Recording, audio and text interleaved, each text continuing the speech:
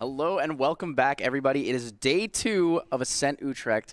We are here bringing you coverage of the top 32. These are the 32 players out of the 166 players we had yesterday competing for the, I believe Gwendolyn is the spirit at this event. The top 8 will be taking that home. We're looking for somewhere around 27 points, which is approximately 9 wins. So if you're able to secure 9 wins in the 12 rounds of Swiss, so yesterday we had 8 rounds of Swiss, today the top 32 will 4 rounds of Swiss before moving on to an untimed top cut of the top 8. Yep. It looks like there's already a couple people who are really set on basically getting in. There's a couple people who are 7 wins already, only needing 2 more wins. There's even one undefeated player, Sean Z. Yeah, so Sean Zhang is Lifter Sill. Lifter Sill, gotcha. And he's 7 wins, 0 losses, and 1 draw. Having a draw with Cayman in the last round yesterday. Yeah, there's a couple players in here that are like really notable on the top tier. So Sean obviously won at Ascent Chicago. Yep. We have Nicholas G. Noel of Chess Club. We saw him on that fantastic, fun Water Merlin deck. That actually wasn't just a fun deck. It was fantastic. It performed super well. During the last round yesterday, I actually got the chance to spectate since you and Clem were casting. I was watching Noel play against a Slimes player, and he goes, Mind Freeze for 8. And the guy said, what does Mind Freeze do? What is that And he looked at it, and he said, I lose 8 cards for a whole turn.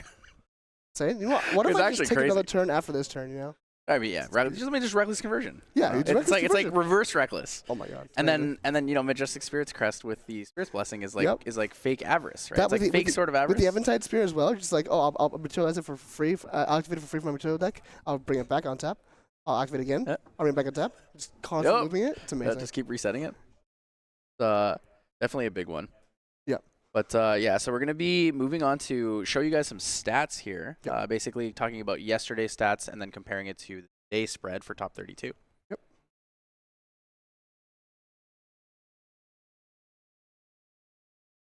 So break us into this, Alex. Let's talk about yesterday. So yesterday, we have a lot of Sylvies, but not just Sylvies on Slimes. We also have Sylvies as part of Nico decks as well. Sylvies just continuing to be a metagame mainstay, continuously being a powerhouse.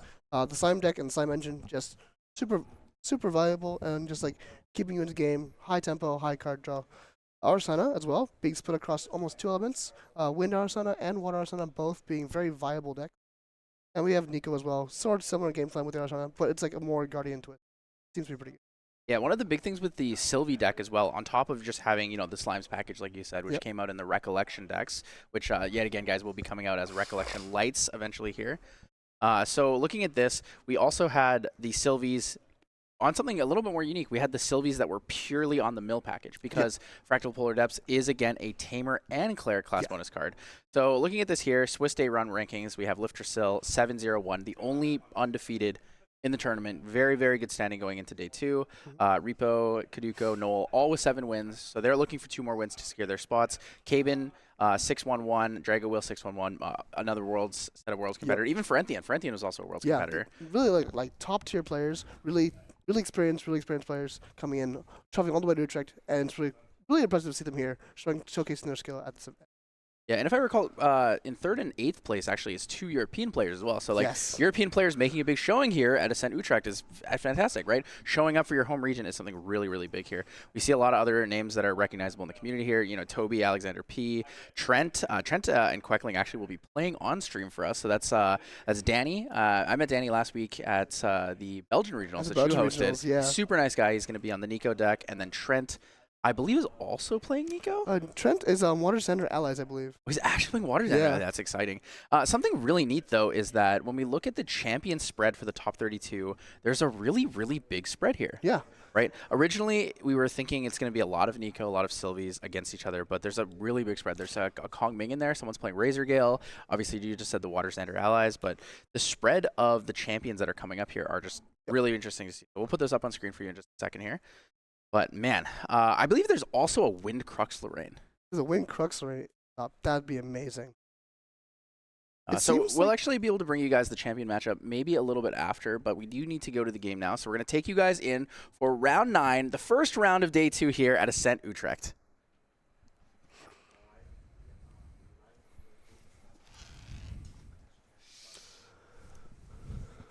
Alrighty. There's fist bump. Players are getting ready. First game of the day. Stakes are high. Tensions are boiling over a little bit, but no, they look chill, they look relaxed. Both players just here to play their games. Yep, so Danny's going to be starting it off here. We do know Danny is on the Sylvie Nico package.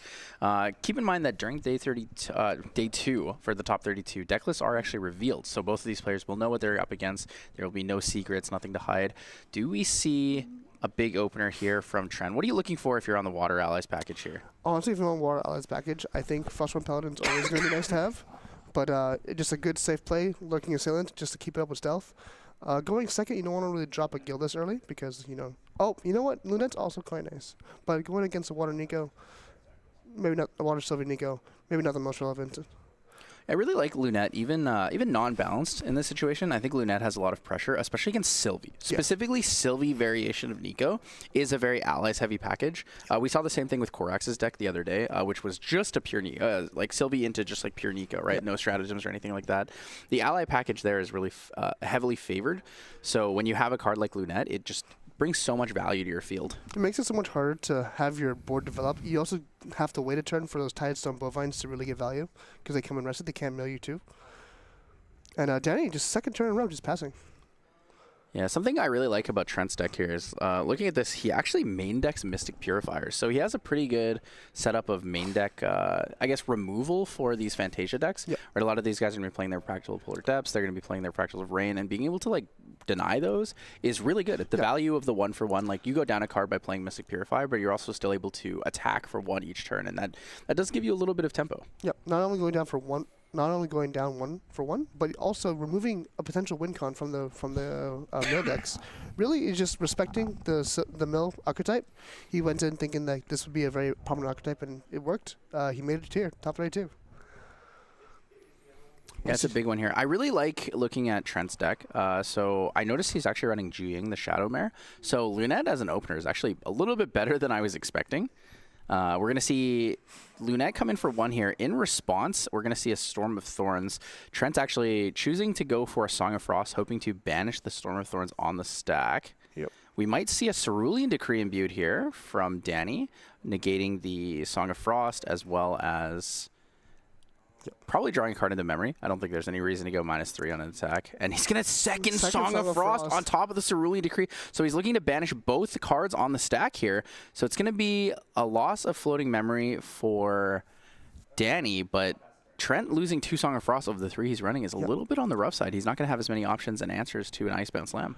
Yep, and notably, he did this all to save the Lunette because the Storm of Thorns was fairly risky because it would ping the damage back to the Lunette, and then it would die. So really valuing that Lunette over the 2 Song of Frost. I think Lunette on the field is really fantastic in this situation. You want to be able to protect yourself, play around it. Very heads-up play here from Danny, Viridian Protective Trinket, knowing that Trent... Actually, I think Trent only has 2 cards in hand. If he had 3, then the Fracturize would be valuable in the Power Cell and end step.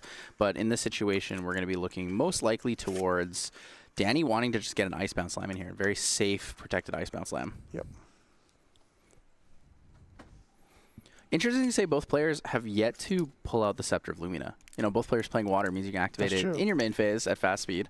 Or, sorry, not at fast speed. In your main phase. Not through your materialization. But ooh, maybe a Frostborn Paladin coming out with that Lost in Thought. Beautiful. Oh, enters rested. Frostborn Paladin, it does enter rested here. It's going to get the buff counter, draw a card for the banishment. Draws another Frostborn Paladin. Not bad, not bad. Decent start. It's going to be difficult for Trent to get through that. I think his ideal play here is if he does draw Juying. Juying will be able to swing in for 3 alongside the Lunette going for 3. Yep. Grand Crusader's Ring is going to get... He's still going to get that Power Cell in there. Still gets Power Cell kills, still gets a Fractal. Notably, also, Danny has a Primordial Ritual in hand. So potentially, if he goes for the Gildas line, if he's able to balance to remove the Frostborn Paladin, Danny can simply Primordial Ritual, get another floating memory into Graveyard, play his next Frostborn Paladin on the next turn. Trent actually has a couple unique things here. So we see, you know, we talked about Freezing Hail yesterday. Freezing Hail, fantastic card against Nico. It does stop you from being able to swing in for just raw damage. Yep. But on top of that, he also, I believe, has a Mystic Purifier in hand. So that will threaten Danny if he goes for a Fracturize on his Power Cell or anything like that. And additionally to that, we see the Dungeon Guides in hand. Now, Dungeon Guide is a fantastic deck or card in these Water Ally decks, especially, for my opinion, the Xander deck, I think, is the best one. Because you get to play the quote-unquote unplayable Xander. Xander Korhasi's Chosen gives you Spell Shroud and Stealth on enter for the turn. So if you Dungeon Guide to 3 for the damage, you're actually protected from most things, which protects you in this case from Stratagem and Icebound Slam and a Ravishing Finale. Very interesting, actually. It's very interesting to see these type of heroes in the top 32. I've not seen very many decks run Xander Korhasi's Chosen recently, at least in Europe. So it's very cool to see metagames from around the world being brought here. So 2 damage into the Frostborn Paladin from the Lurking Assailant. Trent does have the Freezing Hail in hand, so he's debating Lunette into the Frostborn Paladin. I think he put the 1 into the Frostborn Paladin because he's afraid of a Storm of Thorns, so he's going to look to Freezing Hail it. A Storm of Thorns would not stop that. And we'll see the Primordial Ritual come out from Danny. Primordial Ritual is pretty good here. And the mill. If Frostborn's going to die anyways, might as well sacrifice it. Yep, that's good. So additional cost, he's going to sacrifice that Paladin. He's going to get 2 mills, Tidestone Bowman, and another Frostborn Paladin. Frostborn Paladin. Not the best. It doesn't have an access to too many floating. He does have the Primordial Ritual, so he could level up if he wants to. But not having that Scepter of Lumina is a little bit... Not great, yeah. And on level up, he will get the Tidestone Bovine floating memory as well. He might want to save it for the Frostborn in hand, but then he would be losing out on the Sylvie Trigger. We do Rippleback Terrapin, though. Yeah, we do see Rippleback Terrapin, which is probably what he would want to play here. It'll enter with a buff counter off of Sylvie and another buff counter off of its own effect if he chooses to banish the Titan Bovine. Here it is. It's going to be 4 down for the Rippleback Terrapin. Terrapin will banish the Tidestone Bovine, that floating memory. It's going to come in, like you said, with 2 buff counters. One is automatically added due to the fact that it has Sylvie on enter effect of level 1, and then additionally for its on enter effect. It will enter rested, though, because Luna is still on the field. Sadly, Danny has not found a refracting missile to deal with that yet. On the plus side as well, it does have Spell Shot because Danny meets the class spells requirements. It'll make it just a little bit harder to kill without the use of Freezing Hails or other hand removal. It's true. So this is going to be a 3 power and 6 life Rippleback Terrapin. It's a very, very big ally on board. Big, scary, thick turtle boy. Yeah. Oh, Trent's setting up for a potential kill line here. So we do see the Poison Dagger. Scepter of Lumina might be activated this turn, leading into a level up plus a dungeon guide. Would be Poison Dagger for 1, Scepter of Lumina for 5, Scepter of Lumina again for 5, dungeon guide for 2, Lurking for 3, and a Lunette for 2. It's looking like, what is that, 18 damage? 18 damage is enough. It has lethal here. Oh, goes for the Gildas as well. Balance Gildas. Balance Gildas, swing with Gildas, and then activate the Scepter. Yes. So you can stay within balance for now. Ooh, Frostbind. Goes to negate the Gildas. On top of that, even if it does get paid for, Gildas is now not balanced. Yeah, no longer has enough damage on the field to kill. She's actually going to let the Gildas go down here. Going to see Korhazi Trapper. Korhazi Trapper is probably one of the better allies in this deck. I really like it. It's a very good defensive option.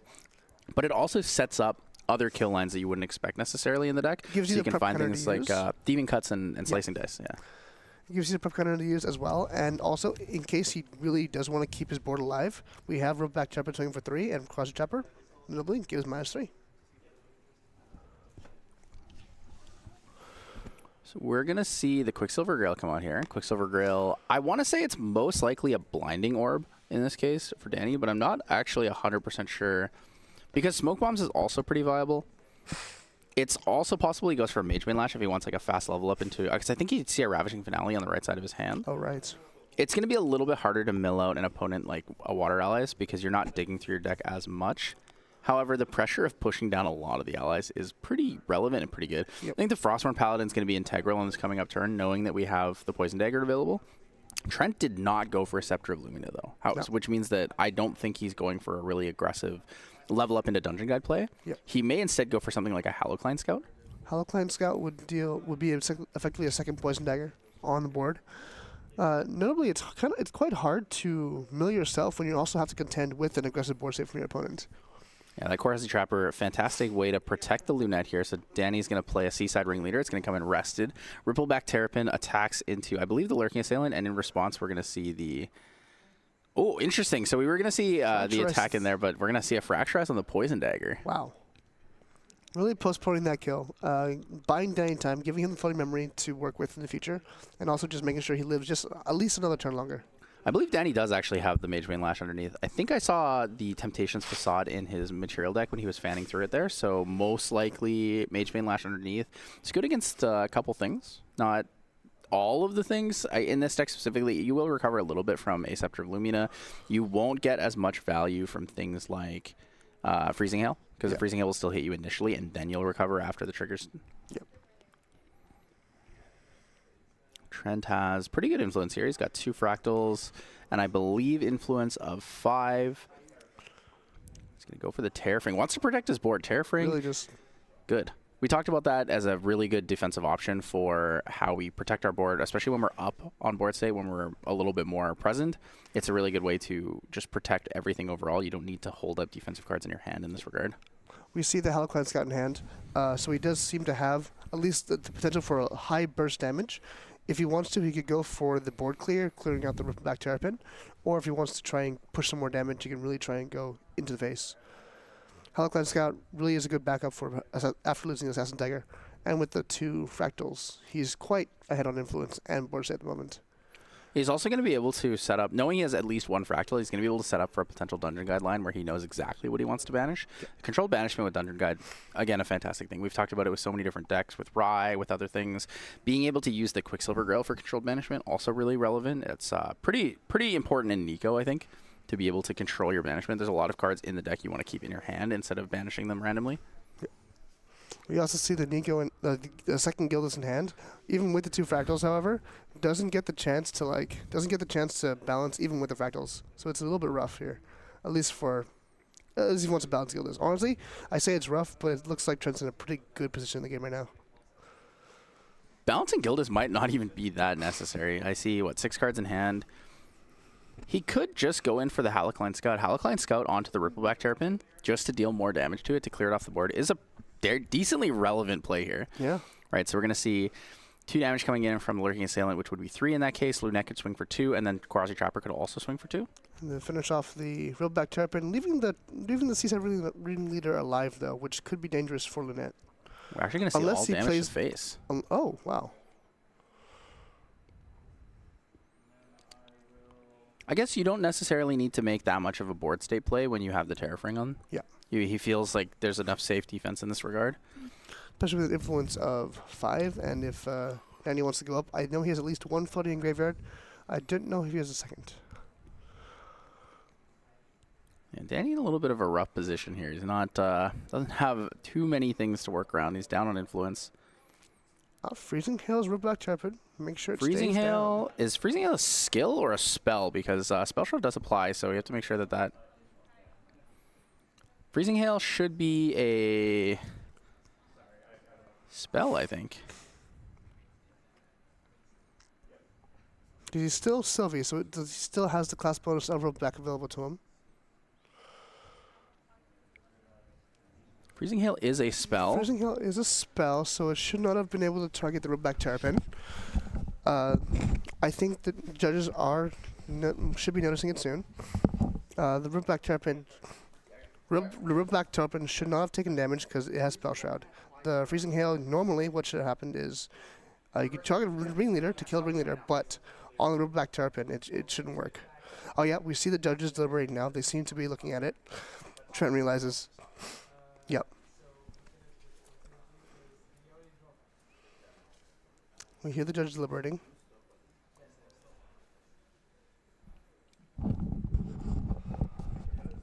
Yep, so they move past the next turn cycle already. Danny's already drawn for turn. It's a bit difficult to kind of reverse the game state because of the draw for turn, but it is an illegal game action. It was missed at the time. At the most, it would probably be a warning for illegal game action. Danny might get a warning for failure to maintain game state. I think the difficult part here is to figure out how to fairly reverse the game or acceptable game state in this regard.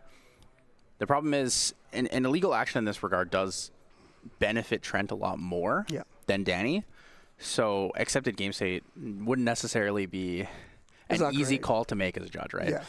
So when we're looking at this, just to reiterate what happened, Freezing Hail, a mage spell, targeted the Rippleback Terrapin, which has class bonus Spell Shroud due to Danny having Sylvie level 1 on the field right now as his main champion. So it's a little bit of a difficult situation to be in. Players are deliberating with the judge how to proceed from here. Seems like both of them are good spirits, which is always good. They seem to be very happy. They understand. It's a mistake that happens in any game. Again, this is day 2 of Ascent Utrecht. These tensions are quite high. These people are focused on their game plan, and the mistakes will happen. These things happen. It's also quite early in the morning, so it's definitely a tougher one here. So Danny did go for a Temptations Facade using his Fracturize from the Floating Memory. That is pretty nice to use early on, because even if you're not Nico yet, you don't necessarily need to use the Nico bonus of changing the target of an activation. You can actually instead use it just for the on-enter draw card, because that's not a class bonus requirement. Yeah. And and then you can use it for the Nico effect later when he intends to level up. Yeah, so options do exist for that. Temptations Facade is one of those cards where I look at it and I'm like, oh, this is a Nico card, and then I'm like, wait a minute. This is a one cost on-enter draw card. So basically, if you have any form of getting Floating Memory in your graveyard, it's just a +1. It's a +1 card draw. And you can always just Fracturize it if you want to for a Fractal later. Yeah, surely if you really need it, you can. Temptations Facade is one of the decks that are cards in the deck that I think makes Nico a lot more safe into water specifically. Temptations Facade does say change the target of an activation that targets another non-champion object you control to Temptations Facade. So you have to keep in mind that I'm pretty sure that doesn't apply to allies, though, because it has to be a legal target change for you to actually change the target. I wonder if it works with Conflict Disintegrate or Excalibur. It says destroy target object. If it target an ally, could they change it to Temptation Facade?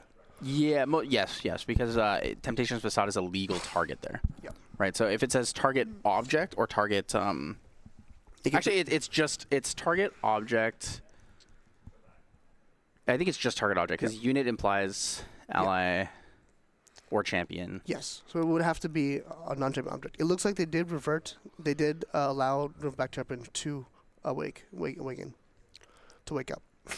Yep. So we're gonna proceed from the game here. So moving on, Danny did have the Temptations Facade, Drew for turn. Rippleback Terrapin will come in. So Seaside Ringleader is going to take out the Lunette there. Rippleback Terrapin will take out the Lurking Assailant. He's going to trade for that. Yep. Not very great for Trent in this case. He was kind of hoping to keep that Lurking Assailant alive, but the Rippleback Terrapin not being rested did take out the Lurking Assailant. Because Lurking Assailant was rested, it did not have stealth. Yeah, it's a tougher position to be in, especially knowing that you had... I mean, he had the Terraframe, but Danny was able to pay for the Terraframe costs for each of his attacks because he didn't have to go through too much, right? Yeah. Danny thinking on materialization here. No response to the materialization of Assassin's Ripper. Assassin's Ripper is really scary in these decks. Yes. Slice and Dice Assassin Ripper, even just a prepared Assassin's Ripper, will have 3 damage. So the interesting thing is, with Assassin's Ripper, due to the wording of it, since it says Assassin's Ripper gets +2, if you activate that and they fracturize it, you still actually get the +2 on the weapon because fracturize keeps the name and the base stats of weapon. So +2 on Assassin's Ripper specifically will still have it. So as long as you're already within the attack will still go through with the weapon. Yep. It seems we... Oh, title locking the Gildas. Title locking the Balance Gildas because of the fractals. Yeah, Title Lock, who's going to pay for it. Have 1 card in hand here, so Title Lock will not negate the Gildas. Gildas will come in for 1 damage here, most likely taking out the Seaside Ringleader. Could push for damage to face. I'd be worried about taking out Seaside Ringleader because it does feed into the game. It does feed into more buff counters and card draw for Danny.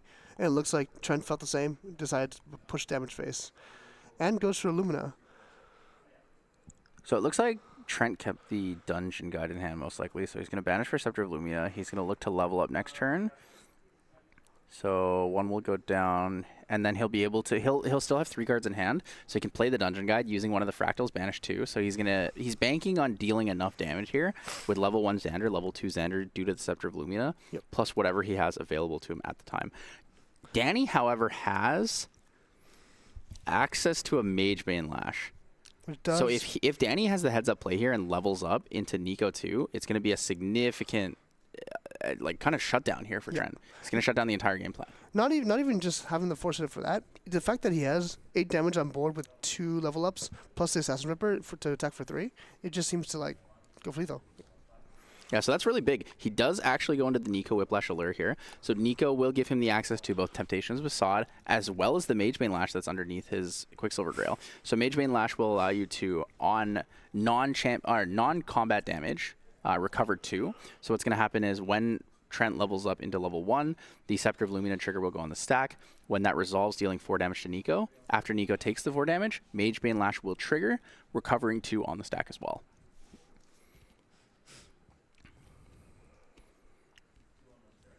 Lots of options here. So it's kind of just comfortably coming in. Seaside Ringleader just going for face. Not scared of the Quasi Trapper at all. I'm not sure if Danny has enough damage on the field to actually deal with the Quasi Trapper. We had the 3 power Rippleback Terrapin, but the Seaside Ringleader itself only has 2. Oh, Fracturize onto the Scepter of Lumina. I think Trent's game plan is over now. Yeah. It's probably a scoop go game 2 angle. Danny was able to basically stabilize in this matchup, right? He had a really tough time. That Freezing Hail was so punishing to him, though. Yeah. Basically denying the damage, and with the time left in the round, 20 minutes, game 1 is that 20-minute mark at this point. If Trent doesn't think he can win this, it might be worth it just to go next round, because it seems like he's out of gas. It doesn't have as many options available to him, and Danny is slowly clawing his way back into this game. Honestly, Danny has clawed his way back into this game. Yeah, 3 down for a Lurking Assailant here. He's gonna 3 down, 3 reservables for a Lurking Assailant here. He's gonna get 3 damage coming in, damage to face. I think he's still looking to find a potential lethal here with the Assassin's Rippers. I don't think he has any significant attack cards in the deck, though. If I recall correctly, I did not see anything outside of Slice and Dice. Slice and Dice is 9 damage with the Assassin's Ripper being 12 damage. That would be exactly lethal, but he would have to see the it's actually 15. 15. 15 damage. Oh, right. Yeah, because it's 6 from the first one. So if you prepare Slice and Dice, it's well, Slice and Dice in general is 3 damage. Yeah. If it's prepared, it'll deal an additional 6. attack plus 3 to the attack. Right. On hit. So the Assassin's Ripper plus the Slice and Dice will be 6, and then the Assassin's Ripper plus the second attack of Slice and Dice will be 9. You're right. The Assassin's Ripper would proc on both attacks. That is 15 total damage. So I guess that is 2 durability. That is Trent looking for his out. He would have to level up, get the prep counter, and hopefully draw the Assassin's Ripper. Draw the Slice and Dice. I think we see a Slice and Dice in hand, actually. Oh, here it is. We're going to see the Mage Bane Lash come out here. On enter is going to grab the Lash counter. So something I think is really neat with what Danny's doing here is if he had a Frostborn Paladin up with the smoke bombs on the field, he could actually use the smoke bombs plus the Frostborn Paladin to intercept the attack, and then before damage, smoke bombs your Frostborn Paladin to fizzle the attack because it's no longer a legal target. So you could use that to stop any form of a Slice and Dice coming in. Yeah. Alrighty. It's up to Trent now. If he has floating in graveyard, he can go level 1. I don't think he has the Slice and Dice though. He doesn't have Slice and Dice. I don't see it in his hand. I think he's kind of digging for it, hoping he can get it this turn, but it's looking very grim from where he's at right now because he's also going to have to Dungeon Guide to 2 to get enough prep counters. Yep. But the downside to that is if you want to use Slice and Dice plus Assassin's Rippers, you actually need 4 prep counters because the Assassin's Ripper requires a prep counter.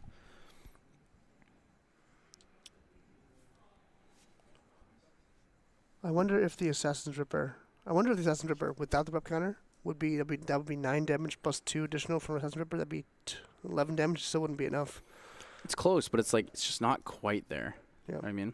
Yeah. Nullifying Lantern out from Danny's running out of things to materialize. Probably not going to use a Fracturize on that. Probably just kind of chilling for now. But we do know he has the Ravishing Finale. Needs to line up the extra floating memory. It's just going to take the ally beat down here. It's the reverse ally deck. The reverse ally deck. We're getting allied down by the Nico or the Sylvie cards here. Honestly, it doesn't even need the mill to win this from Ravishing Finale. It's just enough damage to end the game. Yep. Mage Bane Lash comes in for 3. It's going to be 3 Lash counters on Nico, so Mage Bane Lash will get +1 power for each Lash counter on your champion. Seems Danny opting to not mill Trent equal to the number of Lash counters. I think end step we're about to see a Fracturize on the Nullifying Lantern. Fracturize does cost 2 more because of the Viridian Protective Trinket, so he would have to pay an additional 2 for that. He has to pay 4. Yes. Yep. Yeah, and then you realize he has to pay the 4, yep. So Fracturize on the Temptations, or on something, and then he redirected his Temptations Facade. Yeah. Nico has so many material deck cards that they want to protect, and Temptations Facade just means you need to have that many answers +1 to deal with my material deck. Yep, Nico now has a +1 there from the Fractal, so Fractal's available for Danny. Trent on the other side has 3 Fractals, one of which he created, I believe, actually 2 of which he created. Yeah, two are his and 1 from Danny. And then 1 from Danny. So Xander 1 here is the Glimpse 2. He's going to gain the prep counter, Recollect Draw. He's going to look for not quite a Slice and Dice. Does have a Halicline Scout. It's not really going to work super well because no allies on the board. Have to end the game this turn if he wants to win. Pay 3. Is that Sadie? 3 down for Sadie to kill the Seaside Ringleader is not too bad. Agility 3, you could pick up all the cards. However, you wouldn't want to use your Fractals if you do this, right? The Mage Bane Lash would come in for 3 next turn, assuming no other floating memory is banished. If there's 2 in Danny's graveyard, Ravishing Finale would just be lethal here. He's going to Smoke Bombs the seaside to stop the attack. And so what happens with Smoke Bombs is Smoke Bombs will give target unit stealth. And so what happens is, since it's no longer a legal target, the attack will fizzle. Sadie will not deal damage, but as cost for attacking, you must rest your unit. So Sadie will remain rested in this case. Danny's going to draw the card from the Smoke Bombs, and then he's going to move to his turn here.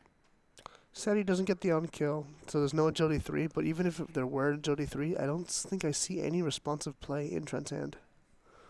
If Danny had a floating memory, I think a Scepter of Lumina would be fantastic right now. So he could banish a pre-recollection to draw 2, but I think he forgot about that. Or he just didn't have any fast activations he wanted to go in. I think I see 3 Ravishing Finales in his hand. If he can pay for it with floating memory from graveyard, that's a lot of damage, but I think he's digging for cards to put into his graveyard. Yeah.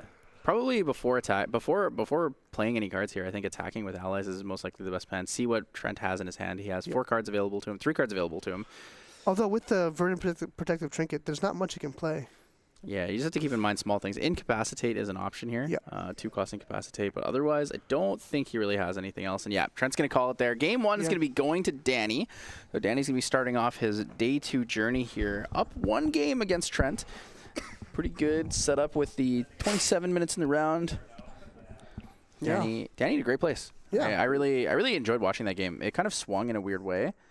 I really thought that the board state from Trent was going to have like more of a presence and significant advantage in that regard. But then that freezing hail mistake is really big. That seemed to be the turning point of the game where Danny managed to win the game.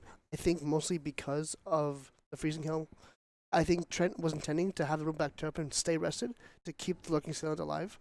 He was willing to sacrifice Luna for that, but because the Ripperback Terrapin was able to wake up and swing in Lurking Salient, he went down 2 characters and a freezing hail on that exchange. Yeah, so he did lose 2 of his allies in that regard, and it's a little bit rough, especially when you're playing allies, right? Yeah.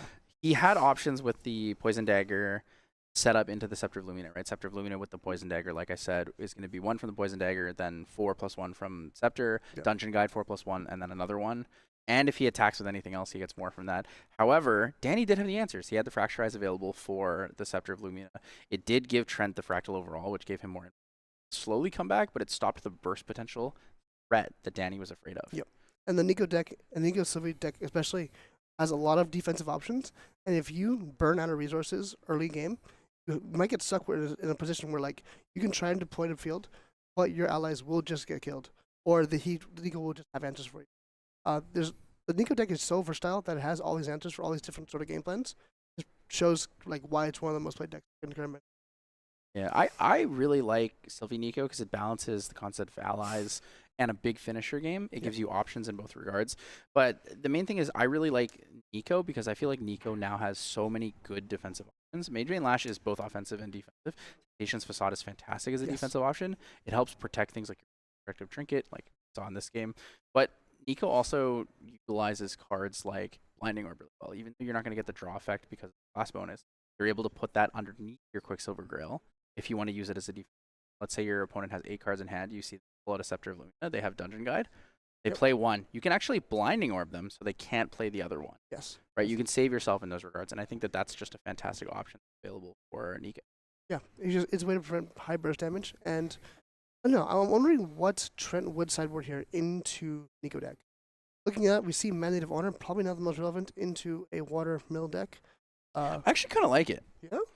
Since he's playing uniques, he's playing around Juying, Nia, Lunette, stuff like that, and Gildas with Sadie. I like the concept of Mandate of Honor. It kind of forces you to play around having fractals instead of having raw influence, right? And a lot of these water decks like to go backup charger, fracturize the backup charger, Scepter of Lumina, in Recollection, banish my Scepter of Lumina, draw cards. So they sit there with 9, 10, 11 cards sometimes, and that's like really, really aggressive for them. It does limit the draw, and then Frostborn Paladins, you have to play them early on, otherwise you start losing out on the card draw. No, you're right. You're actually right. Mandate of Honor does seem like a pretty good play. The Sea Sprite Diver is mandatory. I think that's absolutely necessary. Yes. Frozen Dismissals have potential. I don't think they're as relevant in the setup. So Danny actually going for a different play here. He's going to go for the Serene Spirit of Water. So this is in the sideboard here for him. Trent wants to go second so he can play 2 allies this turn. It's a pretty good setup. I do really like that Danny goes for the Serene Spirit of Water. It's a play we saw from Korax yesterday. In the post-game interview, he talked about how relevant it was for allies, how much he needed that extra health value. And in this matchup, it's exactly what he's looking for. Especially as Nico, if you do get to level 2, you don't lose out on your water element. It's true. Once you lineage release, you'll still have access to water as long as Nico is in your champion lineage, since she is a water champion.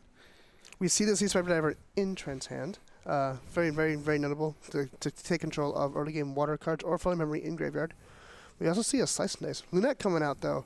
Again, powerful start. This is what you want to see as a water allies player. Yeah, a lot of people used to think, Lunette not balanced, not useful.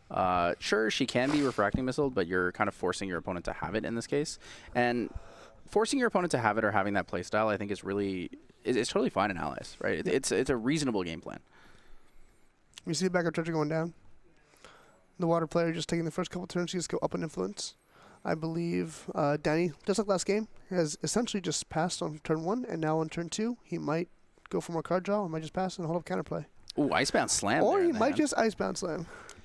Something I want to talk about is Danny did have a Fracturize in hand, but having the heads-up concept of not fracturizing it in Recollection and leaving open a the option for Sea Sprite Diver to take away that Fracturize is pretty good here. So Trent is going to let the Icebound Slam go through. Yep. He's just making sure the targeting's correct, forcing him to rest the champion. We're going to see the mill here. Tidal Lux, Cerulean Decree, Refracting Missile, Chilling Touch, and I believe a Tidestone Bovine. So 2 floating and 1 class bonus floating. Trent is going to take a lot of damage here. He's actually might be forced to level up next turn, which is a little unfortunate. This is the big place we talked about where Nico has the perfect balance of allies and also just big damage. Yep, Nullifying Lantern, so he's going to protect himself from the Icebound Slam here. Does have, you said he did have the Sea Sprite Diver, so he can take out the other floating memory available to Danny. I wonder if it's of interest if Danny would have gone for the Lunette. Like, the 8 damage to face is amazing, but the Lunette's still going to be there. I think 8 damage to face is not bad, because if he doesn't... Okay, so looking at this, we see 8 damage counters 15 life, so he has 7 life available still, right? Ravishing Finale is for 6 and requires 2 floating, but it doesn't require you to beat Nico to do it. Yep. Ooh, Ju Ying's coming out. So this is the card I really wanted to see in this matchup. Ju Ying, a 2-cost unique ally. This is a horse that has Pride 3, but as long as you control a water element unique human ally, it loses Pride and gains Stealth and True Sight. So I think Stealth being probably the bigger one here. True Sight is nice if you want to deal with things like Dream Fairy or Snow Fairy, but I don't believe any of these Nico decks are playing that anymore. Yep. The Stealth making it, you have to kill the Lunette first, and that's already a tough task with Lunette having your allies interested, so you'll have to find a way to either indirect damage Lunette and play an ally, or just wait a couple turns, I guess. Scepter of Lumina activated here from Trent. We're going to see Haloclan Scout go into the banishment. Looks like he's passing turn with 4 cards in hand. Yep. Had 7 before. Yeah, didn't play anything to draw. Went for the Nullifying Lantern, so no backup charger, nothing like that. Opted to not play the Seaside Sprite, but does level up. On level up, Scepter of Luna does deal the 4 damage to Trent. Trent at 3 health left, 12 damage counters taken. Any attack could end the game here. Does Danny have a Ravishing Finale in hand? If he does, he can Fracturize a Power Cell into a Ravishing Finale for game. No access to Primordial Ritual, does not have an ally. He's going to pass the turn here. Might be looking to end step Fracturize, level up, and just push into Trent. Because if Trent doesn't go for a level up into Xander 1, then he is within lethal range. So I think he's considering it. He really has to do it. Yeah. 4 cards in hand. Oh, Grand Crusader's Ring. Oh, probably going to crack Grand Crusader's Ring and then crack the Separate Lumina to draw 2 and try and fish for an answer. Oh, no. Yeah, he could go for the banishment here. Doesn't go for the banishment. Wants to save it for the damage. Damage is really relevant for him. Might dig for an answer to get rid of the Separate Lumina because he does just lose to level up. Danny's going to potentially just take the 3 here from Ju Ying. Doesn't really need to activate any cards for this attack. Can kind of just chill, right? You're at the place where life is a good resource to you. So he's going to take 3, go to 8 here. Take 1 more from Lunette, going to 9. Danny has 7 cards in hand. I don't think I see a Gildus, so it won't be able to come in balanced. Danny's 8 cards in hand. 8 cards in hand. No, Trent has 7 cards in hand. Yes, sorry. Trent has 7 cards. So he's going to play the Sea Sprite Diver here. We're most likely going to see Sea Sprite Diver so that he can remove that 1 floating memory from the Tidestone Bovine. Trent wants to play the Gildus, but he knows he has to respect the level up here. Yep. The thing that's okay is, as long as Danny Fracturizes his Power Cell, puts 2 cards down, he just wins based on the Scepter of Lumina, right? Yeah. That's assuming that Trent doesn't have a Fracturize. So you can force Trent to have the Fracturize here as well. Which is probably the go-to play because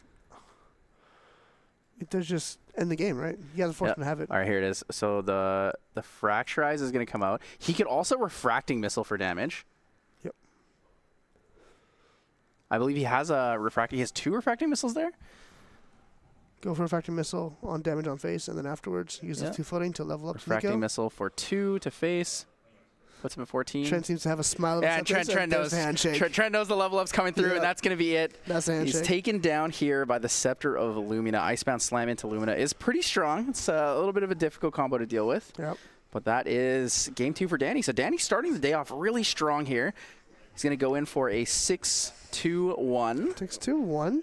It's got to be a big confidence boost, right? It's amazing. You go from topping a regional last week, day 2 at Ascent Utrecht, and now you're up 1 game in the first round. Like, it's it. You're on it's a big record. one. 5-2. He's at 6 wins now, so just 3 more wins today. He's got to win out all day. He's got to win all 3. He's got to win all 3. Yeah, that's one of the downsides of entering in the bottom end of the top 32. Is if you do want to make it to that top 8, you are going to have to win out for the day. But some of these players, we've seen some great things. So it's also great to see people from home country of Netherlands really just representing, like home teams showing up. It's great to see. True. I bet all the fans at home are big proud of Danny here. So Danny with the fantastic Sylvie Nico deck there. Not 100% sure if we're going to be getting a player interview, but I would really love to have one. We had the chance to talk to Danny outside of the event, actually, a lot about his deck and his ability with the game. But so we are going to get an interview, but a little bit later. Yep. So I want to talk about a couple things in the deck list here that I thought were really neat and relevant. So Danny does run a 1 of Frozen Dismissal. I think that forcing people to know that you have it is important. Reveal on Imbue, for example, is something you can do to threaten people. So if you Fractal of Rain reveal like a Frozen Dismissal and a Song of Frost, they play the game differently because they know you have it, right? And at any point in the game, you could just put it down because they're going to expect you to have it, right? There's a lot of mind games with it. Yeah, the mental game is really strong. When you look at this, did you feel like Trent was more favored? Did you feel like Danny was more favored? Honestly, I like the early game aggression of Trent. I feel like if the hands had lined up, if he had drawn the Gildas and Lunettes, and he just was able to keep pressure on, especially that first game. I think that first game, Trent had such a good lead, and I think that missing the Spell Shroud, it happens to all of us. I think that really cost him the game there. The second game, Danny seemed to have adopted really well. He seemed to really modify his game plan. Instead of taking time to control the game, bounce slam. Just slam him in the face. Welcome to the jam.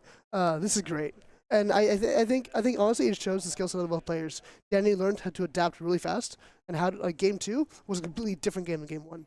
I just go show you just how good the players in this game are. Yeah, one of the big things for game 1 with Trent that was a little bit on the unfortunate side is so he got the Mist of Purifier early. Danny didn't go for any reservables. No Fantasias were made in that game. Not having the Juying, I think, was actually quite vital. 2 cost, 3 damage is a lot. And it's every turn because unless he Refracting Missiles it for a larger amount, it's really hard for him to really find a way to remove from the board. At best, you're going to get Intercept with a buffed Frostborn Paladin, Retaliate to kill the King. But other than that, I mean, we saw the combos, right? Yep. We saw the Slice and Dice or we saw the Dungeon Guide combos with the Scepter of Lumina. We saw his potential setup with the Halocline Scouts. Yep. Didn't get the Slice and Dice for what he was trying for. We did see the Assassin's Ripper, but it just wasn't quite there yet. And it looks like the players are wrapping up, and I think we're going to have an interview with one of them soon. We're going to go on a short break, and then we should be back in a couple minutes. Yep. Thank you guys for joining us for round 9, the first round of day 2 at Ascent Utrecht.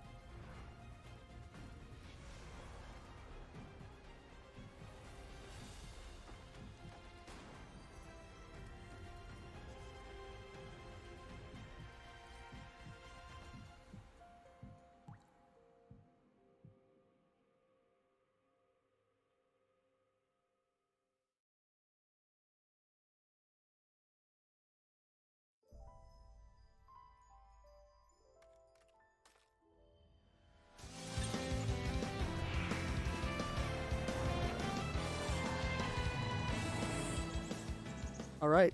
Welcome back, everyone. I'm here with Danny. Congratulations on the game, by the way. That was amazing. Thanks. A little bit personal story. Danny, hometown, home team. I see him regularly at regionals and locals. It's great. He's a really great player. How did you feel about that game, you know? Yeah, I felt kind of confident going in. Because I've already played that deck before. Yeah, Assassin Water with the trick with the Assassin, with the Poison Dagger and the Scepter leveling with the Dungeon Guides. So I knew what to look out for. I immediately went to Fracturize the important materialization card. Yeah, that's really cool. And it's also amazing to watch you play, because even though you're on camera and it's like day 2 of the Ascent, you're so calm, you're playing so clean, you're joking around with your opponent. Like, what's your experience with like Grand Archive and card games in general? Actually the first card game I've played competitively. I played Shadowverse before, but really have a scene in the Netherlands. Grand Archive luckily does have one. That's amazing. Yeah, thanks Henky the Goat helps a lot. Yep. Leven. Yeah. I remember that as well. And also you played up against Tyler at regionals. I think you two were like the first and second. Yeah. How did that go? Yeah, it was very exciting to see like a new deck, because that was the first time I didn't see Icebound Slam water deck in the top.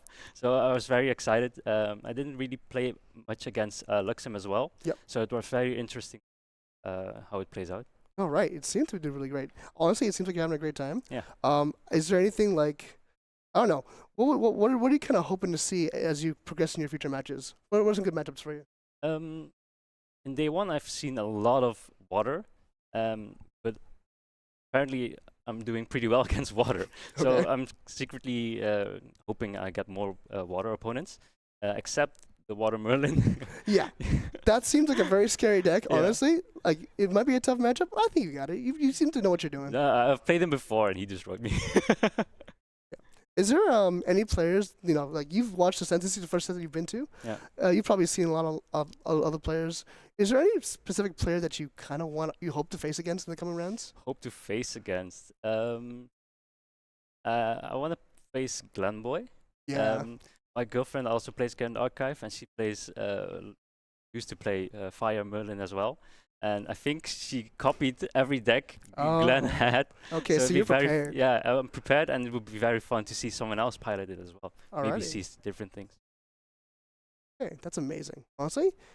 And I guess I want to say, you're so close, you know? You have to win the next few rounds, but you're there. You're top 32 of the Ascent. You're almost in the top 8.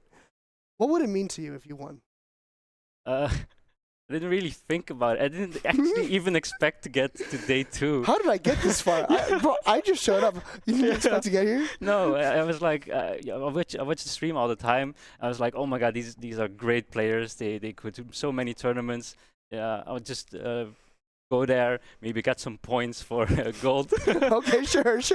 I guess qualify for nationals, maybe. Yeah, exactly. But no, honestly, these are great players. But honestly, you're one of them now. It's pretty good. That sounds great. Thanks for coming to this interview. Yeah. This was amazing. Thank you. I wish you the best of luck. You got this, man. Thanks. And that's it for the interview. We'll be coming back to you soon with round 10 of day 2 Ascent Utrecht. Thanks for watching. "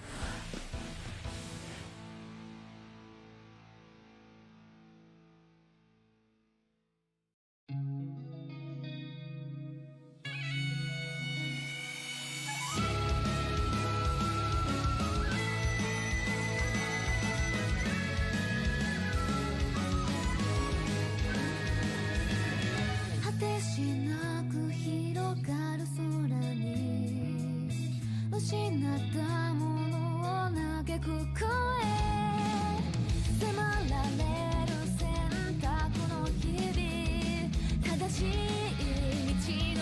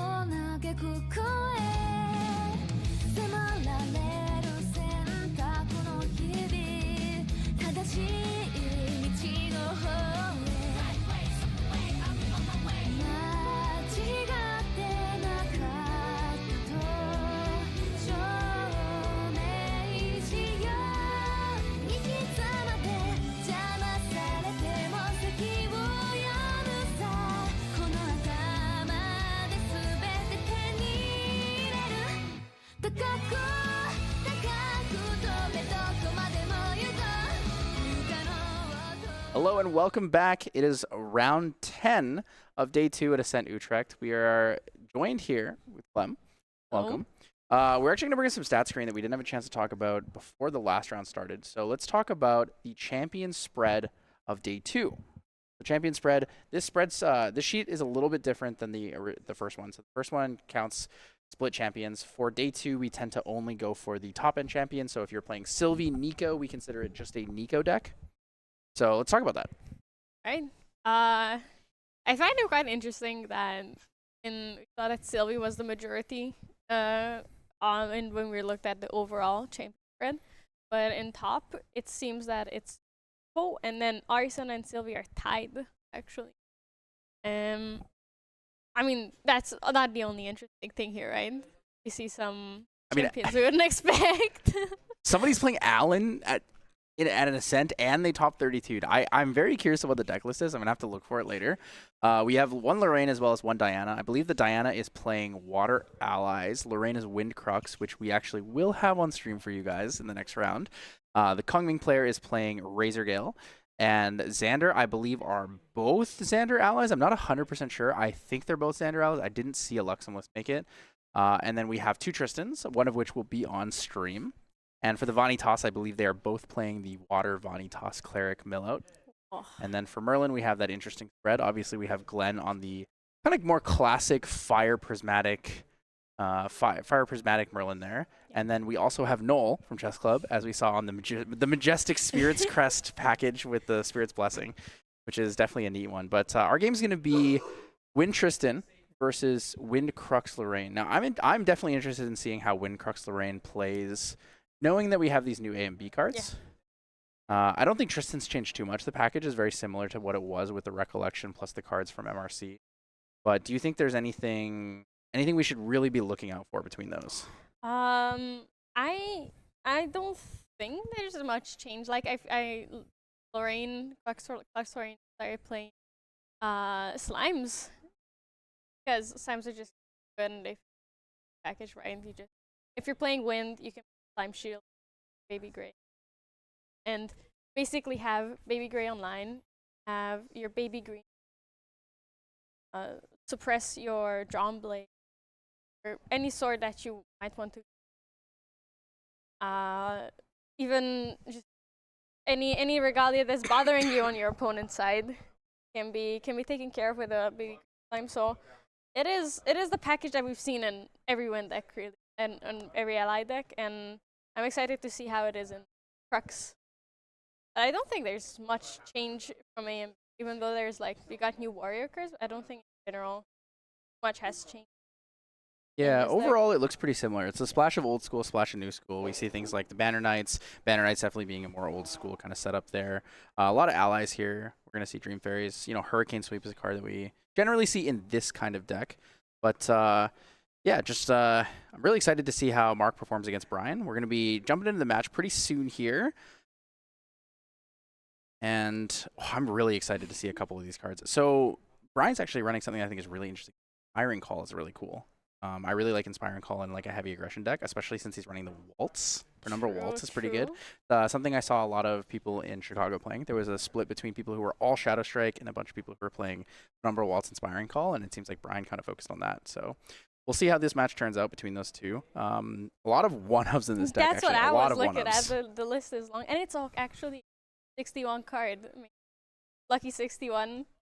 So 60. It's always the Diablerie. It's one Diablerie there. Yeah. Learning from our good friend Tsubasa with the 61st card Diablerie.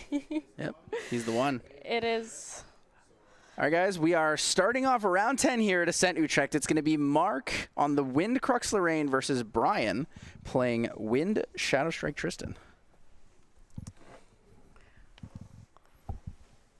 Brian starting it off here. Does have the Spirit of Wind.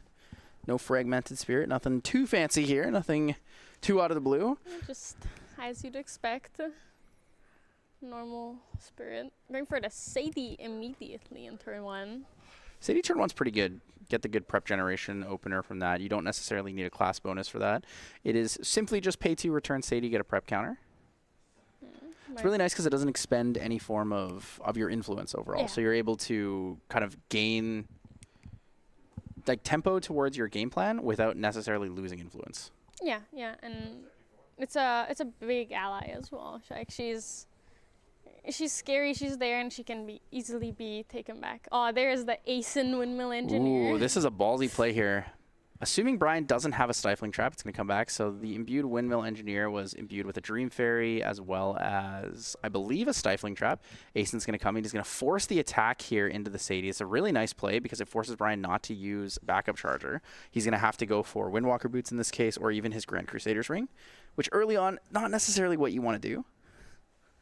Yeah, it's it doesn't let you get the advantage you necessarily want with one there because it definitely slows down your game plan.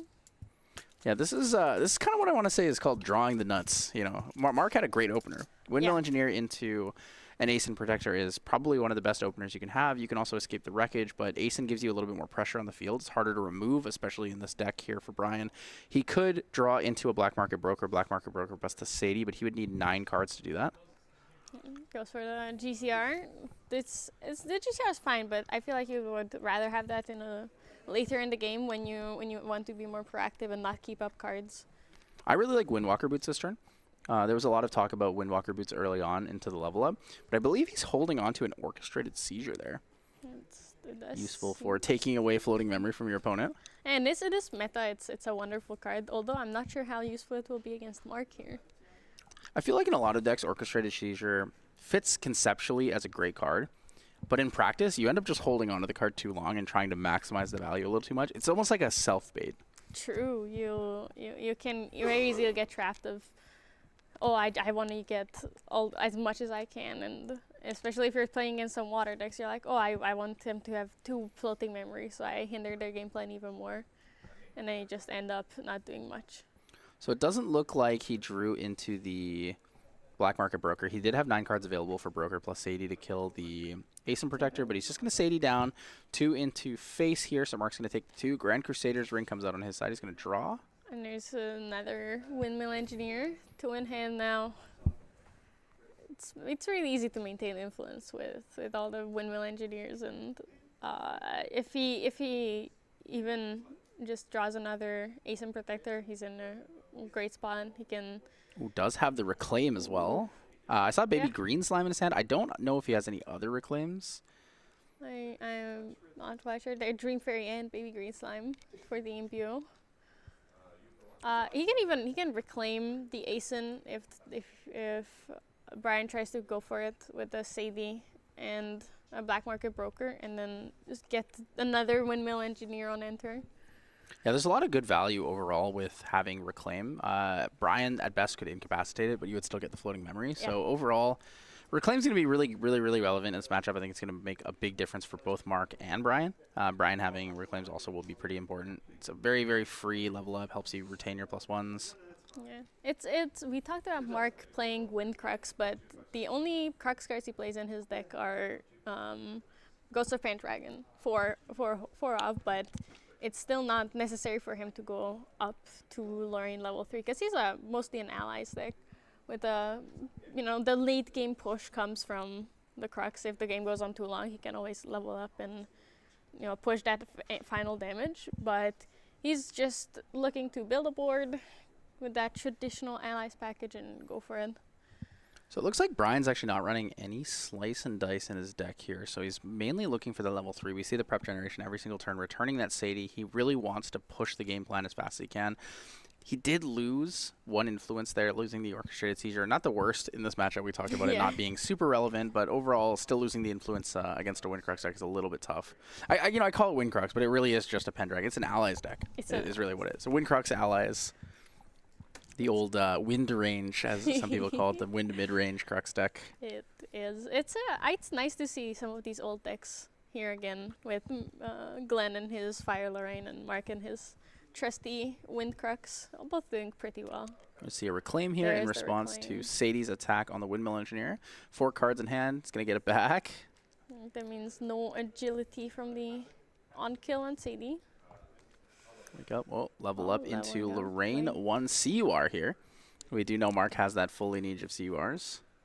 It is quite beautiful. The CURs were very, very, very nice looking. Getting the Sword of Seeking there. A good old reliable. Attacking for 3 with the Ascent Protector. Ascent Protector into face for 3. So it's going to push a lot of damage. 8 damage on the board already. It's only really turn 3. We're going to see the same thing for the Imbued Windmill Engineer again. He's going to keep getting the value on that. So he's actually imbued 3 Windmill Engineers so far this game. Could go for a 4th. I think I see a Slime Shield. I do see a Slime Shield, but no Baby Gray Slime yet. I wish. Oh, there's another Ascent Protector. He has Ascent Protector, 3 cards in hand. Going for potentially another Windmill Engineer imbued this turn, pushing another damage through as well as getting an additional influence.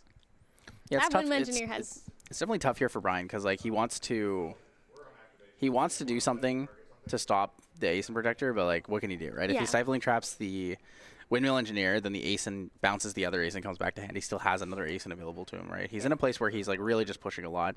Players deliberating activations here versus on enter effects wants to make sure that everything is in order for the stack effect. Yeah, well, and if he Stifling Traps the Ascent, Mark is just winning off of that. He still keeps the ally on board. He doesn't have to replay it. Yep, -1 +1 Ascent, -1 card for Brian. It's going to be tough here. Brian going to be leveling up to 2. He's going to be able to get the 4th prep counter on the stack of his on-enter trigger. So Tristan Hired Blade on-enter if it has 2 or more preparation counters. Draw a card. That's a Heavenly Guide that is lost there. Whoa. Which is not too detrimental in this matchup, but... Oh, there's the Incapacitate. I don't know. Yeah, I believe I do see an Umber card in hand as well. Can't quite make it out which one it is. A little bit tough there to tell, but the game plan is on the way. I do believe Brian had a Dungeon Guide to send. I think we saw it early on. Let's see. Oh, what is another Incap off the top there? He's doing fine on Incaps. Now he just needs to find ways to deal with the board because once it's down, once those Ascents are there, they're there to stay. In terms of the game plan, I think Incapacitate actually might be really important for Brian, knowing that he's going to be playing with Penumbral Waltz and Inspiring Call. If he's going for like wide board chip damage, he needs to be able to deal with the Veiling Breeze that Mark has. Mark having a billion influence due to the Windmill Reclaim plus Windmill Ascent combo, being able to just consistently get that value draw engine, it's going to be a little bit tougher for him. Brian's going to have to find ways to deal with every single Veiling Breeze. Absolutely. It's... Brian deliberating what to do here. He's trying to figure out what to banish for Dungeon Guide. He's afraid of losing too many cards. Do we see a Stifling Trap here?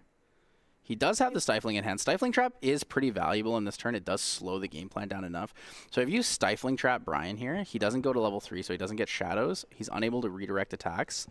He only is 10 damage counters away from death. This is actually a very advantageous position for Mark to be in. He should probably push the Stifling Trap in. Yeah, because even if when Brian incapacitated, rather, he's still going down on influence, and he's losing a lot of certainty that you get from the 3 costs you pay for Dungeon Guide. That's why that's why it's probably the best play here. And he can't do anything after he goes up to level 3 if he pays for an incapacitate, or can't do too much.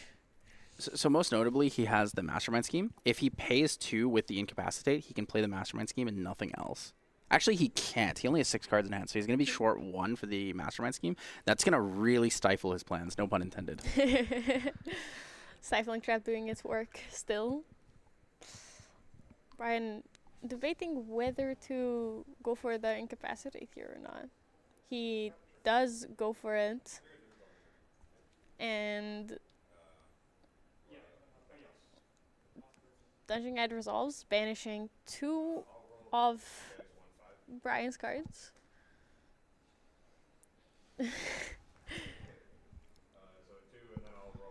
So it looks like the banish is gonna come through on 5 cards here. Loses a Tempest Downfall, the 1 of Tempest Downfall in the deck here for Mr. Brian. Loses the Sadie. I believe he had 2 Sadies, so we're gonna go into. The question is, does he think Shadow Reaver is the play into Mark? Shadow Reaver is a little bit greedy. So this is Shadow Dancer. So Shadow Reaver has pretty good value into Crux. It's quite nice because it allows you to take things like a Ghost of Pendragon, which you can utilize with your Shadow's Claw, take a Crux Sight, cards that are commonly played. However, if he's afraid of dying, it would be a huge detriment to him because he would not be able to redirect using any of those preparation counters. Yeah. It's quite scary. Brian going to attack, getting the Shadow's Claw for free because he does still have 5 preparation counters, so he can just activate it from his material deck, and going attacking with the Tristan, which allows the Ominous Shadows to be attacking. It's very important that Tristan can redirect attacks even if the Ominous Shadows are rested, so he's not too afraid to attack with them. And Mark currently has no way of really taking care of those. Well, he does have a Vertigress Decree. Vertigress Decree is really nice here because he can actually break both of the Phantasias at the same time should he imbue it. Yeah. Nullifying Mirror is a pretty aggressive heads-up play here, so he's looking to stop a Veiling Breeze. Yes. However, Brian can Veiling 4/4, which is decently relevant, so we're going to see the Vertigress Decree and Beauty. He's going to take out both the Shadows. Yeah. What a massive heads-up play here from Mark. Very aggressive. He's going to be removing that. Incapacitate most likely coming out if Brian has it. If Brian does have the Incapacitate, though, that means that Mark has the go-ahead to just full heads-up damage, go in for big. Incapacitate on the Vertigress Decree. It unfortunately does fizzle. I guess get negated. Mark reading the Ominous Shadows, which are important because Ominous Shadows do prevent some damage. The first 3 damage, I believe, of every time they damage basically will have be a dealt built-in to them. resolute stand to them. Yeah. Except it's not just combat damage. Prevent 3 damage. It's all damage. So they're quite resilient. They're a 1/4 with built-in 3 damage. So you need 3 at least. 4 separate instances of 4 damage, or you need to deal at least 7 damage at once, which Mark is not in a spot where it seems like he could easily do that. Swing for 3 here to face check to see if he takes the damage instead of using the prep counters is pretty relevant. Dream Fairy can come in to remove one of the Phantasias. Dream Fairy targeting Fantasia, it cannot actually go back to memory, so it will just be outright removed. The nice thing is if he utilizes a Stifling Trap from memory, paying the additional cost on it using prep counters, he'll go down a card, but he'll maintain the Shadow. And in this case, it's actually more relevant for Mark to have him lose the preparation counters. Yeah, because he cannot Mastermind Scheme them to double and run away with the game. Because he just needs a few prep counters to swing for a lawn here. And then the Shadows will also attack after him. Ooh, Chalice of Blood on 20 here. Mark probably didn't expect Brian to have a Chalice of Blood here. So Chalice of Blood, putting him directly at 20 when he could have just left him at 19 is a little bit tough. Chalice of Blood will draw 2, go back up to influence of, I believe, 8 this turn. It does seem like it. But yeah, Chalice of Blood here is a bit of a surprise in the deck, I believe, because not many people play it. More people play utility cards or like ways to tax your opponent, not really get ahead on influence or really expect people to deal damage in small enough increments. I think in this meta, Chalice of Blood makes a lot of sense, though, because you need to maintain a lot of influence to play against all these water decks. You need to be able to pay for the negates as well as being able to over kind of push what they have in hand. The other thing I noticed is like Viridian Trinket in the main. Means that he's like very well prepared for water in this regard, right?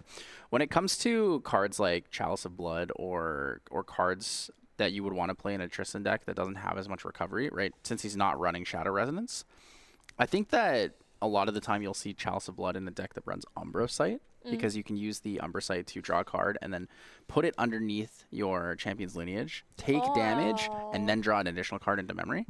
That's smart. You're right. You Yeah, can- so TCG Eli, True Champion Gaming Eli, he was actually the one who showed me that strat in Chicago. I saw him materialize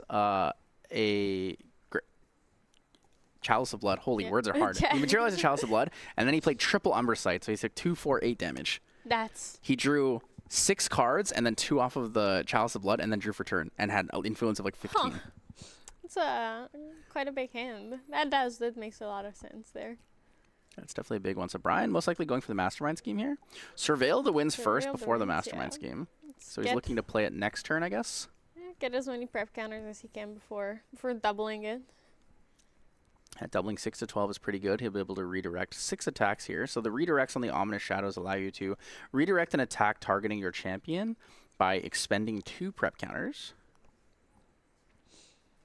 Yeah, we talked a lot about the recollections also being strong, and we've mostly seen Sylvie play, so it's very nice to see the recollection cards and Tristan doing well at an event. It's been a bit since we've seen her. Yeah, Surveil the Winds is the Tristan card for sure. Fast activation of a class bonus, draw a card and put a prep counter on your champion. Very, very efficient card to use. We're going to see the Mastermind scheme come out here. So scheme, go to 12 prep counters. He's going to get agility 3 from that since he has at least 8 preparation counters. So yeah, doesn't have to worry about keeping cards up. Yep, on the stack of his agility trigger, he's going to say, I would like to Fairy Whispers, please and thank you. Just wait. Both players figuring out what to do, what to pick back up from agility, and how to glimpse off of the Fairy Whispers. Yep, so for those of you who are less familiar with agility, agility is an end step trigger. At the beginning of your end phase, agility 3 will trigger and go on the stack. Once it resolves, you will return 3 cards from your memory to your hand. If you have less than 3 cards, you'll do up to 3. We're going to see a Judge promo Veiling Breeze there grabbed from the Fairy Whispers. Mark will go to his turn. Does he materialize level 2 Lorraine, go for the big damage, or is he going to go for something like a Terrafring? Terrafring is very efficient against Tristan, especially this wide focus Tristan. Yeah, and he does have the Hurricane Sweep for that level 2 Lorraine play, which wouldn't do too much currently with the Ominous Shadow because it's so hard to take out, but you could absolutely do it for take out the Dungeon Guide still and deal some damage to face, and that cannot be redirected because it attacks the player, not the champion itself. So I think we're going to see a Veiling Breeze here from Brian. He's thinking about finding a way to put some cards down. Mark sadly does not have Incapacitate in his main. We're going to see Innervate Agility. That is so good here because then he'll get to so as an additional cost, he will recover 5 here. He's going to D-level, so Tristan will go down to Tristan Hired Blade. And then if the card resolves, units you control gain your choice of Stealth or Spell Shroud until end of turn. In this case, most likely Stealth. Yeah, but... And then out comes Mark with the triple Tempest Downfall for lethal. That would be the craziest play. Yeah, and when this also allows Brian to get 2 more Ominous Shadows. Once he levels up again. Ooh, Mark going for the Dungeon Guide here, seeing that Brian has Stealth. He can go. He has to go for the Hurricane Sweep if he does want to attack. Yep, Dungeon Guide into Hurricane Sweep is going to be pretty big. Sweep for 4 with the Sword of Seeking. 4 damage to face will put him to 19. He'll kill the Dungeon Guide. On kill, he will draw a card due to Lorraine level 2's on-enter effect here. On kill, draw a card. So a bit of a strange pacing. I don't think Mark was expecting the Innervate Agility, which I believe is also a 1 of. Yep, it is just there and done. I feel like the one-offs are there to intimidate your opponent as well, because if you have 1 Innervate Agility, you're likely to play at least 1 more. So Mark now has to keep that in mind. So Windwalker Boots materialized here for Brian. He's going to go for that prep counter generation and or draw a card. Since he has 5 or more prep counters, he's able to banish it to draw. In the recollection here for Brian, Mark is going to banish the Tariff Ring. So he's going to force Brian to pay 2 for every attack declaration this turn. Yeah. Which is, if Brian has a Dungeon Guide, once again, it slows that down, his level 3 plan. He can't start and go attacking with both the Shadow and Tristan herself. It's going to be a tough position for Brian to be in. Sitting in his recollection thinking he's going to banish the Windwalker Boots to draw a card. Brian trying to do the math on how he can possibly go for the kill this turn. Because if he doesn't have the Dungeon Guide, he's pretty dead next turn.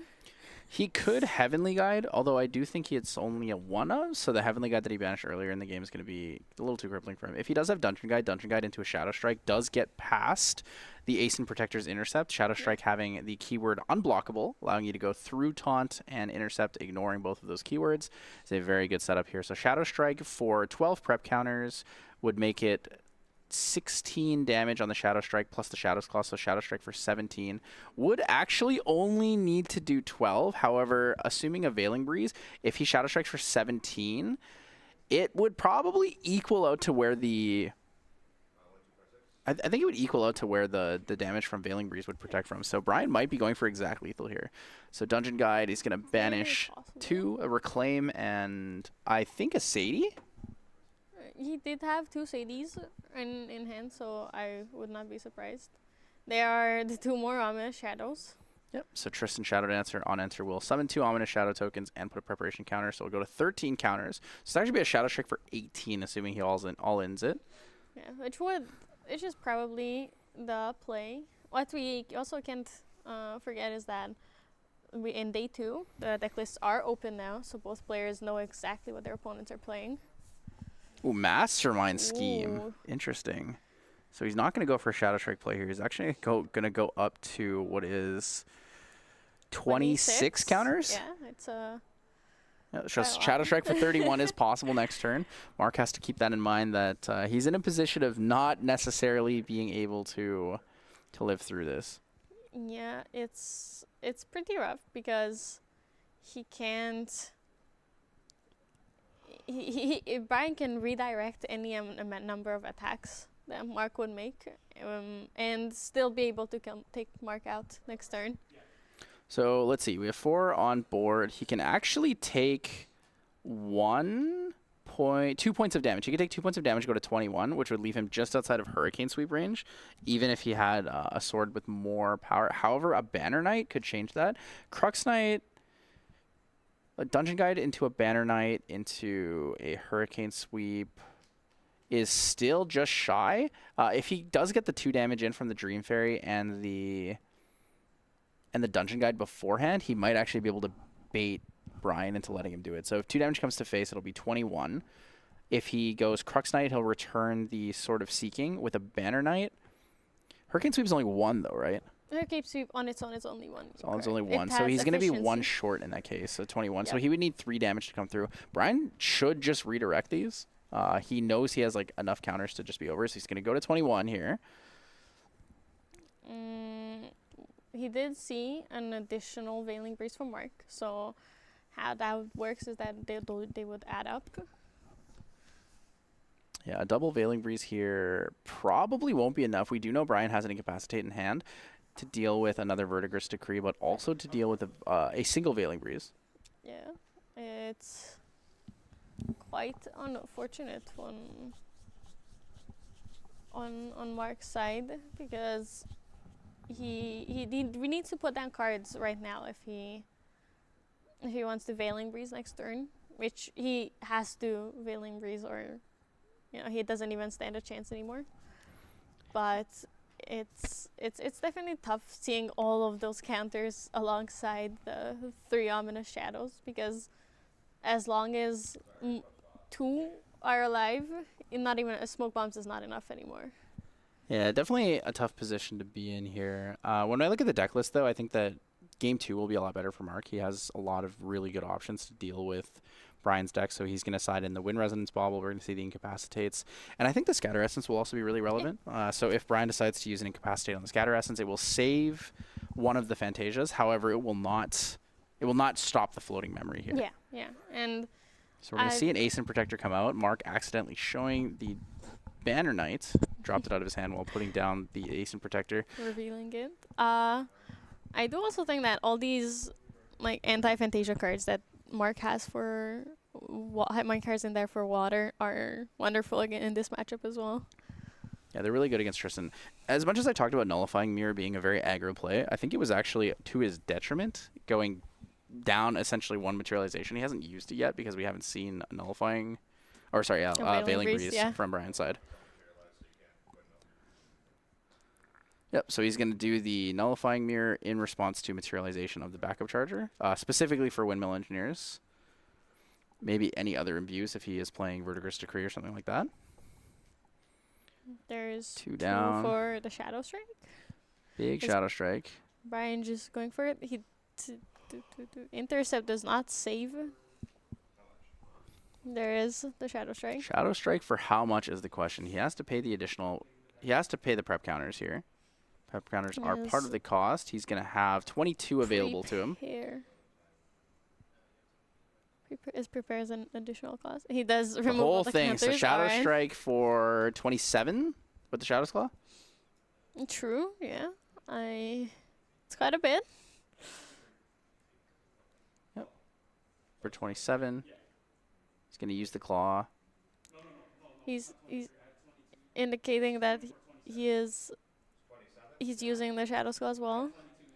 Yeah. Mark doing the math on how much damage is going through with the Shadow Strike's auto attack plus the prep counters plus the Shadow's Claw. Yeah, players just reiterating to make sure that they have enough of everything. So we're going to see the double Veiling Breeze. Does Brian respond to the Veiling Breeze? Oh, it's actually not enough. It's not enough. Yeah, he's only going to be able to stop 10, so he dies anyways. Mark is counting. Yeah. Yep. That's a rough position to be in. If he leveled up there instead of Nullifying Mirror, he would have had he would have survived, right? But at the same time, the Veiling Breeze, he might have been more afraid of the Veiling Breeze and the Windmill Engineer value. Actually, he would have died regardless. Really? 27 minus the 10. Minus 10 is 17. He was on. You're right. Yeah. Yeah. Just puts him to 29. So it puts him still into lethal range regardless. I think the biggest thing there is the second Mastermind scheme. The second Mastermind scheme is really important.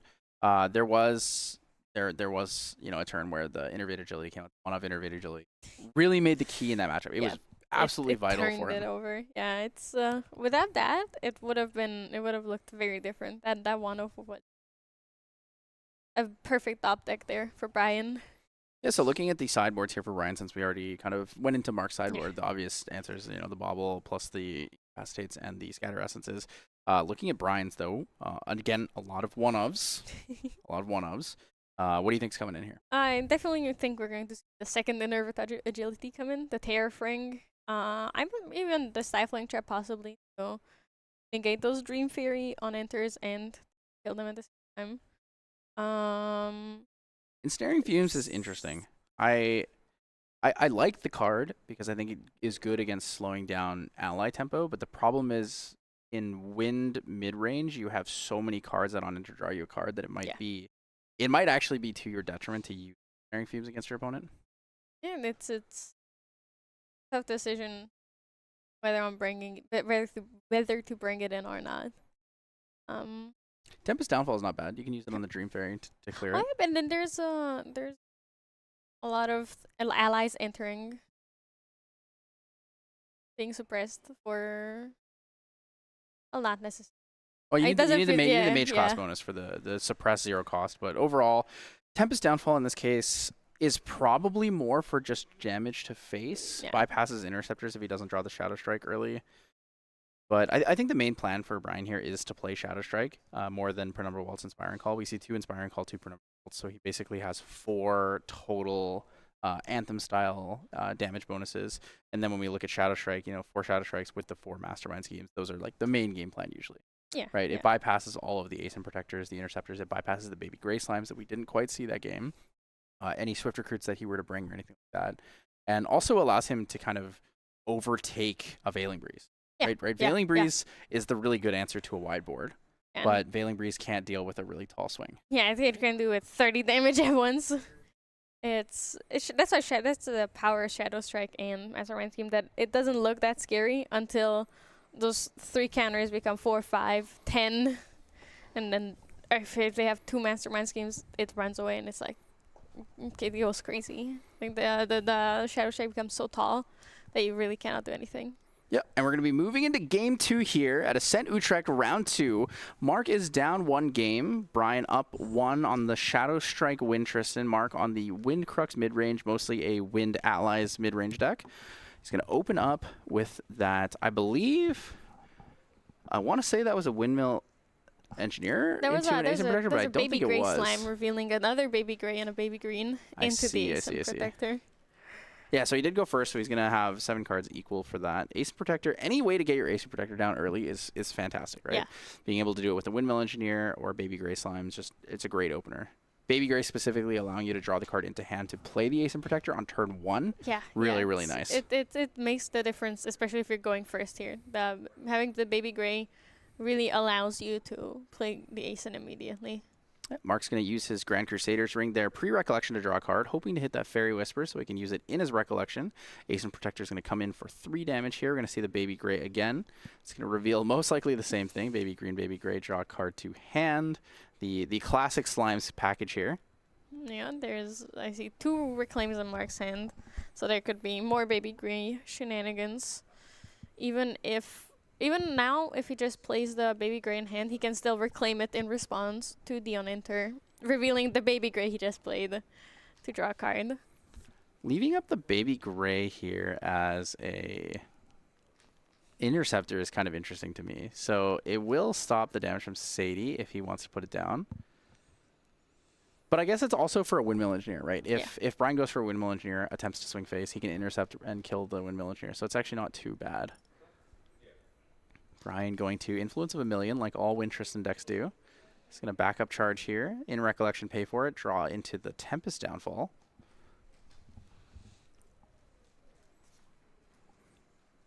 I'm thinking, there's the Mastermind Scheme for this game. 2 Reclaims in hand for Mark here. Mark has a lot of potential options. Reclaim into either the Sadie's attack. Could even do it if a Black Market Broker were to come out. I haven't quite seen one in any of these games yet. Sadie's going to come in onto that Baby Gray Slime. We're going to see the Reclaim. Incapacitate on Reclaim would still be fine, like we talked about before. Yeah. It doesn't banish like Frostbind or Tidal Lock, so it's kind of nice to have it there. Going to see the backup charger from Mark. Backup charging. Yep. Wind decks do the same thing as other wind decks, similar to how water decks do the same. You know, the backup charger early on is so valuable to both of these players. It's really nice to see. Mark did go for the Grand Crusader's Ring earlier since he didn't have the ability to pay for backup charger in his Recollection, so it made more sense for him to get that immediate influence.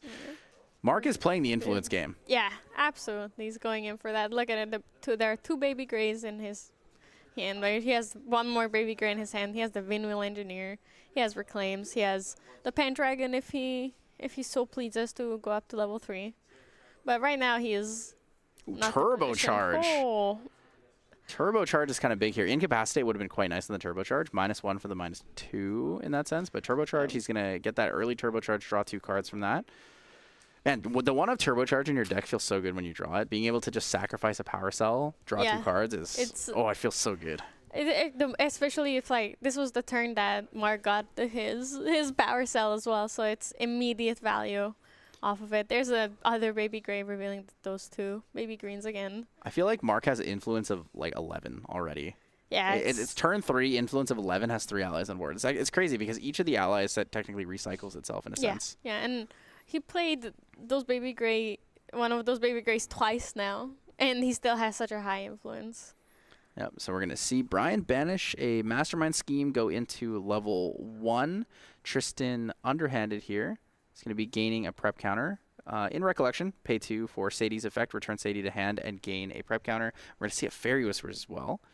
Fairy Whispers will allow him to glimpse 3, then reveal the top card of his deck. If it is a wind card, add it to hand. I think I see 1 Umbra card and 1 normal card in there, and 1 wind, but I can't tell. It looks like a Fairy Whispers, but it looks like an A and B Fairy Whispers. I believe so. It is very pink. It's similar to one. It's a little bit tough to tell. You definitely want to find the Surveil the Winds in this situation. You're looking for that prep counter generation so that you can utilize it for your hired blade effect. However, we do know he has the Sadie, so being able to get that fourth prep counter is not super difficult for him in this case. Yeah, he's basically ready for level 2 now, and he did already. Oh, he reveals. It didn't keep the wind card on top. Choosing to reveal the Shadow Strike is interesting. So it shows the Shadow Strike. He wants to keep it. He wants to draw into that card. He's going to draw it from the Surveil the Winds here. However, he does not get the neutral effect from Fairy Whispers. He's actually going to go down one card, so Fairy Whispers will go to Graveyard, and nothing will be added to hand for that. Yeah, it also could have been a Heavenly Guide. Yeah, so we do see a Heavenly Guide in hand there. Heavenly Guide in hand for Brian. Probably not going to Dungeon Guide this turn. Going for the Sadie for even more prep counters. Even because he lost one of his mastermind schemes just now. Going for the level up there is Sadie into the Baby Gray Slime. We're going to get the Reclaim again. Just your average wind allies shenanigans. There's the Fairy Whispers from Mark. Yep. Revealing a Verdigris. End step of Brian, he's going to take the Verdigris Decree. Yep. He's going to Fairy Whispers again. Take the Asin. One on top, one on the bottom. So the Reclaim is going to the bottom, which is interesting. So we'll have one less Reclaim here. We're going to see a level up most likely into Lorraine 1 with the Sword of Seeking. Enter brings out a Sword of Seeking, as you said. Mark, influence of a bajillion. Yeah, million influence, attacking with the Asin. He could even just return the Asin to his hand with the Asin, and then play it again, return to Baby Gray. Baby Gray comes out again. We're going to see another Baby Gray revealing 2 Baby Grayans. There's the Banner Knight for when he levels up to level 4. Banner Knight with a Dungeon Guide actually has a lot of kill potential next turn. So next turn what we can see is we can see the level 2, level up into level 2, play the Banner Knight, swing with the Banner Knight with the sword with Hurricane Sweep, and then level up into the dungeon, or level up with the Dungeon Guide to bring it back if he wants to. Yeah, and just get the Pendragon as well with the Banner Knight still out. That's big. So we're going to see Asin Protector taking out the Baby Gray. He's going to just keep replaying the same 4 allies the whole game. You see a lot of damage coming in, though. 15 damage counters on Brian. He's looking a little grim. It is a bit scary. He's forced to level up. Probably also go for a Dungeon Guide if he has. It's important that Mark did see a second Verdigris Decree. And with an influence as high as his, it's no problem playing both of them. So Brian did manage to draw 2 off of his Hired Blade effect there. So Tristan Hired Blade with the 4 prep counters draws 2. Sadly, he didn't draw anything he could actually play in Recollection. He may have something in his hand from before, but it's looking a little grim there. So we did see the Sadie drawn off of that. Pre-Recollection, we're going to see an Inspiring Call for 3. Draw the card. Yeah, Inspiring Call allows you to cycle the card. It will now give all allies you control +1 until end of turn. So the Sadie can attack for 3. Yeah. However, if he does play another Sadie, or if he uses Sadie's ability to put her back in hand, she will lose the +1 because it only applies to allies that are currently on board as you play Inspiring Call. Sadie does get 1 kill, first kill of the game. Oh, Sadie is going to get the kill on the Baby Gray Slime. So Agility 3 will trigger as an on-kill ability for Sadie Blood Harvester. Yeah. It's also important to note that Agility is a must. If you have 3 cards in your memory, you do have to return all 3 of them. Yeah, even if you have less cards, you have to return up to what you can in that regard. So if you have 2 cards in memory, you have to return up to 2, or up to 3, which would be the 2. What does Brian do here? He's looking grim. Has 7 damage counters off of death and the potential loss of this game, putting him at an even 1-1 against Mark. Yeah, it's Mark is very comfortable to level up next turn with 1 Reclaim in his graveyard and something else from his memory. He has plenty of cards that I don't think his game plan would be affected too much if he lost one of them. Ooh, Sadie into the Baby Gray Slime for a second agility trigger. We're going to see a Reclaim. Oh, a Slime Shield. So Slime Shield and the Retaliation, this will actually come in to potentially kill the Sadie. So Slime Shield will prevent the next 3 damage dealt to this, but also put a buff counter on it because it is a Slime ally. Yeah, that's why it was important for Mark when he was asking which baby gray he's attacking, because he was waiting for the slime shield to be able to play a slime shield to try and kill the Sadie. Force Brian's hand to pick Sadie up. So if Brian doesn't have an Incapacitate and or a Veiling Breeze this turn, I think he's looking very grim. Like, lethal potential exists here. So we're going to see the Drawn Blade. Drawing a card off of that. Using the Reclaim for Dungeon Guide to level 2. Banner Knight for the level 2 effect to give all allies and weapons +1. Oh, this is going to be strong. Plus the Hurricane Sweep. So he's going to come in here for 5 on the level 2 effect. There is the level 2 Lorraine. Banishing Windmill 2 Engineer's Windmill gone. Engineers. Lorraine level 2 is out. We're going to most likely see Banner Knight as well as a There Hurricane is the Banner Sweep. Knight. +1 attack to everything. Yeah, Brian looking kind of grim. So we're going to see, here it is, the Veiling Breeze. Does he have the Incapacitate for it? So that's Veiling for 2. That's not enough because that's like it's each 2, 2. Oh, this is kind of grim. And then Lorraine comes in for 1, 2, 3, 4, 5, and that'll be lethal here. Yeah, if he can't stop it. I mean, if Brian doesn't have anything else, the Hurricane Sweep will be enough with drum. Yeah, And that's game. That is game. Holy, so they're going to be going to a 1-1 here. 20 minutes left in the round. Both games taking around the same time. Yeah. Actually has a decent amount of potential here for it to go either way. Yeah. Like it seems all these games are very consistent, right? We saw yesterday, for example, how differently water games can go, but it seems that wind mirrors are like somewhat mirrors. Wind versus wind Windmill is pretty Engineer, consistent. Baby Gray Slime. Reclaim, Ascent Protector, swing for 3, swing for 1, intercept. I mean, it's a repeated same thing. We saw him play that one Baby Gray Slime, or the two Baby Gray Slimes were played 5 times. Over. Yeah, it was a lot. A lot of Baby Grays, 2 Ascents, bringing them back, 2 Reclaims, He didn't even play a Windmill. Back. He didn't even need to play a Windmill, right? He got the better version of Windmill. Exactly. He got Windmill with intercept. That's and the draws to power hand. of slimes. And the hand draws to hand. Yeah, so he got to turn 1 immediately, come out with Baby Gray into the Ascent, into another Baby Gray next turn guaranteed, and he had the other one in hand. So that was awesome for him. Like this is how he wanted game 1 to go, all right? He really wanted to be able to do it, and he started off right. He did have the Ascent, that have the Windmill Engineer. But the fact that Windmill Engineer drew into memory instead of hand, it kind of slowed him down a bit. He couldn't go as crazy with it. Yeah, so I mean, that's the perfect opener, right? Baby Gray Slime reveal 2, draw into hand, play Ascent, full hands down, return your Baby Gray.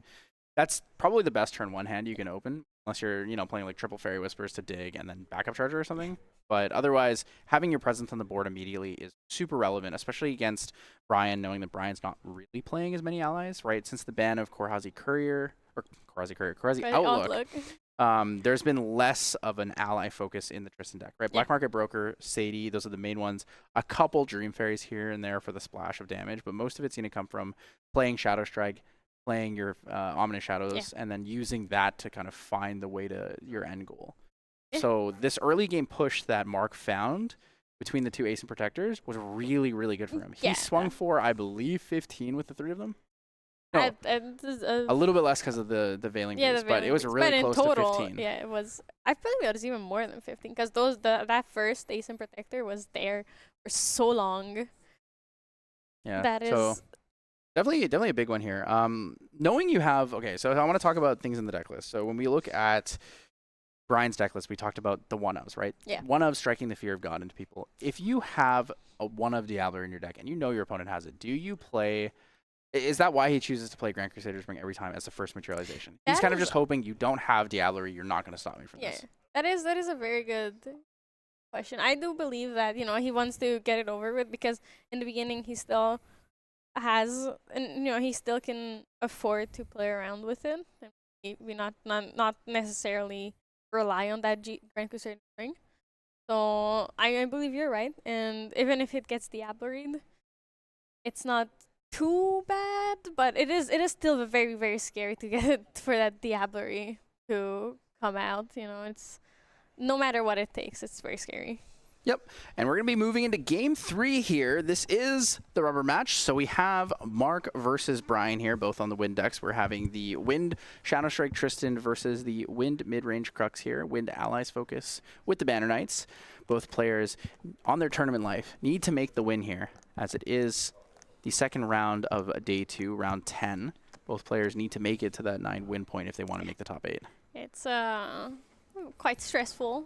You know, they have to be on their best game to make it into top 8. But even then, nothing is guaranteed yet for either player. Brian going to that turn 1 Fair Whispers. So there is going to be a small time extension due to a technical delay. We'll try to put it up on screen for you. Actually, I don't know if we can add it in, but we will display it when it's relevant. Yeah. So slightly more than 15 minutes for the round 3 here. Brian's going to start it off with a Fairy Whispers, hold up the rest of his cards, most likely going into a backup charger next turn. Mark does draw, I believe, the Windmill Engineer. There's a Windmill Engineer. I believe I saw at least one Reclaim as well. 2 baby. Holy. Showing the baby greens for Yep. the Windmill, showing that if I want, I can baby gray here. I think he has an Ascent too, right? Ascent at the back of his hand. Yep, there it is. It's the same opener as game 1. Stifling Trap potentially here from Brian. Maybe a Tempest Downfall to stop the Ascent Protector. So he saw the power of all the card draw that Mark had. So if you have a Tempest Downfall here, you play it into the Ace and not into the Windmill, right? You let the Windmill get returned to hand. You kill the Ace and Protector instead. He's going to Zephyr the Windmill Engineer? Huh, interesting. Oh. That's it's a bit of a strange... It's a bit of a strange one. So on activation of the Ace and Protector, in response to activation, we see a Zephyr targeting the Windmill Engineer. So Windmill Engineer will temporarily be banished, leaving the field. When the Ace and Protector resolves, the on-enter trigger forces him to target himself, returning it to hand. And then in end step, the Windmill Engineer will return. So it's a bit strange from Brian. He does stop the tempo of Ace and Protector coming in for the extra 3 damage.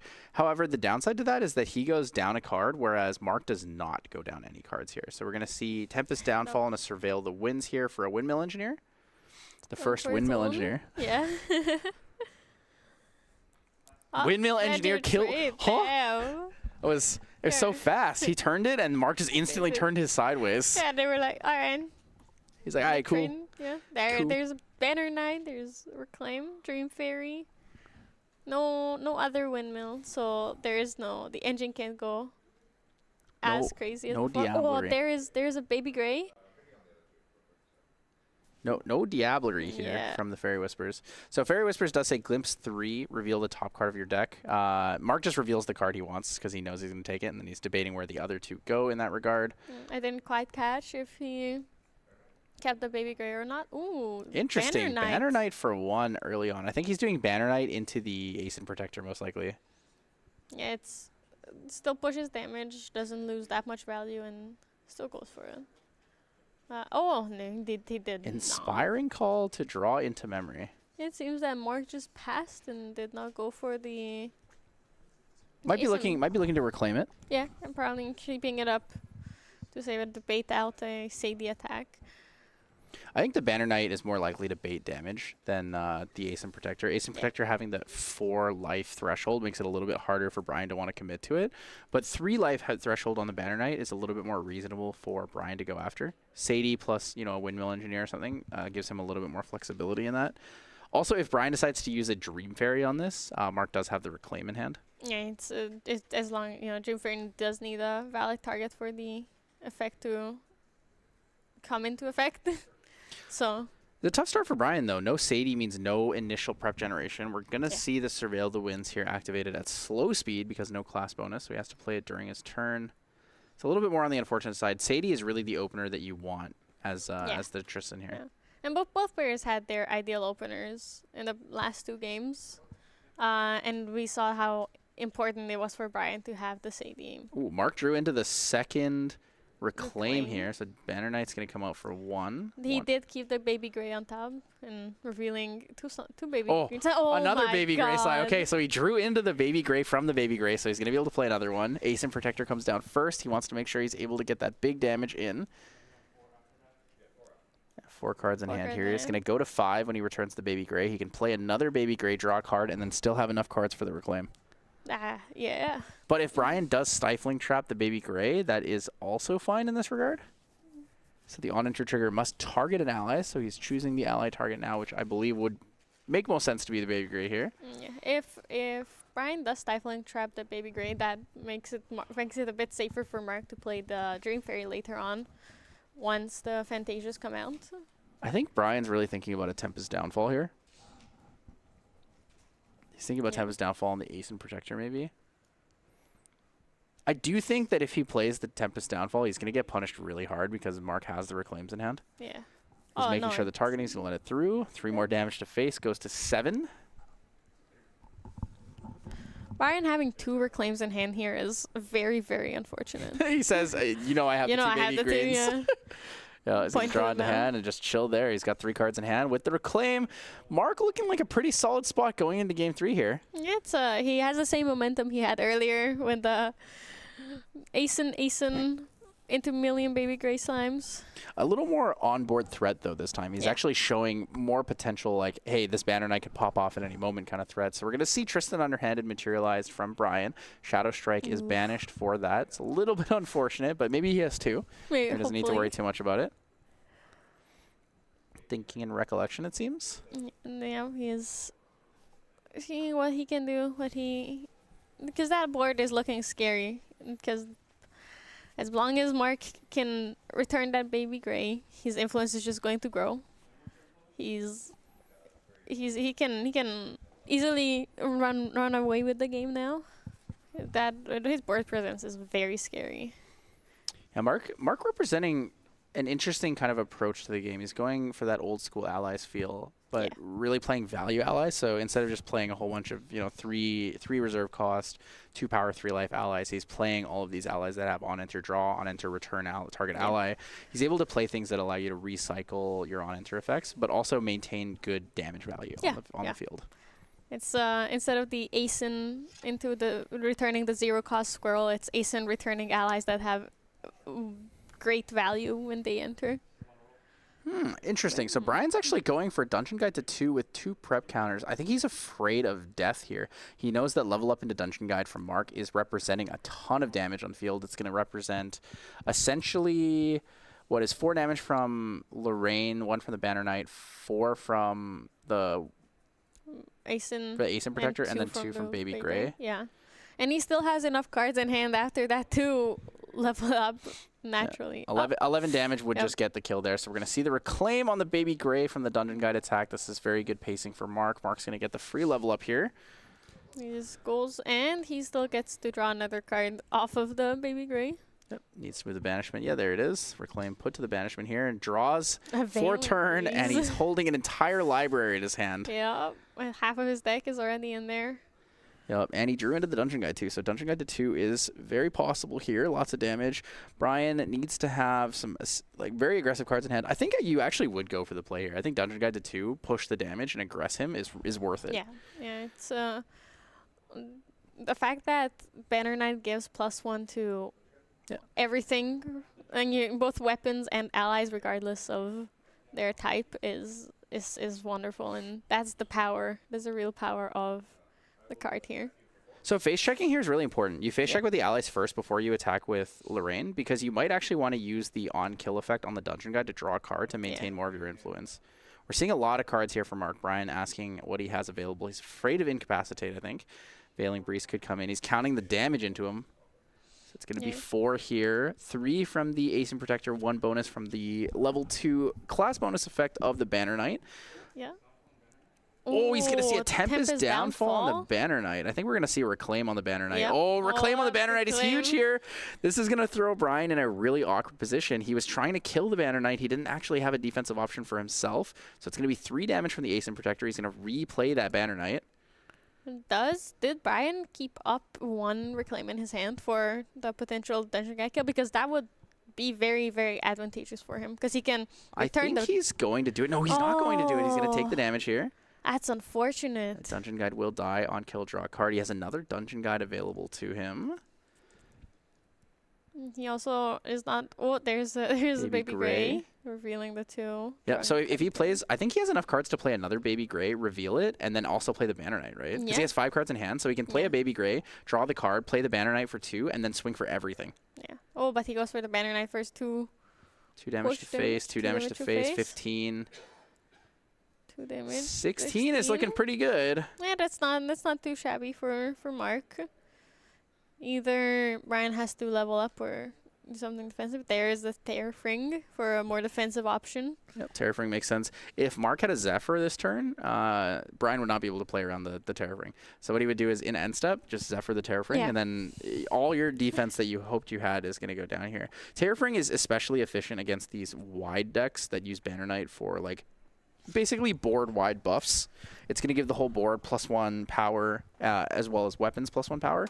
In this case, the Ascent Protector will be able to swing for a lot. Ooh, Heavenly Guide. That is actually very good for Brian there. Leveling up for free. Yep, Heavenly Guide value here. He's going to go Shadow Reaver this time. Take the top 4 cards from Mark. Mark will not know what those 4 cards are. So if he does get a Ghost of The Pendragon, it's Pendragon? pretty good value here. So it looks like when... you can there's the Ghost Oh, of he did get a Ghost of Pendragon. Pendragon. But he Oh. doesn't have enough prep counters. He only has 2 prep counters, so he can't Yeah. actually bring out the Shadow's Claw right now. It's not worth Ghost of Pendragon on the Terrafring. That's a Terrafring, really, really yeah, because detrimental play. That is what's keeping him alive right now. Even though Mark has so many cards in hand, the Terrafring does guarantee that he cannot play any additional ally next turn. In a perfect world here, I think if Brian had a Zephyr, he'd use it on his Heavenly Guide and step level up into Shadow Dancer. He gets to draw 2 cards for free off of the Shadow Reaver effect, and because the Heavenly Guide doesn't require him to pay anything, so he's not gonna. Yeah. It's not gonna be like when you Dungeon Guide into a Shadow Dancer after Shadow Reaver. Yeah, he's actually not losing anything. Mark already paid for his level up with his dungeon guide. Yeah, Dream Fairy was a thought here. I believe there's an Ascent Protector. Is that an Ascent Protector in hand, or is it just? He's thinking about the Pendragon. He's thinking about it. He's gonna he play is the going for Pendragon. Pendragon. He's gonna play the Pendragon. Paying 2. I wonder if he's going to return. Surely it returns to draw. There's no Yeah. way he would play it without doing that. Yeah, it loses all the Return value to if he draw. does that. So the nice thing is playing the Pendragon allows you to kill the Banner Knight, right? Which is kind of the bigger threat in this case. Because However, you still leave yourself susceptible. No Terrafring, only 9 damage is needed. Yeah. Which is Mark already has 5 damage on board with the sword. 6 if you count the sword. Or 5. Five, You're right. five, Yeah, five, 5. yeah. You're right. Yeah, you're right. You're totally right. Dream Fairy on the Ascent Protector. Oh, Interesting. That And is then 1 damage from unfortunate the for Mark. Dream Fairy. There's 1. He has. Now he's down to 2 damage. He does have a Reclaim. Can go into Drawn Blade here to cycle a card. It's a good +1 for him. He does go for it. The Drawn Blade comes out from the Reclaim, recollects, and draws first turn. He has a lot of cards in hand again. He has the Vertiger's Decree. And a is Scatter good. Essence too. Yeah, it's great to push damage here. If he wants to. If he does have, he's not afraid of the kill line. Or he's not afraid to go for a kill. Ooh, Hurricane Sweep Hurricane for Sweep. 2 is pretty big. That's Yeah. going to take out the Dream Fairy. He's going to be able to kill the Heavenly Guide or the Ghost of Pendragon if he swings with the Dungeon Guide plus something else. I think he's going to Baby Gray kill the Ghost of Pendragon because it'll go to his graveyard too. And he can. There's 1. Oh, Ascent Protector. Yep, Ascent Protector able to be played again after the Dream Fairy is gone. It's pretty good value. Let's return the Dungeon Guide. Ascent swings 3. So I think he actually should have swung into the... Oh, okay. So the reason he swung with the Dungeon Guide into the Ghost of Pendragon is because if something stopped the Ascent Protector and brought it back to hand, he still had the availability to play a Baby Gray Slime or a Baby Green Slime, which allows him to still kill the Pendragon. But if he swings into the Heavenly Guide and Brian has any defense for it, then he won't be able to deal with the Ghost of Pendragon on the field. So basically a reset turn here for Brian. Brian's going to take 2 damage. However, he does get the Terrafring back on the field. Yeah. And he's in a very comfortable spot. He's going to play the Dungeon Guide from Mark. Mark's Dungeon Guide. Playing Mark's Dungeon Guide is good. It's an influence loss of 0, so you lose 2 there. You get to go into your Shadow Dancer here, draw 2 cards from Shadow Dancer's effect. Okay, Stifling Trap, And a Surveil the Winds. Surveil the Winds is kind of nice. I believe he's at 3 prep counters. Yeah, he does look. He needs to look for those extra prep generation because he doesn't have the Sadie, doesn't have Mastermind Scheme. He's just. That is an awful feeling to be at 3 prep counters this far in the game. So we'll go to 4 prep counters. Draw the card here for Surveil. It's not looking very good. It's honestly not looking very good. I think he did draw into a Penumbra Waltz though, so he will get a little bit of defense. Will it be enough? Actually, that's a Shadow Strike. That's definitely a Shadow Strike. That's unfortunate because that is definitely not enough right now. And Mark is just taking the 1 damage Shadow's from Claw. the guides. That Surveil the Winds was so important for him because it allowed him to get the Shadow's Claw out. Yeah. The interesting thing here is, I think so. Brian does have an Incapacitate. Mark is holding cards for a Verdigris Decree. I don't think he's going to play it into this unless Brian plays cards. Yeah. Oh, I think Brian's actually going to play cards here and then won't have the access to Incapacitate. Oh. He's going for the 1 with the Shadow's Claw so he can attack with his Fantasias. Influence of 5? Oh, influence of 9, 6 cards in hand. Yeah. Mark's thinking about letting the Ascent die here because he doesn't really have an answer. If he does play the Verdigris Decree, it does force out the Incap, which is kind of nice. But players in overtime now, so 40 seconds in overtime. This is turn 0 for Brian. So we'll be going 5 minutes or 3 turns maximum. Actually, we might be a little bit short on overtime just due to the fact that there was a time extension. I forgot about that. My apologies. Chat, everyone watching at home. It should still be in regulation. We'll let you know when overtime is called from the judge. Wind Resonance Bauble, good here from Mark. It's going to be able to get that sideboarded card in for the +1. His influence of half his library in his hand right now, able to play 1 billion cards. Yeah, it's the only scary thing here is the...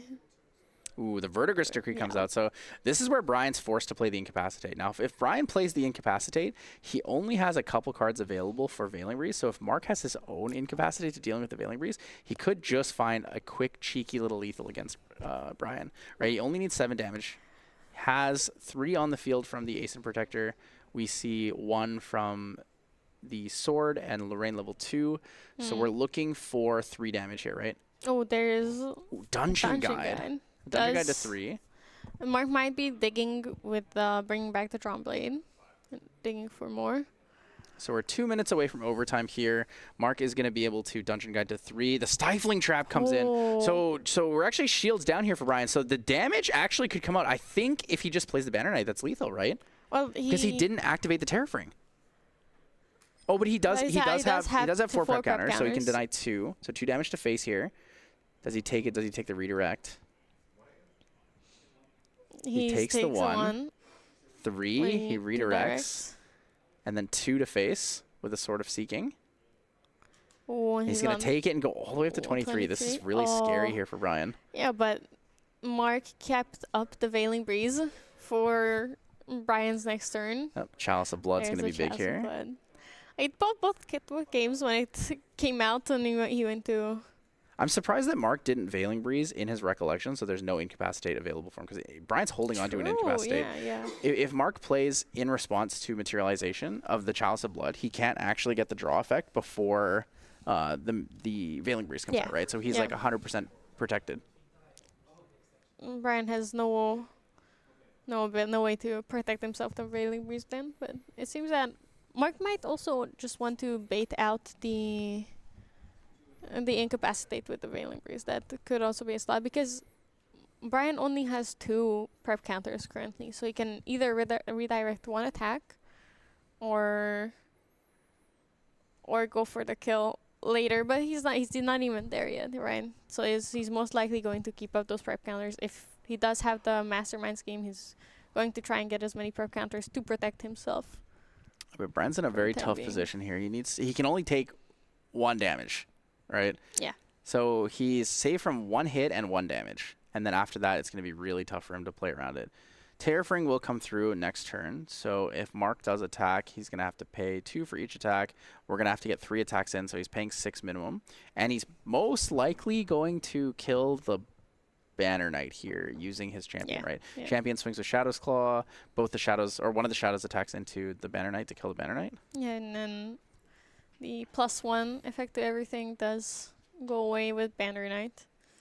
However, that still might not be enough because if Mark has at least Mark just needs one more weapon, and if he can swing with Lorraine. Shadow Strike. There's the Veiling Breeze. Shadow Strike prep 2. He's gonna incapacitate it. Yeah, but So Shadow Strike prep 2 is gonna come in for 7 with the Shadow's Claw. 7 to 15, 16, 17, 18, 19, 20, 21. So he's not at lethal yet. Yeah, Mark is still alive, And then Tempest Downfall. and Tempest Downfall 4. Tempest Downfall for 3 for game. Oh, that was. Yup. That was a nail biter, an absolute close finish there with basically a minute, maybe 2 minutes in overtime. The absolute last turn had to go in all for it. Brian with the Tempest Downfall finish. So he did actually bring in the Tempest Downfalls from the sideboard like we talked about. That was really, really big. Yeah, it was massive. I was saying that the Shadow Strike might not be enough, but it was. With the Tempest Downfall, it ended up being perfect. The Chalice of Blood really, really integral in the matchup there. He needed those 2 extra cards to get to that point, right? If he played anything else to draw +1, even the Pendragon early on the Terraforming, we thought that was a little greedy. It turned out to be just right for that play. It was actually perfect. Everything aligned for him in the end, and out of nowhere, it looked like he was losing, right? He was only on 2 health. His board was non-existent. He had no prep counters, and he just ran away with it. Yeah, so last notes here, it's basically team kill. Wind versus wind, representation of water at 60% is rough, but we're not going to be having a player interview for this round as we do need to wrap up and get into the next round. But we will see you guys soon for round 11 of Ascent Utrecht. Thank you so much for joining us, and we'll see you.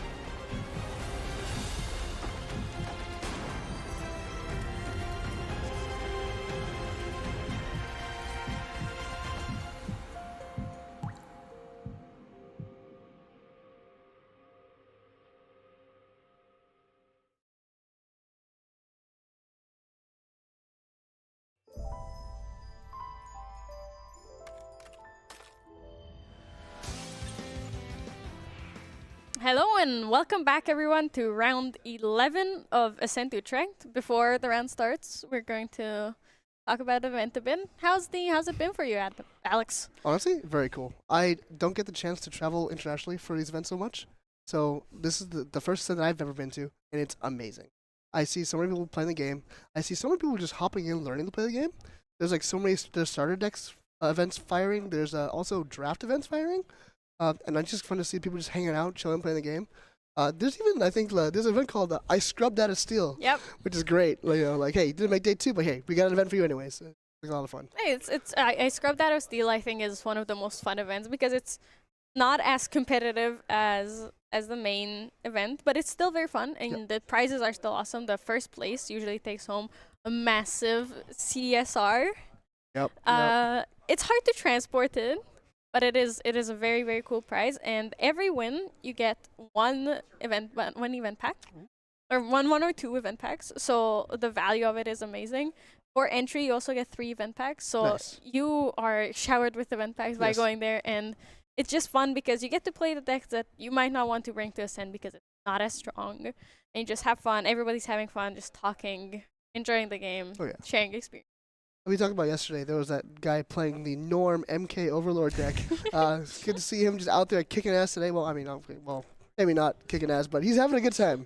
Had a good time. He's doing great. So it's fun to just see people playing their homebrew decks. People play whatever they want. I've seen some really good cooks. Some people burnt the food a bit. Some people made a gourmet meal, but like, there's some good stuff out there. Yeah, absolutely. If you're in the Netherlands or if you're in the area, the event is actually free to just enter and come in. So you don't have to buy a ticket to come. You can come, pay for the draft, because drafts are Ascent only for now. Yeah. So you won't be able to get the experience anywhere else.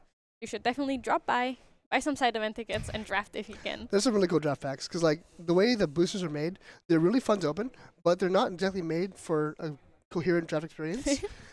We've tried. We've made these sort of draft packs at home, but at the Ascent, you have these legitimate legal draft packs, and they look so much fun. Yeah, Yep. you are. I think we have the matchup here. Oh. We have a water Arisana deck Okay. Um, Water Arsena or is it Wind Arsena? on Let's see. Jeremy's side. It is Spirit of Wind Arsena, actually. Yeah, Okay. it's This is the Wind first one we've seen Arsena. all day. All Yeah. event even on stream. Yeah, I don't remember seeing a Astra Wind Arsena on. I don't think so. Yeah. Oh, he's cookies. He's got some of the new cards. We see the Horticounter in there. One of the honestly, I talk a lot about Frozen Dismissal. Horticounter. Oof. That X cost. X and Y, That X not and just Y X. cost. Oh, that's spicy. That's spicy. 2 variables. in Two there. variable costs. Oh my god. It's a really fun card to watch, and it's a very important card to keep aware of. Yeah, it's it is awesome. It's very nice to see the deck Arisana doing well. It's nice to see some interesting cards there. Would you like Yeah. to talk about this card? It is Yes, a I shock see- to see. I see the 3 copies of Guan Yu Prime Exemplar, and I think the only other ally in the deck are 4 Dungeon Guides. Yep. So really, it's just kind of there to like, I want to play it early, and if you're going to attack me, I'll retaliate for a bunch of damage. Maybe I'll take out an ally. It's also yeah. it's also very good in if we have Polaris out. Right? And you have your dungeon guide already. You have your Polaris. You have your million herbs. So you deal so much damage because it's a level 3 Arisana deck, right? So you do want to get all of those cosmic bolts into the deck. Yep. So you are going and you want to have as many counters on Polaris as you want. So your dungeon guide will die.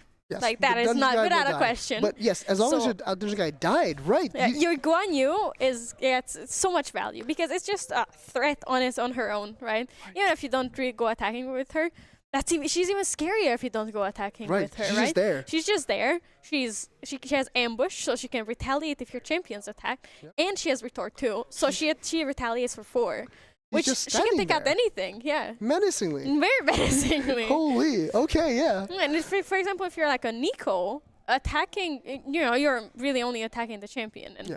attacking into that and getting 4 damage back unless you immediately mill them out. That is very scary. That's very because the cosmic bolts also add up, right? The more cosmic bolts you have, the more cosmic bolts you use, the more damage you deal. But those earlier cosmic bolts are scarier with the Guan Yu's also adding damage already. And shuffling those cosmic bolts into your deck makes it even harder if you get milled out. This is some spice. This is yeah, you're right. Because the Polaris does add to your deck count. Yeah. Oh my god.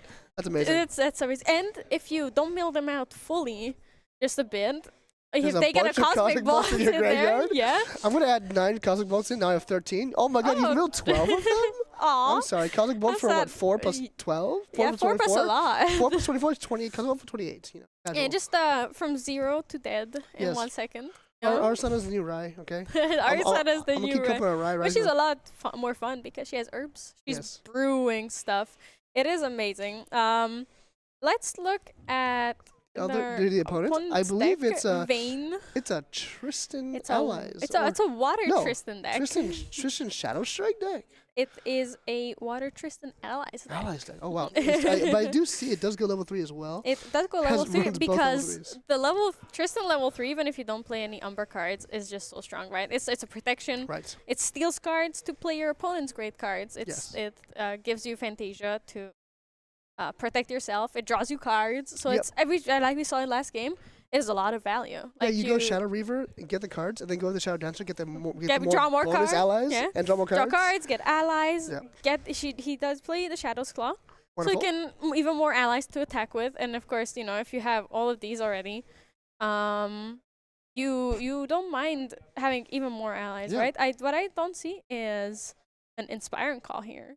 No Inspiring Call. Which is surprising because the previous player did have no allies, had like Sadie and Black Market Broker. But they did play Inspiring Call. The allies does not play Inspiring Call, so the contrast is a bit funny. But do you want to talk about some allies? Is there anything interesting you see in here? I see what's coming out in game 2. Lunette probably not going to stick around that long. Oh wait. There's only 6 allies in my opponent's deck. They don't even use half of them. Okay. You know what? I'll take this out. And then honestly, Drifting Rogue. Drifting Rogue's kind of nice. The past ally decks we've seen from Assassin, we haven't seen it come in too often. So it's the first time we're seeing that on stream as well. It was quite nice. And also classic 4 Gildas staple of any ally deck. Yeah. 4 every turn. What I really like is the Nia, because in this deck Nia does have the class bonus. Oh, it looks like the players are ready. So Alright, so they're going to start soon? That we are going to get into the games shortly. Nia, I'm interested to see Nia with the stealth class bonus, even though it's not going to get removed regardless, right? If it gets removed, it gets removed through ambush. So we don't mind that. Or maybe a comet might fall on her head. Who knows? Yeah, the Snow Fairies are also definitely coming out. I feel like the Lunette with the Guan Yu is probably more useful than the Snow Fairies, because the Snow Fairies are 1/2s. They don't do that much. The Lunette can possibly survive with if it's balanced. He can survive the Polaris. We see the Lunette come out turn 1. Normally a great start, but they're like, you know what? No, it's whatever. I'll play it, I guess. No, it is great start, even though both players know what the other is playing. I mean, the rest of Guan Yu. Balanced Lunette and into probably Vayne did see that Guan Yu and did think about they think to stop that. We'll keep arrested, just in case. Just in case. Yeah. Attacking with the net. 1 damage coming in. Oh, Poison Dagger is also very interesting. Poison Dagger this early. Poison, I feel like probably Vayne is going for a more aggressive push, because if the longer he stays around and the longer his allies stay alive, the longer the threat of the Polaris blooms, right? And he just needs to push as much damage as he can early. And the Poison Dagger does apply to all damage dealt to the champion. So any ally-based damage also grows with it. It looks like Vayne coming out swinging very early, playing that Nia. I keep remembering his name is Nia, coming out super early. I'm assuming he named Arsenal level 1 because you really want to delay the Arsana level 3 as soon as you can, because Arsana very much a very late game deck. Yeah. Water Allies, very much an early game deck. Yeah. And With some in-game like tempo plays and you can do, but like he wants to finish the game out quick. He has Sable Remnant, he has Lynette, he has Nea on the field, and he has Poison Dagger. Yep. A Halocline Scout next turn could be deadly. yeah, the reason that Vayne can name Arisana here is that the deck lists are open. I want to remind everybody that he's not a mind reader or a cheater. It's just everybody knows the deck list here, and it does seem that he did name Arisana playing with a fast gear for full tank and a meteor strike, I believe. Yep. And Common Fall. Comet Fall. They're both. They look they're very similar, especially in so far away. And if you Star Call Meteor Strike, it's basically a Common Fall anyways. Dealing 3 damage to all units except your champion. And there's Repo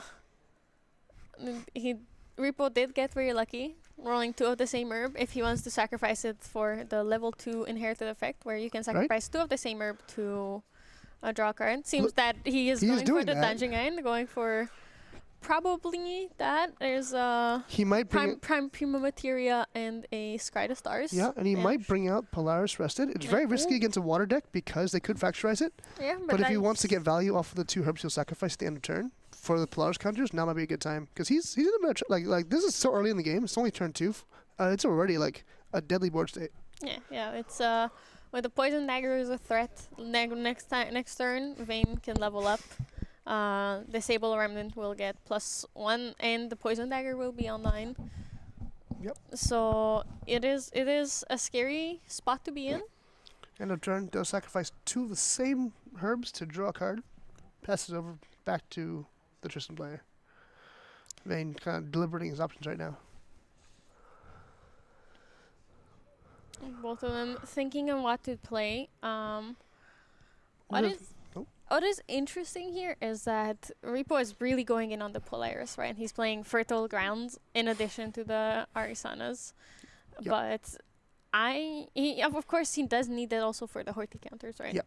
Like, even just an additional herb is enough to to tax it enough, right? Because you can pay into it quite a bit.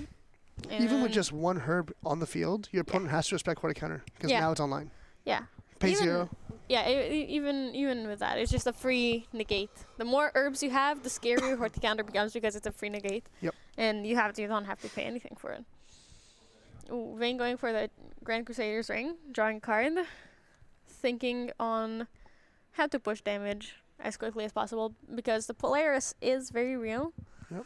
I'm actually not quite sure if he plays any Fracturizes in his main deck. He does play 3 Fracturizes and 3 Frostbinds. Good floating, and also he's very aware Polaris is a threat to his game plan. So if Arsana is ever like too eager to play it and brings it out rested, just for those extra herbs, he can just Fracturize it. Yeah. Brings out the Drifting Rogue as well. Drifting Rogue being a 3-cost 1/2, but on enter gets you a preparation counter. Yeah. No floating memory just yet, but soon enough when he levels up. Well, it's still alive, so it's not that relevant yet. Yeah. The preparation counter is important because Vayne does play Slice and Dice, so he does need 6 preparation counters for that.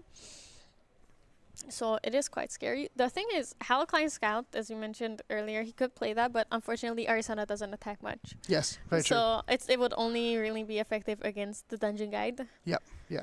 So it wouldn't be a way to really make use of that damage, as well as it being a class bonus anyways. Yeah. It would take some time to get it online. Yeah. But already it's a very, very intimidating board state.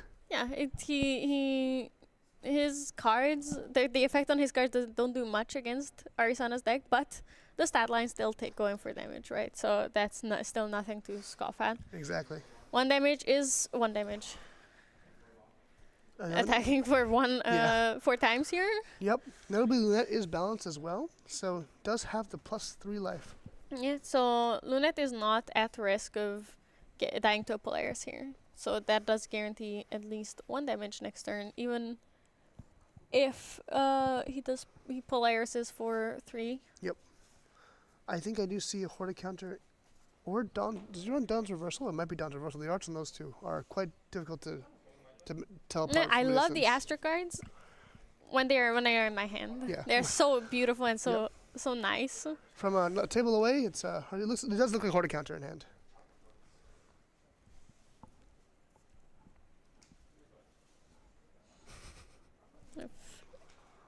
Let's see. There's a Besiege the Winds in hand for Repo. For the quick level into 3 if he needs it. Yeah, it is. Oh, putting down 2. I believe that is a Horty counter. I believe he could beseech the Polaris and have it enter non-rested. Yeah, it is that. Which might be what that might be what he's going for, or he is leveling up here. Although without the Polaris, it is a bit. There's the Polaris very going clever. for it. Yeah. No, the our Sana bonus on Polaris is that you may have it enter. You may activate it from your material deck and have it enter rested. Yep. But with beseech, you just get around that completely. It enters non-rested. Yeah, and he's just sacrificing the herbs for their own effect here. Just recovering back to 1. And there's no herbs left. 3 counters on Polaris. Yeah, it is. He's just going to attack with the Dungeon Guide, going all in. Keeping the Polaris up in case Vayne tries to play anything else, or if he doesn't respect the Polaris here. Unfortunately for Repo, he doesn't have enough cards in his influence to play a Guan Yu after he kills his own Dungeon Guide, but can't have it all. Yeah. There is Lost and Fall for 0. Probably going to level up next turn into Tristan level 1. Yep. To most likely just for the class bonus here. Opting to keep the Polaris online just as a little scare tactic, forcing. He's going for the Scepter of Lumina. Okay. It is definitely a good play here because it pushes damage, but it's quite scary. There goes the Polaris. Repo shuffling 3 Cosmic Bolts into his deck. That is going from 4 to 7. Almost doubling the number of Cosmic Bolts immediately. About 10% of his starting deck is now Cosmic Bolts. Yeah, it's a bit more now because we've had a few turns into the game. Yeah. So it is quite scary. So and he's close to leveling up, so those Cosmic Bolts are going to be useful for him. Debating on whether to bring out a Grand Crusader's Ring or a Viridian Protective Trinket to make sure that he's safe or to grow his influence right now. Yeah. Vayne also thinking. Putting down 3 for another Drifting Rogue. Getting another prep counter on enter.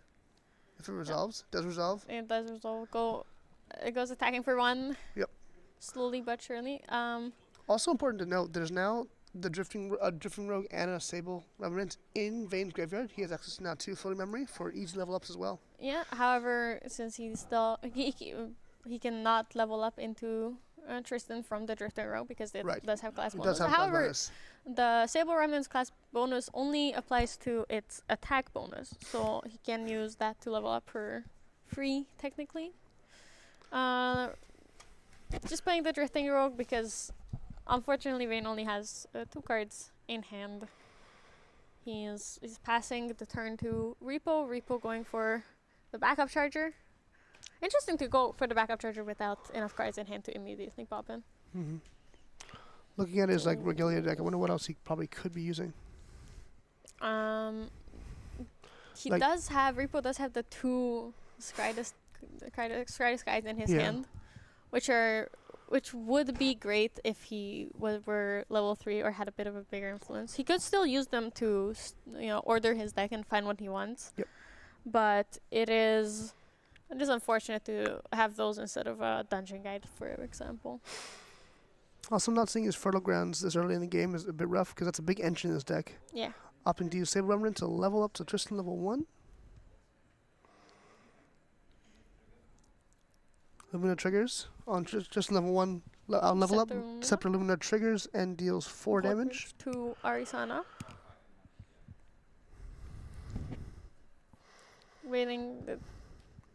Vayne deciding what to pick for the on-enter.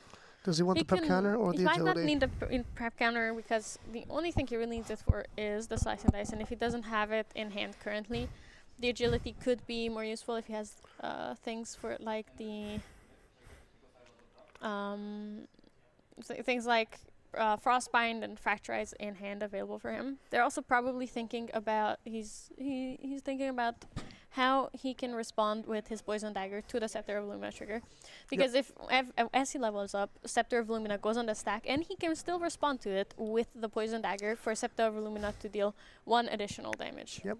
If he does that, that would mean Dagger for 1 damage. Lumina would deal 5. Drifting Robe would deal additional 2. That's 8 total damage, putting Arsana at 10 health, 12 health remaining if he goes through with that. Yeah, so it seems that he does do the Poison Dagger in response, dealing 1, then dealing 4+1 with the Scepter of Lumina, and now deciding on what to do with the Tristan trigger.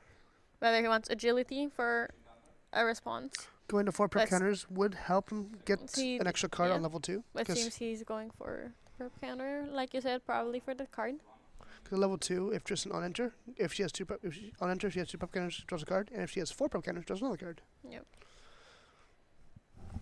It seems that Vayne is just passing here after the turn, pushing damage, putting Repo at 8 damage counters, 7 damage just 1 turn. Oh, okay, no, it's just waiting for a response. We do see a Stifling Trap in Repo's hand. Could have been used to deal 2 damage to the ally, but probably to the Drifting Robe probably Yeah, won't. the Floating Memory is quite scary, going up to level 2 for free. Yeah. As he's on 3 prep counters. Ooh, there's the 4th prep counter from Korhazi Trapper, who can negate an attack, which luckily for Vayne here, it's not relevant. Yep. Because giving -3 to someone that doesn't attack doesn't matter. Yeah, if there's nothing to attack with, then the 3 damage doesn't matter. The 4 prep counters, however, is very, very useful for Tristan level 2 here. Yep.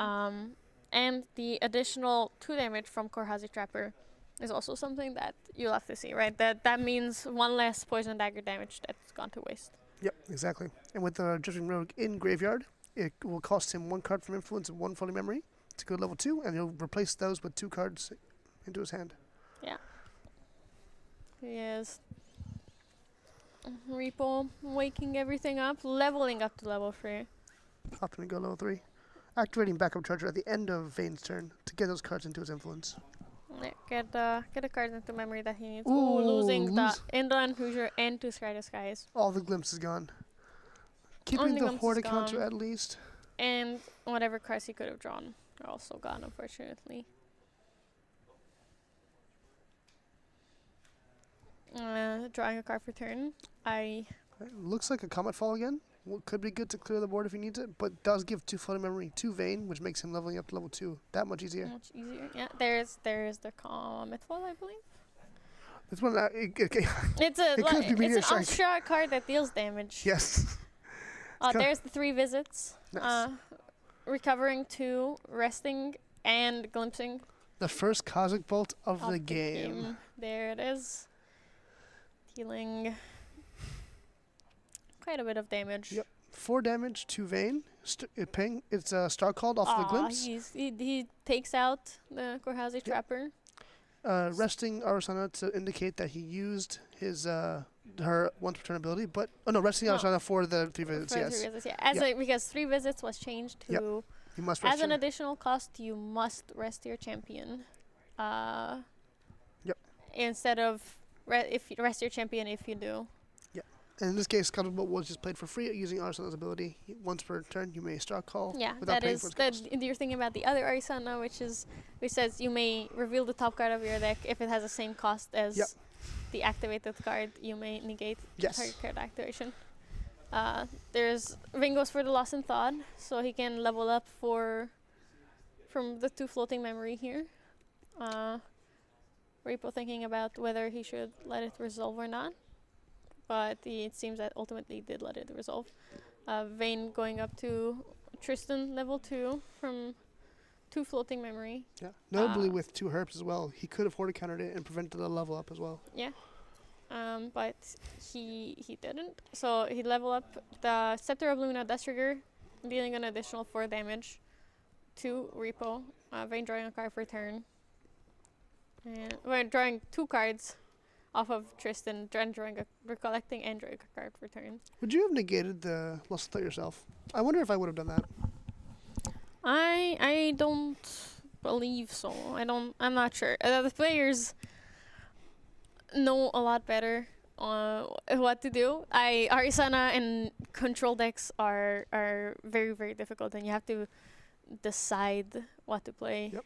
We see a balanced guild has come out now as well. Yeah, this is a lot better to negate. Yeah, this is probably something you do want to get rid of. Yeah. Notably, he has 2 herbs, so what Yeah, people can do is pay 1 and sacrifice 2 herbs to either put Vayne shields down, either way take Guildless off balance, or go up for all 4, pay 2, and sacrifice 2 herbs.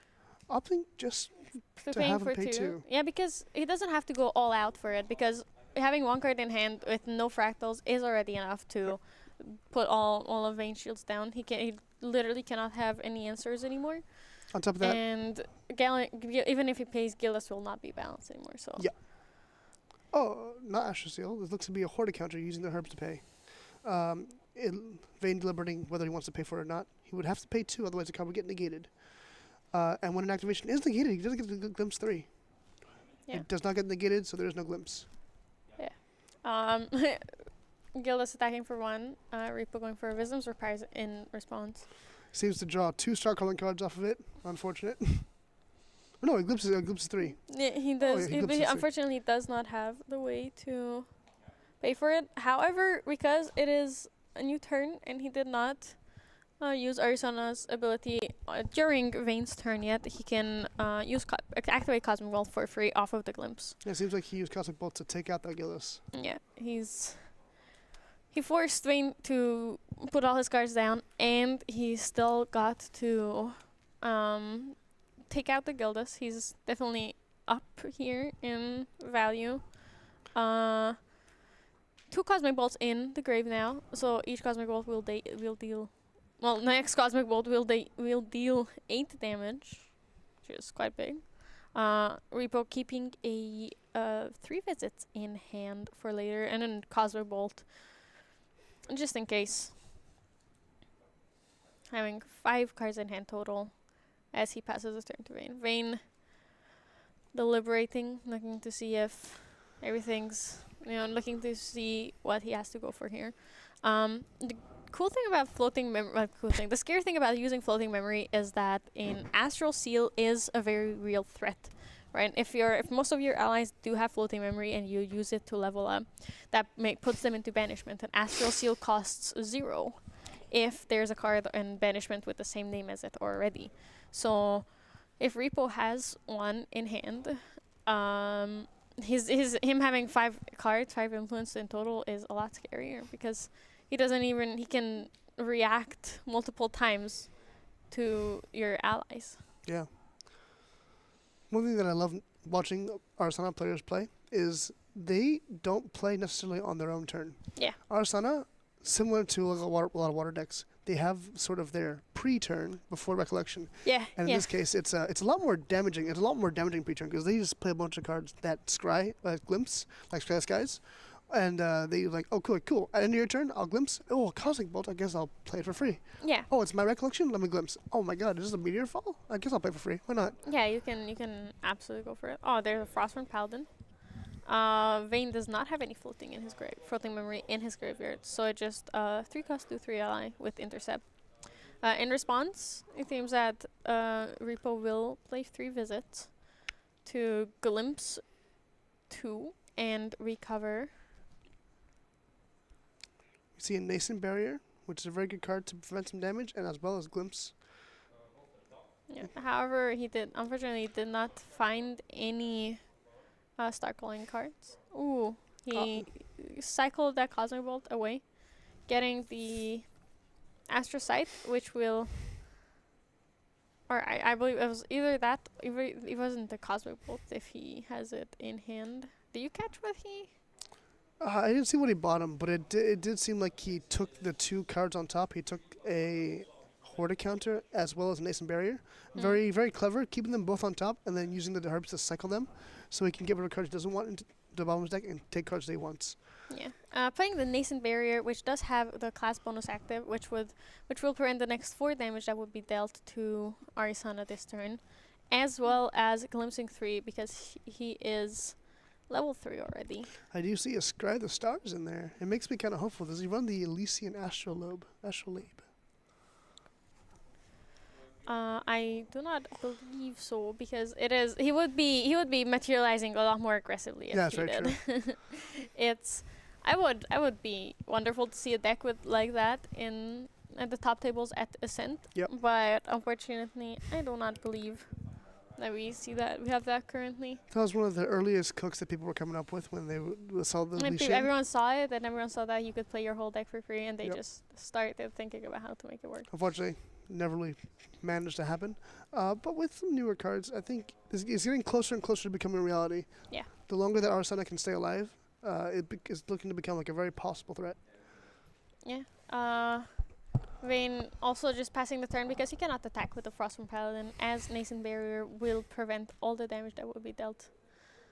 Getting out that Necklace of Foresight, which costs 0 as a class bonus, and he may banish it to Glimpse 4, glimpsing into another Cosmic Bolt to deal 8 damage still currently?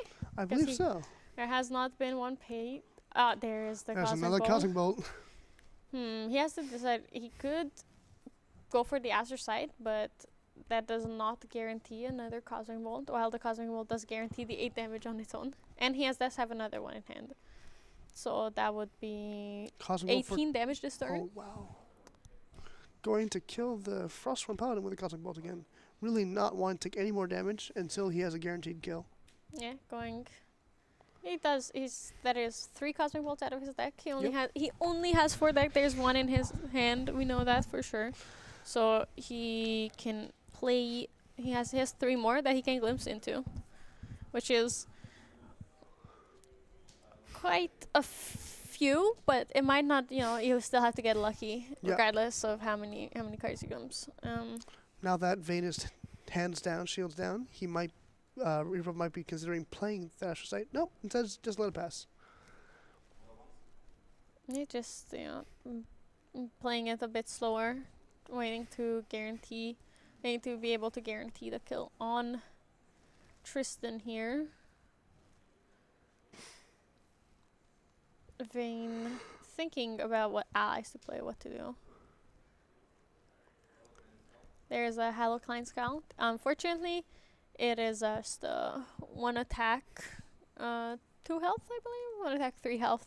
Yeah, ally. 1 attack, 3 health. But it does get to rest a unit, so he could rest Arisana. He can rest Arisana right now, and that will be like a mini Phalanx Captain here for that. Yep. Other allies get Arisana. +1 when attacking rested units. Yep. So in this case, it seems like he has potential 4 damage on board. He himself, if he attacks his Mercenary Blade, will not get the buff because it only applies to allies. Yeah. Unfortunate. He Resting it himself for the 3 visits to get the value off it, right? If it's already getting rested, then might as well do it on his own terms. Yep. 3 visits glimpse 2 also recovers 2, just keeping him in the game that much longer. Yeah, going attacking with the Halocline Scout into Arisana, taking 1 damage. It should be 2 damage, I believe. Attacking a rested unit. I believe Halocline Scout does say other. Or other allies as well. Other allies. Oh, I see. It is other allies. So, taking for 1, thinking about whether or not he should attack with that. I always forget the poor card's name because it's not played enough. The Drifting Rogue. Don't worry, it's all going to be fine for Arisana. Because the Sable Remnant is very big here, attacking for 3, but he does go. Repo does have the Courty counter. Does negate, and on negate does glimpse 3. It is a wonderful play. Is that a Cosmic Bolt? No, it's not a Cosmic. No, it's I did not quite catch it, but it is not relevant because Repo didn't want it. It's not a Cosmic Bolt, doesn't deal damage. We're moving on. Yet another purple Astro card that is unknowable to us. No. Attacking with the Mercenary's Blade as well. It's unfortunately also does not get the bonus from Halocline Scout, so all in all it dealt 1 additional damage, but it's more than nothing, right? And as soon as Repo plays the 3 visits again, the Halocline Scout will activate and will be useful. Yep. We see the Cosmic Astroscope coming in. Yeah, going that banishing a Meteor Strike. I still cannot ignore. This one is Comet Fall, I believe. This one's Comet Fall. The Trust. arts and the effects are similar. Well, I do believe you're right. It is very bright and very cool. Comet Fall notable. Really good at clearing the board. Can be star called for 2. Repo going for the 3 visits again. Resolving the effect, keeping 1 card on top. Using the herb pouch again to get another herb, an ingredient pouch. Kept I believe a Scry Disguise on top, looking to find that Cosmic Bolt. But even 2 Cosmic Bolts the 2 Cosmic Bolts would be exactly enough. Exactly lethal. The next one would come in for I believe. The 10, next one would. and the one after that would come in for 12. That would be enough. Yeah, that would be. On Vane's end, there's 11 health left in Arasana. On level up, Scepter Lumina would deal 4 damage. So he would go to 19. Then the Halocline Scout attacks for 1, 20, 22 from the Rogue. Goes for Shadow Reaver. That's for Shadow Reaver. I'll watch him get like 2 Cosmic Bolts off top. All the Cosmic Bolts will be gone. Yes, I will Cosmic Bolt you now. Unfortunately, it only looks at the caster's. In your own, the caster's graveyard banish. Person who activates it. Person who activates it. That is true. So let's see what Vane. Did he hit? What did he hit? Unfortunately, can't quite make it. I do think that there is 1 Astro card there. There's the Astral Sight. Plays Astral Sight. It goes into Repo's Goes to put it into his own graveyard Yeah. first. No, that's my card. I'll take that back. Thank you. Yeah. Force of habit. You rarely play with other people's cards. You rarely steal them. I do believe I see. There's a Sky the Stars. Sky the Stars in there as well. Yeah. He can give his card Star Calling. I mean, it wouldn't be too terrible, Going to play the Nascent Barrier here. Then Glimpsing 3. Glimpsing 3 as he is level 3. Just not preventing any damage, but it is better to be safe than sorry here. Better like this, He gets to organize his own deck after watching Repo do it for so long. Bottoms all 3 cards. None of them relevant to this game whatsoever. He's looking for something specific. Probably a Slice and Dice. Recollecting and drawing for turn. Just because both of those are fast activation actions. Yep, Drift from dealing 2 damage. Halocline dealing 1 more. Oh, 4 damage off of lethal. If there's a Dungeon Guide in his hand, that could be game. That is because he does. There is the Dungeon Guide. Stifling Trap. Trap on the Can't Dungeon have that. Guide. Can't have that. That is unfortunate for Vane. He did go for the kill. Attacking for another 2. Repo surviving. If he finds that last Cosmic Bolt, he will take the game. Ooh. Oh, plays the Ripper. Attacks for 1. Repo still alive on 1 health. Vane has 1 card in hand. Surviving by the edge of his seat. Looking again at the top 4 cards. 1 is there health anything I is can 1 play? health. Cosmic Bolt is still very much a threat. There is still he can still kill with it. He just needs to glimpse. The only health that matters is the last one. The only health that matters is the one that you're alive on. So Repo goes to glimpse. There's a Cosmic Bolt. There's a Cosmic Bolt. Vane is all. He got 1 card in hand. Yeah, that's not enough. He goes for a Cosmic Bolt. It goes for 1, 2, 3. That's 10 total damage. 4 plus the 6, and then he doesn't. He's 1 card shy of playing his 2nd Cosmic Bolt currently. Oh no. So if he glimpses into another one with. Oh, he's going for it. Playing the Astral Sight. If that is a Cosmic Bolt, that seems not to be a Cosmic Bolt. It's not a Cosmo. Unfortunate. He draws it. Ooh, he is Opts to draw it. not in a good spot right now. It is very unfortunate. He really needed a glimpse into a Cosmic Bolt or get another card into his hand somehow. This is so tight. It's very, very unfortunate. He does still have the 3 visits.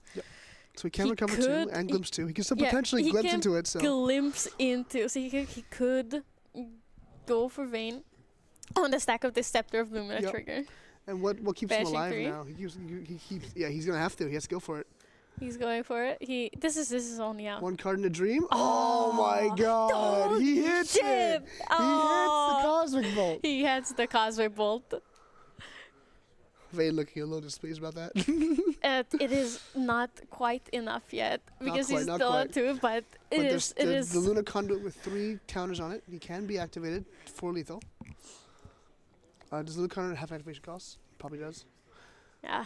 Oh, it is very. If he hit the Cosmic Bolt before and now, he really needs. He did that 1 extra influence into his camp. He really needed that.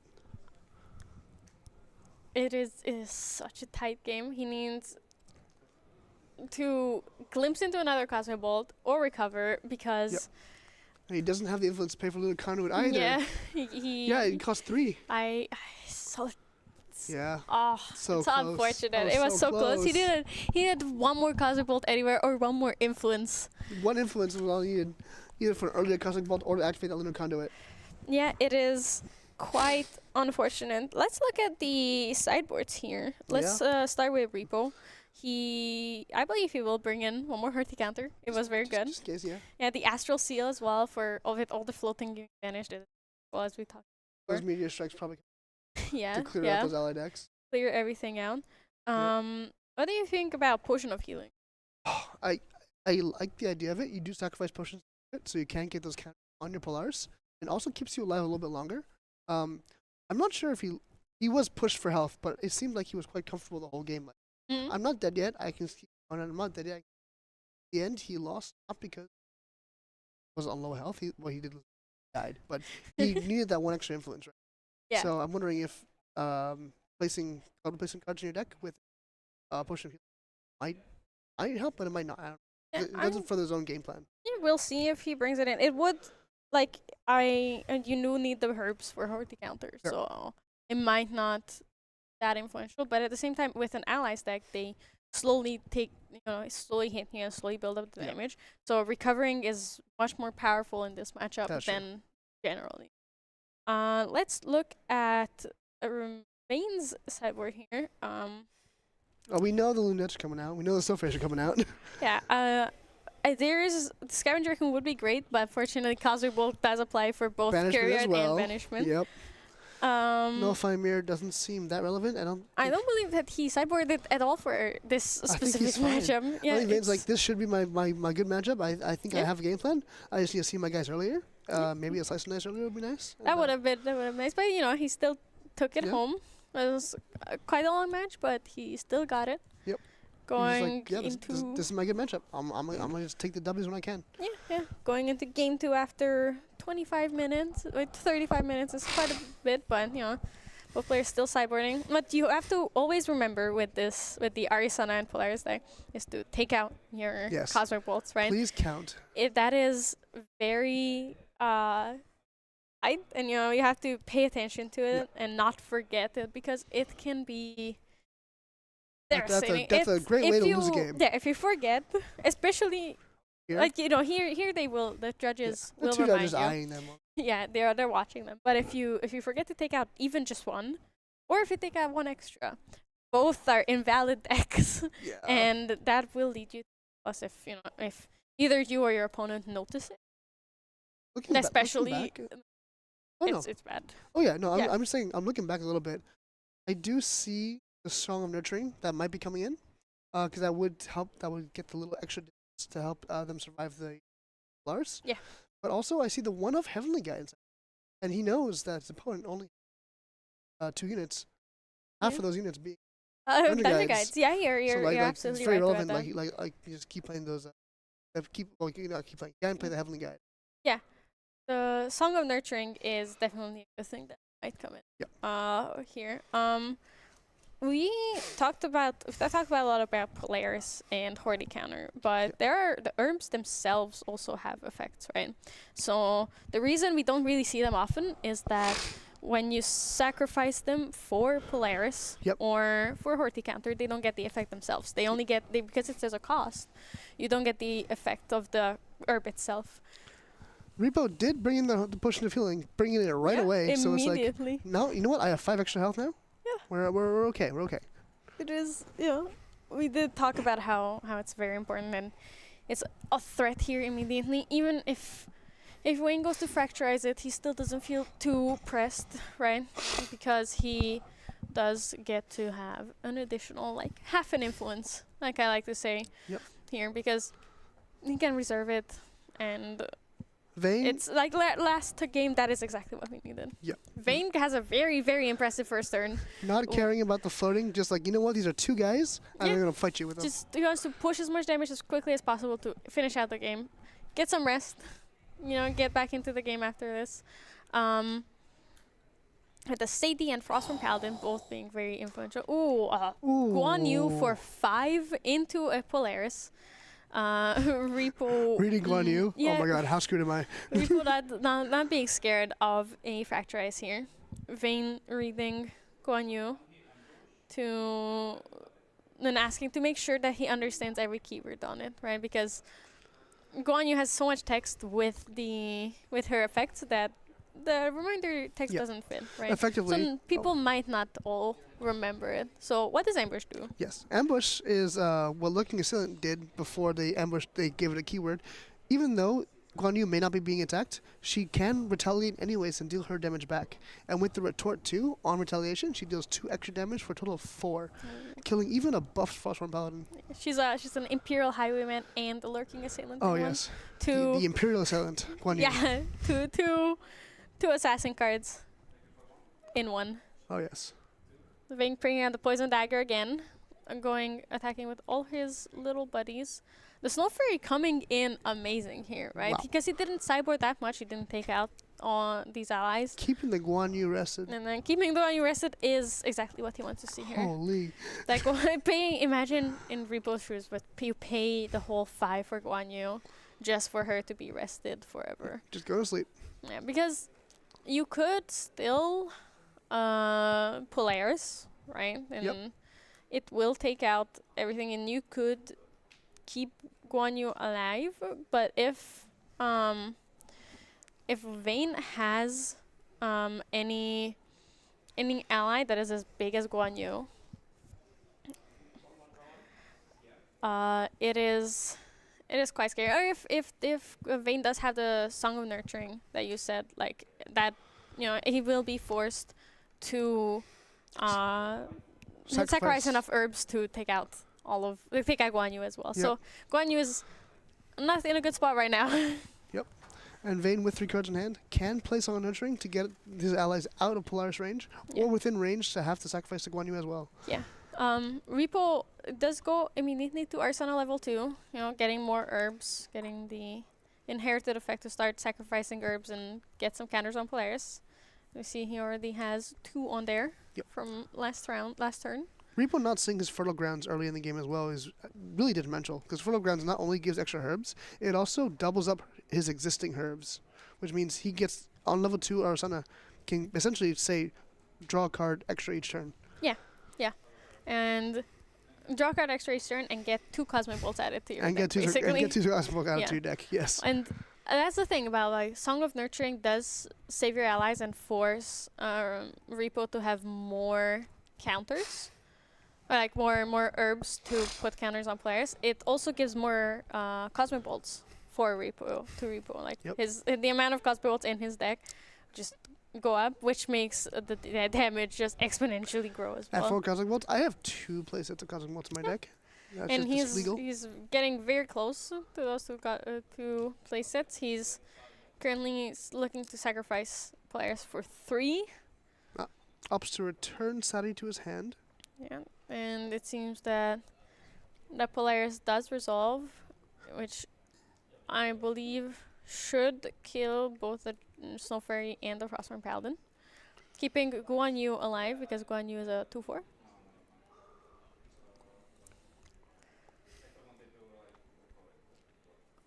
It looks like Vayne is debating yeah. if he had any priority to do anything else, but it seemed like he didn't have the Sauna Tree anyways. It looked like Vayne let. No, Vayne was like, I'll respond by returning my city. Yep. And possibly forgot that he had to, didn't really realize what else he wanted to do. Ooh, Thieving Cut. Oh. Is that Thieving Cut? Thieving Cut into Guan Yu, yeah, it does. Does take care of it, and he just get to draw a card. The city comes back immediately, goes attacking for 2.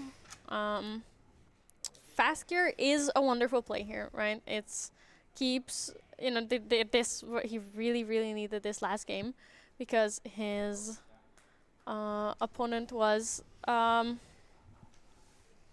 Vayne was doing a lot of damage. And he really needed to recover, right? And his influence was quite low. That's why he couldn't get the Cosmic Bolt in his hand out. While Vayne was able to play all of his allies and still keep up influence, right? The only issue with 3-cost allies is that your influence, if you want to play more than 1 a turn, will have to at least be 8. Yep. And that means that your memory will be massive, and if your opponent has 3 cards, they are very, very likely to have more influence than you. Yep. It seems that was not a Thieving Cut, but a Slice and Dice that took out the Guan Yu. Just not prepared, just to make sure that the pesky ambush and retort is out of the way here. No worries about attacking anymore. It seems that Repo just leveled up and passed the turn. Asana already level 3. Very scary for Vayne now, because he has now all these options, all these answers to deal with his allies online. He does have the Cosmic Bolts already. He's just looking to dig for them and play them for free, right? Obviously, he will need them to take care of Vayne's board at this point. But it is. Oh, there it is. There's Meteor Strike. There's my favorite card that looks like that I mix up with Common Fall. It's Meteor Strike. When Star Called, deals 3 damage to all allies, all units except your champion. Yeah. Or all. Because I believe Comet Fall is for all non-Astra units. Yep. And Meteor Strike, I think, is all units except your champion.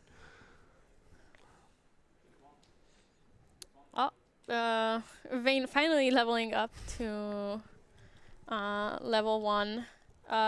Tristan here.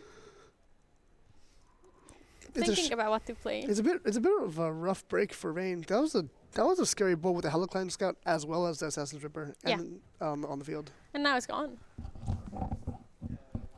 Yeah, it's quite tough. He builds up his board, deals 1 damage because he doesn't have big allies, right? His a lot of small guys. It's all small allies that are very, very good into more of an allies field and like into slimes and things like that. Yep. But not very doesn't do much in this matchup, unfortunately. As opposed to like one big Icebound Slam. You just have Vayne just has his whole crew and they all jump a guy. Yeah, and they're all just small 1-3, 1-2s, and it's not even, you don't even see that many 2-3s, right? Like, he does have the Frostborns. He does have some cards that can push damage. Like, Nia's also alright. Sadie does attack for 2. Gildas is big. Gildas is big. Probably his main game plan is to get the Gildas out. Lurking Assailant also is a 2-1. But it's not enough cards. Oh, there is another Meteor Strike. Another Meteor Strike. Taken immediately out. Vayne just shakes his head like, okay, fine. Yeah. However, what's very, very important to remember here is that Vayne is still on his Spirit of Water because this was all done in response to materialization.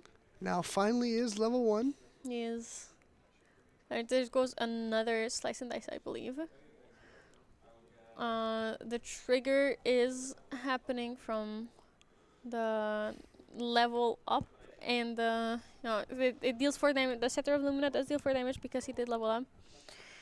And now he's deliberating on what to do with the Tristan on enter. I think he chose to get a prep counter as well. Yeah, I just do passed believe turn. so as well. Oh, there's the ingredient pouch. Getting in herb. 2 dungeon guides in his hand. Can't use those anymore. Yeah, it's Just put them down. which are not useful. Oh, there's the Scry the skies. Scry Disguise, Crimson 3. Unfortunately, nothing with Star Calling there. Keeping a Scry the Stars on top. To draw that into Drawing memory. it into memory. Next he turn? does have a Wisdom's Prize Yep. in hand. Scry the Stars has a special bonus. You can play it without paying for its reserve cost if you were to banish a Scry the Skies from your graveyard. Gives all your cards in your deck Star Calling 3. That's a wonderful card. And if you Star Call, you get the Glimpse again. Keep it going. Yeah, yeah. Oh, sorry, Star Calling X, where X is the reserve cost. You get to play anything you glimpse into, and with Arisana's ability, you get to do it for free once every turn. So, since Scry the Stars is only for 1 turn, it's only really one turn of play anything for free, but it is still something to look out for.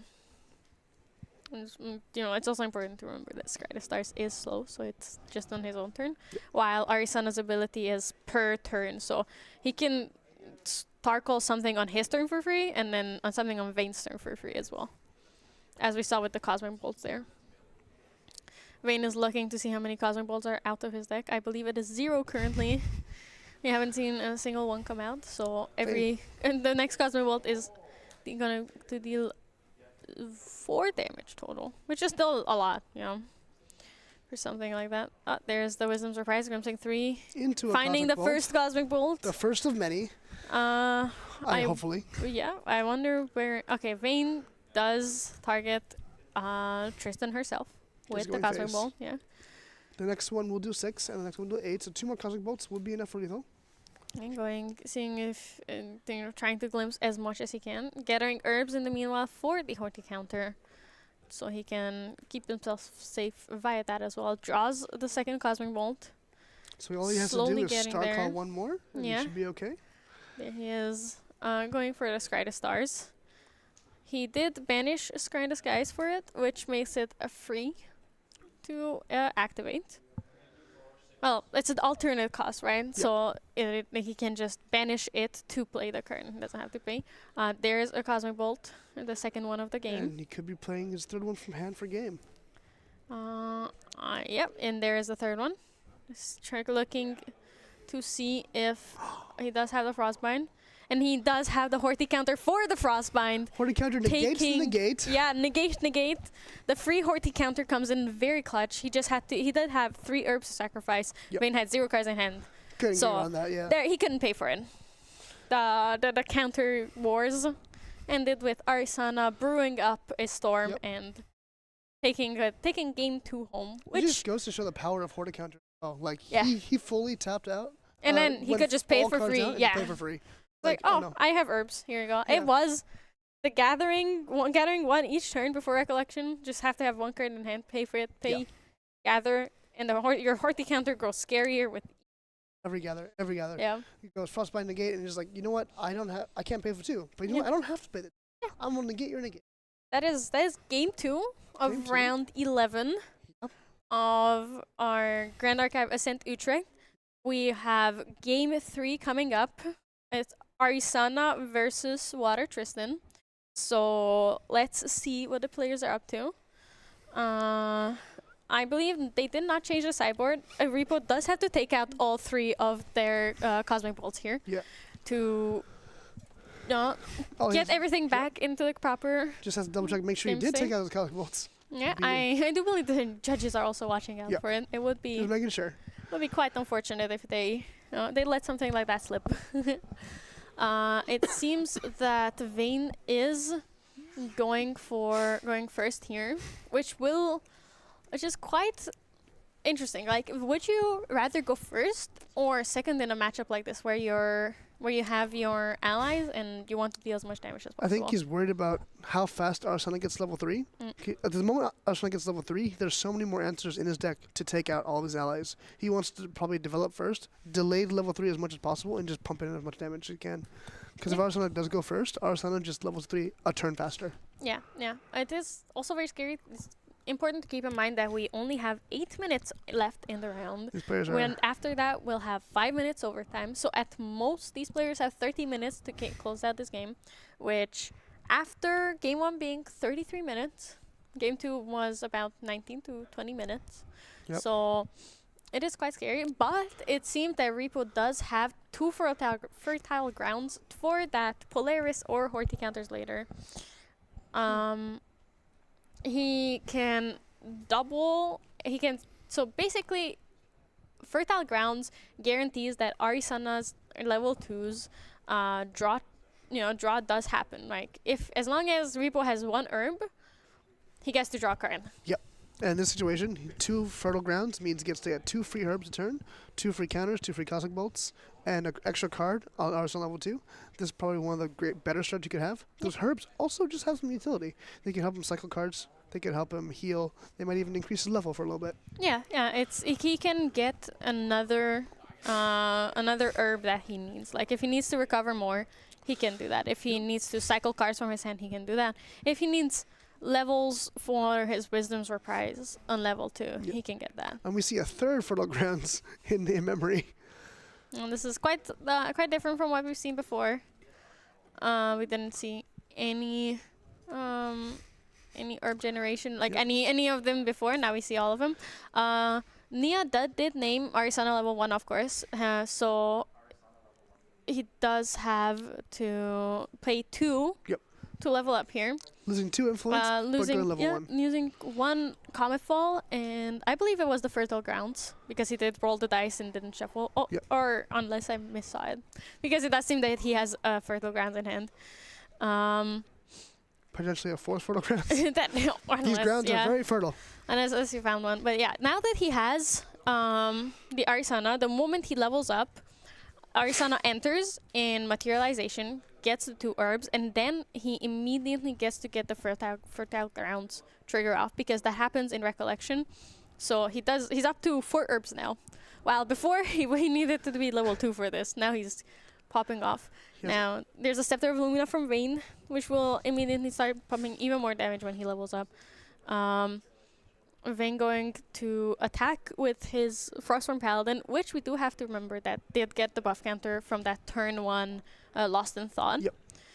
One of the best starts you can have as a water deck. Yeah. And there's a Sable Remnant. There's a lot of damage being pumped. Coming in for 1 as well. Very, very scary for a Repo here.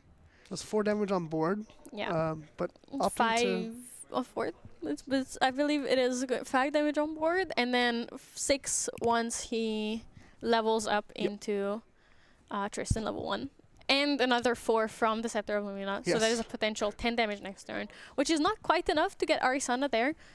But, the Repo does have enough herbs to clear the board totally currently, right? And if he sacrifices everything for it, he can shuffle back. He can shuffle another playset and a half of Cosmic Bolts into his deck, which will make his deck very saturated with those Cosmic Bolts. Yes, and I appreciate Repo using his main materialization to bring out the Polaris, not risking it getting factorized while it's rested. And also making sure that he survives next turn. If Vayne goes to attack with anything, he can immediately play it. If Vayne goes to play any ally before attacking, he can let it resolve, and then on attack, use Polaris to clear the board.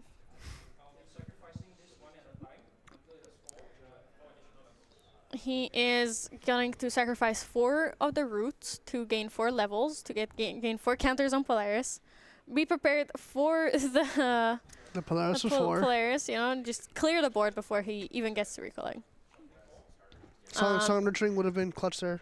Yeah, but Song of Nurturing unfortunately is slow speed. It's fast speed. It is fast speed. That's the whole point of it. You're right. I forgot that that is a good thing in a card. But yeah, it's unfortunate that he didn't see it. But he... He's in barrier. Yeah. preventing 1 plus level damage. So preventing preventing 5 damage in this case. No. It's 6 damage even. Wow. it's a lot. Yeah. Yeah. It's he doesn't get the damage from the level up, and he still gets to prevent 1 attack's worth of damage. Like if Vayne has a Frostborn Paladin, it will not hit for anything. Or if he has 2 of those 1 damage allies, they also will not connect or deal any damage to Arisana. Does glimpse a Cosmic Bolt a bit too early for that, so he just goes to the bottom of the deck. And there's, I believe, 2 damage prevention remaining on Arsana. Yeah, I believe that is what the dice is signifying, which is a bit hard to see here, but you know, if the players know what's going on and the judges know what's going on, that's the most important thing. Just under 3 minutes left in the round before overtime. Either player needs to find a kill at some point soon. Yeah, because Repo does have the advantage in quote unquote here if he draws the game because he already has 2 draws, but it is not. It's not good for either player to draw here. It's a very unfortunate spot to be in because they need to finish out the game. But both of these decks are not as fast, right? They're unless Repo gets very lucky and finds all of the Cosmic Bolts immediately, in which case he can of course he can run away with the game, but it needs luck. Yeah. And the Vayne's deck is by default a bit slower. Like he can have the Size and Dice for 9, Size and Dice for 10, 11 with the swords, but it is a bit slow because he does not unless he has the Sigdis immediately and surveil the Rin, or he doesn't even have surveil the Rins because he's water. What was I thinking about? Unless he has the rogues or the Korhazi trappers to generate the prep counters, it is very rough to get to 6. Yep. Like it takes a bit of time. So both of these decks unfortunately are a bit slower. So they would do wonderfully in top 8, which is untimed. Yes. But currently, they are strapped for time. Yep, playing against clock here. Yeah. Influence is less, does recover 4. Saying, I'm not going down the fight, Yeah, if Vayne. if you want this win, you gotta fight for it. Yeah, Vayne can't even go down low enough to prevent the recover here. In fact, increasing his influence by 1. Yeah. Because he's still before recollection. Looking to see what he can play, possibly repaying the Sadie here. Replaying Attacking Sadie. for 2. Arizona going back up to 5 damage counters, but it is less than what we started when we started with the turn on. Getting all the herbs. all the herbs doubled. Yeah, that's the wonder of having 2 for attack rounds, because then you can just double both of your herbs and do what you want. And he can just keep on sacrificing them to draw cards. There's another Cosmic Bolt, a bit too early, and a Horthy counter. I wonder if he wants to keep it in hand or keep it on top, because he knows he only has 10 seconds to close out this game. Yeah, and then we I'll will also go into keep him on top, overtime. because hey, I need to end this game as soon as I can. I'm gonna keep the damage spell while I have it. Yeah, it is a bit stressful. We did start overtime, I believe, still in Repo's turn, so his turn is turn 0. He will pass the turn to Vayne. That will be turn 1. Repo will be turn 2, and then Vayne will be turn 3. Unless I believe that is what they discussed as well, that Vayne's is turn 1. It is very unfortunate because I don't believe either player can guarantee close this game out now.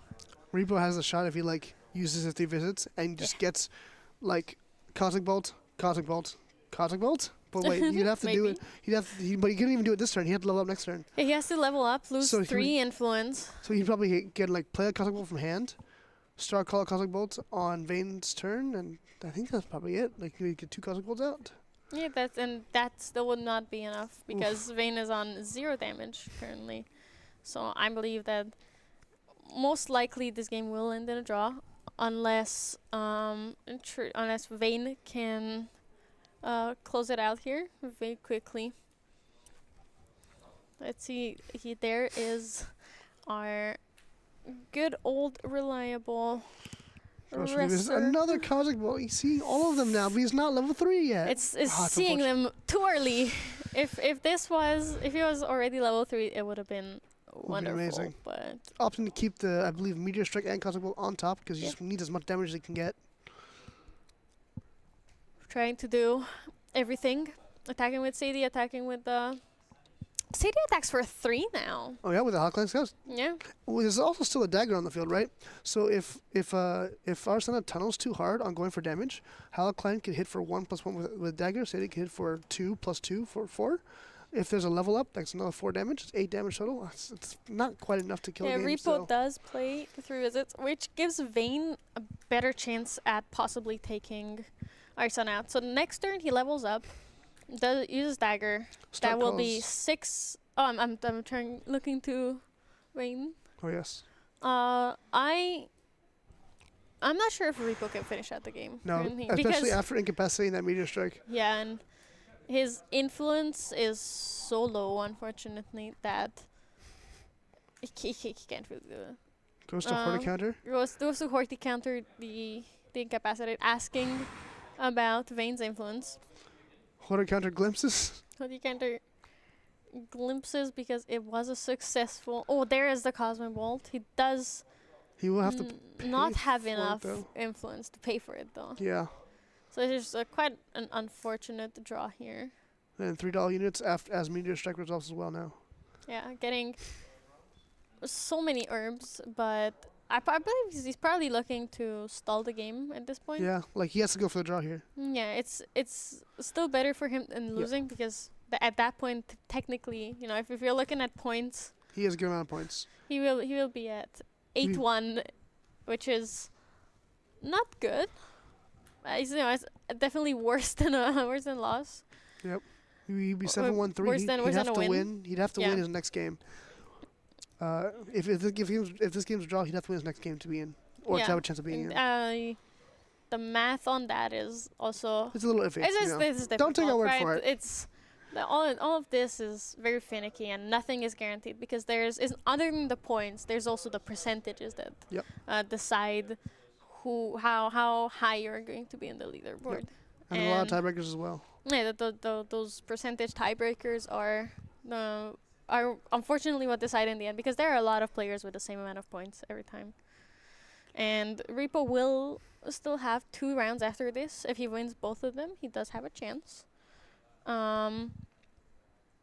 But in terms of overall satisfaction with himself as well, I believe that he would want to draw the game out as well. There is a judge call. There's been a judge call here. I think they're deliberating on what to do in this case because I think both players realize this game's not going to end. They might be discussing a concession. There might have been missed. Well, I didn't. Oh. Missed action or something. I didn't quite catch it. They were happening so fast. Yeah. Both players obviously. Your judges are I think they're getting the head judge. deliberating. Yeah, our head judge is coming in. Well, Yep. it's an interesting. Fortunately, we cannot provide you with any information on what's happening right now because both the judges just stopped the game and want to resolve it as quickly as possible. Yeah. But the judge calls. You're a judge, Alex. How does it feel when you judge bigger events? How do Am I a you judge? No, you are a judge. Yeah. You're you go to bigger events for card games and do judge them. And how does it feel like when something like this happens? When you have to give out the infractions? I know it's some people really, really don't like it. Some people really enjoy it. What's your opinion on it? It never feels good to give bad news to. You always try to soften a blow. Whenever I have to give a bad infraction or sorry, this has to happen. This happened. This was a mistake, and these are. Yeah. Always tell them like, hey, this is the fix, and this is what happens, right? Yeah. And you always make sure you can always appeal a judge call, unless it's after the appeal. Yeah. Yeah. It is very, very scary, Brian. Give out infractions. I gave my first infraction out last weekend, Gotcha. and it was like you were there. Yeah. It was very, very interesting and very scary. Like we did a deck check and the deck was incorrect. They forgot to de-sideboard. Yeah. It was one card, and Unfortunate. I caught it the moment I looked through their sideboard, and I was like, I went back and made sure that, hey, are you sure you gave me your whole sideboard? Because it was their sideboard was in a different box from their main deck, and they were like, yeah, I gave you everything. Unfortunately, they did miss a card, and it felt so terrible. Yeah. But at the same time, it's your job as a judge to. But it seems that this time it was not an infraction that happened, but it was a player player. discussion? Yeah, it was I think the a discussion something happened. ruling that's Like talking if we go over the play that happened at the end, like a call was we just called, then I believe there was an incapacitate on it. After that incapacitate, a horde counter targeting the. I believe that like it's the herbs specifically are quite finicky, and you have to They all have their own pay own attention. sacrifice They effects. all have their own effects. They all have different effects. Like players that are not very familiar with the game, or like players that are newer to Grand Archive or card games in general, might misunderstand how some things work, and it's like completely understandable, Exactly. right? I can't it's very complicated. Learning a whole new rule set is very, very rough. Yeah, and this is day 2. This is top 32 of Ascent Utrecht. These people are like playing, and they're pretty good. So like these people are like trying to play their best, and then but they're on stream now. Yeah. You never get to them. Yeah, Like, and hey, it's like even this if happened. you're a top player, being on camera is so it's different, very right? nerve-wracking. Because everyone's watching you. You're Yeah. watching you. You want to look your best, play your best. You want to play your best in general, Exactly. right? But being here, being on camera is a whole new level. Yeah, it's so, very easy to like watch these plays and be like, oh no, I could never make them. yeah, Will but does then a couch gamer like you sit here there is different. and there's all these lights shining at you. There's 2 judges watching you. You know that there's at least 2 people watching you and talking about And what the you're people doing. watching live. Like, it's a lot of pressure on. Like, It's just a lot of and pressure. you see Like it sometimes as well. Like even like last game with Tim, where it's like I'm just gonna freezing hell. You're terrapin. Oh wait, no, I can't do that. yeah, you yeah, know, yeah. Like misplays do Very happen, friends. and you also like misunderstand, right? It's especially at an event in Europe. The wonder about this is that there's people from all over the world here, right? Yeah. Not even even if we're just counting within Europe, there's so many different languages and nationalities and types of people that come together for an event that even just language misunderstandings Yeah, happen. exactly. So it's not nobody can be at fault, right? I can't really fault anyone for if they talk about something and it goes wrong. You want to clarify it with everyone, right? It looks like our head judge has entered, Yeah, and they it, seem to be discussing now. it seems they are going to be finishing Yep. up deliberating soon. Proper But yeah, procedure as well is that the judge took the call, is now giving the ruling. If Yeah. there's an appeal, the head judge is there just in thank you. It is always interesting to see what exactly goes into judging and what needs to happen, like what proper procedure is, because not many people understand this necessarily, Yep. right? It looks to be even more discussions. I believe. yeah, I and see. They're taking the play. they are. It's very. Oh, they're going Yeah. a bit further so Yes. they can hear us. So it seems like. it's- Oh yeah. Please. It's very interesting every time to see like how judge calls go on. Yeah, Yep. every ascent, every time there's one, right? It looks. But I like feel this like is- here Oh yeah. is because there's, like I said, people from all over the world. We can't have a judge that that speaks every single language. Right? Yep. It's a lot easier in areas where there's like one big language and a few smaller languages, but in Europe you can't have a judge from every country, right? And these 2 players are from different countries as well, and the judges, I don't believe we have a judge from either of their either of the countries, so Yep. their misunderstandings can happen. So quite rough. Seems like they're doing the classic investigation now. Basically, they're getting both sides of the story, and I've seen they separated the players. One judge is talking to one player, one's talking to another player, and so they're like trying to find if there's like story lines up, and so they seem to be like trying to get to the bottom of the situation. I don't fully understand what might have happened. I think because these players speak different languages, they're also playing like Arsana. It's a Yeah. fairly complicated deck. Yeah. There's a lot of moving There's pieces. a lot of levels to These this. might have yeah. It's definitely something. Yeah, you mentioned Arisana. It's not even the herbs itself that's the most complex, right? It has star calling, and the ruling for star calling, it has you have to go through it in a specific way, and if you miss it, then it's kind of a big problem, right? Because if you miss sequence it, so how star calling goes and how star calling actually it's worded is that if you glimpse into a card, you may pay its star calling cost and pay the card for that. It's an alternative cost. However, you have to be glimpsing into it, right? And glimpsing generally happens from a different card, and if it's something like Scry Disguise, you have to glimpse, then you have to resolve the effect of drawing a card, and then you can play the star calling card, right? It has to go through like that. One of the funniest things is, like, I play Astrocyte, and it says glimpse 1 and then draw 1. And then if you Astrocyte into another Astrocyte, like, wait, so I Astrocyte, and I star called this Astrocyte, so then I played this Astrocyte, and then it's like, how does it go? do I glimpse now? Do I draw now? What happens exactly? And so how it works is... that's why it's you have to go through it exactly and properly, right? It is pretty interesting, right? So that specific interaction I feel like is the most most difficult one, because it doesn't feel intuitive, right? Okay, I scry, I draw, I scry, I draw.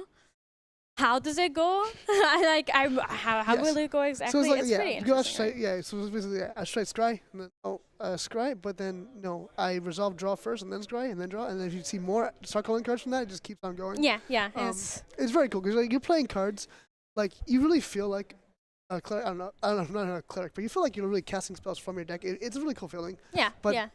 There's be like a relationship between how cool a deck is to play versus how complicated it is. It is. Star calling deck is cool to play, but quite complicated to figure out and make sure that everything goes in order as it's supposed to. Tristan, on the other hand, is a lot more straightforward, right? There's not that many complicated things. Other than remove the prep counters before everything happens, then play the card, right? It's an additional cost you have to do it. It seems we are back, and it seems that the gameplay was rewinded. Obviously, extension given because we were in like 2-3 minutes into overtime. So they have 5 minutes extension, and I think they rewound back to when the Horde counter was played, I think.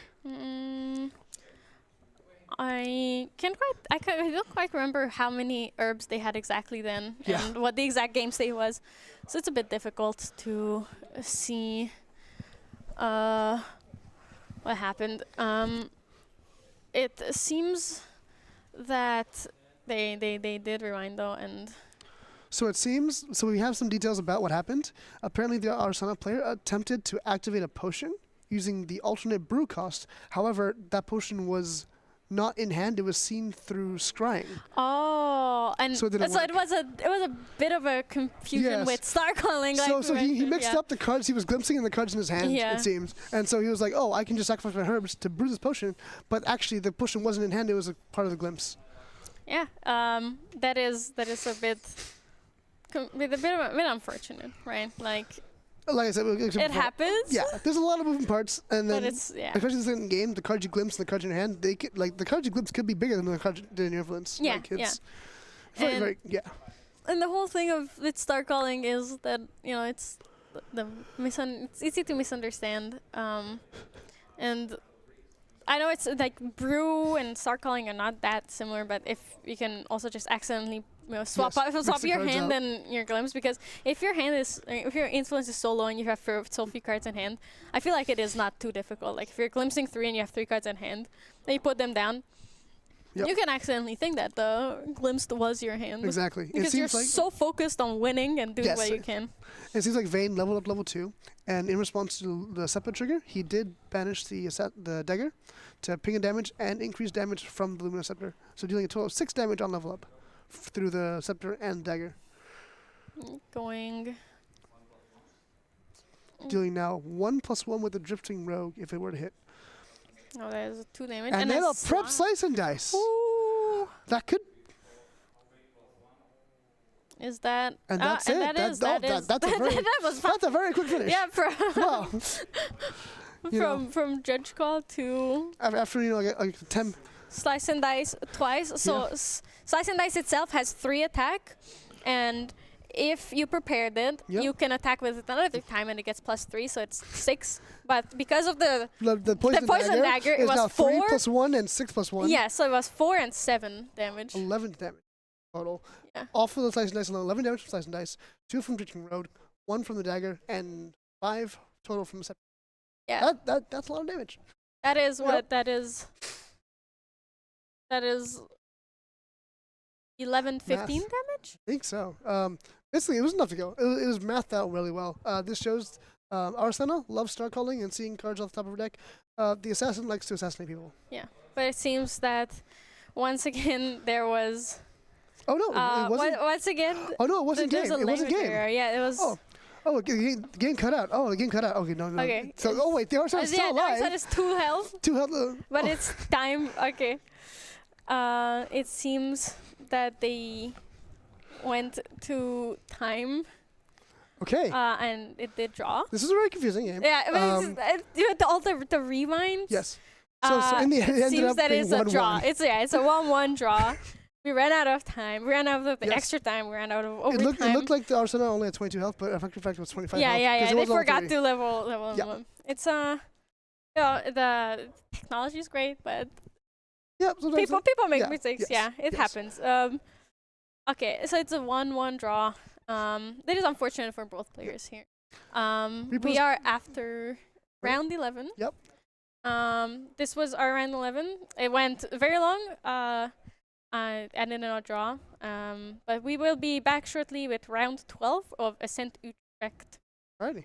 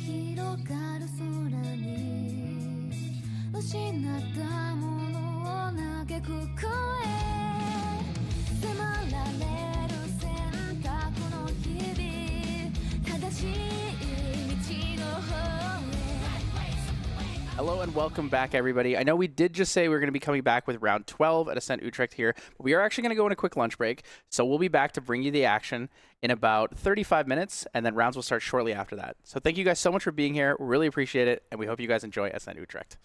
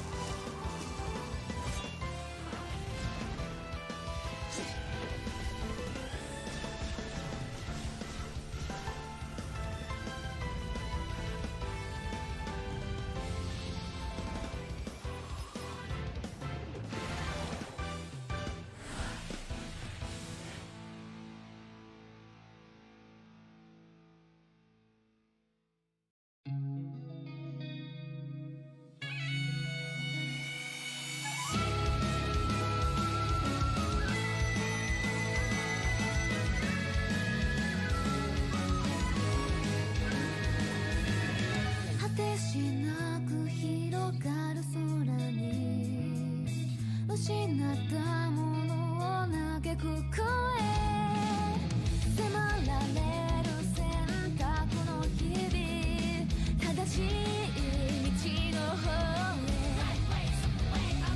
へ間違ってなかったと証明しよう行き詰まって邪魔されても先を読むさこの頭で全て手に入れる高く高く飛べどこまでも行こう不可能と思い込んでたものがなぜか小さく感じた見てる景色がそう先になったから叶うまで近い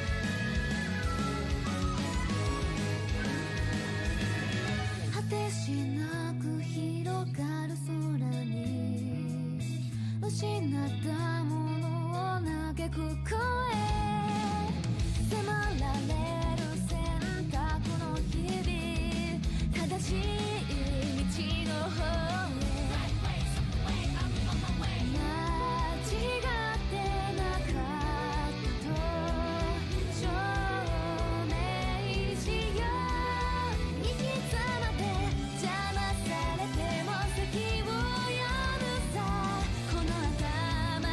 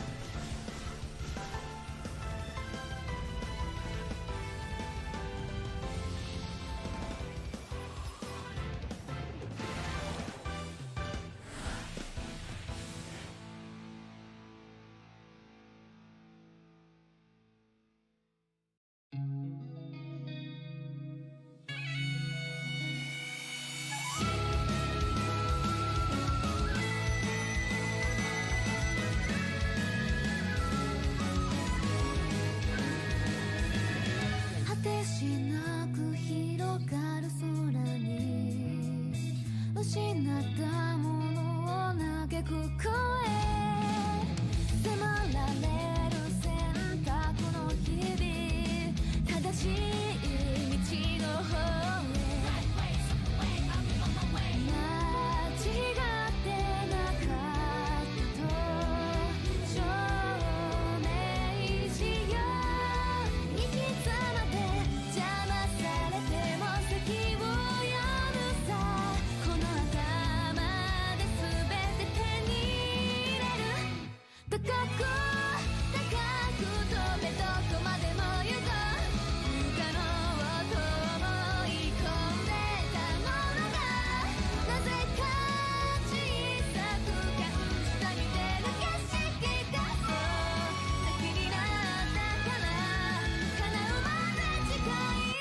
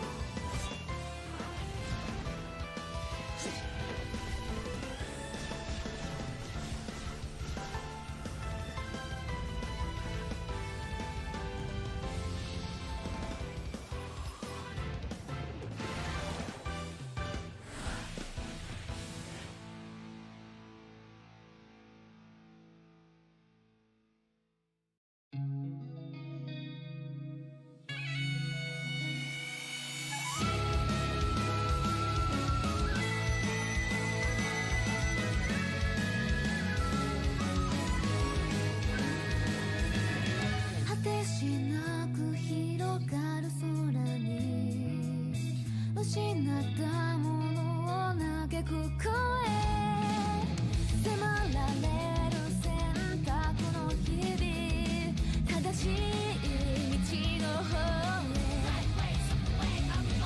間違ってなかったと証明しよう生き様で邪魔されても先を読むさこの頭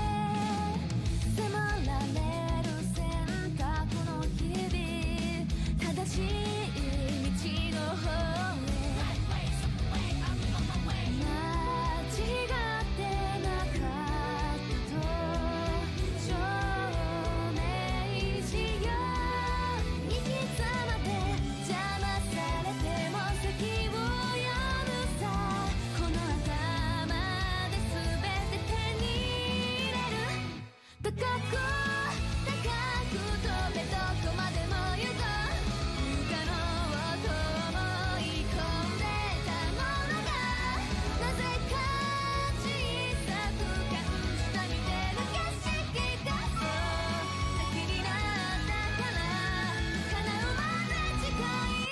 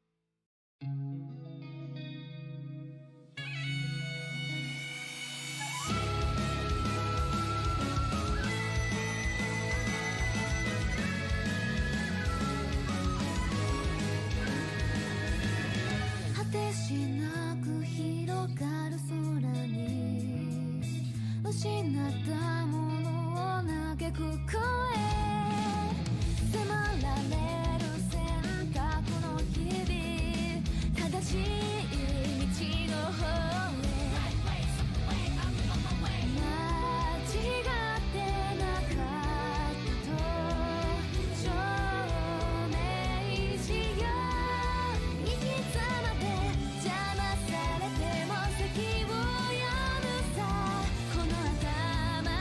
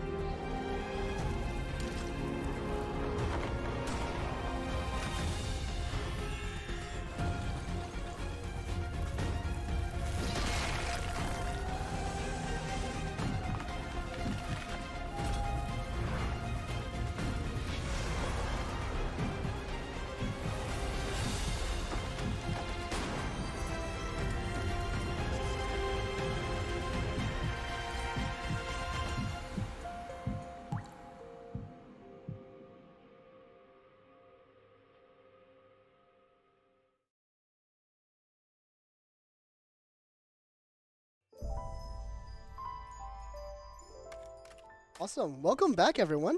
We're about to start round 12 at Ascent Utrecht. Before that, we have a few things we would like to showcase. Really cool things you can get at Ascent Utrecht. Yeah, so a lot of these items are available at the Ascent store, so you can get this really shiny, nice Prima Materia poster. This is from Mercurial Heart. These are able to be like rolled up, pinned, etc. You can frame them. These are really nice. I picked one up when I was at a previous Ascent. I believe these are 500 tickets. Yes. So overall, those are pretty cool. Of all the rewards, though, you know, we talk about playmats being 400, being able to get packs, but these are like the really big ticket items, the really cool These ones. are cool. Yeah, so this is the Kongming starter deck uncut sheet. So the reason I think this one's so cool is because it has the starter deck exclusives, right? So we have cards like Harmonious Mantra, we have cards like Coriolis Ward, and just overall, like, being able to see these cards I mean, okay, let's The card show it back back, as well, right? The card back, they're actual You GA actually cards, have it's the the actual sheets. uncut sheet. And just being able to frame these at home, Yeah. it's like a piece of history. Exactly. These are like really hard. These are like from the factory manufacturing line. These are really hard to get, and these are just really like super cool to have just around the house. Honestly, And we have the Tristan Recollection deck. Holy. clearly the most popular thing played here at Ascent Utrecht. Yeah, of course. Win Tristan. Win Tristan's amazing. Yeah, I mean, these are really nice. You have cards like Incapacitate, Exploit. There's a ton of exclusive cards in yes. this one. So we have the Slice and Dice was originally a unique card. It's been reprinted at A&B. There's Surveil the Winds, Cloaked Executioner, Betraying Blade. Sirocco Operative as well is kind of nice. Sirocco Operative, a good one. But yeah, these sheets are fantastic. I like collecting them at home. I have a couple frames for them. Yeah. They're really beautiful. But I mean, the biggest ticket item of all is definitely Is our big boy over here, our big boy. Big Papa Jin, the oversized, beautiful CSR. Yeah, so these are really nice. You can win them if you win the Scrubbed Out of Steel event. You can also purchase them for, I believe, is it 20,000? I think it's 20,000 Ascent tickets for the jumbo cards. And then the uncut sheets are about 4,000. Yep. So if you're able to scrounge out some tickets with some friends, you can pick them up from friends. You can also win rounds to get extra Ascent tickets. There's lots of options. This is Besides amazing. that, I mean, booster packs are always a fun way This to is go. always great. I opened a foil Pendragon, Yeah, so it's you know, amazing. it's some good Holy. stuff. But one day I'd love to own a giant foil card. Yes. You know, These are let's great. tilt this forward a little bit Yes. to get the Get the foiling in signature there in so you there. guys can see. These things are amazing. Yeah, these are absolutely gorgeous cards. They're really thick as well, so like they are resilient to damage. They but- even have the proper card back. It's great. True. You know what you do? You go to your locals, you play the Jin level 1, and then when you level up, you heave this out of your bag. Heave this out of your you bag, drop slam it on the table. I am Jin level 2. This is me. This is everything you got. We'll get you guys a little zoom in here. You even got the signature. Let me pull this back here. These are great. Zoom in of Jin level 2. Mr. Jin Zealous Maverick. All right, what's your favorite champion and level? Level 3 Rai. You want a level 3 Rai? I want jumbo level 3 card, Rai. right? I All want right, level you guys 3 heard it here first. Please help out Alex. Talk to Weebs of the Shore to get a Rai Stormseer or Mana Weaver? Storm's here. Stormseer. Rai Stormseer jumbo card. Yep. Alex needs it more than anyone else in the world. need He it. is the most deserving of people.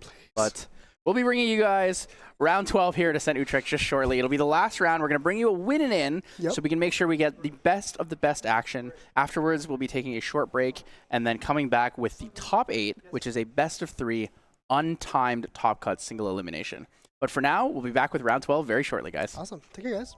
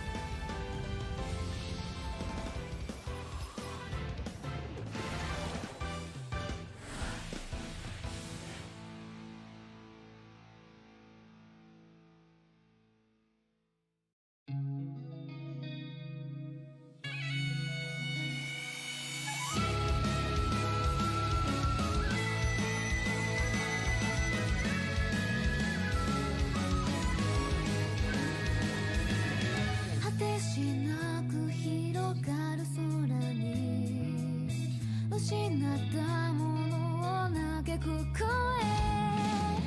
迫られる選択の日々正しい道の方へ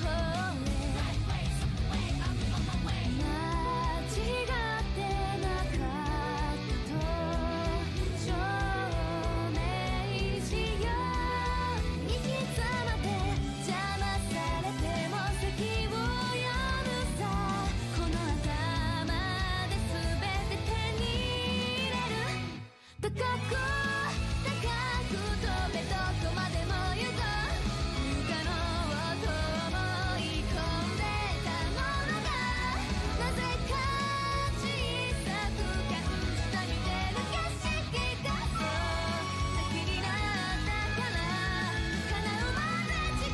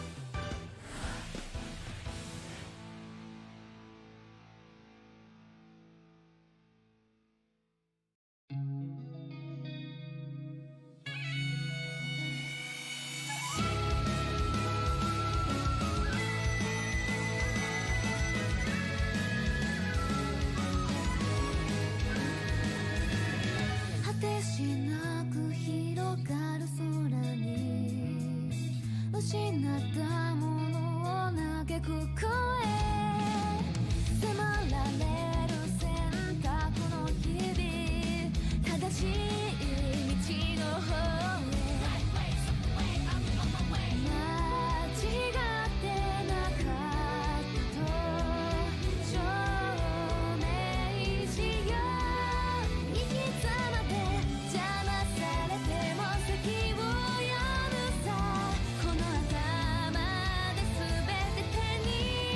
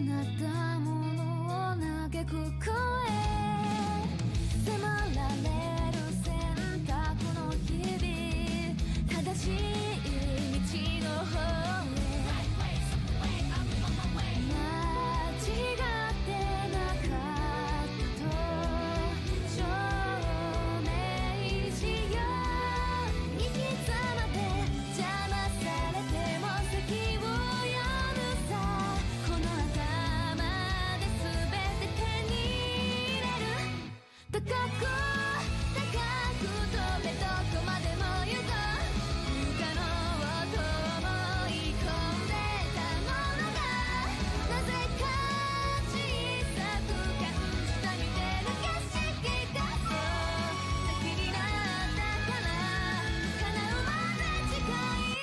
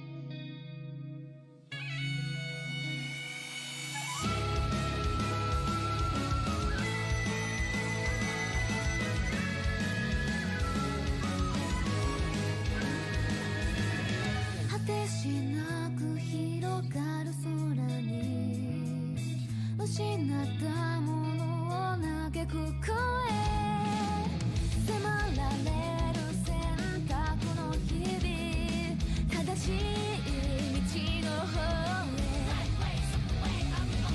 間違ってなかったと証明しよう行き詰まって邪魔されても席を読むさこの頭で全て手に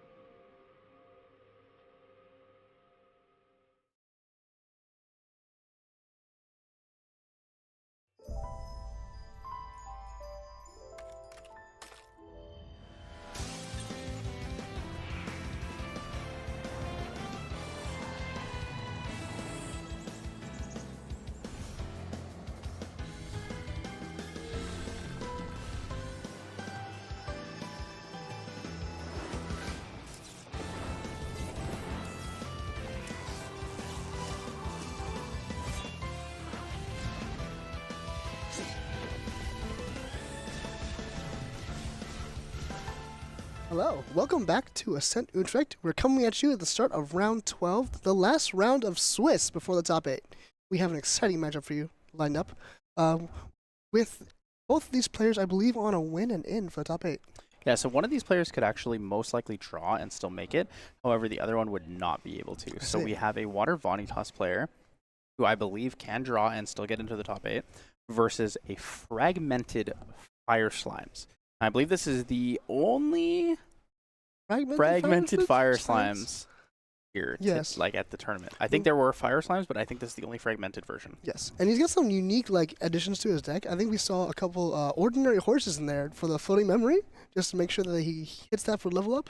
Yeah, so we know that Ordinary Bear was kind of a somewhat common play around Chicago era. People were playing that in their Sylvie level 1 turn because it was a 2/3 that became a 3/4, and then from there, we've kind of adapted to Ordinary Horse. But we're going to jump right into it here. It's going to be round 12 of Ascent Utrecht, the final round of Swiss today. So thank you guys so much for joining us, and we're here to bring you the action. Fragmented Spirit of Fire coming out already.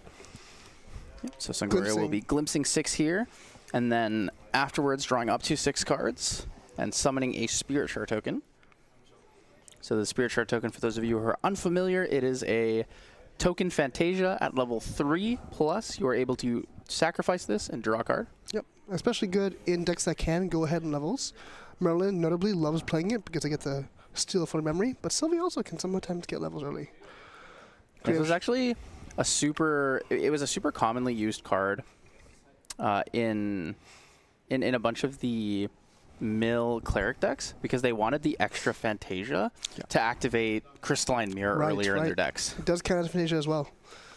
And we see Sungo just doing the Creative Shock, discarding the Ordinary Horse for floating memory. So we're going to see double Chilling Touch here revealed for an Imbued Fractal of Rain coming from Kaduko. Fractal of Rain paid for cost. We're going to see a Fractal of Polar Depths. Oh, Fractal of Polar Depths as well. Holy, and an Awakened Deacon. So Awakened Deacon will have Intercept. So this is actually a great start for Kaduko. Having 2 Fantasias on the board, especially one of them being a Fractal of Rain, is going to set up the mill focus. But Awakened Deacon, now that he has 2 or more Fantasias, will have Intercept on top of its floating memory.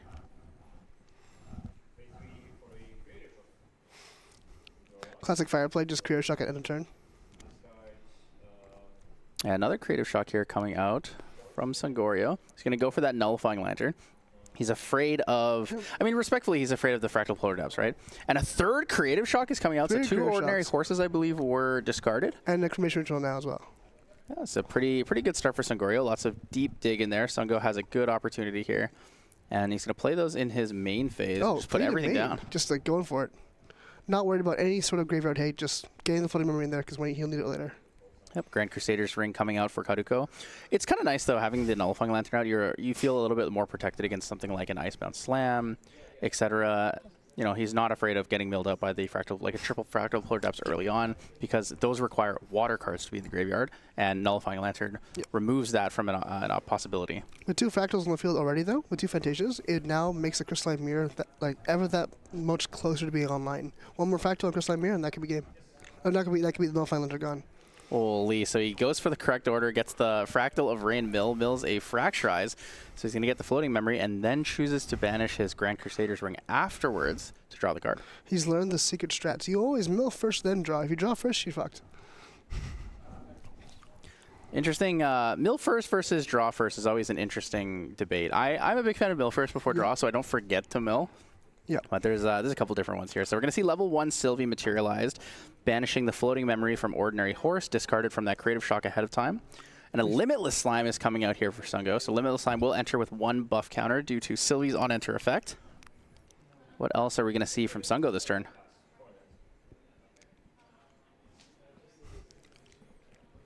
So he's actually going to pass here. He's not going to play anything else. He's going to move on to let Kaduko make actions. Kaduko in end step here, using 2 of his reservable Refractables. What else does he want to play with that? Refracting Missile is a possibility here. So Refracting Missile for 3 into the Slime is going to give Sungo a little bit more floating memory. So he will have 2 floating memory, but nothing on the board means that he won't be able to draw off of the Sylvie level 2 on enter effect. There is one fast, I animal, I believe, in fire, and I think it's Flash Fire Horse. Flash Fire Horse could come in with fast speed activation, but not something we'll see very often on stream in the near future. Ooh, Karuko with the fantastic mills. Does mill the... He's going to mill out the Primordial Ritual there, so we'll have 2 floating memories. Once again, opting to mill first, then draw, as objective correct play. Yep, and then he's going to pay 5, banish his Scepter of Lumina to draw 2 cards, and he's going to go in for big influence. So we're going to see a Frostborn Paladin come out. So Frostborn Paladin, on enter effect, will banish a floating memory, the Primordial Ritual, to gain a buff counter, draw a card. Karuko has a pretty good game plan here so far against Sungo. So he's got double interceptors, but also ones that can clear board. So it's really important for him because this matchup is very, very ally-based for Sungo. Yes. Fire Slimes, notably, they develop quite a few, especially the baby reds and red slimes. They can come in and swing for quite a lot. Red slime as well, notably being able to sort of wipe the board on death. But in this case, Sungo just Karuko controlling the board. But we have Sungo using 2 floating memory, going to Sylvie 2. Does not get the draw because he controls no animals or beasts, but he saves 2 cards because he uses purely floating memory for that. It did draw into the turbocharge, which means we could see something like a backup charger next turn, possibly if he wants to go for a little bit of a slower controlled play here, but it looks like he's going to pass turn. Karuko did actually get the second Fractal Polar Depths last turn, so moving to wake up phase here. Yep. Karuko materializing most likely level 1. Level 1 Vanitas coming out now. Cleric class bonus online, so next turn he could bring out the Crystalline Mirror to take care of that Nullifying Lantern if he needs to. Yep, he also has access to the Polar Depths now, due to the fact that he has that class bonus. But like you said, Nullifying Mirror has to be dealt with in some regard.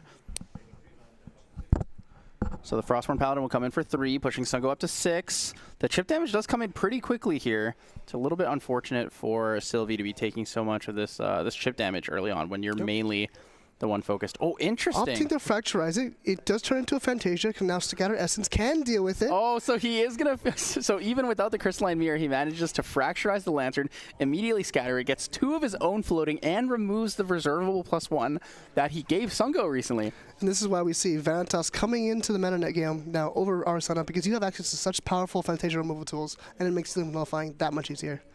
Backup charger from Sungorio. Just like we assumed, due to the turbocharge there, he's going to draw the card into his memory for turn. He does have access to a baby red slime now, and we could see the turbocharge. Turbocharge coming out. Turbocharge would be great. Additional cost will sacrifice the power cell, and he gets the 3 cards down if he wants to level up into Sylvie 3 next turn. Honestly, perfectly set up. He has a Cremation Ritual in hand for something else. I think we saw a Dungeon Guide being pulled Storm out. Slime. That's actually a pretty good draw in. So he could just play the Dungeon Guide right now. Yeah. We see the influence of Karuko. I think he has 1 card in hand, I believe. Oh no, we opting to just pass the turn. I think Sungo is pretty comfortable just banishing the cards in memory, going up to level 3 and playing immediately.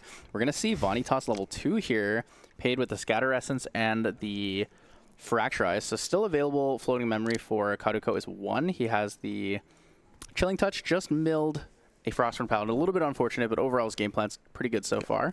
Notably this turn, if Vanitas were to activate some spells and gain his attack power buff, if he were to hit and deal 7 or more damage, Sungo does not have the resources to go to level 3 on his materialization step. Well, I think we're about to see an Icebound Slam here. It looks like 7 down for an Icebound Slam. So Vanitas will be Icebound Slamming for most likely 8 plus the 1, so he will get the on-champion hit effect. Additionally, since he dealt so much damage, he'll be able to materialize Vanitas Dominus, or activate Vanitas Dominus Rex for a discounted cost. And just 1. This is amazing.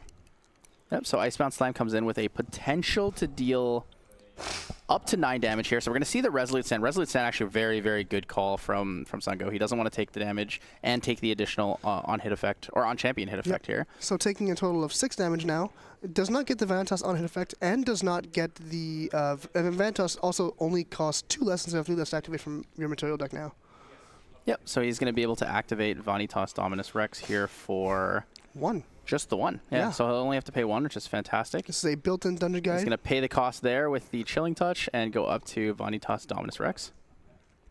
Yeah, Icebound Slam with Vanitas is like pretty spicy. It's definitely a good game plan to get there for cheaper, especially knowing that when you play Icebound Slam, a lot of time you're going to mill your own floating. So this is like a very, very clean and advantageous game state for Karuko. It's as if like imagine Dungeon Guide dealt 8 damage on enter and leveled you up. That's exactly what this is. It's fantastic. It's great to see. Yep, so Vanitas, players deliberating how the Vanitas level 2 works. Vanitas, I believe it is the Conversion Ruin. Convergent Ruin should be the level 2 effect where it says, Yep. if 7 or more damage was dealt, cards that opponent materializes cost 1 more to materialize until the beginning of your next turn. And in this case, only 6 damage was dealt, so Yep, there's 5 from no the tax Icebound, effect. or technically it was 8 from the Icebound Slam, 1 from the Vanitas Conversion Ruin, but then 3 removed from the Resident Stand. Yep. We see a Quicksilver Girl coming down. It might be a Confidant of Thorns if he wants to play more defensively, or it could be a Horn of Beast Calling if he wants to play more aggressively. I think Horn of Beast Calling probably makes the most sense, so he can look to go for a double Storm Slime and hope to get a triple Storm Slime on this. The big thing that Sungo has to be careful about in this setup is that if he does go for a Covenant of Thorns play, he wants to put it on one of his own allies. And the reason for that is because if he puts it on one of Karuko's allies, Primordial Ritual deals with that very easily. But knowing he has 3 Fractals here, a Refracting Missile can take out pretty much anything on the board. Yeah.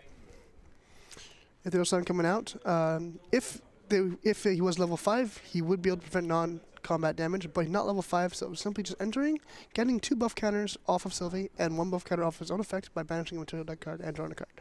Yep, so the Ethereal Slime will come in as a 5/5. Interestingly enough, if Karuko had cards here, he could activate on the on-enter effect of the Ethereal Slime, Refracting Missile for 4, because he has 3 Fantasias. Would it be enough to deal with the Ethereal Slime before it can resolve its on-enter trigger? The on-enter trigger will still be on the stack, so he will be able to banish to draw if he wants to, but he'll lose the Ethereal Slime with the extra buff counters there.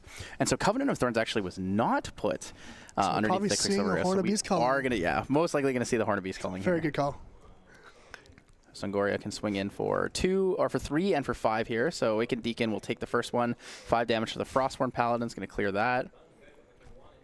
1 damage from the Dungeon Guide into Every Mr. little bit Vanitas here. counts. First blood for Sungo. Sungo will have some damage here. You see a Cremation Ritual. I wonder if he wants to sack the Dungeon Guide. Probably not. Just go up for Lustrous Slime. Lustrous Slime is nice. He's building up a big wall. Probably looking to Slime King. Well, that's pretty big. 5 buff counters here on the Lustrous Slime. So ways to get around this: you can Smoke Bombs it. You can use cards that rest target unit or target ally. But currently, for Karuko's list, it's going to be a little bit tough in that regard because I think the only way he can efficiently deal with this is a Torrential Blast, which means he's going to be giving Sungo a heal based on the on-death trigger. We have a second Lustrous Slime coming out, so now he needs 2 of those answers. So he's going to reel 5, and then he's going to reel 6. So he's going to come in here with 2 gigantic Lustrous Slimes as potential not interceptors. They're actually just taunters outright. As big as they are, they do have Pride 5, so they cannot be used to attack with at the moment. But honestly, I don't think that's a problem. They're just there to protect Sungo and have the Ethereal Slime come in for damage over time. Yep. One of the other big aspects is that even though they do have Pride, they can retaliate. So having these buff counters is really significant, right? When you have a Lustrous Slime with 6 buff counters, it is now a 7/11. Especially, 7/11, hell yeah. And especially since Lustrous Slime as well can just hit for a lot. And also, Vanitas himself has power. He can just punch into things. Yeah, Vanitas does have that 3 power stat. Is fairly effective in that regard. So we're going to have to see what Karuko's plan is here. I mean, we could see some crazy Refracting Missiles, but I think the main plan here might actually be to focus on maybe going for a Milla with the Fractal Polar Depths. You know, alternate win conditions in these Water Cleric decks. It seems like that's that's super effective. Yeah, and it seems like that's the intent here. He's going to Dream Fairy the Ethereal Slime, not looking to get damage through the face, more so to prevent damage from coming back at him. Yeah, Dream Fairy, one of the few cards that are brought in here in regards to having win cards in the deck when it's mainly water focused. You know, could mess up your Icebound Slime if you go too much into that. So we're going to see the Ethereal Slime here go into the Dream Fairy. We're most likely going to see a Primordial Ritual. Oh, Torrential Blast instead. Okay, Torrential Blast is a fantastic option here. It's going to be for like 8. Milligan Innovate Agility, a very good card because it does give Stealth and Spell Shroud, so it does protect you from Storm Slimes for a turn. Stealth or Spell Shroud. You have to choose Stealth one or or the Spell other. Shroud. Yeah, so the mill here from Torrential Blast is fantastic, being Clear and Class bonus. Mill 2, and then deal the damage up to the number of water element cards in your graveyard. So that's a very, very effective option here. We're going to see Storm Slime as a potential option, but we might also see Cremation Ritual on the Lustrous Slime with 6 buff counters. So it's actually going to recover 6, go down to 9 damage here. Sees that Karuko is respecting the combat game plan and is like, you know what, if he's not going to hit me, I might as well get the value out of this anyways. He's going to get the draws here. Quicksilver Rail activated. We're going to see Stone Scale Band. Interesting. We both thought it was going to be the Horn of Beast Calling, maybe a Covenant of Thorns if you wanted to play safe. We're actually going to see a Stone Scale ban. So on enter of this Stone Scale ban, this is an eroded card from a recent time here at Chicago. Actually, it's quite a while ago now. But this costs 1 now, and I believe the pay 2 and rest effect is only for the next ally you activate instead of every ally you activate from before. And it does mean the next ally you activate can be activated at fast activation. But on top of that, it discards cards and discards beasts, and you may draw up to 3 beasts. By discarding those beasts, he feeds into his Guy's Blessing, being able to banish those slimes to further his Storm Slime game plan. Yep. So normally you have to be a little afraid of Guy's Blessings as an activation. You want to be afraid of things like Cerulean Decree, Frostbind, but with how many cards Sungo has in his hand, he's really not worried about it in that regard. So he's going to play a Gaia Songbird. Gaia Songbird will reveal the top card of his deck until he reaches a Beast card. Going quite deep into the deck. Yeah, I mean, he revealed most of them in his early hand, so we're really just going through like the whole deck. So he gets the Storm Slime, so triple Storm Slime available for Sungo. I believe he has, I think, 8 slimes in his banishment, so triple Storm Slime is a very real possibility, especially knowing that he has the option for Horn of Beast Calling in coming turns. Yep. Normally, Storm Slime does count the number of slime cards in his banish zone, so the ordinary horse that was used for memory will not count as total. So he's counting cards in deck. He asked his opponent to count cards in deck due to the Fractal Polar Depths. Sungo thought he was asking for the amount of cards that he flipped over for the Gaia Songbird. But we're looking at 30 exact for number of cards here.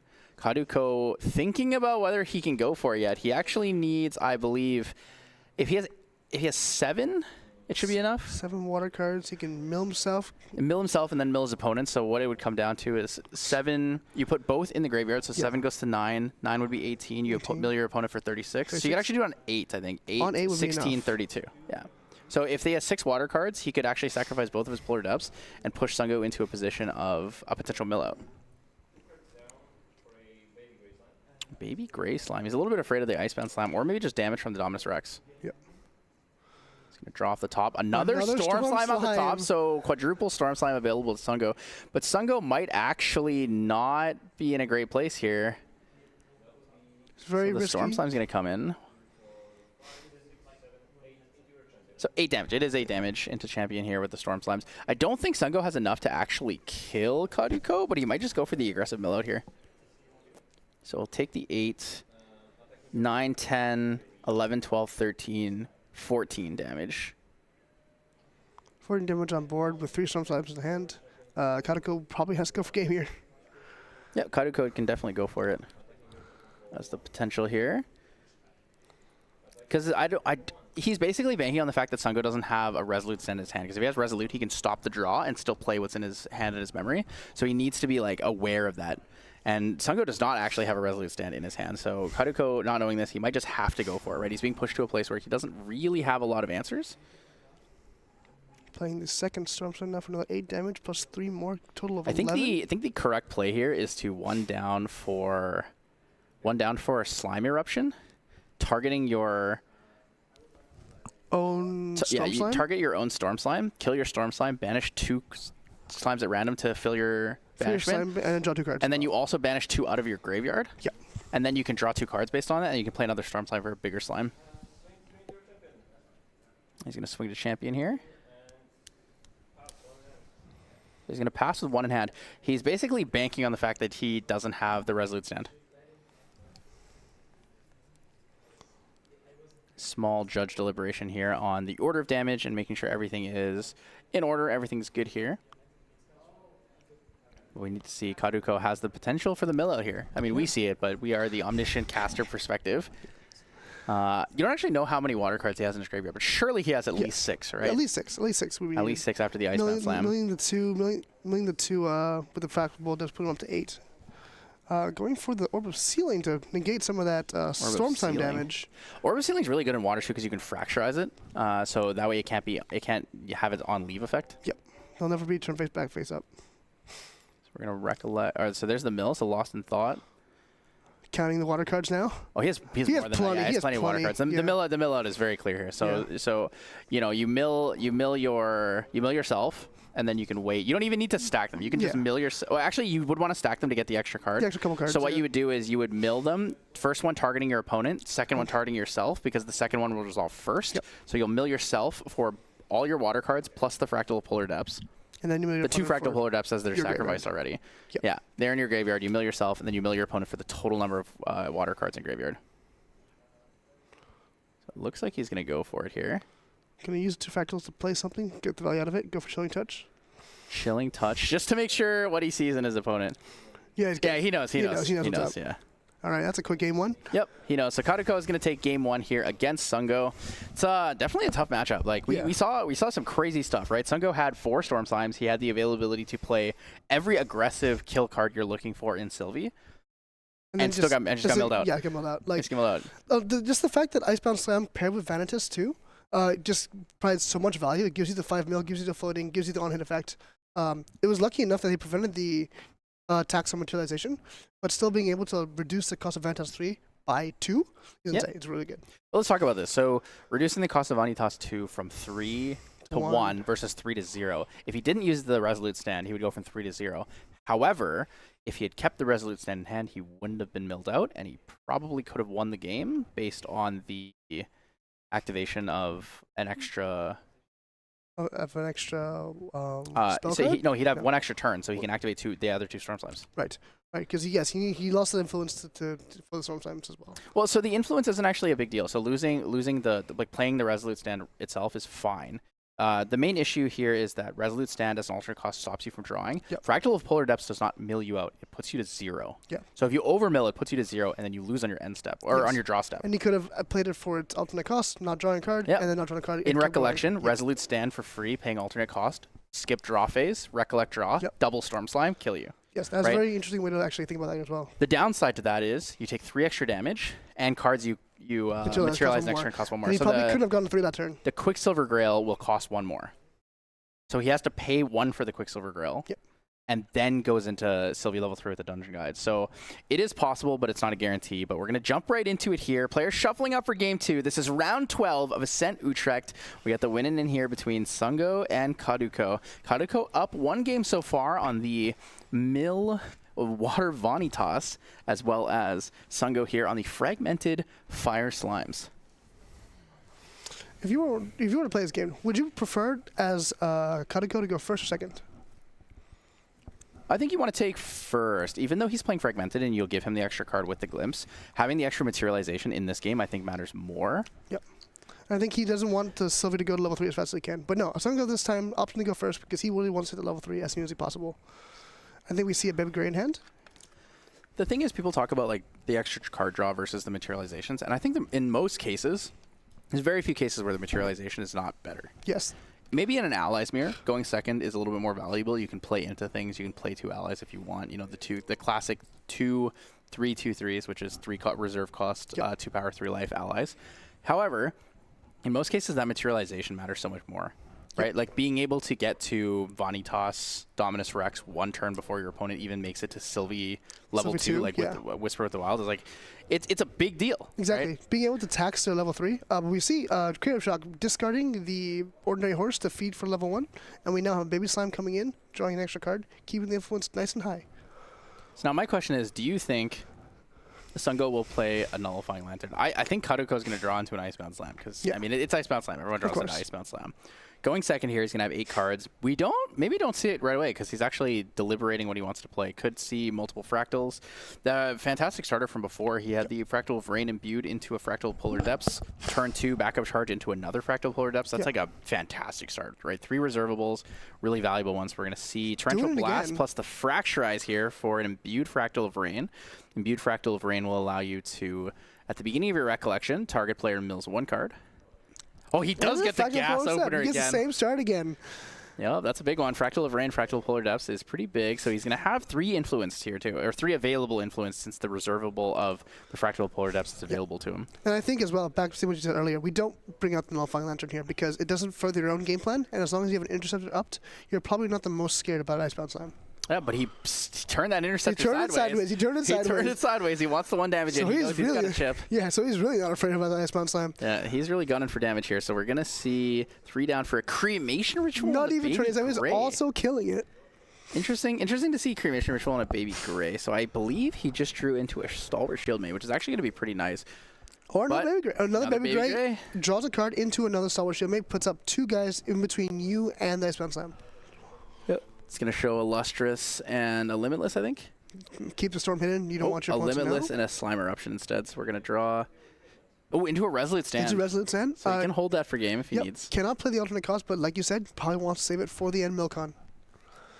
Yeah, if he's not able to find like an aggressive lethal here with Storm Slimes and Ethereal Slimes. It was interesting to see. So Sungo had a fantastic level 3 turn, right? He went Quicksilver Grail, Dungeon Guide, Ethereal, and that was big. Like Ethereal, Lustrous, massive. and had a massive board. And it was entirely solved by Karuko going, oh, yeah, cool, Dream Fairy? Oh, you're going to swing at me? Torrential Blast? It's like, Just spot removal. how do you one just for stop one. a man like that? That's crazy. It's No. great. It's just the power of like just having all the versatility of just having water and wind in your same deck. You have all the answers. He put up such a fantastic board, and it was just absolutely obliterated by a Dismantled small piece by Dream piece. Fairy and a little spurt of water. Oops, sorry. Squirt, and the slimes run away. I mean, basically, yeah. Yeah. You literally doused the Fire Slime until it was a Limitless Slime again. Backup charger here for Sungo. Sungo's gonna go up to an influence of, I believe, 9. He once again pretty see a big one. turbocharger as well, so he's probably going to up the draw too as well. With the Turbocharge big. Also has the Baby Gray available. Baby Gray Turbocharge. Probably Turbocharge first for the draw, just to see what he gets. puts the baby gray down.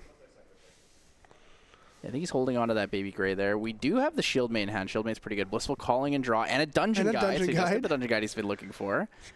I do really like the idea of putting up the Shieldmate right now, but I think he wants to go for more Slime Another focus. baby gray, yeah. I think just it keeps your influence high. It keeps pressure on board. It gives you a wall to protect against attacks. It forces Karuko to really try and go for the Milcon instead of just hitting you for a bunch of damage. Yeah, it's a tougher position to be in, right? Oh, we're gonna Frozen see Dismissal. a Frozen Dismissal on a Baby Gray Slime. Interesting. So Baby Gray Slime will be banished. Did not want to pay the 4 for that. Yeah, 1 for a Blissful Calling. So one of the interesting things with Shieldmate is if you put the Shieldmate up, great, you're blocking Icebound Slam, you're blocking all these things. But if Karuko chooses not to play around that and goes for, I want multiple fractals, I want to play Self-Mill, maybe I'll Tidestone Bovine because it won't even kill your Shieldmate, then you need to have a Cremation Ritual available for that. And Sungo doesn't have one anymore. So Exactly. that's kind of the reason why he's going for the value engine here. If he plays the Slime, it's an Interceptor that still draws, so it's better overall for him. Yep. We see Vanitas level 1 coming out. No wind element lineage, so it does not get glimpse 4, but still gets access to the wind element. Milling a Fractal of Rain. A little bit of an upsetting mill. Could be worse. You know, it's not like hitting an Icebound Slam or another Fractal Polar Depths. Losing a Fractal Polar Depths would be the crippling one in general, especially if you're thinking about going for that alternate win con.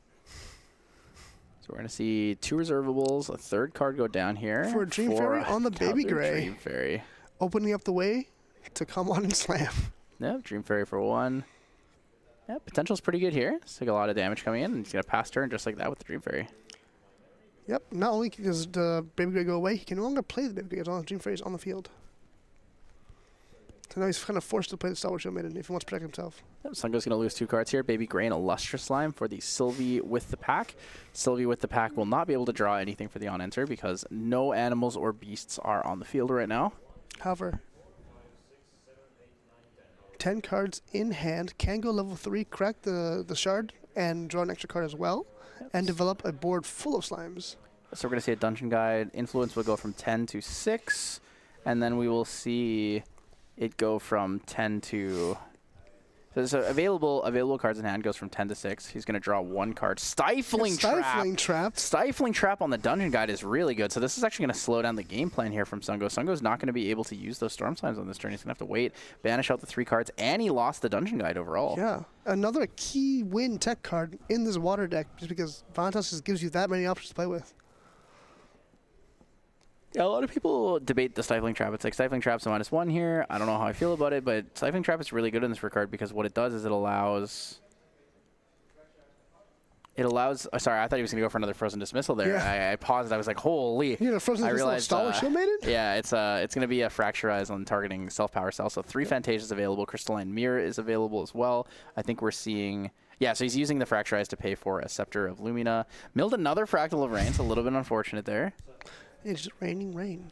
I looked up for a moment. I thought Sungo was handing out the fist bump, but he's actually just holding his hand He's just over tense. He's just tense holding his hand. I really thought that was the fist bump for a second. I was like, wait, what happened? He milled a fractal of rain and you scoop? Well, the second fractal polar depth's on the field now, so maybe there is a reason to scoop. But no, he can fight till the Fractal end. polar depth's pretty big, so he's got 4 fractals on the field. We're going to see Sylvie, Slime, Slaverin, so 3 cards are going to be taken out. Those 3 on the right. It's going to be a Storm. Eruption and a Baby Gray. Yeah, that's not bad. It's going to +3 to the Storm Slime damage, so we still do have 2 Slimes. 6 slimes, I believe, in Banish Zone. It's looking like 6 so far in the Banish. Before Recollection, we're going to see the Fragment. What do we See if see? there are any fast activations you want to do. Well, draws into a Blissful Calling. Blissful Calling is not bad overall there. It's going to give him potential for a little more dig. Sadly, you would most of the time want a guy as Songbird, but it's not so bad. I believe it's a Mystic Purifier in hand. Could be useful here. Yeah, if he has a Mystic Purifier on activated against one of the Fractal Polar Depths will be really, really, really important. It'll give him the opportunity to pressure the mill out faster. So I'm just curious on whether or not he's actually playing that in the deck. So it looks like Mystic Purifiers are in the sideboard. So he brought that in specifically for these Fractal Polar Depths. We're going to see Storm Slime come in here for, I believe it was the 6. Comes in with a 2 buff counter, so it's swinging now for 5. 5 damage plus the 6, 11 total. A Torrential Blast would be pretty good here. He has no cards in memory, so he can't actually get that on death effect to draw unless he plays something at fast speed. Yep. Kaduko heavily debating it if he wants to go for it. Might take the 5 damage, counting cards in hand here. We saw him tap the fractal, rest fractal to try to see if he wants to pay for a cost. Counting water cards graveyard, perfect call. Trying to blast, kind of take out the slime, storm slime. Yeah, Torrential Blast would be pretty big. Or Refracting Missile as for well. 5. Refracting Missile is a pretty big. That's a huge pretty missile. big one. Yep. That's a big fractal bomb. Yeah, if there's any fast speed interaction here, he could probably get the on the trigger for the storm slime. Probably not, but it being in the graveyard at the end of the world, we do know that he runs Slime Kings, and it's a way to get that Storm Slime back onto the field. Well, we're going to see another Storm Slime for 6. He'll take the 6 damage, go to 14. Take the 3 potentially.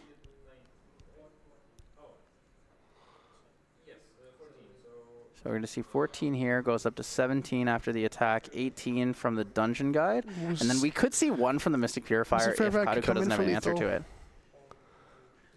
But he doesn't really want to play the one. Oh, he doesn't want to play this. He has to play it for 1. Plays it for 1, goes for game. Yeah, and he got it. He has no response. Yeah, and he got it. No response. No cards in hand. Nothing available to him. That's going to be game 2. So it's going to go even now. Kaduko with 1, Sangorio with 1. So we saw the mill out, and then we saw the finale attack here with the Mystic Purifier. Coming in for 1 lethal damage. Mystic Purifier ends all games. You would think the Mystic Purifier is there for the removal of Phantasias. No.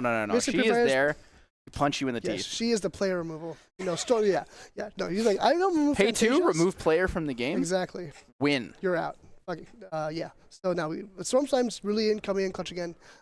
Just having such a big impact, being able to blast so much damage at face. Like you see the players not so much behind, but they're kind of even on board state, and suddenly just out of nowhere you see all this damage come through. And the deck is packed with so much cards like Blissful Calling, and just that they can like dig through the deck, guys. Songbird as well can dig for the next beast. You can so consistently see these Storm Slimes. It brings back the days of Arcane. I won't stop bringing that up. Arcane is a great element. Arcane support. Arcane was a great element. Well, Arcane was a great element. Now Storm Slime is the great element. Now Storm Slime is the great element, yes. Sylvie is actually just Rai. Rai is just put on some cat ears, and now he's here. Yeah, so we're going to be bringing you guys game 3. There's 28 minutes on the clock, so there's a very good chance we will see a strong conclusion here at Ascent Utrecht, round 12. Kaduko yet again on the same thing, the Water Vanitas here, has the Icebound Slam options, plus the Fractals of Polar Depths. Sungo playing the Fragmented Spirit of Fire. Opting to put all 6 cards down to the bottom of the deck. Didn't see anything he liked. All 6 to the bottom. Opens up into a Dungeon Guide. Cremation Rituals looking pretty good. Does have a Lustrous Slime. We're going to see a Creative Shock as well. Yep, this is a standard bread and butter opening. Done it for the last 2 games. Now we're doing it again. Does he get rid of the... Okay, so he got rid of the Slime Eruption instead of the Shield Maid. He's actually going to put the Shield Maid down in fear of an Icebound Slam. So let's see, does Kaduko have an Icebound Slam opener or this time, or will it be another Fractal of Ray? He does have the Icebound Slam. He does have the Icebound Slam. Yep, I do see the Icebound Slam. So it's not going to be the double Fractal this time like every other game. Unfortunate, but it's okay. We kind of welcome to the jam. Icebound Slam into a Shield Maid is honestly good. Even if you give him the floating memory, you being able to mill 5 cards is like pretty valuable. Yeah. Especially if you mill a wind card. Oh god. So if you mill a whole bunch of wind cards here, you're actually chilling. The only problem is I think that's one floating. Yep. One floating, and so it's only for 3 damage anyways. You're not too upset about that. That is the risk of running a wind cards in this deck. Your Icebound Slam won't always hit. That one's more on the tough side. The mill's still okay because you're still getting cards in the graveyard, so you can set up for it. But not getting the bonus damage from that is like totally fine. You're happy with that overall. Paying 3 for another Creative Shock. Whoa, he plays 2 different editions of Creative Shock here, so we're going to see... Ooh, not a great discard. It's going to be the Lustrous Slime. Yeah, not floating, sadly. No +1 from this time, but he does still have, I believe, 2 floating memory in his graveyard. Yep, and he can still play the Baby Gray if he wants to. And he's going to just backup charge right in there. He's going to go all in for the backup charger, sit at 8. And that's going to be the pass turn, so Grand Crusader's Ring. All right, Kaduko, does he go for the second Icebound Slam here? Has the potential. Icebound Slam for 8 this time. Very, very unlikely not to hit 5 water cards. Especially though there's like 3 as well already in the graveyard. There should be 4 because the Icebound Slam counts now. Icebound Slam does count for himself as well, yes. So we're probably going to see a Fractal Polar Depths here. Yep, Fractal Polar Depths will come out. Fantastic 3 cost. Fractal, very cute little penguin there. Yep, just replaces itself as well for 1. It makes it essentially cost 2 because you can still use it to pay for future cards this turn. And opting to play a Awakened Deacon. An Awakened Deacon. Awakened Deacon swings for 1. No intercept due to the fact that you only have 1 Fantasia. And he's holding up, I believe, 3 cards for a backup charger next turn. We're going to see Sylvie level 1 here. Sylvie level 1 will be paid cost by banishing the floating memory from Stalwart Shieldmate. Sylvie level 1 on enter. The classic, get a buff counter before anything can be interacted with. Get the buff counter. It puts a Baby Gray out of range of a Fractal Missile at this point because now it enters with the buff counter. Oh no, it still entered with 2, so it's still within range for Fractal Missile. Refracting Missile is a +1. Yep. Well, Refracting Missile is Fantasia's +1. Yes. So still within range, but doesn't seem to have an enter. And even if it were killed, the on-enter would still go off, still draw the card. We're going to see 2 damage go to face here. Not killing the Awakened Deacon. Doesn't want to give him any extra floating. And then we're going to see a Cremation Ritual. So he's just really sending it. He's trying to draw and filter and get through as many cards as possible. We do see Dungeon Gun here as well.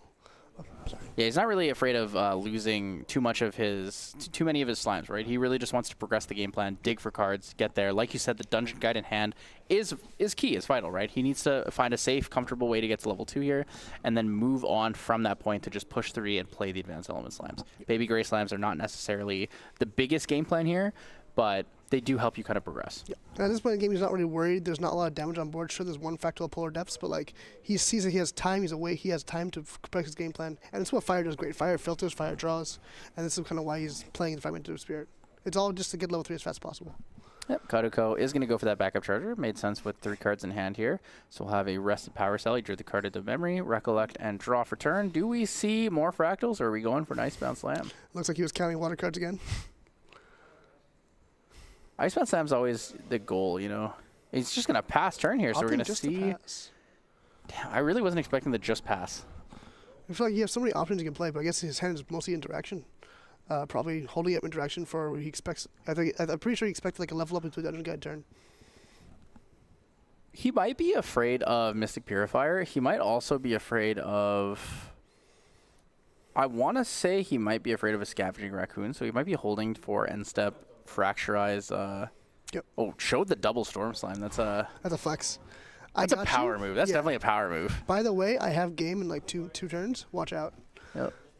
Mystic Purifier is going to come out. So if he Frozen Dismissals this, he doesn't have any way to pay the cost and pay the activation. So he's actually going to pay. He's going to respond. Activation's fine. So activation is fine. Responding to the on-enter, perhaps? In response to the on-enter, I think he's going to activate Refracting Missile. By killing it? Oh, Fracturize the Power Cell and then Refracting Missile most likely for 3. Yeah, but even if killed, the effect is still on the stack. So I think he's asking if he destroys it, can you sacrifice it? And he's going to be sacrificing it. Sacrificing it in response here. Is he not sacrificing it in response? That's... Oh, so he has to sacrifice it on the stack of the on-enter trigger. Yeah, because once it resolves. So he actually let him pay the 2 for it, which is interesting. I'm actually surprised he let him do it in that order.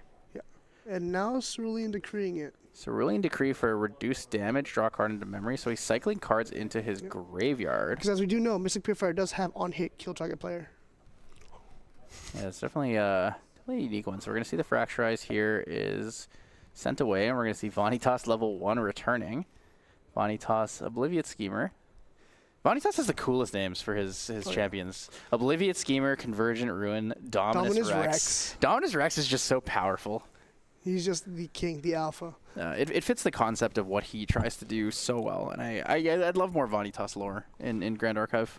There used to be some jokes going around how early on when Vanitas came out, there were jokes about how Vanitas in the lore and Vanitas in the game are completely different people. True. True. Now Rhyme Soul Bishop coming out here. So he's going to banish the floating memory from, I believe that's Diablerie? Diablerie is a goated card. Is that what it is? Is that Diablerie? It looks like Diablerie.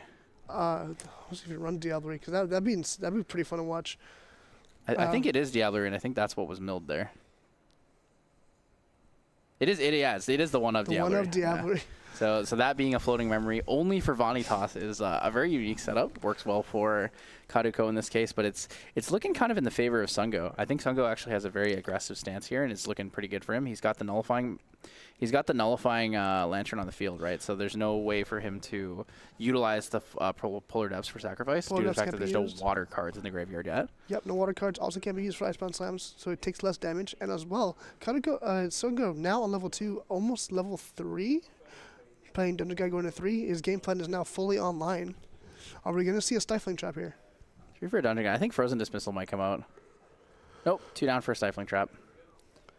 Stifling Trap, again from Karuko. I would have loved to see a Frozen Dismissal there. If he pays for the 4, it does put him down to 1 card, so he can only hold on to either the Storm Slime or the Ethereal Slime. But I think in most cases, he would just let it get banished and then hard level next turn. Yep.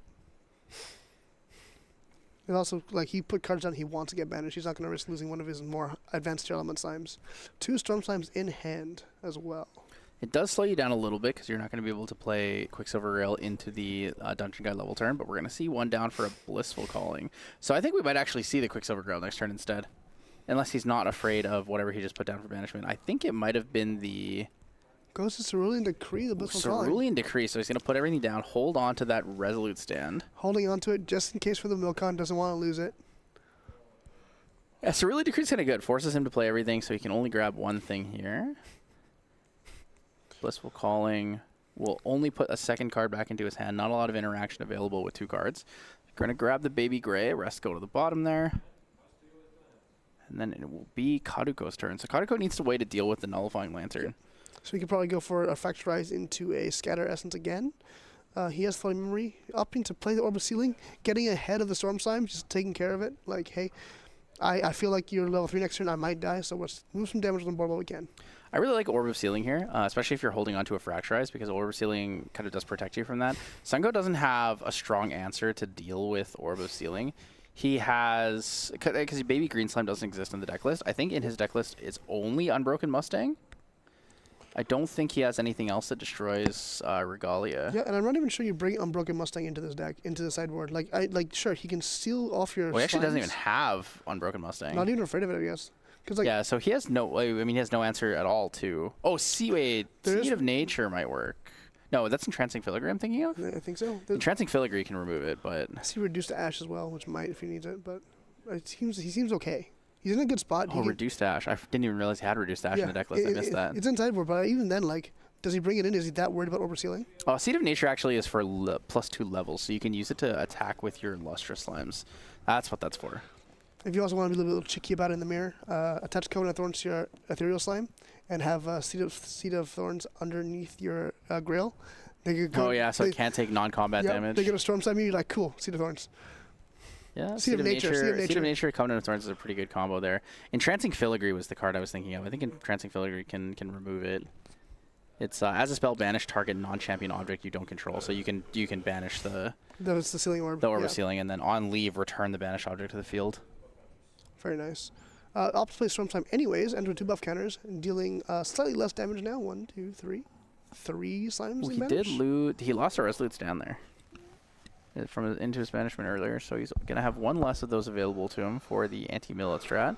Swinging in for 5 damage now, just really applying the pressure. Karuko needs to find an answer for this, and needs to find an answer quick.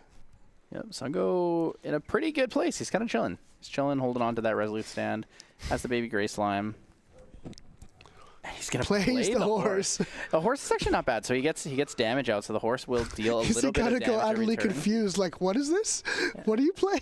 Yeah, so he's gonna get 1 damage every turn, and if Karuko does choose to kill it, he gets the floating memory. It also gives him a good cremation ritual target. Yep. So overall, it's not bad. The other reason is maybe Sungo felt like putting cards down in case Karuko was planning to kill the Storm Slime on his own turn. So like whether it's a Refracting Missile, Torrential Blast, or anything. Well, I guess Torrential Blast in this case wouldn't happen yet because of the Nullifying Lantern. But a Refracting Missile when your Storm Slime has no cards in memory is a little bit punishing. So he wanted to just find a way to get something down. Yep.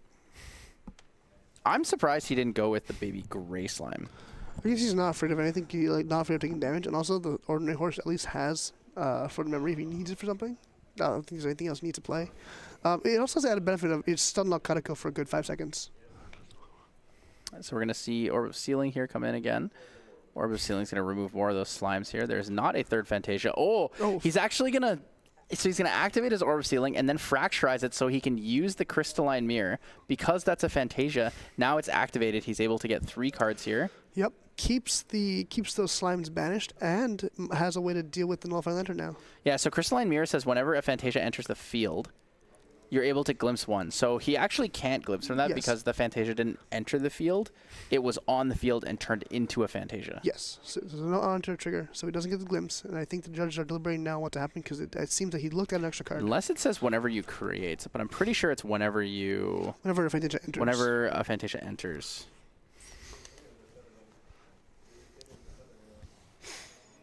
So, in case anyone's wondering, this could fall under looking at extra cards, and the judges are deliberating now on what to do about the situation. Yeah, whenever a Fantasia enters the field under your control, glimpse 1. Yeah, and so what's going to happen here is... So essentially what happened is he fracturized his Orb of Sealing and thought that because it became a Fantasia that it entered the field as a Fantasia.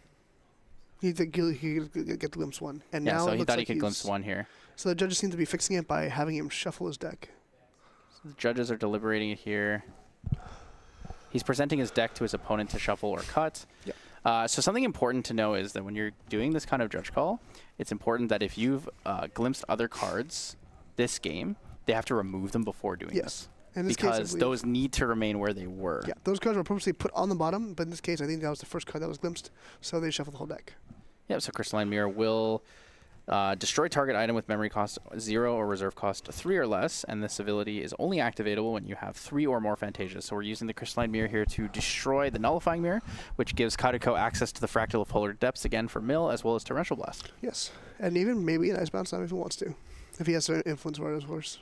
Yeah, so I think with where Karuko's at right now, he's actually looking for another Fractal of Polar Depths, finding an attempted mill out against Sungo, because right now Sungo is in a very commanding position. Plays Dream Fairy on the Storm Slime. Dream Fairy the Storm Slime is pretty good. Doesn't get the on death, it leaves battlefield, and he cannot play another Storm Slime as long as Dream Fairy is on the field. He does have an answer if he does play Ethereal Slimes that can remove the Dream Fairy, but that is a wrench in his game plan for now. Yep, so now he has Awakened Deacon here with the Intercept due to the fact that he has 3 Fantasias. Only needs 2 to have Intercept available there. And then we're going to see the Rhyme Soul Bishop and the Dream Fairy take out the... Wait, hold up. Is he actually going for the mill here? So I think he might have another Fractal Polar Depths in hand. So I think he's actually attempting to mill himself here.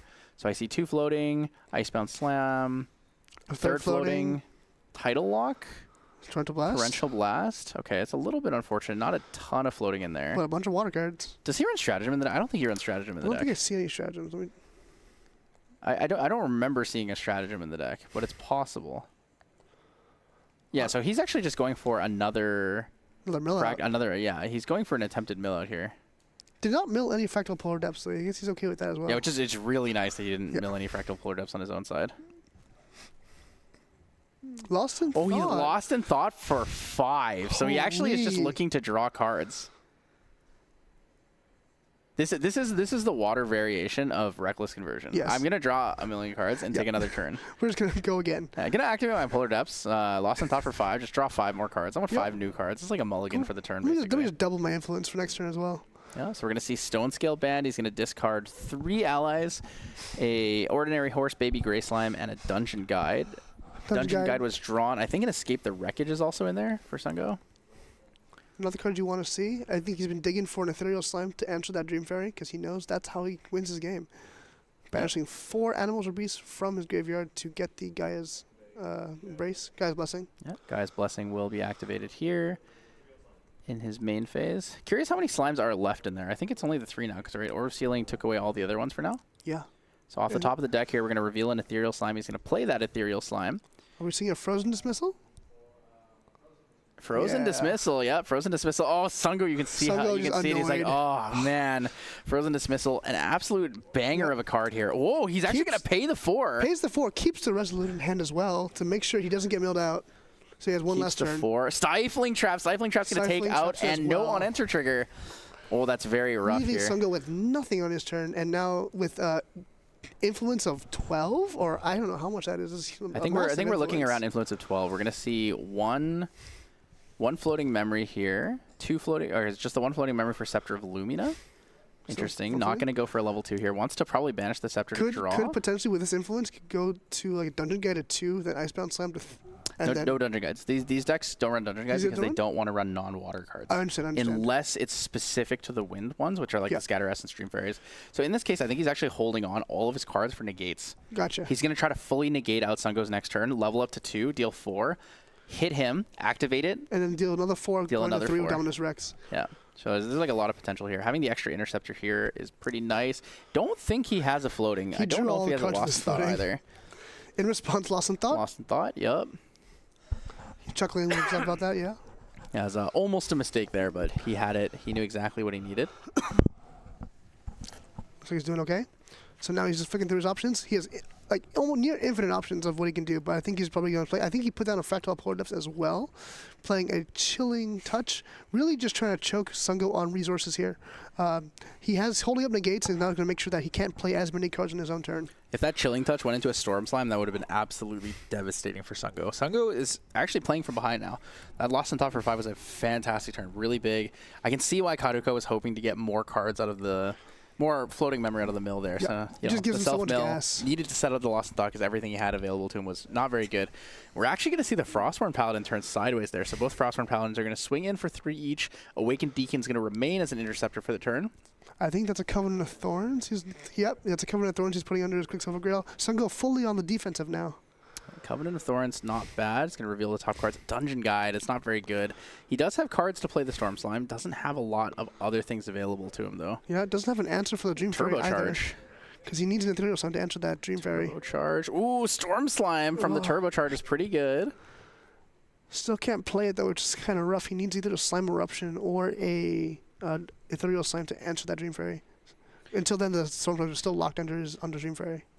Yeah, Storm Slimes are locked in. It's not very good. The Baby Red Slime can discard an ally, but it won't be able to find easy ways to put them into the banishment here. That Orb of Sealing on 4, although it's only 4, is actually quite impactful in this game. It has changed the pacing of how quickly Sungo can push damage into Karuko, especially knowing that he has a bunch of interceptors available, right? He's 2 Frostborn Paladins, which in this case are turned sideways right now. They are rested, but the Awakened Deacon still stands there with intercept. Yep. Looking there, going for the Ramsol Bishop with the Baby Red Slime. Looking to discard, probably discard that Dungeon Guide and draw a card into memory. Will not get the +1 to attack that until end of turn. Discard Dungeon Guide. Ramsol Bishop's going to die. So he's going to get a floating memory from the Ramsol Bishop. So that's actually pretty good for him. He's kind of chilling in this regard. And he has 1 card in hand, which is, as we know, the Resolute Stand. Yep. I don't know. It's looking kind of grim here because I feel like Karuko's about to push a lot of damage, right? Level up to 2 is going to be 4 damage, right? So 4 damage goes to 14. Any attack or potential Icebound Slam would be insane. Okay, so 14. Dream Fairy for 1, 15. Both of the Frostborn Paladins for 6 more damage. 21. Level up to 3 with the Scepter is 25. 25, and he doesn't even have to attack with the Awakened Deacon or with Champion. So theoretically, as long as he has an answer to the Covenant of Thorns, he can find lethal. Yes, he's leveled up to Convergent Ruin now. Yep, so 14 damage here. We're going to see an Icebound Slam. This is probably where Covenant of Thorns comes in. Icebound Slam, Resolute Stand. He's going to Frostbind it, I think. No reason not to at this point. Force. I think Icebound Slam might actually have been a little bit greedy in this regard. But it's the flashy play, right? You got to do it sometimes. It is going to come in for potentially 9, so he's going to Frostbind the Resolute. Yeah. And now the Covenant of Thorns could possibly come out. So he's going to, on attack, he's going to mill 9 here. So he's going to mill the 5 here. Primordial Ritual, Fractal of Rain, Fractal of Polar Depths, and I didn't see the top card. A Water Barrier. So he's going to get 3 floating from that. Do we see Covenant of Thorns come out here? Covenant of Thorns would be really important. Covenant of Thorns, attach it to one of the either the Dream Fairy or the Frostborn Paladins. Yeah. If he thinks he'll survive the Dream Fairy, but it doesn't seem like he will. Because this is 9 damage he could be taking, but he won't be taking 9 damage if he does Covenant of Thorns. But even if he doesn't take it, he can still activate Dominus Rex from into the deck by paying 3, because we all know Karuko has the influence for it. And that's Well, so the thing is, the Covenant of Thorns actually denies the cost less, because the way Dominus Rex activation works is you have to deal damage to a champion. Exactly. So damage won't be dealt, but he can still pay 3 from memory to activate it. Yeah, so he can pay 3. Push forward the 3 damage. Let's see, damage here comes in as 3, 4, 5. Yep. Use floating to activate Dominus Rex 19, anyways. so 23. 4 damage here, 6 damage from 4 damage here, 6 more damage from the 2 Frostborn Paladins, and 1 Frostborn Paladin died. He attached to the he attached the Frostborn Paladin. Okay. Yeah. Oh, actually, it's yeah. So because he frostbound that thing, so he's going to go to 22 here and hold up the Interceptor. Okay. And then next turn he is 100% dead. Yeah. If he can't push through it. Because in my head I thought he was going to attach Covenant to the Dream Fairy to get the Storm Slimes online, but no, he'd be dead if he did that. Yeah, so Vanitas is now Dominus Rex, so he will have a health pool of 25. So 13 damage for lethal here. I don't think that Karuko has any cards in hand, so he needs to find the damage here. So we're going to see Verdant Scepter. Verdant Scepter is going to banish... He's finding ways to banish slimes, basically, to get the Storm Slimes. So he's going to banish that. It's going to get power. He's going to be able to use the refinement counters to draw a card as well. Yeah. To put himself in a more aggressive position here. But he still can't play the Storm Slimes because the Dream Fairy is still on the field, and he needs to find a way to answer that somehow. It really is like he needs to find it. He needs to jump through so many hoops. Yep. So he's going to activate the Verdant Scepter now to draw a card. Flip that over. It'll be a Baby Gray. So Storm Slime will come in for 3, 3, 3. So it's 12 damage. He's going to be 1 short, I think, on the Storm Slime specifically. He needs to push damage with anything else. So I think Baby Gray, probably reveal, and then draw. No, but the thing is, he still can't play the Storm Slimes. The Dream Fairy has Dream Fairy's still on the field. Yeah, the Dream Fairy's still on the field. Yeah, so that's rough. The Storms are locked down. Like, he needs to find a way to get rid of that somehow. Another Storm Slime he can't play. He needs to have... Ethereal Slime or Slime Eruption. Yep. Yep. Ordinary Horse. Ordinary Horse. It's looking grim for Sango. He doesn't have an answer to that Dream Fairy. The Covenant of Thorns is probably what we were looking for, but if we do the Covenant of Thorns, he'd be at 24. Not even. He'd be 24, and then 2 from the Deacon. He'd probably be dead. 2 from the Deacon, he'd be dead. Yeah. So the Frostborn was. So he had to do the Frostborn. There's no other choice. Ethereal Slime on top. Ethereal Slime has on top. An answer. It's not going to be enough, though, because if he Ethereal Slimes kills the Dream Fairy, he just dies next turn. That's true. He has no way to clear board effectively. Okay, so the clear board strat here is to go... Ethereal Slime into... Actually, it doesn't matter because Dominus Rex swings for 3. Right. So even if you pay for the Ethereal Slime kills the Dream Fairy, then you play a Storm Slime targets the Frostborn Paladin, kills the Frostborn Paladin, and then you take Storm Slime, attack the Awakened Deacon, kill the Awakened Deacon, clear the whole board. He still just hits you for Dominus Rex for 3 and kills you, wins the game. Unless he can somehow draw a Resolute Stand, but probably doesn't seem like it. Gaia's Songbird. looking for, I don't know, a Lustrous Slime? Slime? A Lustrous Slime might... Yeah, so Lustrous Slime. This might be his out here, because he can get a big Lustrous Slime. Do we see a Smoke Bombs in the Lumina deck? In the Vanitas deck? Well, he could just Torrential Blast him. Yeah, true. Yeah. He does recover. From that. So that is an option. But if he has a Refracting Missile to face is lethal too. True. So like there's a decent amount of outs here because 3 Fractals in the field means he can use the 3 Fractals, pay 2, banish the Scepter, draw cards, and so he can cycle to find what he needs. Yeah. It has to be a Refracting Missile if he does manage to put the Lustrous Slime on the field here. Seems like something is like I thought it was completely over, but it's not even over. Like there's still like a chance for someone to claw out of this. 2 minutes 40 seconds left on the clock that they do have to place a little bit quickly. Yeah, nearing the end of regulation time here in round 12. Sungo tournament life here. Karuko could take the draw, would still comfortably, most likely make it into the top 8. But it's gonna be tough. Will Fire Slimes make it? Do you think? Because or is Water just the dominant meta here? It seems like Water has so many outs that Sungo can't cover them all. Yep, so it comes out with 5 Safeguard Amulet on the field. Sungo has no cards in hand. So if Karuko can find the damage here or a way around that Lustrous Slime, he's going to be able to push for it. He's thinking about what his best out is. A second Dream Fairy would also not be too terrible. Second Dream Fairy, does he have 3 Dream Fairies? Because he milled 1 early game, if I recall correctly. So No, only 2 is there Dream one Fairies in the deck. sideboard, though? 1 Dream Fairy in sideboard. So we it is could have possible. one. It is possible. I think a Fractal of Polar Depths is also not a bad option here. Yeah. It looks like he has a Lost in Thought available. Innervate Agility going Innervate down. Agility. Oh, and then leveling up again with Dominus Rex. Oh, leveling it with Oh Dominus my Rex. God. He actually has it with the Innervate Agility. Yep, so he's going to play the Holy. Lost in Thought, level up.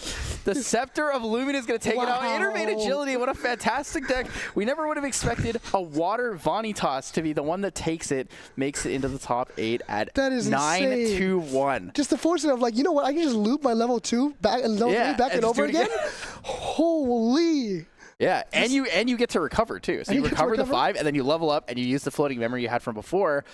What a fantastic That's play! That's insane. an absolute banger of a finish. This game, this was the best way to end Swiss. This was an Yeah. edge of our seat. Like game 1 swung one way, game 2 swung the other way, and game 3 took the whole time. Yeah, that was absolutely fantastic. Hopefully, I'd love to have the chance to do a player interview with Karuko. That was just beautifully played. That was well played. That was. I mean, and we've seen people playing the Water Vanitas. Shout out to Main Deck Yeah. Dan, we love him. it was But amazing. that was absolutely Yeah. fantastic. Like we would come up with so many outs. Like he had Torrential Blast, Yeah, he could Torrential Fractal Missile. Blast, Refracting We didn't Missile, even and think he's about just the like, innervate agility. You know what? I'll just de-level. I'll just and level up de-level again. and then level you again. Holy, that was amazing. Yeah, and then Sungo's face when he saw that, he's like, Oh wait, what? He's like, oh, you can do that? Oh my god.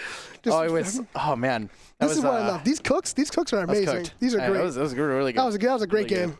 Holy. The one of Diablerie Mill for the floating, like there's so many small things and small details that made that such an exciting game to watch. Yeah. Like we were sitting here on the edge of the table, like, We're like, wait, what's show happening? me what's happening. Is he dead? Is he dead? Wait. Is he dead? Does he have Storm Slimes? He has his out. Is Sungo But dead? No, he Is can't. He Sungo has the dead? Storm. The And then Dream is Fairy. Karuko dead? That was amazing to see. That was crazy. Wow. I really hope we could have a chance to get to talk to Karuko. That was amazing. And I think it'd be great. I think they're just finishing up their game now. But it was just great. This is why Grand Knockout is an amazing game. You have so many things you can do. You have so many different combos, different combinations of cards. You can mix and match whatever you want. That was beautiful. That was beautifully played. I think this is also the first time we've seen a multi-element deck make it into top 8 at an Ascent, That was very true. That was very true. which is really cool. Yeah, that's wild. Because we've seen it before. Like I know people have cooked with like wind and fire Nico as well. But this is like Only water Nico has made it before. Only like water. We water into water. Yeah. But yeah, we're going to be bringing you guys the winner interview of round 12, the last round of Ascent Utrecht in Swiss. And then after the winner's interview, we'll be bringing you guys back for top 8, which will be untimed single elimination best of 3. So Yeah. stick around, and we hope you guys enjoy. awesome.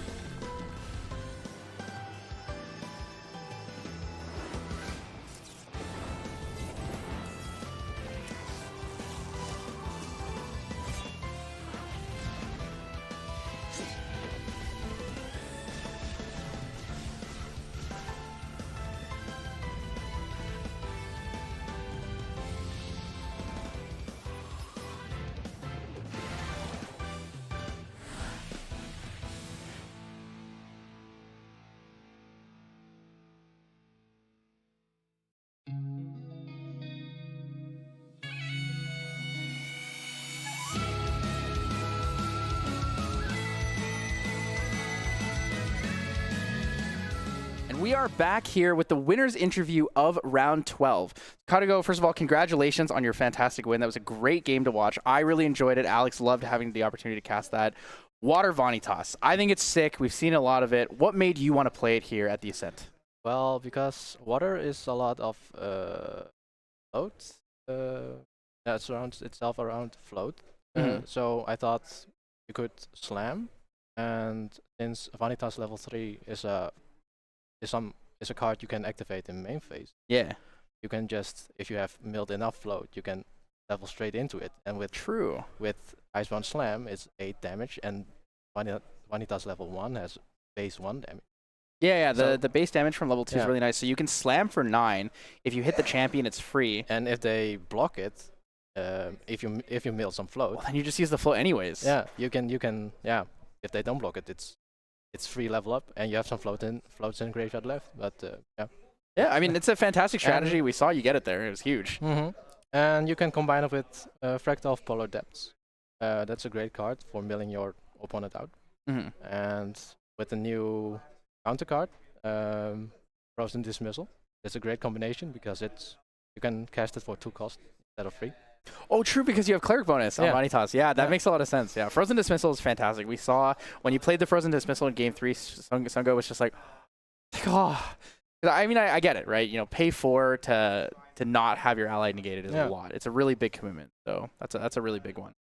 So one other question I really want to ask you, since we only have time for a really short interview. Again, congratulations on making it so far. So huge congrats to you. But of the people you're playing in the top 8, what do you think is actually the best deck in the format right now? The best deck?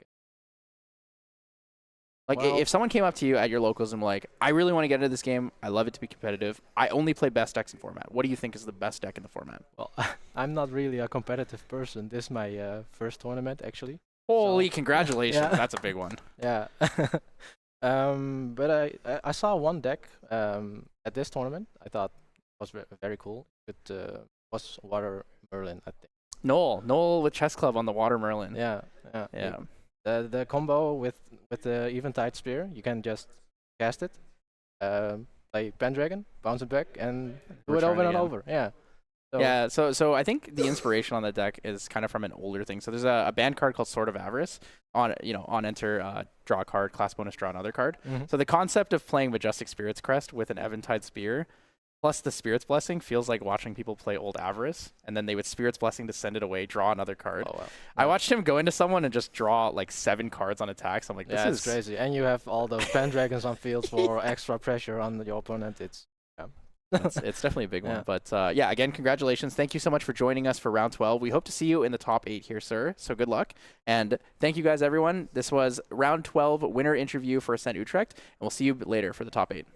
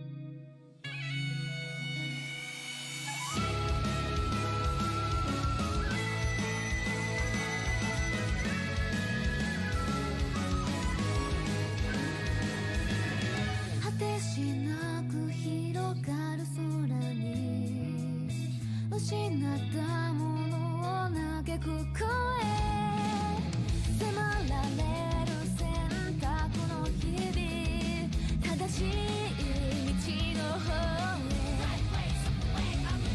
間違ってなかったと証明しよう生き様で邪魔されても席を読むさこの頭で全て手に入れる高く高く飛べどこまでも行こう不可能と思い込んでたものがなぜか小さく感じた見てる景色がそう先になったから叶うまで近い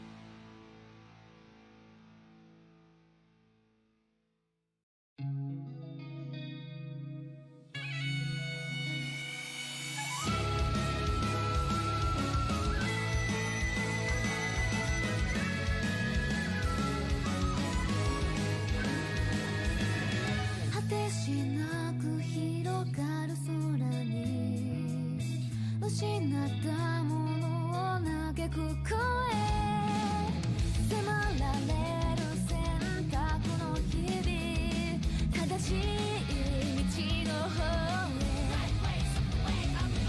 間違ってなかったと証明しよう生き様で邪魔されても席を読むさこの頭で全て手に入れる高く高く飛べどこまでも行こう不可能と思い込んでたものがなぜか小さく感じた見てる景色がそう先になったから叶うまで近い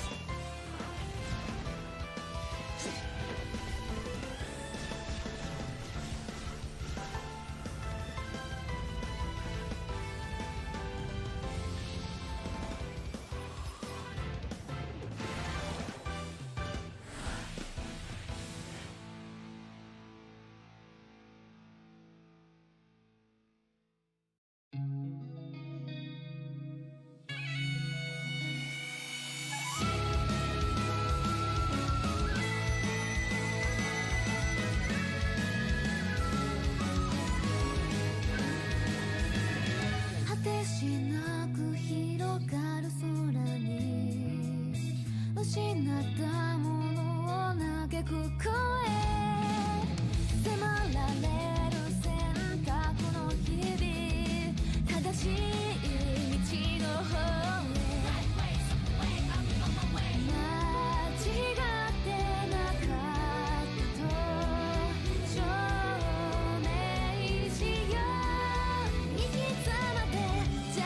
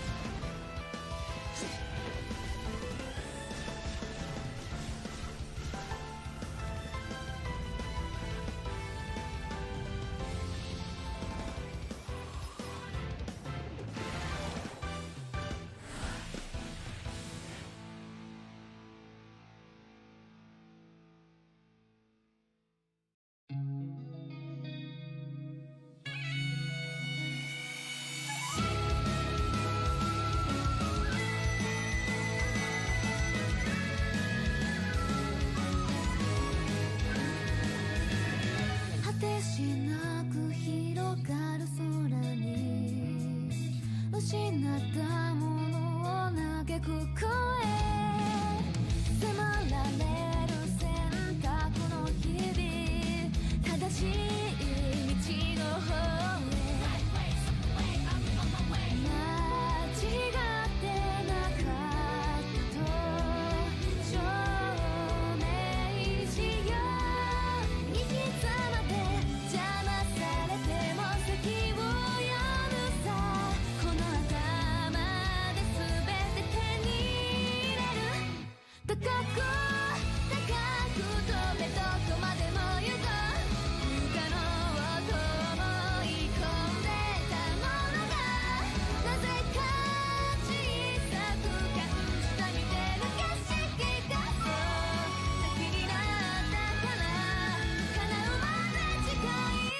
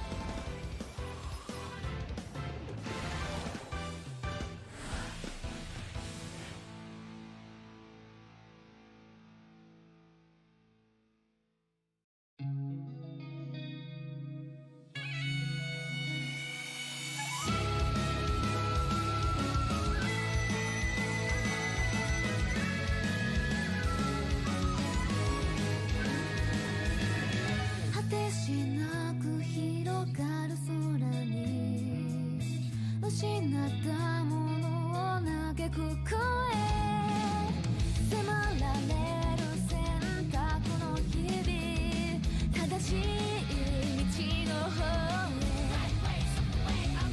へ間違ってなかったと証明しよう生き様で邪魔されても席を読むさこの頭で全て手に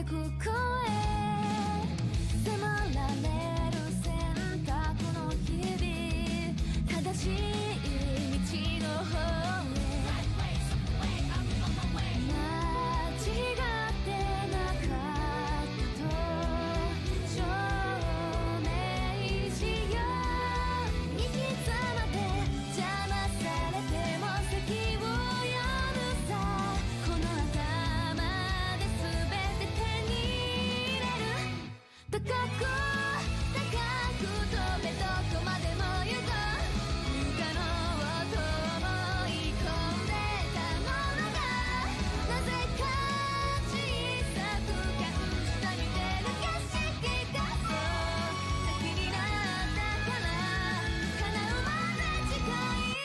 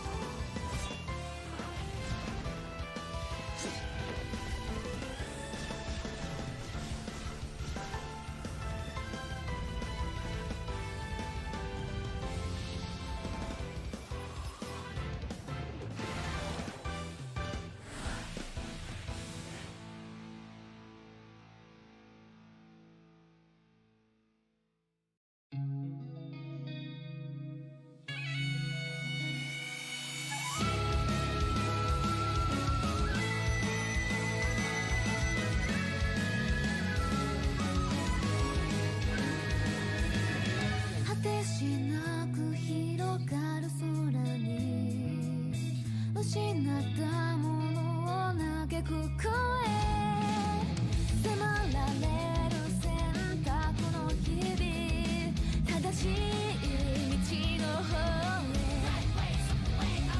へ間違ってなかったと証明しよう生き様で邪魔されても席を読むさこの頭で全て手に入れる高く高く飛べどこまでも行こう不可能と思い込んでたものがなぜか小さく感じた似てる景色がそう先になったから叶うまで近い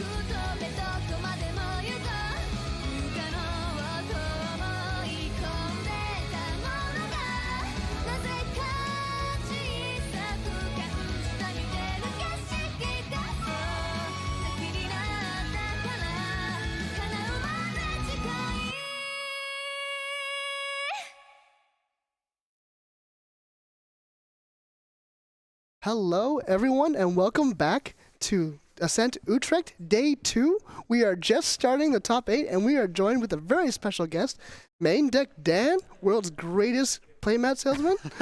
Hello again, everyone. I am so excited to be here, casting now in the top 8 of Ascent Utrecht. This has been an incredible event, a great showing for the European region, and we have a very, very diverse top 8 now that we get to begin showing wonderful, intense competitive matches of Grand Archive to you guys from.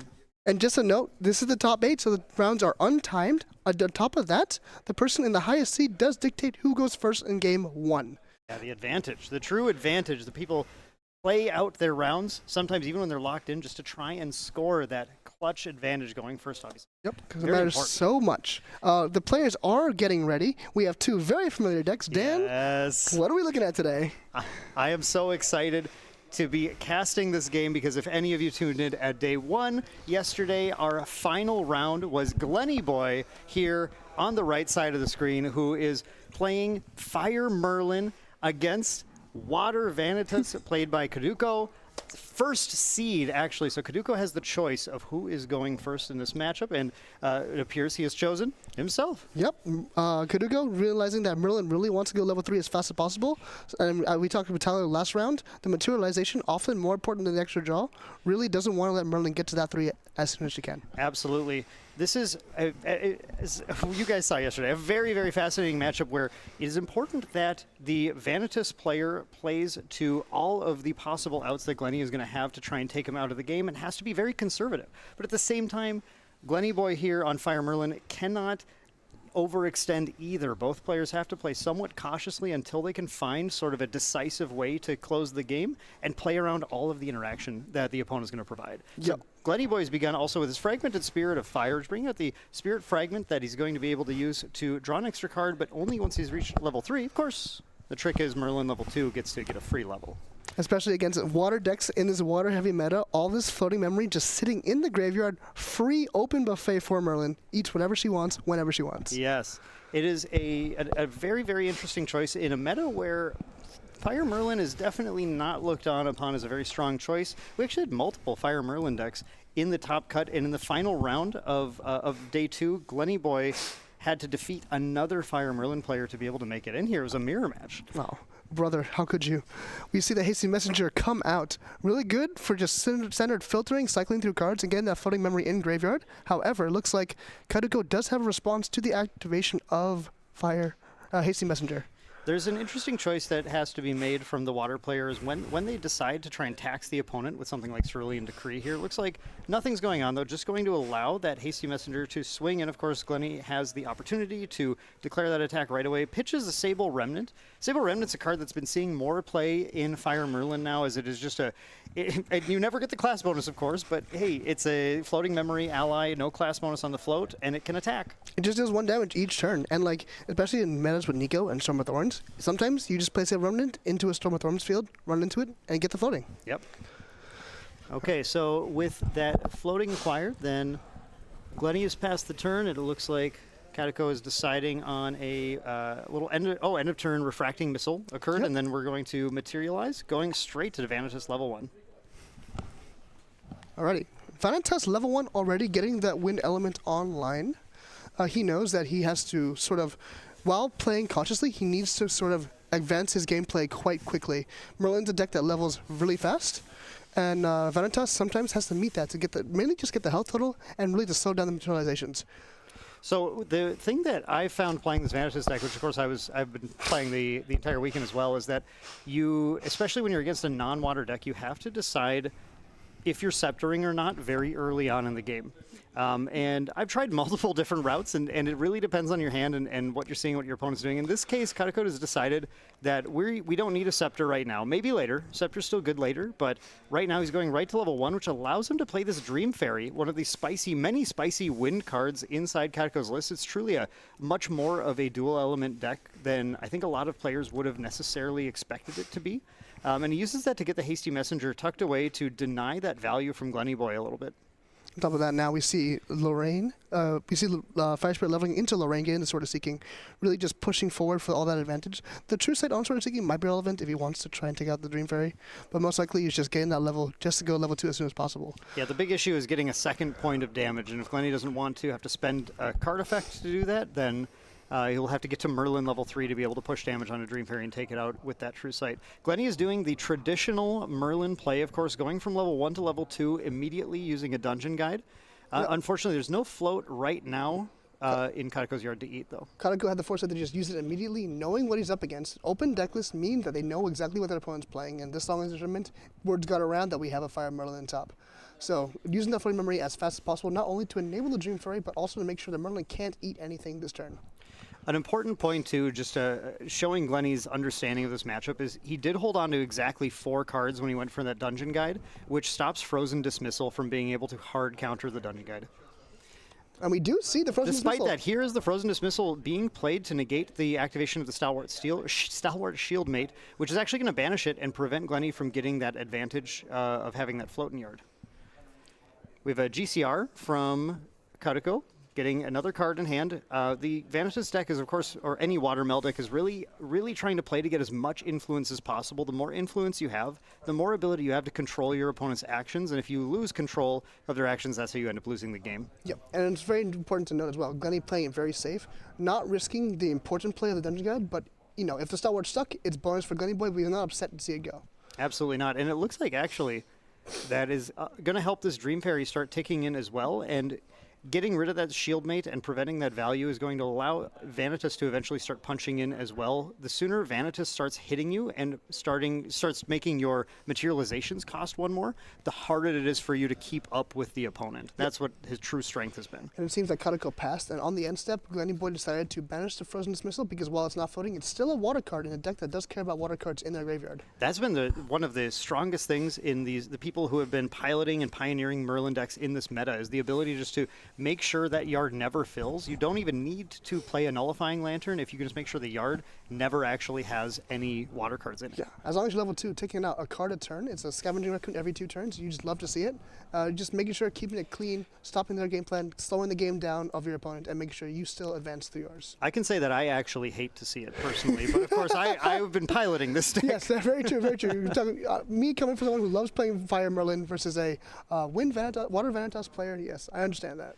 All right, Glenny is going to wake everything up and is now looking at the materialization, deciding usually he'll go for the early level here, but he's definitely thinking about something. I'm not sure exactly. Yeah, he's going to go for his, of course, Apotheosis Rite.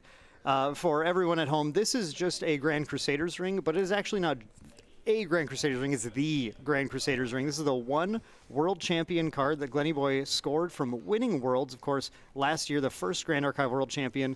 And I did actually hear there was a player here at our event at Ascent Utrecht who Diableried the Apotheosis Rite? Yeah, I think it's the first player who's ever done that, according to what he said. That is the biggest flex. No, I am the world champion now. You have to give up your title. It is mine. It has extra text that allows the player to ascend, but that doesn't have any game meaning, of course. It just draws a card. And Glenny Boy used it as such. Drew card, got his influence up a little bit more. You need to try and keep up your influence so that you're able to actually resolve things. And he decides to play conservatively and just passes the turn to Kateko, who then wakes up the Dream Fairy and then goes for a classic backup charger, trying to score a card. And of course, it's very important in this deck to get that power cell out so you can have a Fracturize that accrues you value later in the game. Yep. Very important to know as well, the backup charger is a great sort of backup plan when you're holding up interaction for your opponent. Kateko, knowing that the line to level 3 was possible, wanted to prevent as much value as possible as he could. And so keeping cards up, just passing the turn and playing Recollection is what Water does best. Yes, we see a Torrential Blast in Kateko's hand, so he's definitely holding some way to deal with anything that hits the board that might be useful against the Crux Knights later. The Ghost of Pendragon. Playing the Rhymesoul Bishop, no floating in graveyard, but does have floating memory itself. A good unit to just get on the field, put some damage in, and if it does get banished, you do have the Frostborn Paladin in hand as a backup plan. Mm-hmm. Yeah, the playing a Rhymesoul without drawing a card is something that took me a little bit to actually warm up to, but because it has that floating memory, it's never really a loss. We're going for the Cerulean Decree on the Creative Shock. Oh, wow, okay.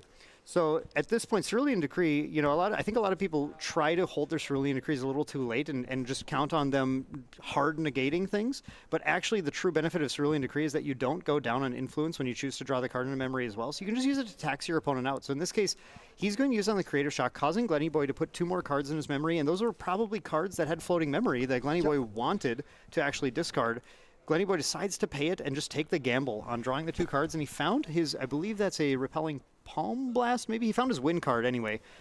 His win card that Glenny Boy will usually want to use to try and get his Prismatic Edge to banish cards in the opponent's memory. Yeah. And this was 1 of 1 Repelling Palm Blast in his deck. I don't think he main decks any more win cards, so his Ascension game plan is already that much weaker. But in this case, when you're just down to you have to discard one of these 2 cards you draw, it does have float, so he still can use it for that purpose. And who knows, he might have drawn a Ghost of Pendragon or something as well that you would be quite do nice. not want to get rid of. So he's going to spend the float, or he's going to use, excuse me, he's going to use Merlin to banish the float to get that extra level here. And then it looks like he's even hard level. I think he's hard leveling. Yeah, I think that's no. Goes for Viridian Trinket. He's tired of this interaction. So Viridian Protective Trinket is going to prevent some amount of interaction every turn by forcing Katako to pay 2 extra for any water cards he tries to activate. Now, the interesting thing, again, about Katako's list is the amount of win cards that he has here. And there's a sort of a pro and a con to this. The pro is that he can actually interact more than Glenny Boy might expect because the win cards won't be taxed by the Viridian Protective Trinket. But the con is that if Glenny Boy does get his Prismatic Edge out, the wind and water cards in his opponent's deck may actually help. That is very true. And that's another reason why he definitely didn't mind banishing that Repelling Palm Blast. He knows his opponent has wind and water cards, so he's like, fine, I don't need this. And also, he might not be expecting the Stifling Trap here if there is one. Exactly. Yeah, the Stifling Trap. A Stifling Trap, I believe, is in Katako's side, so I don't think it's coming in the main. But Glenny Boy does have a very smart play to go Viridian and then take the Dungeon Guide instead. He's basically losing the same amount of cards, committing Dungeon Guide to board and banishing 2, except he gets to do this with the Viridian, making his turn extra safe against Katako's low hand size right now, because Katako did commit quite a bit to board last turn. And with the foresight to banish his own Repelling Palm Blast, he gets the level counter before, and on next turn, he will get the even amount of level counters to draw that extra card and get a +2 to attack. For the tempo of Merlin, it's always very important to try and get that 1 level when possible. It really puts you ahead in your ability to kind of climb your influence back in so you can keep playing the game, and especially in a very influence-centric match like this. Opting to clear the Rhymesoul Bishop from the field. You can't just let this problem with Rhymesoul. It's like there's a Band-Aid you have to rip off at some point. You can't just let the 2 damage thing keep coming in every single turn. You have to get rid of it. Glenny Boy knows that his route to winning the game isn't necessarily through incremental damage. It's a decisive victory with fireballs played really, really carefully around water interaction. Yep. So he'll just clear the board right now and buy himself time. Plays the Pendragon, returns the Sword Taking back to his middle deck with the On-Enter effect and drawing 2 more cards, feeding into his influence even more. And we have a Library Witch as a good way to protect himself against any potential Icebound slams. Exactly. Library Witch has been a tech card I've seen played in multiple decks. Merlin decks, of course, are no stranger using, but I've even seen Slime decks starting to use some Library Witches, Fire Slimes in particular, because getting hit by Icebound Slam right now just doesn't feel good. It doesn't feel very nice. It's a big damage. Opting just past turn after this, we see a Safeguard Amulet being materialized. Katako already wary that Fireball and even the Prismatic Edge are a very real threat. Katako weighing his options here. You can never commit too much to board right now as a Water Mill deck, because you have to keep that interaction up, but that's why these draw a card on enter allies are so powerful, because they allow you to really commit some decent stats to board, keep interacting with the opponent while still holding up. Like we have 6 influence still in Katako's hand. Katako hasn't, unfortunately, found some of the key cards to really get going, things like Fractal of Rain that you want to see early on in the game, or of course resolving an Icebound Slam, but he's still going to try to play sort of an honest game of Grand Archive, committing allies to the board, interacting with the opponent, and trying to get there eventually. The problem is that Merlin doesn't like to play an honest late game. No, Merlin, as the game goes on, gets stronger and stronger, and while Katako maybe feel like he's stabilizing, every turn is another level counter. That's another damage a Fireball does. That's a cheaper Incarnate Majesty. It gets more and more out of hand as the game goes on. Glenny Boy's influence isn't even very low, to be honest, right now, having just leveled to Merlin. He played, I think, very well and very tight, just kind of getting through some of the interaction, through the Dream Fairy on the Hasty and everything, just trying to get his level up while maintaining some cards in hand. With the Viridian in play, got a sword out now, so he's going to be able to turn on things like Spirit Blade Ascension, of course, another Ghost of Pendragon. and still has an interceptor on board and this dungeon guide who can just keep on plinking in for 1. Yep, and notably the Merlin has +2 to attack at this point, so it is able to attack. And we see a Cerulean Decree played. Imbued. We're decreeing, I believe, to -3 Merlin's attack right now. The lesser used, I guess, of all 3 forms of Cerulean Decree's abilities, but sometimes it truly is clutch. And note, he had to put 5 down here. And so he had to imbue all 5 cards, even though it's only imbue 3. You reveal everything used to reserve it, but 3 of them have to be water. So in this case, he has to give Glenny some extra information. Go for that Cerulean, though, and he keeps his Frostborn Paladin alive for now. Unless we see another Ghost Dragon come out, or a Spiritblade Ascension? Spiritblade Ascension, yes. And so remember that, here we go. So we're going to put out Prismatic Edge. This is going to reveal both players' memories, and I think this is about to get very good for Glenny Boy, because he can use the 3 damage off of revealing this, a fire card, of course. Looks like a Creative Shock new art. And then there it is. This is exactly what we're talking about. The Water and Wind deck actually being a bit of a liability against Prismatic. He puts the 3 damage towards the Frosthorn. Glenny knows you can't just let these things stick out there. You've got to clear them. Notably, only 1 wind card there. So on the random banish, probably doesn't want to see that 1 random wind card go. That Innervate Agility is definitely what can keep Kutiko alive through fireballs. So I would say right now that's one of the ones on his list of please do not hit this. Yeah. And he hits the Innervate Agility. It does exactly what he wants. He's smiling. He knows you hit the jackpot. This is exactly what he wants. Well, the one problem is now if he cycles and he does more Spiritblade Ascensions to get Prismatic Edge out more times, it no longer banishes memory. So depending on what's in his hand, maybe he didn't want to. Maybe he wanted to keep it there so he get some more banishes. He wanted to hit it last, the last card. But you know what? I think he'll take it right now. He's okay with that. Yeah. Very skillful gameplay over here. That is, he practiced that for sure. True skill to be able to roll the die and pick the right one. All right, so he's going to pass the turn, holding up a huge influence of, what is that, 6 now? Yeah, 6 influence held up for Glenny Boy, 7th in his memory. And taking a quick look at his yard, seeing what's in there, as Kutiko is deciding what to materialize, looks like it's time for the Crystalline Mirror to come out. It looks like he might want to try and take care of that Verdian Protective Trinket. He's like, hey, I want to interact on your turn. You're not letting me. He still does need to get some fractals out before he's able to use a secondary effect. It's going to be an issue, though, because, the 3 fractals in order to activate the mirror, and he's currently at 0.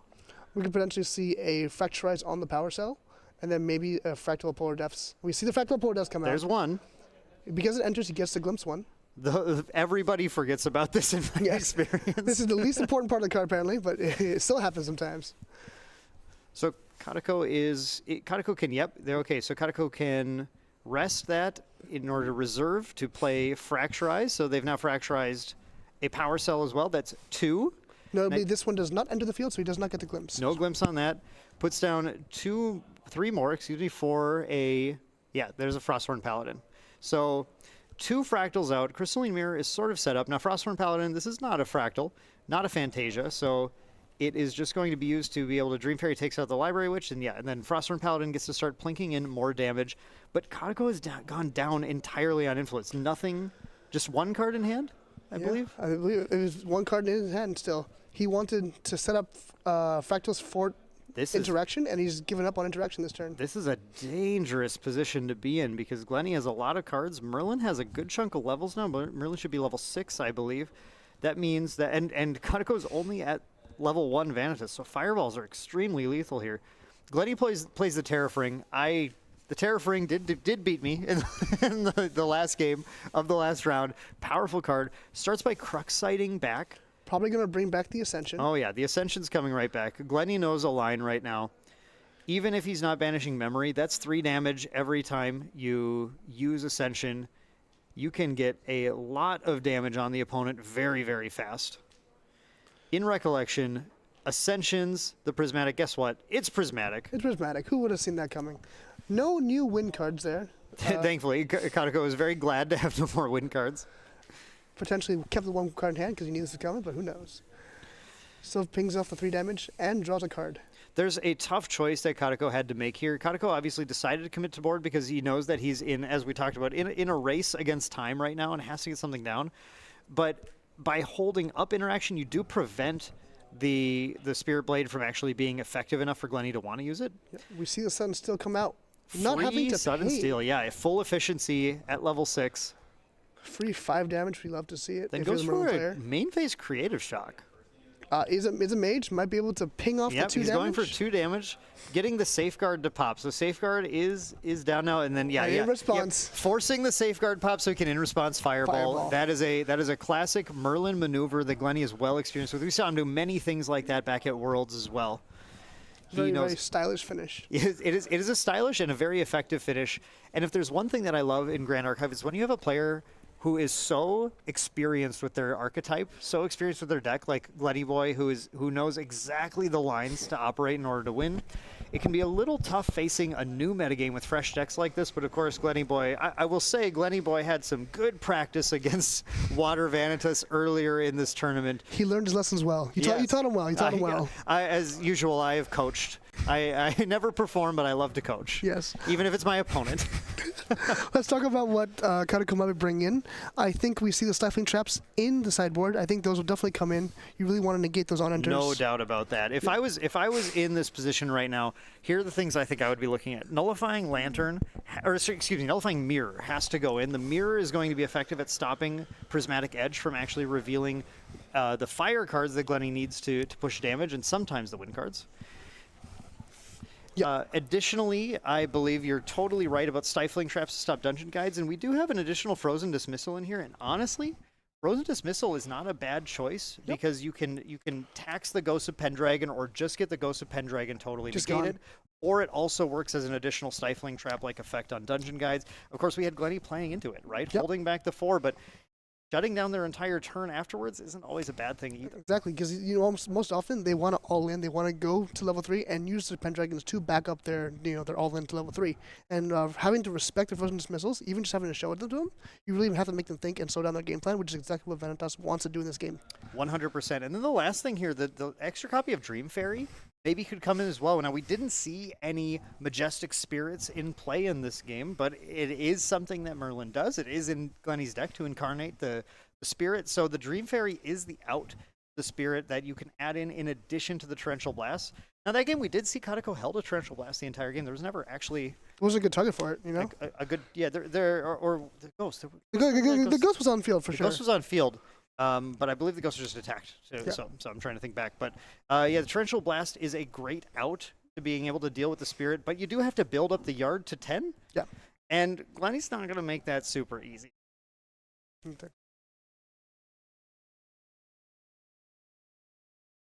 Yes. Yeah. Yeah. There's another important interaction that we may see come into play too, is Nullifying Lantern. Not always considered something to play against Merlin, but it does do some interesting things like shutting off the Crux sites, which can prevent the looping of the Spirit Blade Ascension as well. And one of the cool plays that Vanitas gets to do in this deck is actually playing Nullifying Lantern himself, which many players might not think is like actually what you want to do, because of course the Watermill deck wants water cards in the yard. But because he's able to fracturize his own Lantern, because of layering, it stays in effect, and he gets the resource out of it for a good chunk of the game. When he's ready to go off, he can scatter Essence. Right, exactly. Just hold it up, stop interaction from the Merlin player, and just like, hey, it's my time to shine. You can rest the Nullifying Lantern. Rest the Nullifying Lantern to pay for the scatter. Scatter your own Lantern, and then go off, pop your Polar Depths, do whatever you need to do to close the game at that point. Yep. Very, very clean gameplay on both sides, and it seemed very nicely. Both players knew what they were doing. They respected each other's options, and like even though Glenny Boy has a deck that wants to go fast, he had some turns where he just took it slow. Yes. He didn't take any risks. He knew what he was doing. He made some conscious decisions about like, hey, this is a risk. I know what's in his deck now because these are open deck lists. I want to just play it safe and take my time. And eventually, as Merlin does, as longer the game goes on, the more deadlier it becomes. I think in that game, what we saw was really, unfortunately, we like to call it the gotcha element of the Watermill decks. Sometimes you hit them.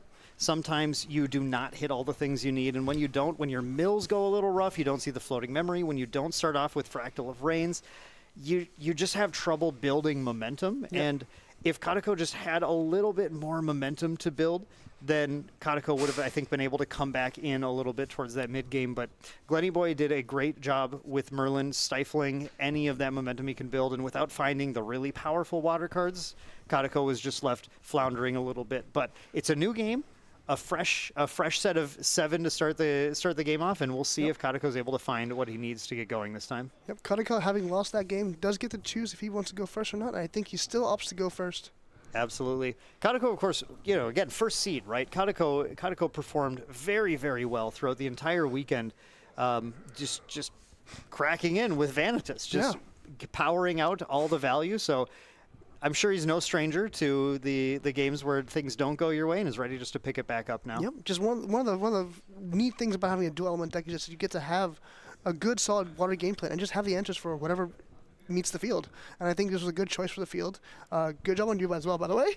Just expecting what to see and just knowing how to pilot it, and like it has all the options, and you'll notice that it's the most versatile decks that really perform well, Merlin included. The choice of Water Vanitas in particular is a strong deck against other water decks because you have all those extra interactions like Scatter Essence to be able to try and deal with the powerful water plays. And I think Kateko's list is really fascinating. The fact that it runs no stratagems, I think, is one of the most interesting takes on it. Usually in the water decks, you're trying to go all your different combo routes to be able to close the game in any way, but Kateko seems to have thought, and with obviously with a lot of wins to sort of back it up, that if you are Vanitas, you already kind of have stratagem built in if you just put out your Scepter. Because instead of banishing your float to power out a stratagem, you just banish your float to power out 12 Scepter damage. Exactly. It's just like my Floating Marine now does extra damage. We've seen a beautiful Fractal of Rain come out, and the Fractal of Fuller Depths. There we go. This is the dream start we saw last round. Will end to victory as well. This is what Kateko wants to see. He knows they know they're against fire. They know fire's got absolutely no way to deal with this Polar Depths.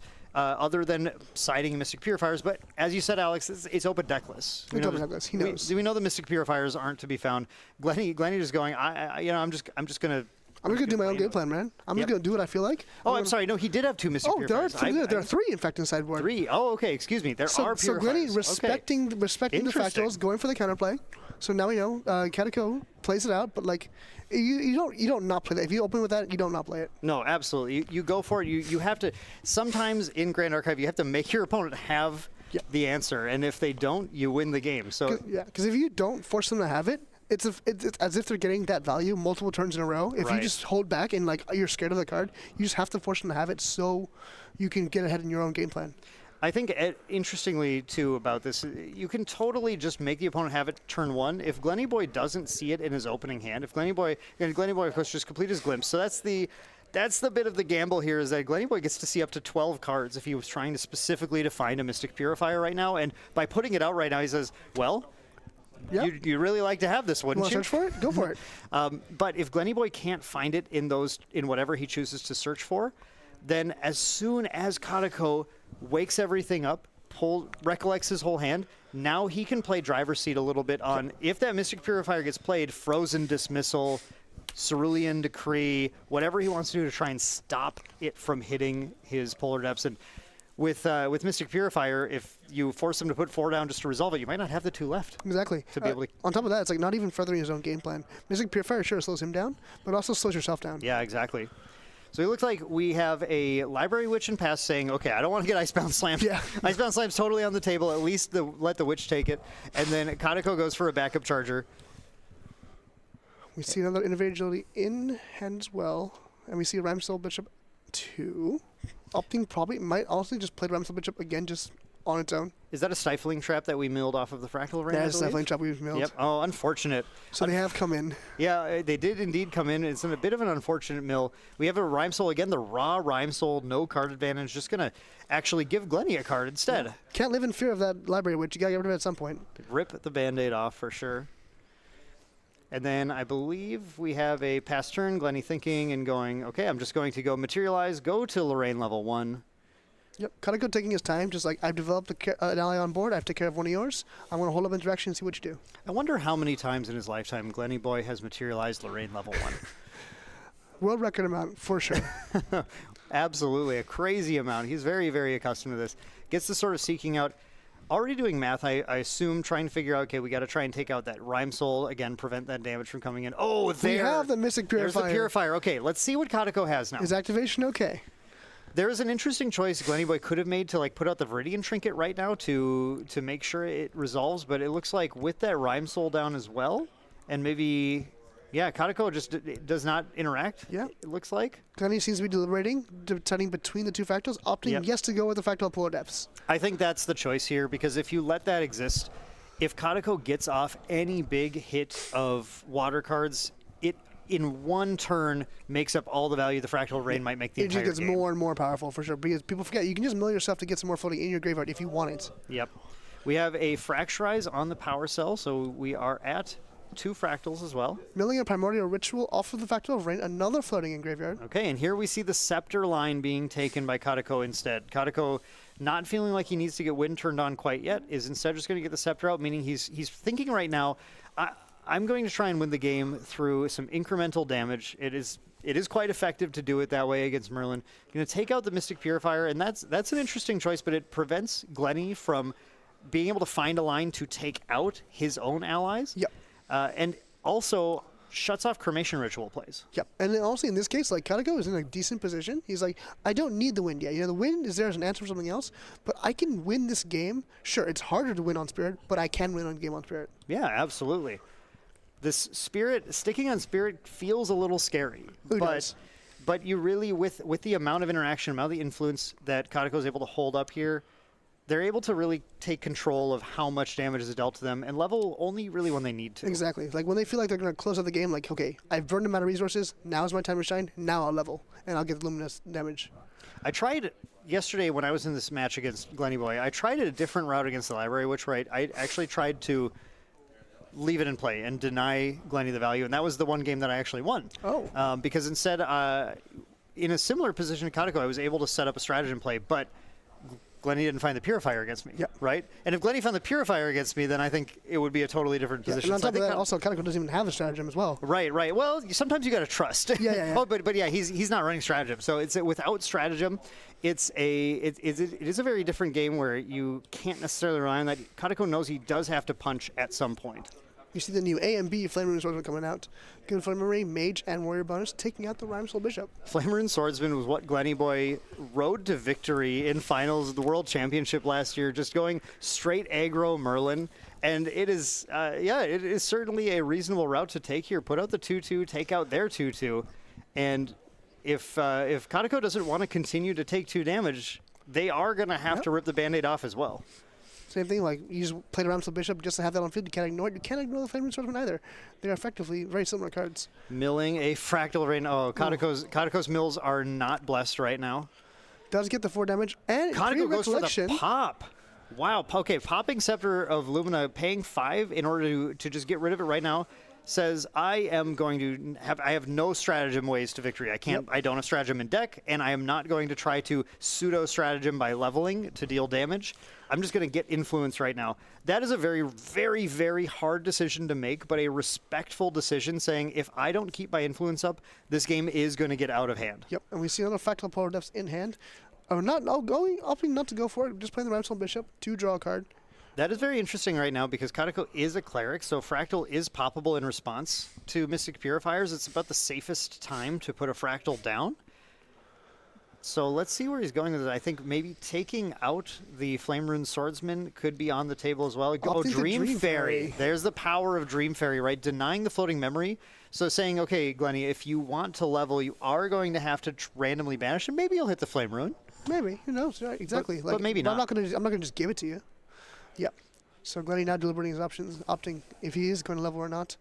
I think in this case, I don't know. I think I would still try for a level here. I think Glenny knows that leveling is the route to victory in Merlin. Yeah, here he goes. Shuffle. Yep. Let's select. We have to get to level 2. Yeah, you're not going to win this game as Lorraine. This is a Merlin deck. You need to be on Merlin.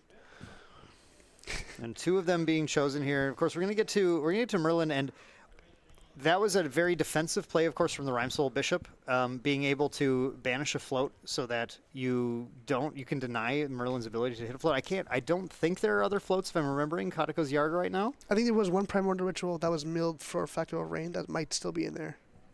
I don't think it was used for anything as of yet. Was it? It might have been. I think it was used to level, wasn't it? It was okay. Maybe. It was used so taking a look. Yeah, we'll have to see here. I'm sure Glenny will eat as soon as possible. It looks like Going for a fireball on the Rhymesol Bishop. Wow. Okay. Yeah. So this confirms there was no floating in the yard because the only reason you spend a fireball on the Rhymesol Bishop right now is to eat it. Exactly. Absolutely. Glenny has 4 fireballs in deck, and those are his lifeline to victory. So having to use a fireball early is a scary position to be in. You know that Glenny feels like their back is more against the wall at this point if they have to use fireballs, or they got 4 fireballs in hand. Or 4 fireballs in hand, exactly. And opting, all that was during pre-recollection phase, so now he might be opting to go for a Dungeon Guide of 3 if he has it. DG to 3 would be a really hot play right now, but I think I think Glennyboy would be open to Frozen Dismissal if he goes for it. Yeah, just going for the Stalwart Shield Maiden. Yeah. If Kadeko had a Frozen Dismissal or a Stifling Trap, that DG was a bunk play, unfortunately. So definitely a gunner. Whether or not Glenny has it, Stalwart Shieldmate is coming down, going to prevent some damage and potentially give him the float to get a setup. Of course, if he gets the float in yard, then float plus 2 memory will be the level to 3. Yep. Crystalline Mirror coming in. 2 fractals already on the field. I see a Polar Depths in hand. It's ready to go as soon as a Nullifying gets played. Actually, I think there's a more important line with this Crystalline Mirror to be aware of, which is by putting out the 3rd fractal right now, Kadeko is able to use that Crystalline Mirror in order to hit either the Viridian to allow his interaction to be more live, or the Sword. Or the Sword. The Sword is a clutch play against him. But, you know, he goes, I did this too. This is our turn.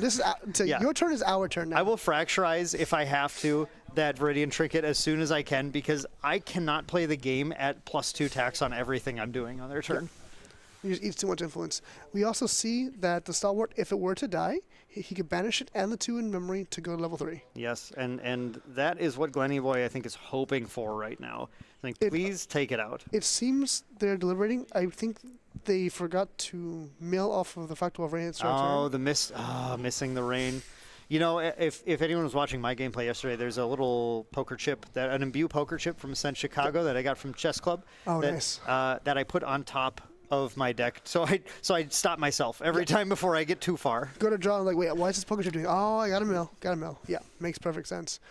I believe, correct me if I'm wrong, I think the fix is that because less than a turn cycle has happened, it's up to Glennyboy to decide if the trigger goes in the stack.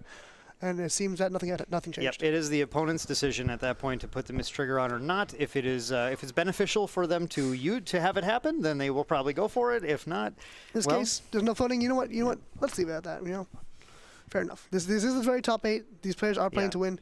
We see the one Apotheosis Right coming out again. Apotheosis Right. Diablerie would be pretty sick now. And you know what? Kadeko does run a Diablerie in the deck.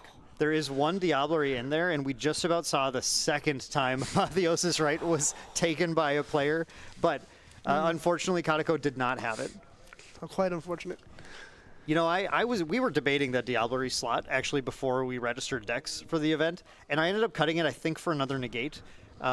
Because you had to be level 1. They had to put off the ring for so long. You have to have it at the right time, at the exact right moment. You have to have things open. It's a super fun play, but if you're going to an Ascent, probably not something as consistent that you want. Kadeko's going for a Refracting Missile here to take out the Stalwart Shieldmate, actually. Interesting, trading a float for a float, but the important point is that Kadeko can immediately use that float to level here. Gets, as I mentioned, getting that Stalwart out of the way allows Vanitas to be able to start punching when it's time. Yep. So you can't just let it sit there forever, especially if you've gotten rid of your Scepter now. Your route to winning is going to involve punching at some point. Exactly, and opting not to go level 2, so probably not a nice bound play this turn. Kadeko rings, but unfortunately Kadeko's ring is just doesn't quite hit the same as Glennyboy's ring, but still effective at drawing a card. It's Apotheosis Right at home. We're going to rest 3 fractals. Kadeko is going to pay 5. Is easy still going for the Icebound Slam? We're still slamming. That's why that Stalwart had to get out of here. That's why it had to go. It had to go because a slam has to hit. That's going to put a huge amount of cards into Kadeko's yard if it successfully resolves here. And again, Glennyboy, I talked to him earlier, is not an under fire believer. He doesn't like it. Doesn't like taking 4. Instead, Glennyboy is just going to say, okay, I'm going to fast cure. I'll try and prevent some of this damage. Yeah, not take dealing 8. I'll take 4. As much from it. Personally, I like a good under fire followed by a fast cure. I'll take 4 and then heal 4. Oh, right. And you get stealth, not even going to take any damage. Just prevent the Icebound Slam completely. A second Stifling Trap getting milled here. Well, at this point, the Stifling Traps don't appear to be as useful because Glenny Boy is almost certainly hard leveling next turn. Yep. He's got 2 float in yard now, so it's going to be an easy level for him to make. But let's count the water cards in yard. 2, 3, 4, 5, 6, 7, 8. Glenn laughing at 8. 8 water and 2 wind, if I have this right. Yep, and I think there's like 3 floating in there as well. I see a Lost in Thought and a Primordial Ritual, I believe. Boy, an interesting position from Katako. Really getting rid of that Scepter early. Katako's going to have to find a line. Now, there is still a Claymore, I believe, that Katako can pull out. And you have to respect Vanitas' ability at level 3 to swing for 8 with the Claymore. It's pretty disgusting. Vanitas with the sword is a sight that will haunt my nightmares. An interesting play that you can do in Vanitas as well is using, if Katako had held off until level 2, that slamming could have actually enabled the free activation of level 3. But Katako, again, it's a race against time, does not have the ability to really wait. And here, setting up that yard for that Polar Depths to be totally online, I think is going to be a powerful line to enable whatever he's going to find here to close the game out. Yep. Currently, 8 water cards. If they were to do a double Polar Depths targeting your opponent and then yourself, you could go up to 10 first, mill yourself for 10, go to 20, and then mill your opponent for 20. But I think at this point in the game, there's still too many cards in the deck. No, it's a triple Polar Depths play usually. Most of the time, it's a triple Polar Depths play to be able to take them out. Very, very rarely we've had the double Polar Depths getting there, but the game has to go so late. Yeah, it's go very late. And we've already seen 1 Polar Depths, I believe, get destroyed. Yes. So there's only 2 left in deck. Yeah, 1 got purified by Glenny's nice sideboard. Okay, so we're at Crux now. Level 3, we've drawn the card in Recollect, and now we're going to start Crux sighting. Glenny just Crux sighting to draw a card has nothing to take back. Just saying I don't quite have what I need right now, but I'm going to find it. I'll do my best. Still thinking in Recollect, goes for the Recollect, and then draws for turn. I think Glenny Boy, hoping to have it, if he has a Ghost of Pendragon, it could be quite effective. But without his Viridian anymore, that Frozen Dismissal is certainly an option to be able to. Yeah, there it is. Okay, there's the Ghost. There it is. Putting on Pendragon. Now let's see if Katako has the Frozen Dismissal. Nope.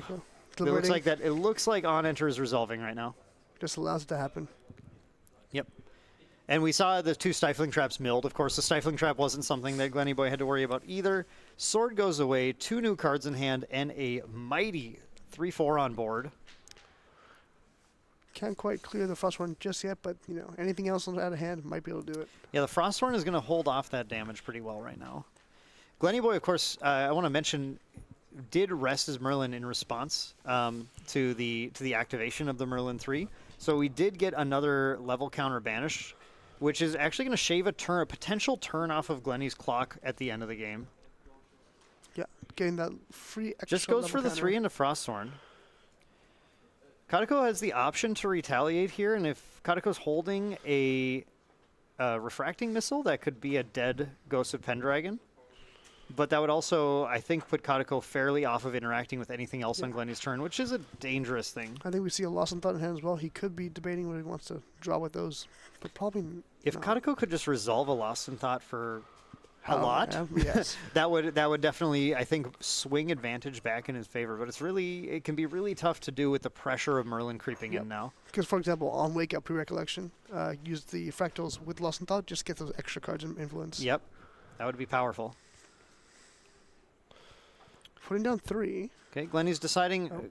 Glenny clearly has a route. Otherwise, the attack doesn't make sense. He's going to find the route to kill the. Goes for it. Yeah. Incarnate that. Yeah, he's going to make him have it. Glenny Boy says, "I'm just going to have to make you have that Frostbind," and Katako did. Yeah, I can't play around it forever. Use it now, and I can probably get another one later. Here's that Lost in Thought. Seem just played for free. Yep, just a free play, banished to go to level 2. Milled a Fracturize off of the Fractal of Rain. Another floating. I see a Torrential Blast in hand. So if that Incarnate Majesty resolves in, Katako is going to be able to take it out. Oh, no, he's just going to go for the... Yeah, Katako says, no. Yeah. Nope, Ghost's got to go. Yep, bye-bye. Mill 2, we have an Icebound and a Frostthorn. It seems to be the case. Now, still have a hefty influence. Milling, Popping, going for the mill. potentially milling himself here. What is Katako's route right now? I need to see what's in Katako's hand. Scepter of Lumina was destroyed this game already. So Yeah. He might just go to Vanitas. Going to Vanitas 3 to start punching has to be the line. Just doesn't have the float. Was hoping to mill the float on the torrential, but didn't. Goes, okay, fine. I'm just going to pop this. I will definitely find the float that I need. Milling 12, I think, something like that. And then going to use that float to activate Vanitas with no memory cost needed here. Okay, there it is. Yep, there's the just 3 going float. straight to Vanitas. We're going to Vanitas 3. All right. Torrential Blast also giving the +1 attack while he was Vanitas 2. Now Vanitas has attacking for 4. Yeah, very true. We get the trigger on Vanitas 2, pushing in for 4. And now at this point, every time Kadeko connects with Vanitas level 3, it is going to be a +1 tax on Glenny Boy's materialization on the next turn. And we know how much Merlin loves to have those swords on the field. Now having to pay 2 or even 1 for a Sword of Seeking makes it that much harder. Yeah, a two cost Drawn Blade is basically unplayable. And a 1 cost Sword of Seeking, it feels pretty unplayable really as bad. well. It feels really bad.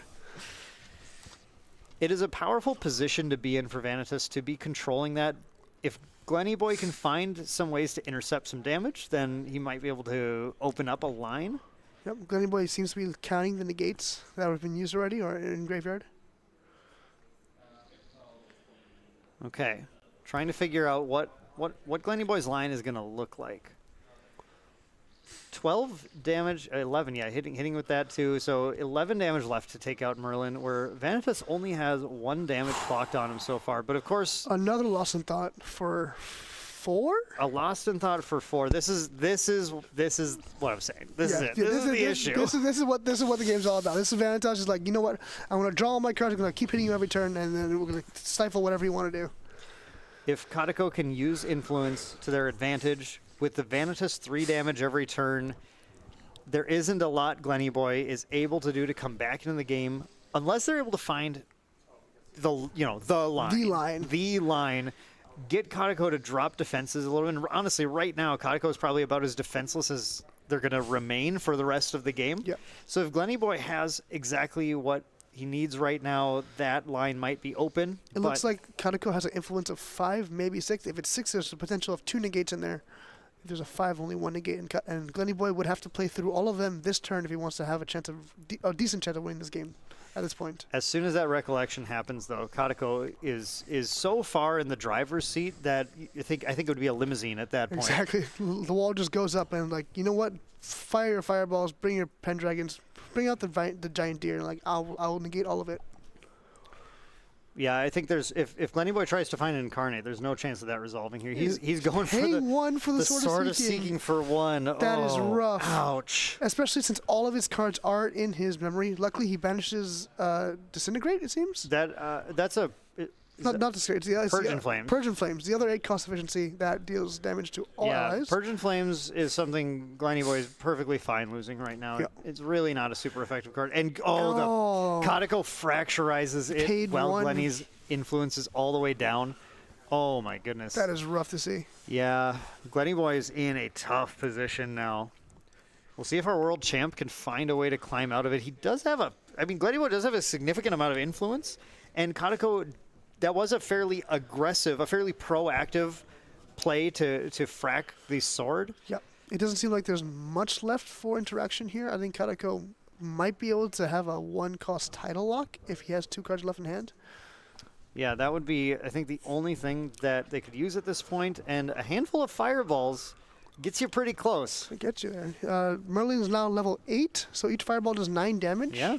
That's three fireballs does the trick. But we did see Glenny Boy have to spend that fireball earlier in this match too. So, I mean, it looks like our speculation wasn't correct necessarily about maybe having four fireballs in hand, but we'd love to see it if we could.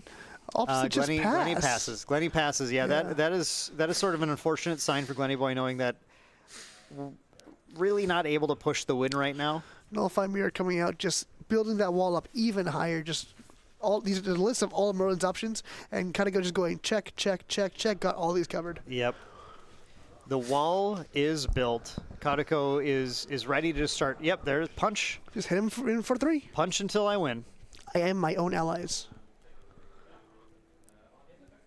Take 3 gets the on-hit effect, so it is going to cost Glenny more to materialize again. 1 more from Dream Fairy. closer and closer. Go for a Creative Shock. So that we can prevent the Dream Fairy damage with 2 damage from Creative Shock. If there's a fire card to pitch, is Kaneko going to tax it again? No tax. Yeah.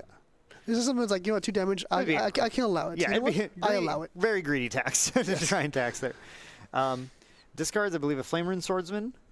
A floating memory to help pay with that Vanitas tax. Yeah, actually, that floating memory is very relevant right now for Glenny Boy. 2 damage on a Dream Fairy, taking it out, preventing that one at least. Still 8 life left on Merlin. I believe Dream Fairy was even locking down a Flamer and Swordsman. It was indeed. You're right. And there is another Penguin, another Fractal of Polar Depths. That might spell the end of this game. I mean, Vanitas has 2 routes to victory, and that definitely does it. That is game. I see Pop Polar. You see a look of acceptance on Glenny's face. The moment they start counting decks, you know. Yep. They're doing a little bit of math, a little bit of discussion. What's happening? He just mills his whole deck. fully mills his deck. And it's like, what? I'll flip it over and I'll flip your deck over. Or no, okay, sorry. We're trying to figure out the players are positioning their cards as they're counting, doing some math here. Polar Depth, honestly, it is a slight advantage to target yourself with the first one, but targeting your opponent with both is really just as effective. With the size of your graveyard at this point in the game, both probably just does it. He hasn't asked for a count yet, but it is opting just going to go all in just in case. Yep. And you do want to double activate. You do want to double activate to have both in play before either resolves, but it looks like it didn't really matter. That is going to... they're going to count it out. Let's make sure, but let's see if that fully mills Glenny out of the game. There is a Resolute Stand. However, Merlin's ability is now a drawback. Yes. So you cannot activate Resolute Stand and hope to skip your draw Alex, step. you're totally right. That's really sharp because Glenny Boy is on 5 level counters, which means the next turn, a Resolute Stand does not save doesn't Glenny save you. Boy. He's going to have to draw that card anyways. The Resolute Stand had to be teched in too. That's a tough choice to. Oh yeah, I don't know. You kind of want to side out the Resolute Stand because it's really not like it's not that great. useful. Against Vanitas, it does stop. No, I'm gonna take it back. I thought back and forth. I like the Resolute Stand here. It prevents stops the like mill a hit. and it stops a Vanitas hit so that you can still materialize something next turn.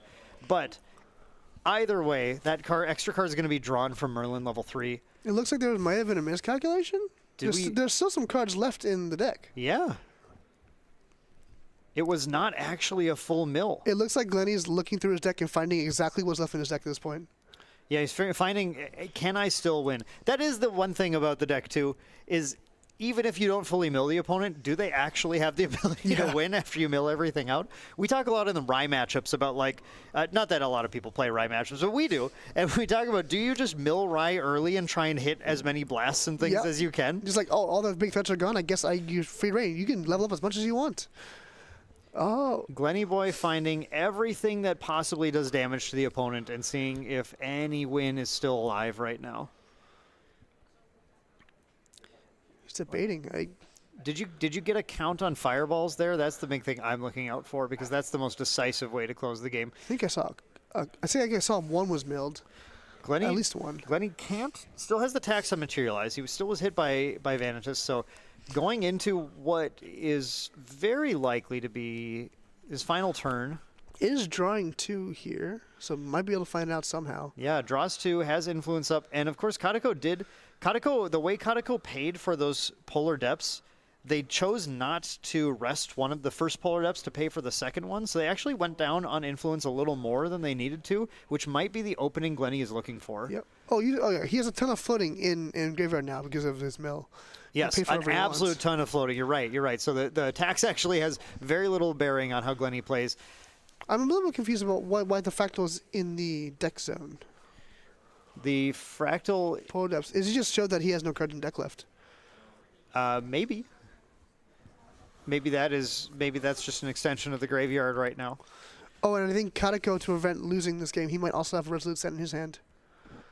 Is Kadeko running Resolute Stand? I'm not entirely sure, but like he milling himself out was I don't quite a think risk. so, because that's more non-water cards to run. I don't know if you do. Yeah, milling himself out is quite a big risk here. That's exactly why I usually like to double target the opponent when I'm going for it instead of me. I know that you get more float, but you don't want to have the opponent find a way to not lose to mill. Yeah. And then end up losing yourself to the mill. If that is the end result of this game, that would be the most insane way for this game Kaneko to possibly self-mills end. himself to death. Oh, man. Of course, these players already in top 8 are scoring their beautiful CSR spirits, the Gwendolyn's for this one. So, you know, there's plenty on the line still, but you get to walk home with a wonderful prize no matter who ends up winning here. Just a beautiful, beautiful promo spirit. Glennyboy's Terrafring is there to try, and Glennyboy's going to try and cling on as much as he can, and Terrafring is going to potentially help him. But he's trying to figure out what line he has without access to so much of his deck, without access to Ghost of Pendragon. I mean, Ghost of Pendragon. You don't activate its ability. You have an on-enter now. You do not have to return anything. Yeah, it's notably. optional. You can just leave your Terrafring there. Don't draw the 2 cards with your 1 card left in deck. How? Second Ghost of Pendragon, just looking to get a beat down. I think just trying to clear the board, right? No, just gives it like I can't get there. All right. Okay. No, so that's it. That's it. Glenny won by self-milling the opponent self-milled himself. Yeah, and that was Glenny's victory. I don't know what he's putting on the ghost for. I don't know. He's putting on the ghost just to play something, I guess. But I guess he's worried about a large refracting missile. Kaneko just like milling himself. Yeah. I guess he announced the target and the judges had to do it. Oh my goodness. Yeah, this was a really interesting game to watch. Like I just can't. I can't believe what we just saw. He looked like he was so far ahead in the driver's seat. And he was like, you know what? I want a game 3. Let's go game 3. The tension when you are in the seats in top 8 like this, obviously extremely high. And trust me, I know more than so many people out there too that once you get in those seats, the math isn't always easy to do. Yeah. You just get pressured and you start doing things that maybe aren't exactly what you meant to do. In this case, we unfortunately saw Kaneko but just missing the math on how many cards Glennyboy truly had left. And you know, we both said it too. When that second polar death drop is like, oh, that's it. That's it. It's done. But it wasn't. Yeah. But the math wasn't actually in favor of the water deck at that point. Despite Merlin's, wants to draw a lot of cards and does draw a lot of cards, the math wasn't quite there. It seemed like Merlin had drawn quite a few cards. It seemed like it would have just been enough, but no. Merlin had like 2 or 3 cards left in deck. Had enough to survive a turn, and it was just it was an unfortunate getting bitten by going for the mill yourself, then mill the opponent plan. Like going for the extra couple cards, like sure, milling yourself, sure, maybe it helps more, but you don't even have to. There are no extra cards. There are no extra cards. No, yeah, you need 3 for the extra cards. And milling your opponent, they mill the exact same amount. Yeah, you don't even need it, yeah. The advantage that you gain from doing it is actually putting extra float in the yard, which is if you don't close the game, then you can close the game. But what if you mill yourself out of the game? Then you just draw it again. Then it doesn't work that way. Can't draw anything else. So yeah, very wild, very crazy way to end our top 8 match. Sounds like we're going to be doing a little player interview here in just a moment, but I can't imagine seeing a crazier start to our top 8 with Glennyboy taking the win with Merlin against Water Vanitas. Didn't actually kill the opponent. I'm speechless. I have no words. Yeah, absolutely wild. So Glennyboy is now going to be moving on to the rest of the bracket. There's certainly some other interesting decks to face. We do have a Water Merlin in top 8. We have some other Water Mill going on in there. And we'll see what Glennyboy ends up going up against. So actually, we'll have to check the bracket in a moment and see. But it's going to be an interesting battle for Glennyboy. World champion, though, right? This is world champion. He's done this before. Play. He knows what he's up to. He knows what he's doing. And you've seen what he does. He plays very meticulously, he plays very carefully, and he's in this case, he took every edge that he could, and in the end, it was close, but he still came out on top. Sometimes if you can just survive long enough, then things can go your way. The longer the game goes on, Merlin gets stronger, or your opponent just gets a little weaker sometimes. Yeah, absolutely crazy though. All right. Yeah. All right, so I think that's it for now. We will be right back with a interview with the winner. Thank you so much for watching the first match of the top 8. We will be back with an interview, and after that, the top 4 of Ascent Utrecht Day 2. Make sure to stick around. Laters.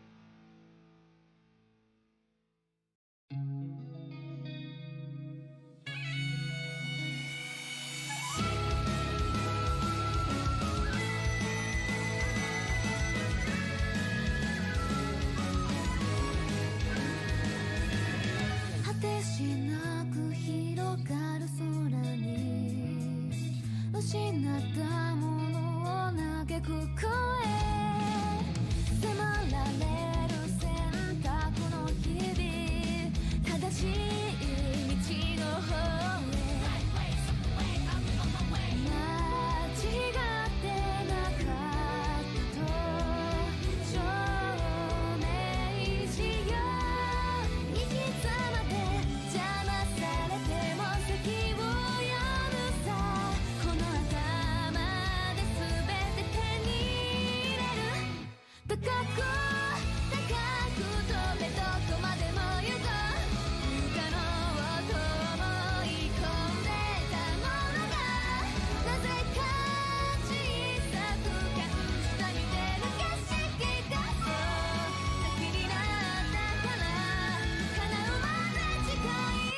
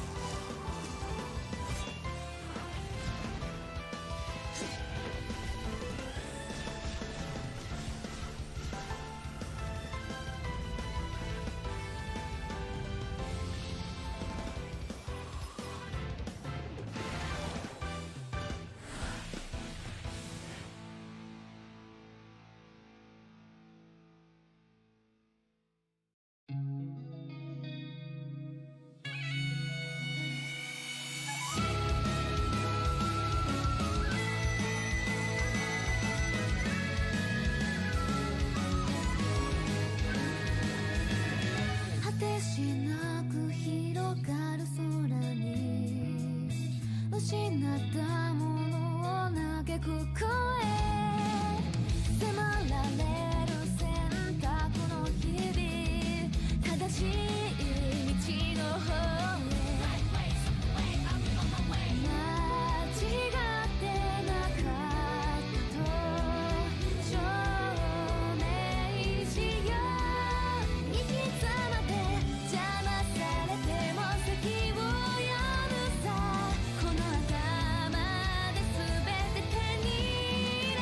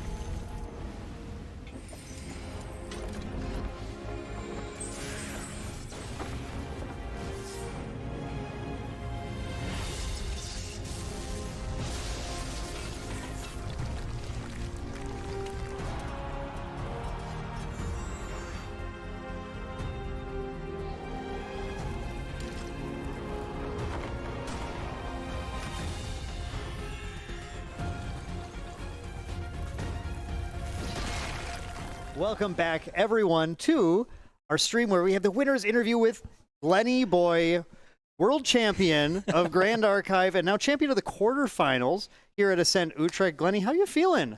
You know what? I'm actually feeling pretty good today. I've had 4 coffees, so I'm on a bit of a bounce. 4 coffees. Hey, is that the secret? Yeah, I had like 5 hours sleep last night. I was a zombie this morning. Like I was literally like. So is 1 cup of coffee for every hour of sleep minus 1? Yeah, that's the trade. Okay, I will remember that. I'm going to be on like 7 cups of coffee for the next one. I'll be buzzing. No, you are doing incredible. Obviously, we had our rivalry match last night, which was incredible. And the way I like to think about it is I was coaching you through the Vantages match. How did you feel going up against another Vantages player today? Well, I mean, I took a look at the deck list. It's a little bit different to yours. So yes. this guy main decks wind, and I'm like, yo. He's not going to Icebound Slam me turn 1 because he's going to hit some wind. You sure are. Yeah. And now I'm like, okay, this feels pretty good. This feels pretty good. And also the Prismatic Edge. It can hit his wind as well. Which it did. No, it was great. I was like, oh my God, this is amazing. Yeah. How did you feel actually that we were debating that while you were doing that? You hit the wind first? Yeah. Instead of like being able to loop and hit other things? We were trying to figure out, is he happy or a little disappointed right now? How did you feel when you hit that Innervate? To be honest, I was still happy. Like, Innovate's a really good card. Yeah. It's a great defensive tool. So getting rid of that early was a bit of a sigh of relief because he only runs 2 in the match. Right. So, of course, in this match, you took game 1 pretty decisively. Nice, decisive fireball in response to Safeguard victory, the kind that we pine for when we're playing Merlin decks is like, pop it, gotcha. Right? Yeah. Now, game 2...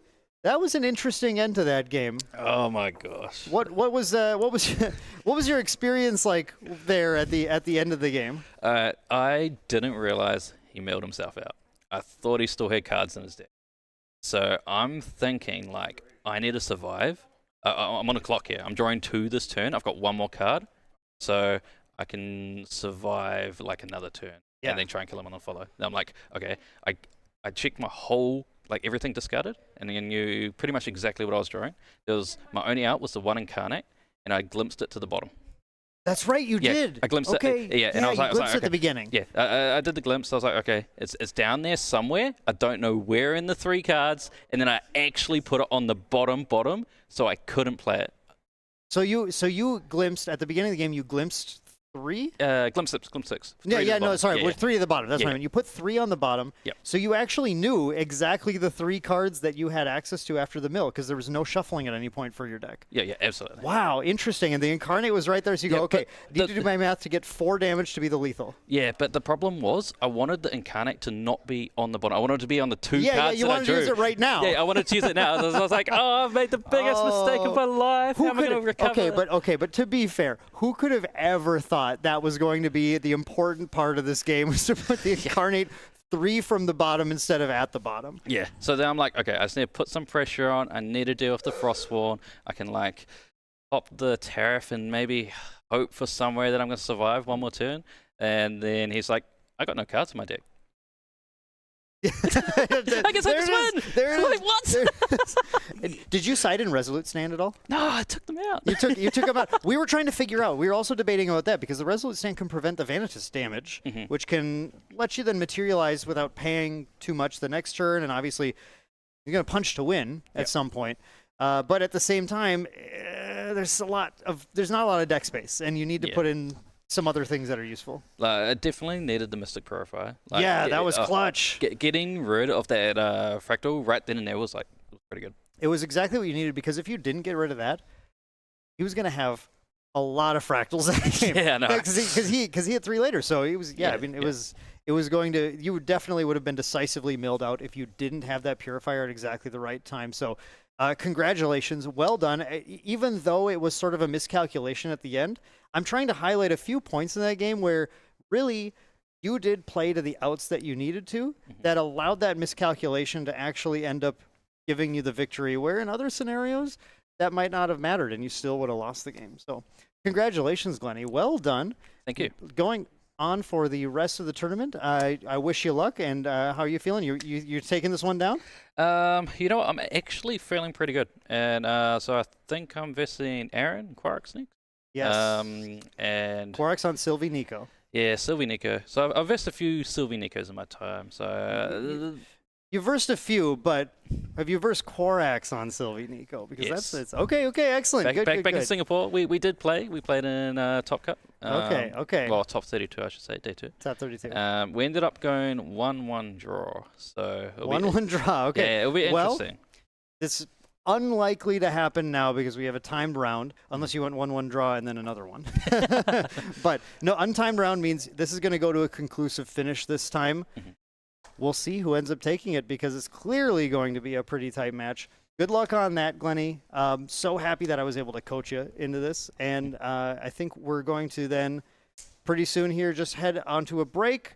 Stick around. Don't go away because we're going to have the semifinal round coming very soon. Don't know who it's going to be quite yet, but it should be another exciting match of Grand Archive and then on to the Grand Finals. Good luck, Glennie. Awesome. Thanks, Dan. You guys have a good one. We'll see you soon.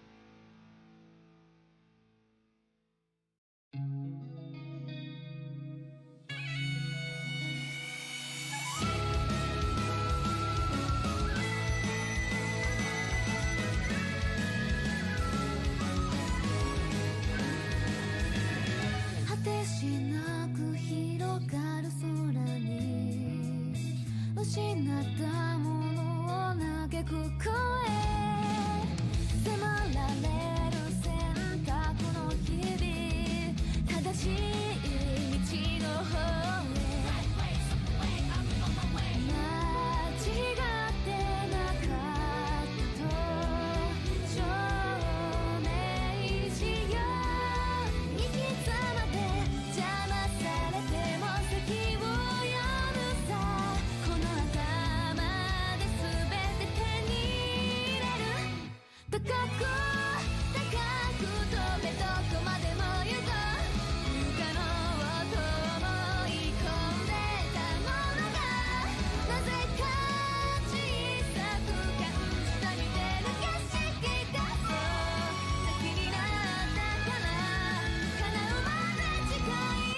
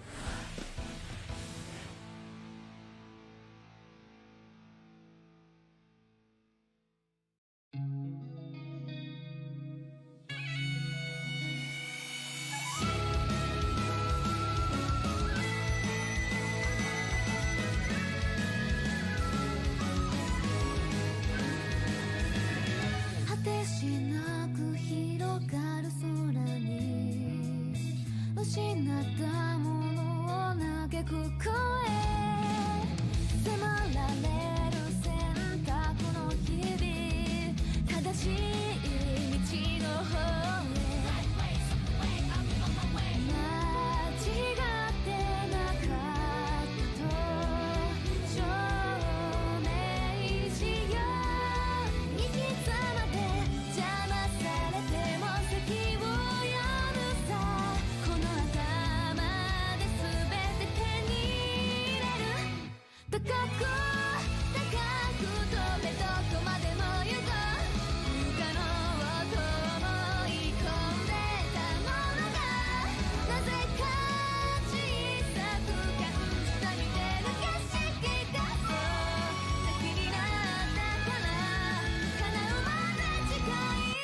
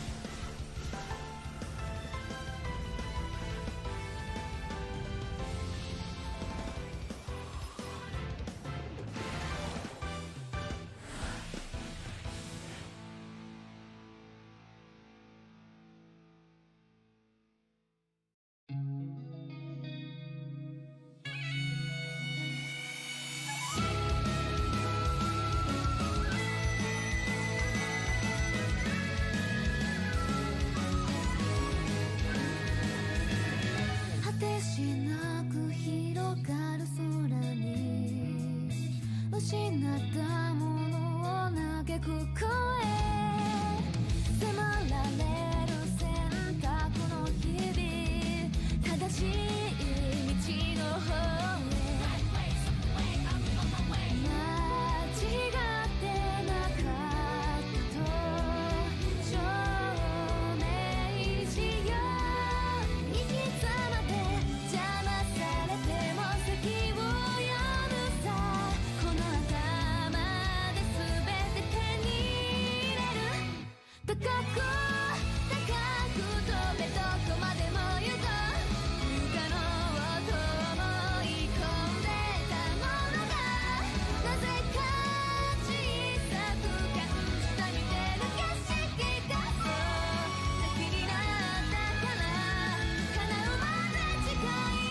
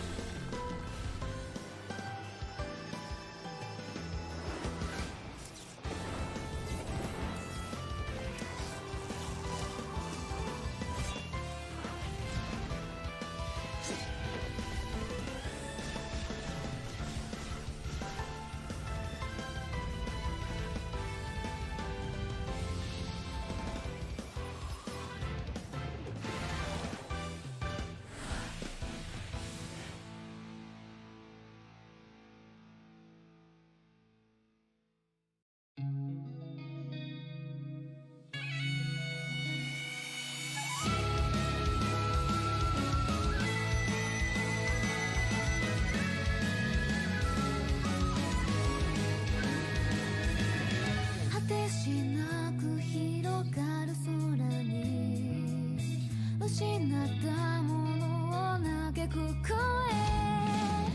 迫られる選択の日々正しい道の方へ間違ってなかったと証明しよう生き様で邪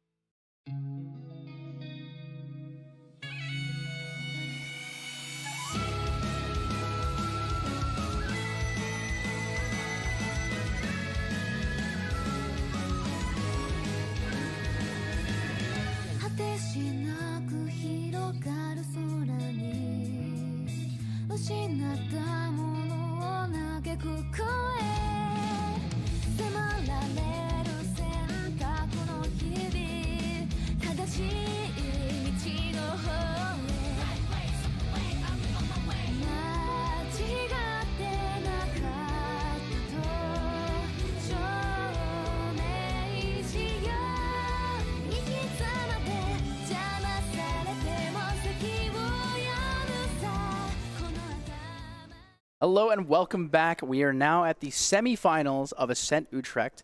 We are in the top 4 single elimination round. The last round we saw Glenny Boy beating, I believe it was I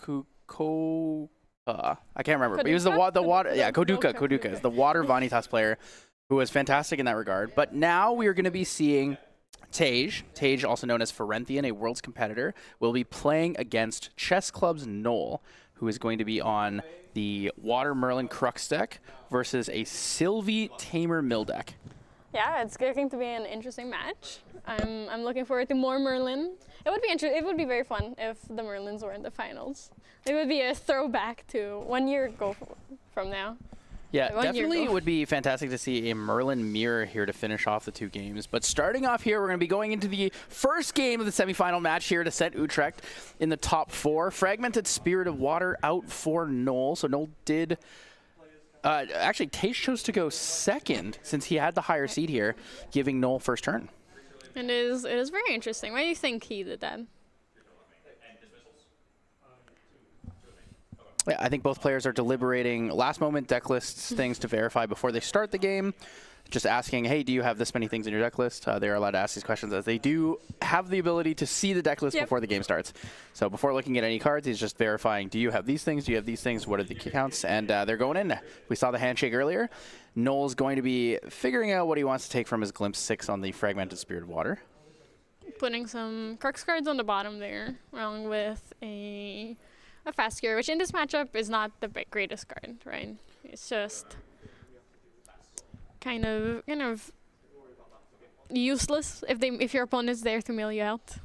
Yeah, it's on the slower side for sure. It does still have the floating memory available to you. Mnemonic Charm here coming from Noel's, a pretty standard opener. He did have 3 Coriolis Swords in his hand starting there, so a little bit on the unfortunate side, but we are seeing him hold up a Frostbind to deal with an Icebound Slam. So Icebound Slam here in from Tej, and here's the Frostbind. Frostbind is going to immediately remove that. It's a fantastic start from Noel. Has the Frostbind, is able to deny the attack coming through. It's going to go to Banishment as well, so there won't be any water cards in Graveyard.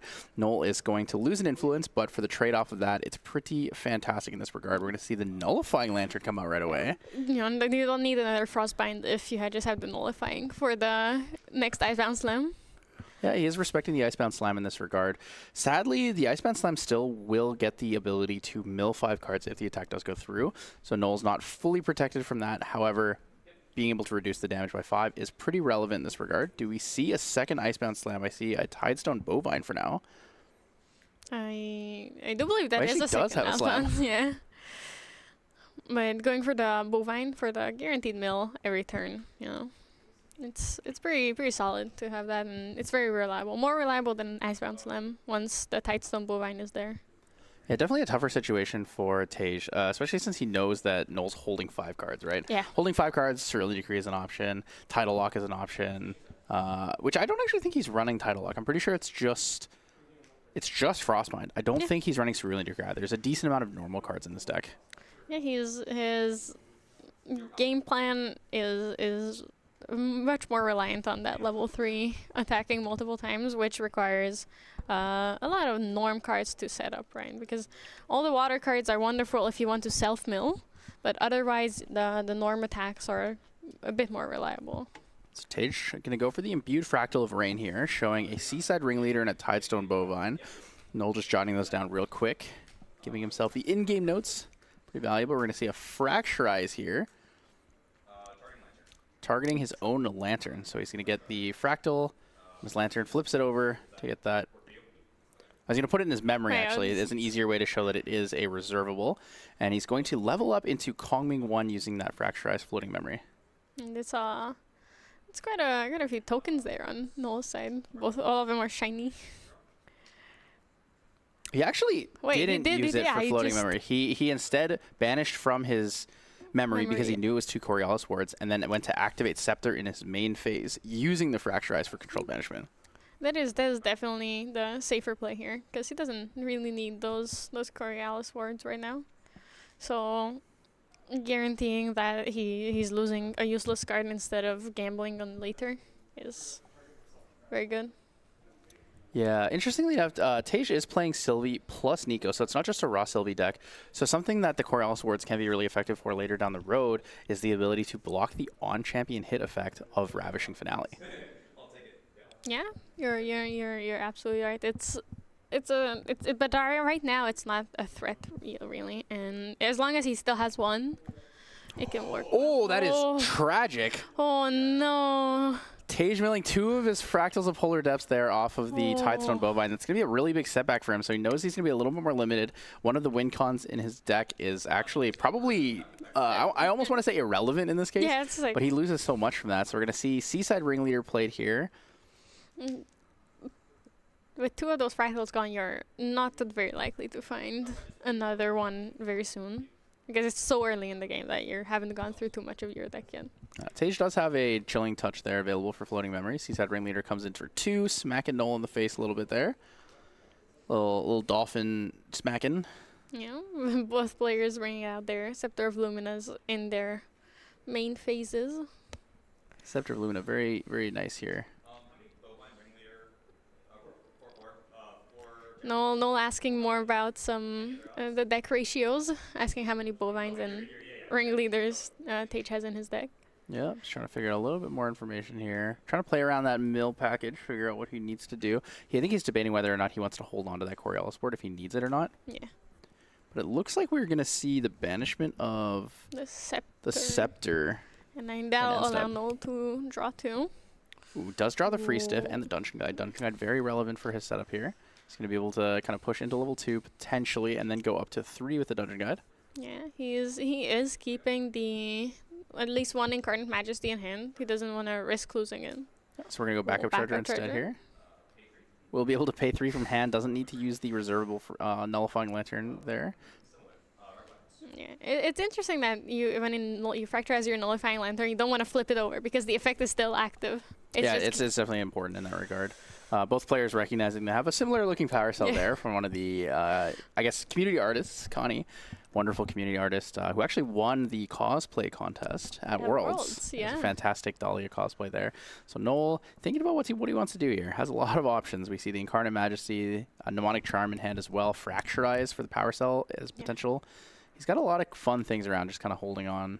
Yeah, the wonderful thing about the reservable fractal he has is that for Dungeon Guide he can actually just pick what he wants to banish. Yeah, the pure controlled banishment in that regard is really, really nice. I'd be interested to see if he uses his fractal alongside maybe the Coriolis ward and goes for a Mnemonic Charm, draws a card into memory, and uses that for the controlled banishment to go to Merlin level 2, or if he's feeling a little more specific and wants to maybe use a Fracturize on the power cell, just pay 2.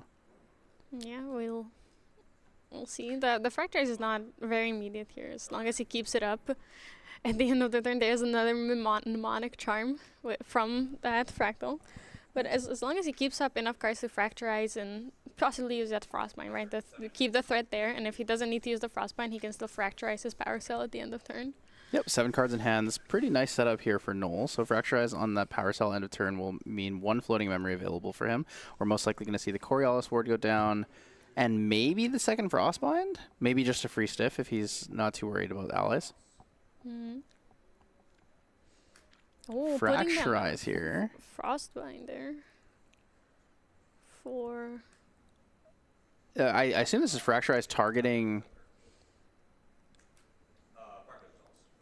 targeting the power. Targeting the power cell. So he's actually going to Fracturize opponent's Scepter of Lumina as well, so he doesn't take the damage from the level up trigger. Yeah, also denying the draw later in the game. Yeah, pretty effective method to kind of deal with Scepter of Lumina. A lot of people worry about the damage coming through, but that draw effect is probably more important and better than anything else. Being able to get a natural +1 off that is fantastic. Yeah, especially nowadays with all the fractals going around when the influence is so high. It's not that hard to get 5 cards, and I feel like most players also focus on that a bit more than the raw damage you get from it. Yep, you're going to mill an Icebound Slam. So Tej actually having some pretty unfortunate mills this game. As they do call it, it is Casino. It's not quite Casino Ari in this case. It's a little bit of a semi-Casino Nico here. Taking these self-mills and not hitting the greatest of things. And self-mill is going gambling. At least there's a lost in fun, but Yeah, losing the Cerulean Decree is a little bit on the sad side, though. Cerulean Decree would be very effective by reducing Null's attack on his champion. We're going to see a Tidestone Bowling, Another second one. And more milling. We just needs to find that stratagem here. Yep, he's going to mill himself on the on attack. He's going to get... Oh, he's losing another Fractal Polar 3 are Depths. out. But he will get a floating memory, so he has 2 floating memory available to him, which is quite nice. He's missing 2 Icebound Slams now, 3 Fractal Polar Depths. So some of those win cons are slowly slipping away here for Tej. Yeah. Does have 3 Fractals, so those Refracting Missiles are pretty effective. And I think we still see the Icebound Slam in hand, right? Yeah, yeah, there it is. He's even showing it to Null that he does have the card, and he does have floating in his hand as well for when he'll need it later in the game. But seeing all those Fractals of Polar Depth going out is very unfortunate. Now he's much more reliant on stratagems and the Ravishing Finale. So Tej running stratagem is interesting to me. I do like having the alternate potential win con, but it is a bit of a high gamble there. Null's actually going to lose the Incarnate Majesty, which is unfortunate. Stratagem will be a better option into him here. Okay, but I do believe that Null has another Incarnate Majesty there. Yep, so Merlin effect activated here. It resolves. Tej has no response to that. He's going to choose a card from a graveyard. Doesn't have to target it ahead of time for the declaration. So he's going to choose the Lost in Thought in Tej's graveyard. He's going to grab that level counter and then use his Spirit Fragment to draw a card pre-recollection. Yeah, I think this is why Merlin is so good right now, is that you get to Rising Tides as well. Oh, Draw a card into memory, get the floating memory. yeah. Not bad setup here. So if he does Dungeon Guide to 2, next turn he'll get the even level counter, and he can also take out... I guess nothing actually costs 1 in Null's deck, does it?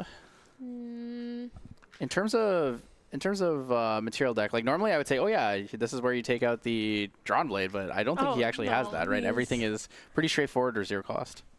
Yeah, but he might go for... he can go for anything. He can go for the Torm of Sorcery next turn, so he can get the Incarnate Majesty down for. Oh, true. Torm of Sorcery. Torm of Sorcery is the 1 cost. Yeah, that's the Drawn Blade of this deck's engine. This deck, yeah. Yeah. On enter, draw a card into memory. Rest. Empower 1 is pretty nice. Yeah. Very very big card here. It's also very interesting that he has so many Empower cards, but he doesn't play Imperial Seal. He doesn't go for the high damage. The levels are actually just for Incarnate Majesty. Well, the empowering for Nascent Blast, the one of Nascent Blast is the very one spicy. We haven't seen it on stream yet, but it's definitely one of those things that's effective. Also, Cone of Frost. Cone of Frost. Yeah, we just saw it. A pretty effective option here. Cone of Frost damage all coming out at once. It's pretty big. Yeah, it's 6 damage for 2 cost. Yep. So we're gonna see the North variation of Merlin here. So Coriolis Ward will not get the, I believe it's the draw effect from Coriolis Ward, so we won't get the draw a card into memory if it's facing west. Strictly the prevent 1+ level damage. But Harmonious Mantra is going to be big. 3+ level is very strong for facing north. Yeah. And it's easy to go very much. Yeah, it's easy to go high with Coriolis Ward and Merlin. That's why it's such a wonderful card. Tej chilling. Four fractals is kind of a lot. It's a little ominous, right? You see that many fractals, you're like, oh, you have influence of what? Yeah, it's just casual 14 influence, 10 in hand. And just refracting missile is pretty scary as well at this point. Ooh, Viridian Protective Trinket. I do like that from Tej. I'm a really big fan of Viridian Protective Trinket. I think he's trying to play around Null potentially... I want to say potentially threatening like a stratagem or something. He doesn't quite have a lot of mill options here because the Nullifying Lantern is on the field, is still out there fracturized, but we have to figure out whether or not the availability here is good for Tej. So Tej is actually gonna Refracting Missiles for 5. Yeah, it's I think this is one of the scariest Refracting Missiles I've seen. There's the scarier ones at least. That's the drawback of giving your Sylvie Nico opponent more fractals, is that it does add to their damage, it does add to their influence. Yeah, we saw, I was walking around the hall earlier in day 1, and I saw somebody Refracting Missile for 9. Oh. And they basically just ingredient pouch fracturized and chain fracturized on every single ingredient pouch herb they had. So they had 4 herbs all fracturized, and then they had 5 fractals. Or four fractals. That's a lot. That's Refracting Missile becoming a fireball, essentially. Well, so big damage here from Refracting Missile. Going to mill 2, Fracture Eyes, and a Tidal Lock. It's not bad overall. Losing the Tidal Lock does hurt a little bit, but Tej has a pretty good aggression into here. He's pushed through half of Null's life counters. Yeah, he's also in a comfortable spot. And if he does go attacking, then Null will have Ooh, 2 floating there. Oh, Big mill. that is good. It's good. Milling another 2 Frostworn. Oh, a Frostworn Tidal Lock is not a great mill, but I mean earlier he had the double floating, so you can't really complain too much. It's pretty good. Yeah. Showing 19 damage here after the Seaside Ringleader. You know, we talked about Tej not looking like he has such a great setup because he's milled so many good cards, quote unquote. But like his board state is great. 2 Tidestone Bovines. He's got the Seaside Ringleader. He's got 4 Fractals. We know he's holding on to an Icebound Slime. Even Icebound Slime for 3 could find lethal in a game like this. Yeah, he's very comfortable in terms of that, and he doesn't have to worry too much. Like he's still pushing a lot of damage every turn with his allies because they're like nothing to scoff at. It's 5 damage currently on board, plus 3 from the Icebound Slam, and he just needs to play one more ally. And basically, next turn, unless Null does something, he's done. Yeah, looking to be in a very tough position here right now. Null is showing 19 damage counters, so 9 away from lethal. We do know he plays the Harmonious Mantra, so he is able to recover. There is a stratagem. Stratagem mirrored ice picking 1, 2, big 3, stratagem. 4, 5. 5. Floating memory, that is Stratagem for 5. that is 15 damage. He's asking him, yeah, you're targeting all of the things on your board, right? Yeah, floating memory. It's So very good. stratagem's going to resolve here. We do see the Viridian Trinkets. It's going to be a little tough to utilize Coriolis board here. It's going to cost 3, I believe. Coriolis board being a 1-cost card. Yeah. So showing 15, 34. Null needs to heal for 7. He needs to recover for 7 here. Mantra only will recover for... Actually, will recover for 7 exactly. So he does have a Mantra. That's an option for him. But I believe it's the Coriolis ward that we're going to see.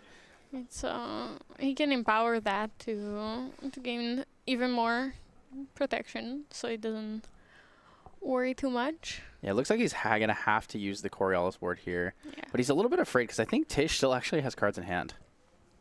Yeah, it is a bit scary. He is empowering twice, so Double empowering 4. empower. So Merlin for the next spell will be level 8. This is verifying his empower. Yeah. He's going to have to go for a Coriolis board here, so it's going to be Coriolis for 9. Yeah, I do believe so. Yeah, I'm paying the 2 extra for a Coriolis board here. That prevents 8. 9. This will be 9. Oh yeah, because it's 1 plus level. Yeah, 1 plus level. Yeah, so level 8. So he's going to go to 25 here. Take some big damage. And does Tej have the answer? Does he have 1 extra floating and a buffed Frostborn Paladin? I don't think he does. Ooh, if he played that 1 extra floating, that would have been exact. Yeah, if he had played the Lost in Thought in hand, it would have been enough. But sadly, didn't quite get it. So we're going to see Tome of Sorcerer, I think, is going to come out here. That is definitely our most comfortable play. Yeah, but now, if Null does get the Incarnate Majesty off, he is definitely going to be in a more comfortable spot, having every damage, preventing another stratagem from coming through, and the Incarnate Majesty herself has intercept, so it's definitely going to be relevant, right? If he can get it off, but I can't quite make out what Tej has in his hand. So I saw the Lost in Thought. I didn't quite see the other cards. He is holding 3, potentially a Song of Frost. This is a really big, impactful turn for Null, right? So we see the Tome of Sorcery. He has no other Regalia available. However, Eventide Spear can come out this turn. He's going to want to look for, the Majestic Spirit, like you said, but he doesn't have any Empower mechanics left besides the Empower 1 from the Tome of Sorcery, which will put him at 6, meaning he'll need to find more damage. So he could attack with the Eventide Spear to give a weapon for that counter. However, that would mean that he can't bring it back in any regard. So it's going to be a little difficult for Null. He has to really figure out what he needs to find the protection here. Yeah, he even has the Ghost of Pendragon that he can play to basically for 1 with the Fractal. Put it back, draw another 2, bring it back out again, attack with it. Yeah, And- beautiful setup. So Cone of Frost here in a Dungeon Guide. It's a little unfortunate to pick up the Dungeon Guide in that case. Probably Yeah. wanted to find something else. Gonna go for another Eventide Spear activation here, most likely. Yeah, possibly, because he can I believe he's debating whether he should clear the board or just build up as much protection and damage as he can. I think Noel is a little bit afraid of whether or not he'll get Frostbound if he uses Incarnate Majesty. 5 plus the 1. He should have 2 cards in hand available to him if he goes for it. Yeah, I believe that's also the when he did the math, the way he did, because this grants him the most amount of damage and still keeps up enough to pay for a Frostbind. Yeah, the scary thing is if you clear the bovines allow you to have floating memory. Yeah. If you clear the Seaside Ringleader, you can pay 2 to banish her, draw a card into memory, and then all of your allies that turn enter with a buff, or all animal and beast allies. Yeah. Yeah, will enter with a buff counter, so that will be a little bit tough for Noel to overcome here. Yeah. This is a tough spot to be in for Noel, because if he does also give Tage more floating memory, then another stratagem will kill him even through the halving of the Incarnate Majesty. However, he does give Spell Shroud, and Yeah, so you can't target. stratagem Yeah, is a stratagem spell. requires you to target, so Yeah. it won't work through that. However, he can use the stratagem to kill the Majestic Spirit, Yeah. and then from there use the allies to push forward for damage. Yeah. Because Noel at 25 counters is very, very close to death, right? Frostborn Paladin with a buff counter is more than enough to push that. So he needs to be very careful of like where he wants to put this damage this turn. Yeah. Right, Eventide Spear with this with an attack from Merlin deals 3, Ghost of Pendragon for 3, but only 1 from the Dungeon Guide. So Dungeon Guide not super relevant in the calculation here. Yeah, she won't help clear anything else here with the 3 damage. If she had just 1 more, he could just clear the whole board. But that would still give Tage a lot of floating memory, which is quite scary in this case. It's tough as well because Noel doesn't have access to another Pendragon or more damage. He can't actually push for lethal this turn. The most we would see from Merlin, Ghost of Pendragon, and Incarnate Majesty plus the Dungeon Guide would be 11. So it would show Tage at 12. It's a little bit unfortunate. He does have the Spirit's Blessing. I didn't actually see that he had the Spirit's Blessing. Yeah, so he does Spirit's Blessings before damage. Before he deals damage, so he can put back the Eventide Spear and then attack again with it after he brings it back, because Tage still has more than 2 rested units, so he can activate it over and over again. So he's actually, it seems like he's pushing damage to face here. So if he pulls out the Eventide Spear, he's going to swing for another 3 damage, assuming he doesn't have another Spirit's Blessing. So attacking with the Eventide Spear here for 3 into face. Sylvie's going to take the extra damage. Noel does have a couple cards in hand. It looks like he wants to go for an Incarnate Majesty. He's holding everything. But I think he up. also has a Coriolis Ward in hand, right? He also has a Frostbind. He's a Mind Freeze. Cone of Frost to clear the board. That would clear a lot of the board, and he has 2 of them. Yep, Cone of Frost at level 5. Oh, he's going for lethal with double Cone of Frost. I didn't realize he had a second. It didn't register in my mind that he had a second Cone of Frost. He was holding both of them too there, but double Cone of Frost makes sense, right? Push the double Cone of Frost for 6, find the lethal there. It costs 1 less to activate, so this card is only 2. He had 6 cards available to him, and he pushes with the Empower, right? I didn't realize he had enough damage from the Cone of Frost to just push through and win like that. It was because the first Cone of Frost, I was assuming Cone of Frost were 4, but if he activates the Tome of Sorcery, empowers himself, he gets 6 from 1 and 4 from the other. So that actually is enough to find the lethal there against Tage. That's crazy. I like from 1 to 0 in 1 turn. It's so crazy. fast. 1 all the way, just instant. I got it. I'm OTKing you. Here's my Spirit's Blessing. I gotta say, I love Noel's deck. I know we've talked about it a lot. We've fanned over it pretty hard, but Spirit's Blessing is a fantastic card. Majestic Spirit Crest is a fantastic card, and just being able to see a whole splash and new kind of deck built is awesome. Right? I love seeing innovations in decks, and I love seeing cards that people like wrote off as unplayable or like terrible being played, like both Spirit's Blessing and Majestic Spirit's Crest. Crux is fine. Crux is fine. Crux is fine, guys.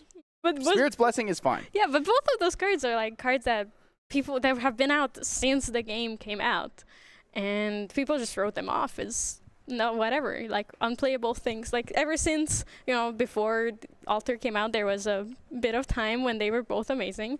But ever since, Alter came out and so much, like in the 2 years of the game officially being released, it hasn't been dominating or hasn't really been played anywhere. Yeah, a lot of interesting sideboard options here for Null. So we talked about Dustlight Communion. Dustlight Communion, fantastic card. In an open field, it has the Banish Umbra, remove all champions are -1 level. If you choose to go for Astra, you can instead, when you banish this card, you're able to destroy a target Fantasia. That's fantastic in this matchup. It's something that I really thought Null would bring in against Tage, but I'm not actually sure if he's going for that. I did see the Harmonious Mantra come in. I did see the Sudden Steal come in. But I'm not quite sure what else he's playing here. I think Song of Frost is good in the matchup, especially if he lets Tage get to Nico. Yeah. However, he might feel like he can kind of push out and close the game before that, so he might not need it at all. Yeah, because Tage might also feel like it's a bit slower of a matchup, so he might not rush into Nico that fast. But maybe after this game, he will, change up the pace and actually adapt to Null's playstyle. So we will have to see. Of course, after this, there's another round of, if Tage wins this next round, there's another round of sideboarding after it. So both players can adjust their deck again to what they saw as the playstyle from the other player. But you're right that Song of Frost might not be needed from Null's side. If he can go from 1 to 22 damage this last game, then he's not too worried about being Ravishing Finale. We also have to keep in mind that Song of Frost is another relevant card that interacts with a turn 2 Icebound Slam. So, Null having the Frostbind there for Tage's Icebound Slam in the first turn was extremely relevant. Yeah. Right? Even though he did manage to get another Slam later on, he didn't quite mill the things he wanted, right? We saw 2 Fractal Polar Depths. We saw, I think it was a Stratagem or a Fractal Brain in there, but it was not looking good. Like overall, the mills for Tage were not great in that game, but we do actually see the Song of Frost come in. So I saw them. I saw them shuffling those in. I mean, it is 3 more answers to some sort of threat of Tage's. So I think Null took out the Cruxites. It looked like he took out the Cruxites and he took out 1 Sudden Steal. I mean, it makes the settings, the Cruxite definitely makes sense, because if he's going to just fracturize his Lantern, Cruxite is useless, right? He can't bring anything back with it. There are no Crux cards in his graveyard. Yeah, Cruxite, just draw 1. Draw 1. Draw 1. He has Scry the Skies for 8. Draw the card off the top that you wanted. But he has Ghost of Pendragon to draw 2. That's true. That's true. Ghost of Pendragon, draw 2. Return Eventide Sphere. Activate Eventide Sphere again because all your allies are rested. Yeah. Pendragon, another Eventide Spear, draw 2 more. Draw another 2, yeah. You scry 8, keep 4 on top, draw all of them. All 4 cards. Yeah, Ghost of Pendragon's a pretty good card. It is probably the baseline good card when it comes to the advanced elements here, but we're gonna see a decent opener from Null. I believe that's Harmonious Mantra, Sudden Steal, a Scry the Skies, and Free Stuff. Yeah, and it looks like a free stiff. So he's putting those ones to the bottom there. Putting that, keeping an Incarnate Majesty in hand, as well as another card I can quite interesting. catch. So Fracturize, Cone of Frost, Song of Frost. Song of Frost. And I believe he also had a Rising Tides in there, but I'm not 100% sure. It's a little tough to tell the angle with the foils, obviously, at, a webcam angle is not the greatest. Well, even production angles. Yeah. The players are kind of also afraid of to tilt their hands too far. Do you think Tage will Icebound Slam? No respect for water. I think he might, especially after last game. Null will always have it, and Null does have it. He's playing a Fragmented Spirit, right? Having the Glimpse Spirit makes it pretty free to get a card that deals with Icebound Slam. Yeah.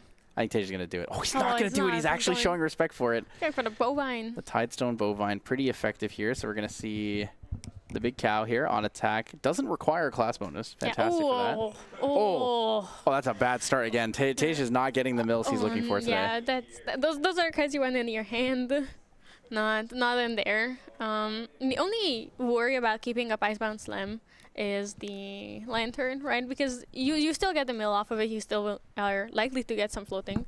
Although, unfortunately, with Tage's luck so far in this game, it hasn't been the best. But you will lose out on the 5 damage, which in this matchup, as we saw last game, is very impactful. And you know that little can be, well, 5 damage is not too little, but that can be what pushes you through the threshold. Noel drawing into a Mnemonic Charm and a Mind Freeze here. Has enough respect for water that he doesn't actually go for the Fracturized Lantern pre-recollection. He's just going to draw in, trying to chill here. We're going to see 2 down, most likely for the Mnemonic Charm. End step, look for a Fracturized potentially. But I want to see whether or not he activates a Scepter this turn. I think activating Scepter this turn is pretty good. Oh, so he's going to go for the Fracturized now. It is interesting because Tage doesn't have that many cards down, so he could still Frostbind or respond to it. But yeah, that makes sense for the slow activation Scepter of Lumina outside of materialization to get ahead in that way. So Mind Freeze is banished here for the Scepter of Lumina. It's going to pass the turn, chilling up with that Fracturized in the graveyard. It's a free level up next turn. He's calm, cool, and collected, just like the Mind Freeze. Backup charge is going to come out here from Tage. Paying 3, drawing a card. Both players loving to backup charge with their Connie power cells there. Beautiful cell converter-esque custom art power cell. Yeah. It's fantastic and legal because it's a token. Yeah. Tokens can be represented by many things. Tidestone Bovine, Milling, a Seaside Ringleader, a Fractal of Rain. Seaside Ringleader, pretty good there. So far, that's been the best mill in this game. Yeah, it's a fantastic mill here for Tage, but he does need to level up to effectively use that. We're going to see a Frostborn Paladin here. He's going to have to Lost in Thought. There's the Lost in Thought in his hand, luckily. Can just respond with the Lost in Thought. Test the waters. Yep, Lost in Thought for free is pretty good. He's not going to be able to utilize any form of counterplay as he is not Merlin Memory Thief yet. Yeah. So that will resolve. Frostborn Paladin to come in here, bringing up the damage counters to 5. And it's when we were back where he has one bigger threat. It's doing pretty okay. Unfortunately, no floating memory in his graveyard. Tage also going for the Scepter of Lumina here. Scepter of Lumina big. Very unique water play. Never before seen at Ascent Utrecht here with a 60% top 32 water representation. I have never seen someone materialize this card or activate it. Yeah. But Scepter of Lumina, very good card. Use Floating Memory to get it. Pay 5, banish, draw 2. That's what Noel's going to do. He's going to pay the 5, draw the 2. After getting the damage off of the level up, getting the damage from level up value. Is big value there. Yeah. He's going to draw into a Fast here. Do you see the Scry, Mnemonic Charm? Lots of good defensive cards here for Noel. He also has a Song of Frost. He's once again has 2 Incarnate Majesties, so he knows what he can banish to level up.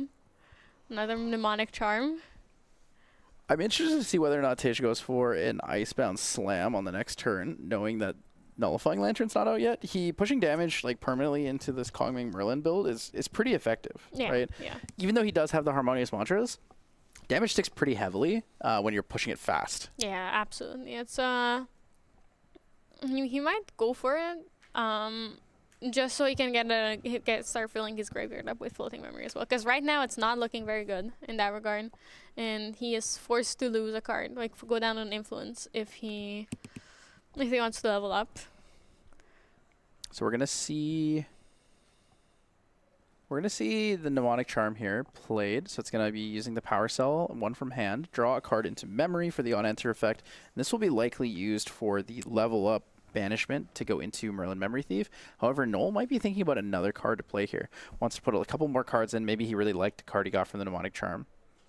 Fast here, most likely not able to resolve for the healing, as I believe Tage has same or lower influence right now.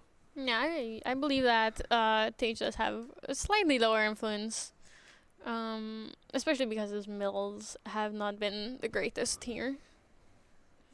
Noel thinking about how to go around about this hand, because he doesn't have a dungeon guide. He doesn't have something that he can push level 3 easily with. Yeah, he really wants to get that dig going, find a way to figure out how to get these cards. He could go for a Floating Memory and actually just go for Torm of Sorcery. However, I believe that does require level 2 for the on-enter draw. So maybe not quite the play yet.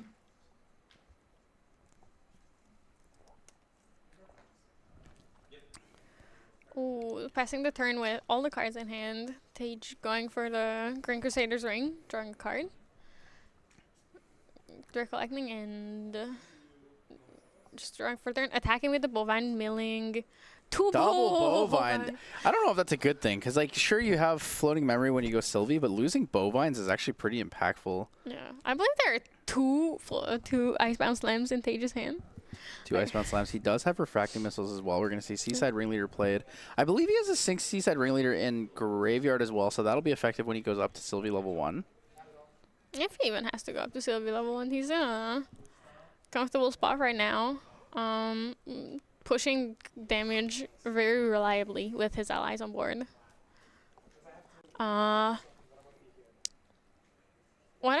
I'm curious about is what he's thinking. What does the line to what line is he's going to take? Because it's the Sylvie Nico deck is extremely versatile. Like, as we can see, both games his mills, like Tage's mills, were not good, but he was still able to push a lot of damage with the allies, and that is the magic of this variation of the deck, that you still have the casino aspect, and you can just go all out and stratagem or fractal polar depths and mill your opponent down, but the threat from the allies themselves is also very big.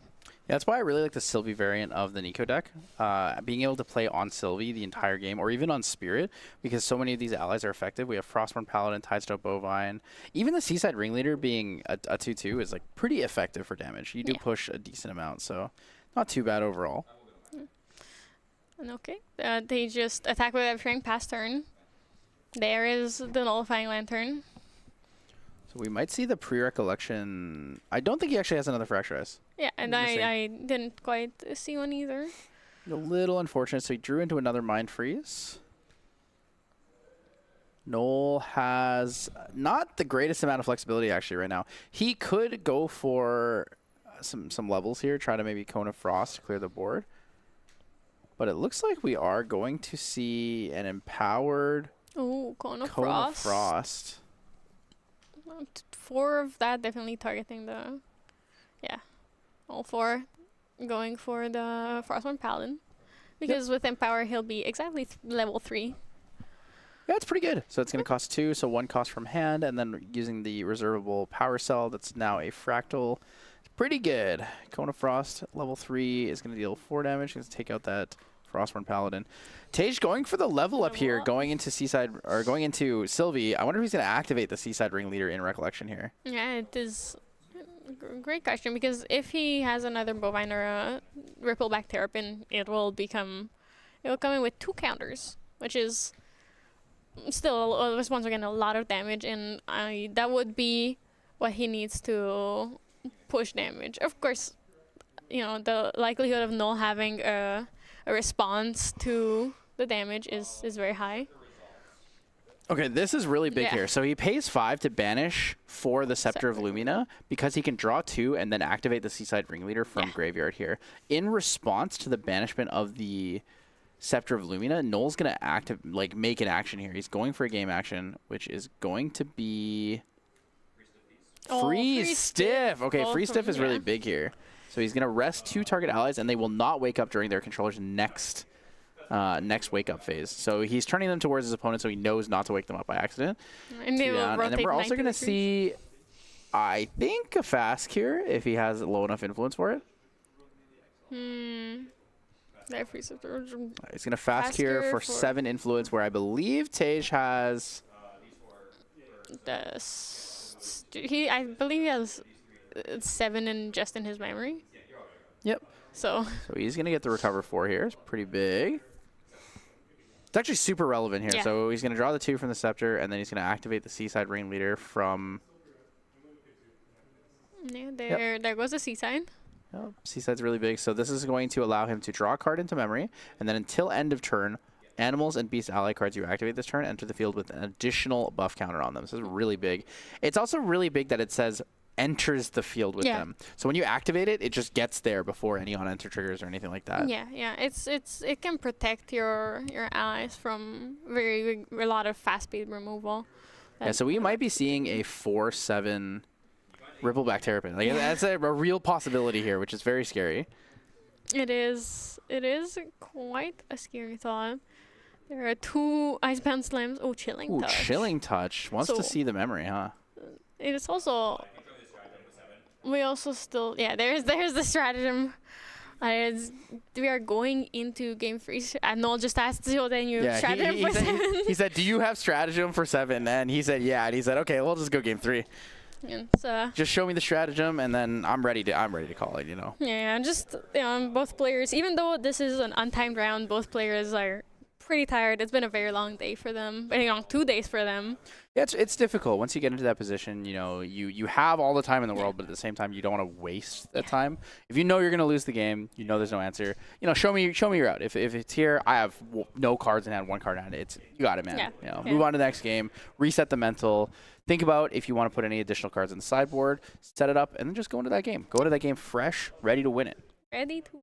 You're absolutely right. And I do feel like it's better for the players as well that if they win the next game, they will have to go into finals, which it's better to have some time to rest before that rather than immediately go into the games because they're untimed, but it's late and everyone's tired and we can't be here forever. Yeah, we could be here for a very long time. Shout out to Toronto with the Vanitas mirrors. I remember sitting there for 1 round casting for almost 2.5 hours. Love that. Something around 2 hours. Razor Gale. Shout out to True Champ Cabian and True Cactus. It was it's definitely a game of all time. But yeah, I'm just really glad that these games have been so good. Yeah. Again, I will always thank Noel for playing these fun rogue decks. I think it's fantastic. I love seeing it. Love seeing the creativity there. Let's get this so well. I also just really like seeing people play in a way that I feel like it suits their personality, fits their playstyle in the game really well. So there's a couple people like that. Like I love watching Glenn play Merlin, even if Fire Merlin is quote unquote out of meta, right? Yeah. But enough of that. Enough of my ramblings about players and their mentalities and things I like to see. Maybe we'll bring you guys something you like to see. So it'll be here. Game 3 starting off soon for the top 4 match at Ascent Utrecht. This is going to be Chess Club's Noel versus Tage. They're currently 1-1. Deliberating who wants to go first this game as the players finish shuffling up. Yeah, it's I believe Noel went first both games so far, and regardless of Tage wanted him to or not, he wanted him to go both times, which is interesting.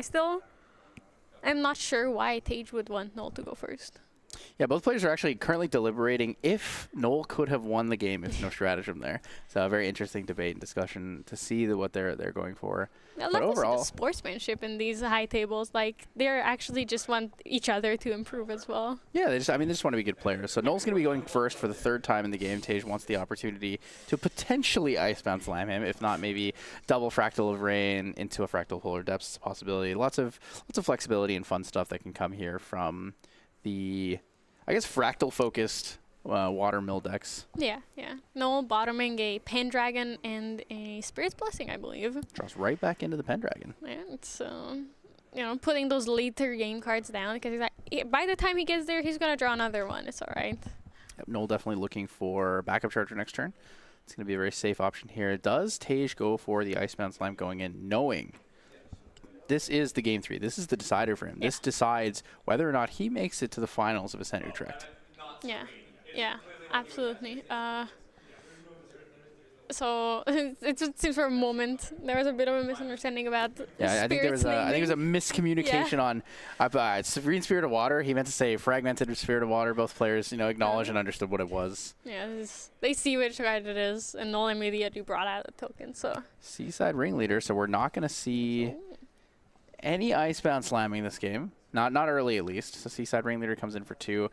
That chip damage, that light push is really important here. Yeah. So Spirit of Water versus Fragmented Spirit of Water. Love the icon on Fragmented Spirit of Water also. Yeah, it's such a beautiful, the spirits, we're just kind of used to it and write them off, but the spirits are so cool and so beautiful to see, even in their normal versions. Yeah, the Fragmented Spirit of Water specifically looks like a giant teardrop crystal. So it's really nice because of the effects that look around it. So if you guys get the chance, you should definitely check out some of the arts on here. You can always check them out on the index or anything like that. But backup charger, like we said, is going to come out for Noel. Noel's going to get that card, gets the power cell. We did see a Fracturize in hand for him earlier. Might want to save it for a Nullifying Lantern, but not quite sure if his game plan is to just really push in towards this power cell now. because he has other floating memory available for the level up or scepter itself, so he's not too much in a rush to use the Fracturize. But that he still might go for it just to have that reservable here. Yep. You know, So it's 2 down for the guaranteed. Fracturize. There's the Fracturize. Wants to put bringing cards down, right? Yeah. Yep, Bringing cards out down for the Scepter. I like how he always does it from memory as well. Yeah. So he can control his banishment on that and then utilize the Fracturize later for, I don't know, if he had a Frostborn Paladin or something. Otherwise, it's just going to be for level up into Kongming level 1. Yeah. I believe there are no Frostborn Paladins in Noel's Yeah, deck. I I think it's believe just like Dungeon Guide Ghost of Pendragon. Yeah, but it's still very good because depending on what he banishes, he can decide if he wants to lose, if he cares about the other card or not, and then later in the game when it's more relevant, or for example, like a Tome of Sorcery or something, he can just use the Fracturize itself. Ooh, Tage having the Frostborn Paladin, Lost in Thought combo. Yep, the classic Frostborn Paladin. Is activation good? Yep. On enter trigger, Lost in Thought. Is that good? Yup. Banish this, draw a card, get a buff counter. Smack you in the face for 3. Frostborn Paladin, Alrighty very, very good there. classic kind of play these days. Yeah, it's we're going back to ALC meta with all those water ally decks. Nice to see them. Nice to see some of the classics come back and make a return. Yeah, that big buff from the MRC cards coming out with Lost in Yeah. Thought was definitely a really big advantage for water allies in that regard. I mean, even then we look at cards like Seaside Ringleader came out in that set, Icebound Slam. So there are a lot of cards actually, and Fractal of Rain as well. Yeah. There are a lot of efficient water cards that came out in MRC. Yeah, it's you love to see all the water support that came. Like, it really did go run away with ran away with MRC, right? That's when it got the big boost, and since then it's been up there with all the other elements, oftentimes surpassing them by a lot. So we're gonna see the banishment of the Chilling Touch came through, temporarily banished the Frostbind from Noel's memory. Noel is going to level up into level 1 Kongming, deal 4 damage from the Scepter trigger using his Fracturize from floating memory before. In Recollection, he pays 5, banishes to draw 2. Very standard line we've seen from these players going on early. Noel does want the extra influence available to him. It's really, really important in these water matchups to have a lot of influence. You need to be able to play around a lot of negates, but also be able to have enough cards to play on your own turn. Yeah, it's also awesome to see that, they always have the 5 influence to banish the Scepter whenever they want to. And it is a very reliable strategy, and I feel like it has been working so well for Noel to level up, get the damage off, pay for the Scepter, and then just start the turn with 3 additional influence instead of 1. So it looks like Noel actually passed turn all cards in hand. So the Fracturized Power Cell not used this turn. The Frostbind will return to memory here. Grand Crusader's Ring on Tage's side. He's thinking in response, what does he want to activate into that Grand Crusader's Ring? On the stack of the materialization, maybe I don't think a fast cure really makes that much sense. Oh, freezing stiff the Frostborn and the Seaside Ringleader, rotating them upside down once again to signify that they will not wake up during the next wake up phase. Yeah, Freeze Stiff is a fantastic option here. The class bonus for being a mage, since you are on Kongming, does allow you to deny them not just 1 turn of attacks, but 2 turns of attacks. Yeah. So Freeze Stiff as a base allows you to rest up to 2 target units or 2 target allies. And then afterwards, the class bonus allows you to make sure that they do not wake up during their controller's next wake up phase. Yeah, it denies deck like Tage's a lot of damage for quite a while. And he has to rely on his other ring conditions to deal damage, which are a bit slower, and they take some build up. And right now, with no cards in Tage's graveyard, they're not as scary, right? So those allies were the scariest part of the deck, and he was reliant on those to deal the damage. But now it's kind of shut off for a bit. There's the imbued Fractal of Rain, which will start filling his graveyard up. Yeah, the graveyard will fill with self-mill here. We are going to see a couple of other options. I mean, last game we saw Tage with the stratagem for 7, so it's pretty clean and clear. He had a very, very dedicated line to find lethal, even though the free stiff did come through, and Noel had used the fast cure to recover a bunch, he was still able to get over it. So we're going to see 2 cards banished here, a free stiff and a fast cure for Merlin Memory Thief. Tage does not have any cards in the graveyard, so there's nothing actually for Noel to use the Merlin effect on right now, but can wait for that Fractal of Rain. Yeah, the moment those cards hit from Fractal of Rain, he can banish them with Merlin, when at least one of them. Not the greatest thing you're seeing here from Noel. You don't want to see a lot of these cards right now, maybe in a turn or two, but no Dungeon Guide. He's kind of looking to find a way to stabilize himself at level 3. We see the Sudden Steel, Harmonious Mantra. There's an Incarnate Majesty, Ghost of Pendragon, Frostbind, Coriolis Ward, and one other card, I think? I believe maybe a Rising Tides? Listed them all. Yeah, his influences. 6, I believe. Leveling up into Sylvie here, banishing a Song of Frost. Taking 4 damage. Targeting... Frostborn Paladin build. Not the most ideal here, but it is what it is. It's not so bad. Yeah, paying 5 to banish the Scepter. It's like... The Scepter has a few uses, which both players are doing the exact same thing with it. Yeah, both players drawing their extra cards here. We do love the banishment of Scepter of Lumina.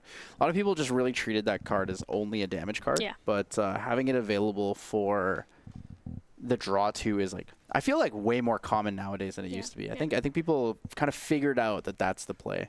Yeah, because the Water also used to be a lot more allies focused, so you didn't have many cards in hand. So you had to go all out just to start dealing damage. But now, with the Casino and Self-Mill, you can hold back a lot more and just play a lot more control. So a lot more of a control style deck and play a lot more defensively, which allows you to hold up the 5 cards for Scepter of Lumina. Yeah, Fractal's just also got a lot better really fast. So, like, between A and B and MRC, Fractal's became way better. We have things like, I mean, before we would use Fractal of Intrusion, which was kind of just like, okay, now we have Fractal of Rain, we have Fractal of Polar Depths. Like, we have just better options that are more synergetic, but also just generically good Fractals. Yeah, and we have cards that profit off of those Fractals as well, a lot more. Like, Fractal, Polar Depths, and Stratagem of Mirror Dice work so well together.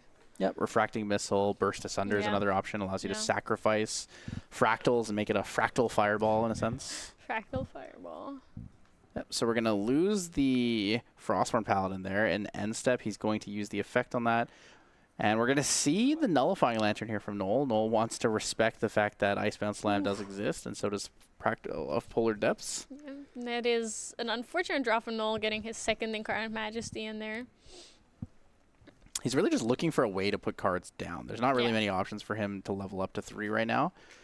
His kind of game plan does revolve pretty heavily around getting a Dungeon Guide early on, or having the ability to fracturize more things. Yeah, Absolutely. And all of his cards in his hand are wonderful, but not in this situation, right? They're a lot more reactionary. They're the Frostbind, the Coriolis Ward, and the Harmonious Mantra are all 3 for protection. Yep. So Tage is going to fracturize his own power cell. What's going to happen here is after that resolves, Noel is responding by activating Merlin's effect. He would like to banish the floating memory from fracturize to gain a level. And then he's going to get rid of his fragment, draw a card here. Ooh, Rising Tides. Rising Tides actually pretty good. He's going to be able to get the level 3, draw a card into memory, as well as the floating memory. So that was a really good draw for him there. Yeah. That does finally help him to get to level 3 and start playing the cards in his hand, because he can finally get the Pendragon, with which he'll be able to draw cards and start building up the momentum he needs. Yep, Refracting Missile coming in here. Refracting Missile for 3, I believe. 2 fractals. One was the Power Cell, and the other one is the Fractal of Rain. Noel debating what to do, whether he should take the damage or not. Does only have 11 damage counters left to him before he dies as Merlin Memory Thief. We're not quite Merlin Kingslayer yet. We don't get that 28 health pool for being a warrior. He's also possibly debating Coriolis Ward here, or the I think we're seeing a mantra? Yeah. A mantra for what would be 5. So mantra heals for 8. That would be... Yeah, that is the play. Obviously, Yeah, Mantra for 8 is pretty big, so the empower mechanic with that is going to be pretty fantastic.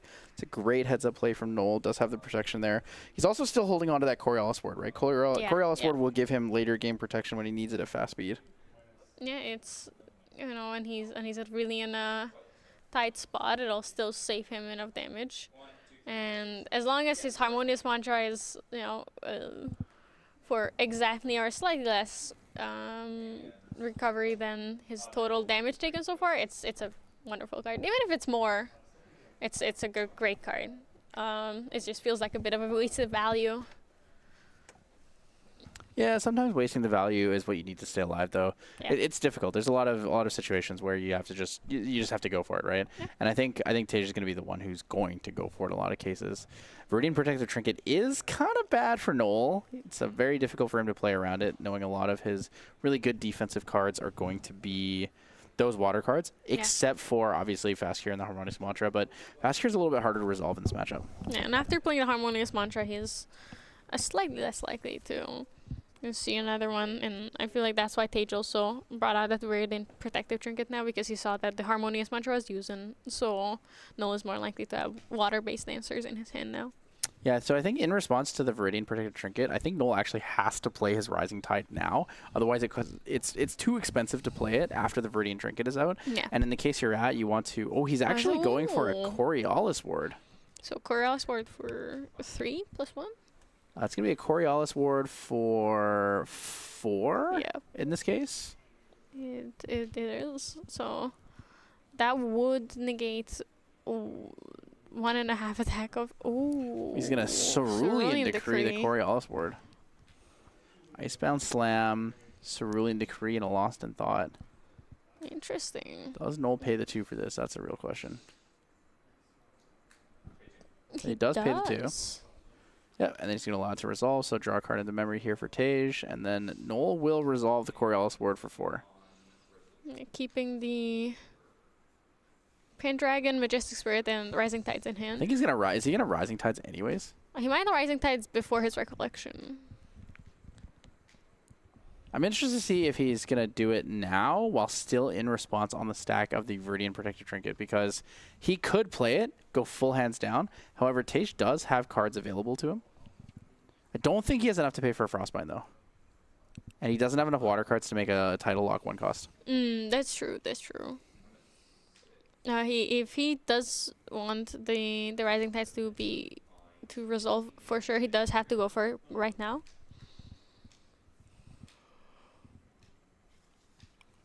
It's a difficult position to be in, because if you don't want to banish your Pendragons, right? But you might have to do it, depending on how things are sitting. So it looks like he's going to hold on to it. He's going to allow everything to go through. The Coriolis ward will protect and prevent the next 4 damage coming in. Viridian Trinket is going to resolve as well. Finally reach that point where we can recollect a draw. A mini turn before the turn. Yeah, a whole turn before the turn is the classic Merlin play, though, right? Yeah. Although nowadays water is very proactive in that sense as well. You have a lot more pre-turn actions and just keep up cards for your opponent's turn and play your whole turn before you recollect. Especially when Viridian Protective Trinket is on the field, right? Yeah. So a lot of the time you don't want to act in end step. You're just going to move to act in recollection. And sometimes that's really difficult. Sometimes you do have to act in end step, especially if you're looking to get floating memory available for your materialization. However, there are a lot of flexible places to play in now. There's a lot of opportunity that presents itself. And these players are playing so much interaction with each other. Yeah. I believe Tej is doing math for possibly a stratagem, plus, they're trying to deal 15 damage this turn. It's not impossible, although he only has 2 cards with floating memory in his graveyard currently. Tej is in a tough position. There's the Nullifying Lantern still in the field, so that's something he has to consider and deal with. And then we also have Stratagem, like you said, only dealing 6 so far. There's not enough floating available for Sylvie in this case. Yeah, it's kind of unfortunate. If he could go with a Refracting Missile before Recollection, right before he goes for the Stratagem, but that still would be 3 damage charge. So he would need 2 more floating memory with alongside one of the Refracting Missile and another floating memory. Oh, he does have 2 floating memory in his hand, so he could go for it. The question is the math correct? And that is most likely what he is thinking about, trying to figure out if he can deal enough damage this turn or not. He's trying to find lethal. He has to get, like you said, get through the Coriel Sword, which is tough. You see a Rippleback Terrapin here. Rippleback Terrapin, a very effective card. Gonna banish the Bovine, get the buff counter. It's gonna become a 2/5 big scary turtle. Come in for the damage. Going to 9 there. I believe I see a Frostborn Paladin in the hand of Tage as well, so he could use that for the refracting missile. Yeah. Yeah, so here it is. There's a Frostborn Paladin. No, looking at that like, yeah, that's kind of scary. That is pretty spooky to say the least. Yeah. Yeah, we are playing Watermill Sylvie. However, it looks like we are playing Water Ally Sylvie. Yep, it with, is. With buff counters. Lots of buff counters. It is. It's like, might as well have played an Oath of the Sakura here. Yeah, Oath of the Sakura would have been very good. Pretty much just Inspiring Call. Yeah, but permanent. Yep, Noel deliberating whether or not he can survive. Probably going into level 3. Kind of needs to access the Crux cards. Needs to access that Incarnate Majesty, but doesn't really have a lot of flexibility or a lot of cards to get there. He's missing a lot from the Empower. Yeah, it is.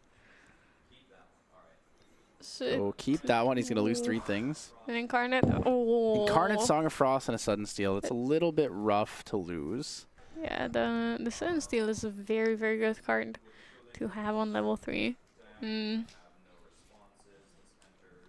seems, yeah, no, did not have anything to banish with Merlin level 2 before Merlin Kingslayer entered. That's tough. So he's going to get his even level counter, draw a card, play Rising Tides in his Recollection, and then look to Recollect and draw. He will be able to activate Eventide Spear for free and play his Ghost of Pendragon here. There is Spirit's Blessing on there in his hand as well. He has a lot of flexibility here. So Yeah. he can take 2 damage into the Seaside Ringleader with Eventide Spear, and then Spirit's Blessing it back. Still gets the 2 damage going through because he has even level counter on Merlin. He could also, if the math works out, he could. He doesn't have enough damage on board to go for the kill because he still has to deal 15 damage. Well, that depends on what he draws, because he could draw another Pendragon, and that would actually cycle pretty conveniently. I believe he did draw for turn already, and Well, he can play the Pendragon to draw into another Pendragon, but he also has Spirit's Blessing to give him another draw. So if he takes out Eventide Spirit here, attacks into the Seaside Ringleader, Spirit's Blessings in response, he'll send the sword back, wake up his champion, draw a card. So that's 1 draw for that. So 3rd draw for the turn, basically. Yeah. Then he'll go Ghost of Pendragon onto the Eventide Spear, or onto the Nullifying Lantern to draw 2. And then he can attack again with the Nullifying or with the Eventide Spear. If he does get something, he has more options. But realistically, you just put back the Eventide Spear over and over. Keep taking it out as long as you have enough. As long as you have enough rested units on the opponent's field, right? So Ghost of Pendragon, Dungeon Guide, and a Fast Cure is not the greatest. He does have the Harmonious Mantra plus the Fast Cure. He's going to bring out the Eventide Spear again due to its activation conditions. Tage does have 4 rested units. And Merlin is a warrior and a mage both, so he has access to a lot of class bonuses. There's a lot of flexible things here, so I think we are going to see the attack plus the Spirit's Blessing. He's probably trying to figure out what the most efficient way to clear the board and survive for next turn is. Having the Harmonious Mantra is really nice here. I do think healing for 8 is going to be really big. It is. It definitely allows him to survive another turn because he's not even near in range of getting milled out. Tage is not threatening that at all. It's all damage, and as long as he gets to recover, he is in a very comfortable spot. I think the most efficient play here is to go Ghost of Pendragon, swings into Frostborn Paladin, and then you use your Merlin's level effect to deal 2 damage to it. So you overkill it by 1, deals with things like Storm of Thorns. However, it will not work for Cerulean Decree, if that's kind of the main focus here for Tage. We do know he had another Cerulean Decree. We saw him reveal it earlier for the Imbue on his first one. So Noel has a lot of things to keep in mind here. Yeah, he's probably thinking about all the counterplay and what he can remove, what he can't really remove right now. Yeah, so he's going to do 3 into the ringleader, take out the ringleader. Tage is probably okay with the ringleader being in the graveyard like that. You're kind of chilling. You can pay the 2 later to draw a card into memory plus the buff counters for a turn. No, thinking about whether he should pass or not. It looks like Noel is actually thinking about potentially passing here. I think the Spirit's Blessing play is pretty good. You'll be able to take one of the Frostborn Paladins out and still activate Eventide Spear again. Yeah. But it depends on whether or not he draws another Spirit's Blessing. Oh, he passed the turn. He does have. He did keep the mantra and the frostbind in hand as a response for whatever Tage is planning on doing. Frostbind's really tough here because of the Viridian Protective Trinket. I think Yeah. Mantra and Fast Cure is probably the way. You Mantra, if it resolves, you can Fast Cure afterwards, and if he banishes the Fast Cure, it is what it is. You do have Rising Tide still to bring out Tome of Sorcery next turn. Oh yeah, true. Yeah, Noel, in response to Materialization here, is probably going to play the Harmonious Mantra for 8. yeah. It seems that is exactly what he did. It's really important not to give Tage the extra card here because there's a little bit more interaction he can play around that. So we're going to see the Recover 8 here from the Harmonious Mantra. That is, I believe, the second Mantra played this game. Yep. It's been quite a while. If we add up all the mantra damage, he did receive enough to be to have 28 damage counters on him. So those mantras are really helping him stabilize here and keep staying in the game. Yeah. So Tage was going to. So Tage milled himself with the Fractal of Rain, then drew the card from the Water Resonance Bubble, activated Seaside Ringleader, and was able to draw a card into memory. So now all animals or beasts allies will enter the field with an additional buff counter this turn. So we could see another Rippleback Terrapin. We could see some Tidestone Bovines. I believe there's one Tidestone Bovine left in the deck. Yeah, they've all been milled or used already. Icebound Slam is still an option for Tage. He does not have the damage for it, though, because of the Nullifying Lantern. But Noel is starting to... He's starting to kind of comfortably fit the position of stabilized, right? Yeah. He's got the Nullifying Lantern on the field. He's recovered down to 4 damage counters. It's 24 away. It's pretty significant. So I think Tage might be looking towards getting that Ravishing Finale as a finisher of this game, but also keeping in mind that he will have to deal with an Incarnate Majesty soon. Yeah. I believe he's absolutely keeping in mind the threat of the Incarnate Majesty because the Majestic Spirit is such a hindrance to his deck. It has Intercept, it gives Spell Shroud to the champion, and it halves the damage that would be dealt to other Crux units. So it basically counters everything in Tage's deck. Yeah, I think what Noel's planning on doing here is even level or odd level counter. He's going to use the Rising Tide to go Tome of Sorcery. Next turn, he's going to go level 7 with 4 level counter, so even counter. Draw for turn. He's going to go with the Majestic Spirit's Crest on that turn.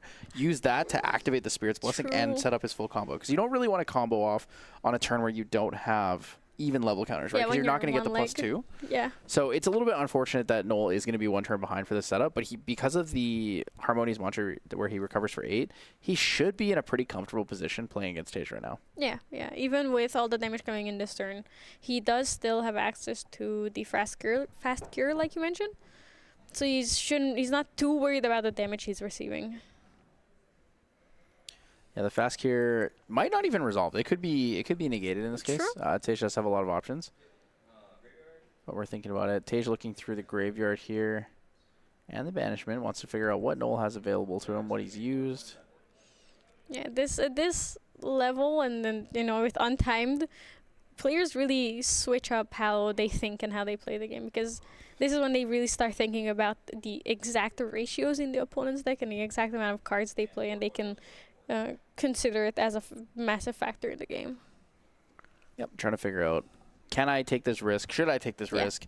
And sometimes it's not even about should I take the risk, just taking the risk. Sometimes you just need to take the risk. That is the true casino when it comes to the Arasana setup. So we're going to see a Refracting Missile here targeting face for 3. Oh. That's going to be a little bit more damage. Do you believe Tage is going for the kill this turn? Ooh. He's going for a stratagem. Noel is doing the counting. Holy! Yeah, I have cards in hand. A triple Ascent. That is crazy. Wild. That does make it That puts him up to 5. floating memory. So there is a fast cure available. However, All that's- cards used in memory. Oh yeah, that would put it to. He has no cards in Yep, hand, so no the cards in hand. The faster- fast cure is going to keep him alive. Yeah, at 2 life left, I It's believe. going to go down to 11 and then go up Go to 26.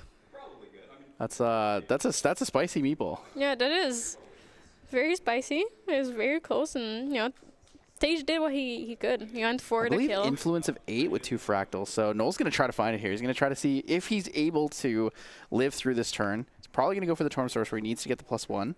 Yeah. But remember last time he was also on 1 or 2 life remaining, and he went from 1 damage counter to 22 damage counters on Tage. So it's not all is left. As long as there's It's true, but we do not see the Tome. We don't see any Cone of Frost yet. It's a That's possibility. true. He could draw 2 Cone of Frosts. They do exist. Another mantra does exist in the deck. Fast Cures do exist as well, but I don't think Fast Cure is going to resolve well enough. Incarnate Majesty will protect him, does clear something off the board. Eventide Sphere plus the Ghost of Pendragon is a possibility. However, the tough part in this situation is going to be basically finding enough damage for lethal in one single turn. I think playing Incarnate Majesty is very safe here. It does give you the Spell Shroud to avoid a lot of damage that could potentially come in. However, the problem is you may die in end phase to a refracting missile. That is true. It would deal 1 damage currently. 3. It's 2 fractals. Oh, so you mean in response to the? I mean after the Incarnate Majesty, because I think he can kill him with everything on board. I think he can clear the Incarnate Majesty. Oh yeah. We have to see. There's So a Tome of Tome of Sorcery is Sorcery. going to give him. Looks like he got a Scry the Skies and a Mnemonic Charm, so it's actually not the most ideal things to grab. If he does still have the Spirit's Blessing, he can use the Scry the Skies to pick up a very specific card from the top of his deck. He can Scry for 6, 7 if he 7. uses the Tome. Yeah, that's quite a bit. He still gets to find the answer that he's looking for. However, It's actually not too bad to do it. Yeah. If you Scry for 8, put a Pendragon on top, you can actually almost fully clear board, and I think you can also still play Incarnate Majesty. So you use the Power Cell to play the Scry, and then you attack with the weapon, play Spirit's Blessing, wake up your champion, draw the card, break the weapon, so then your Incarnate costs 5, you play the Pendragon for 2, and you should still have 6 cards in hand. that does come up. Yeah, that does sound like it's enough.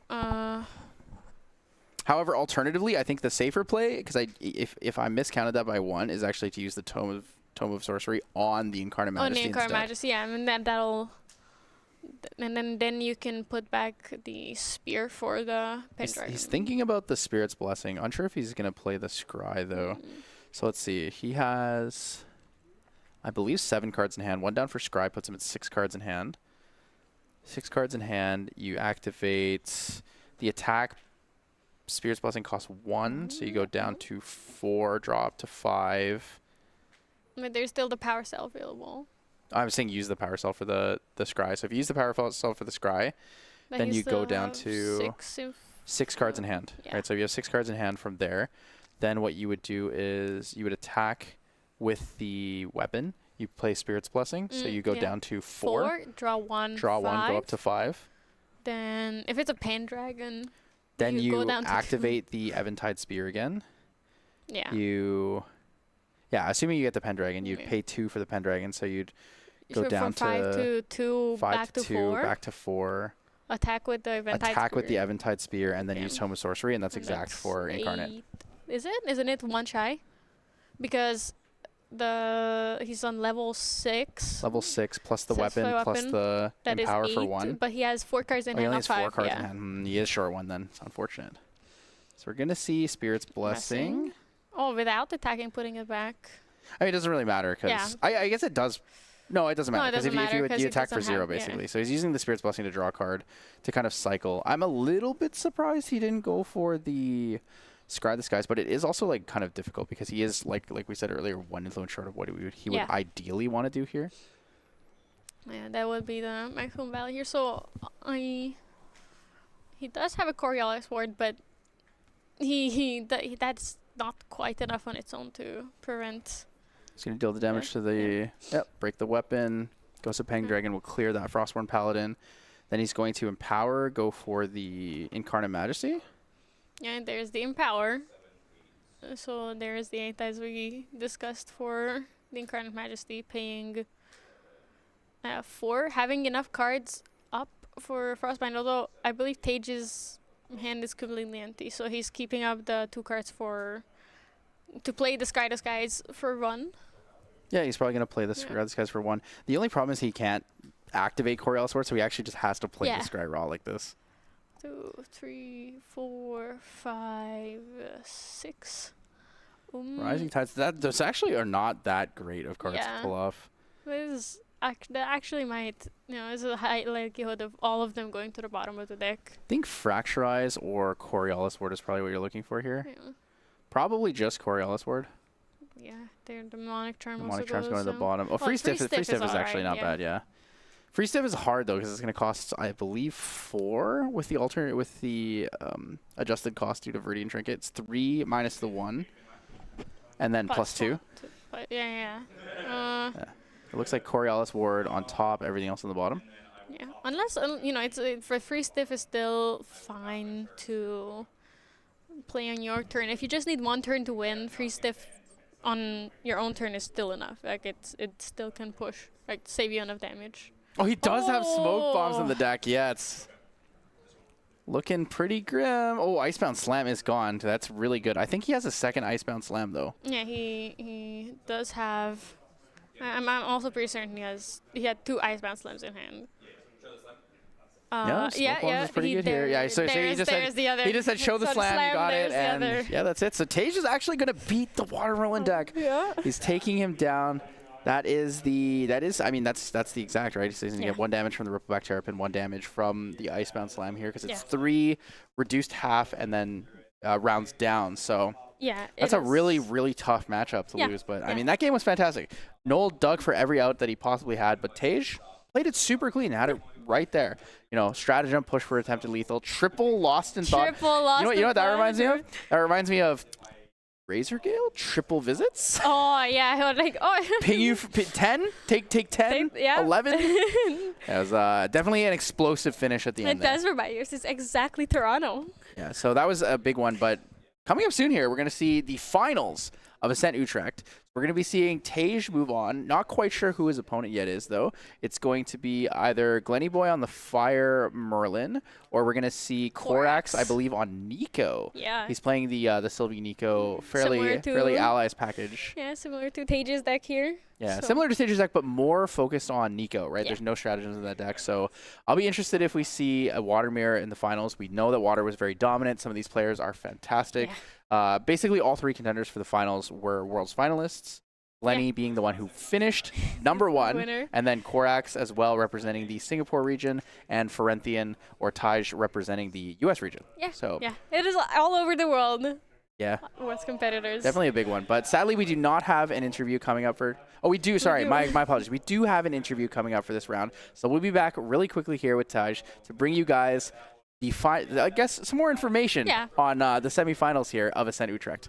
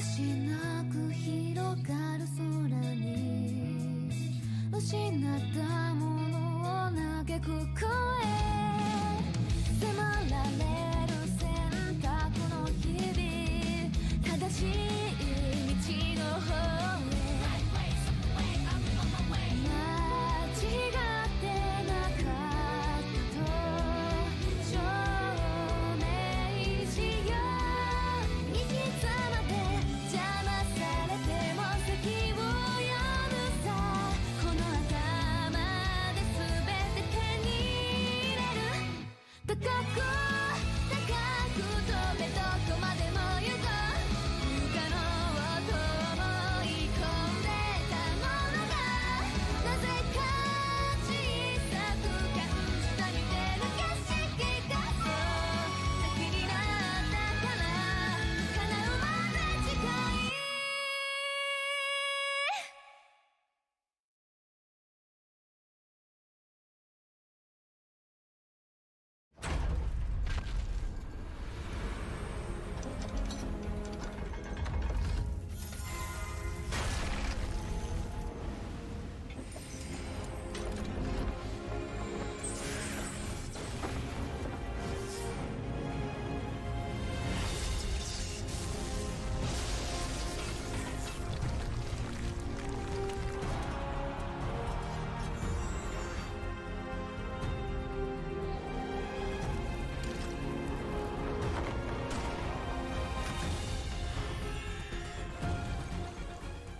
Welcome back, everyone, to another winner's interview in the winner's circle, this time with the wonderful Tej from the U.S. How's it going, Tej? Oh, it is going great. I'm on cloud 9 right now. I believe that. You're heading into finals, and also this is your first, I hear, your first chance at getting an actual player interview. Yeah, I continue to get bodied on stream, so I'm excited for the first time. Believe me, I also get bodied every time I'm on stream, Yeah. unfortunately. But yeah, really exciting to have you here. What a match against Noel. It was back and forth the whole time. It was crazy. I was like, well, if he has it, he has it, and if he doesn't, he doesn't. I just Yeah. have to go for it. It was absolutely insane. Noel was, of course, on a very innovative Water Merlin list that how did you feel? So you were on Water Sylvie, Yep. which is sort of a known commodity right now. Definitely Matt G piloting that and showing everyone, hey, there's kind of something here. There is, yeah. And then we saw a number of people playing it. I actually played the regional last weekend, nice, so nice. it's a little experience too. But yeah, so you were piloting that against Noel's weird, different Water Merlin. What was it like going into this match? Like, what was your head at about what you needed to do to win this thing? Yeah, so on game 1, when I opened up going second and I icebound slammed, I was like, and he frostbinded, I was like, understood. Game plan, that's not it. Yeah, yep. But a lot of it was just taking into account all of the different options because Noel's list was crazy with so many different things that I had to account for, like Mind Freeze, Harmonious Mantra, the Fast Cures, just every single thing. And I think you saw in the game 3, I got by that a little bit because he healed right back down to where he needed to be out of lethal. But luckily, he didn't have lethal back. But there was just so much going on of trying to like, okay, I'm not familiar with this card. I'm not familiar with this card. Let's figure out what we need to do to play it safe, but then also play the Sylvie deck, which is just kind of unga bunga, let's go. yeah. Put the allies down, turn them sideways. That is the game plan. yeah. Effective, clearly an effective game plan too. Now, there was a game in there where Noel got you with the double cone of frost. Oh my gosh. Yeah, I was million not damage. expecting it. Yeah, I was like, yeah. Oh, yeah, I'm dead here. And then, of course, he's got the cool Spirit's Blessing plays and all that stuff. But you just had the allies. They had them. They sat out there. They attacked. Yeah. They got frozen sometimes. They got a little cold, but it's okay. Chilly out there, We're chilly out out here in the Netherlands. It gets a little cold It outside. does. The regional last weekend, let me tell you. Oh, it was I a can cold, imagine. Cold room in there. But it is so much warmer now for you. Now that you've succeeded at getting through there, you're heading into a final match next. Okay, so we know that the other semifinal match is currently still ongoing. Glenny Boy, who we interviewed last time, facing Quarax. Kind of an end boss as far as it comes to Water Sylvie Nico players. The master himself. Yep. And then the end boss when it comes to Merlin players. Yep, no right? kidding. So just for fun, who would you rather face as far as your chances of winning this? What? Oh, yeah. So I would rather face Glenn Mostly because he bodied me at Worlds, and I want a chance at revenge. Yes, I love that, the revenge story. Absolutely. Perfect. That's gonna be next time I play him on stream too. I'm gonna wipe that wonderful smile off his face. I'm rooting for you, Jim. Thanks. No, I'm whatever.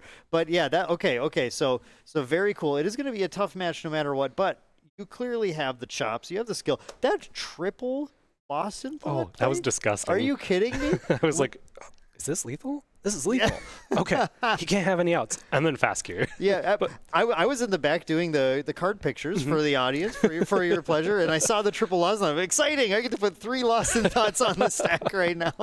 Boom, boom, boom. Yeah, and then the fast gear. We were all watching that. He's like, he's got the fast gear. I don't know if he's gonna play around the fast gear here. Nope.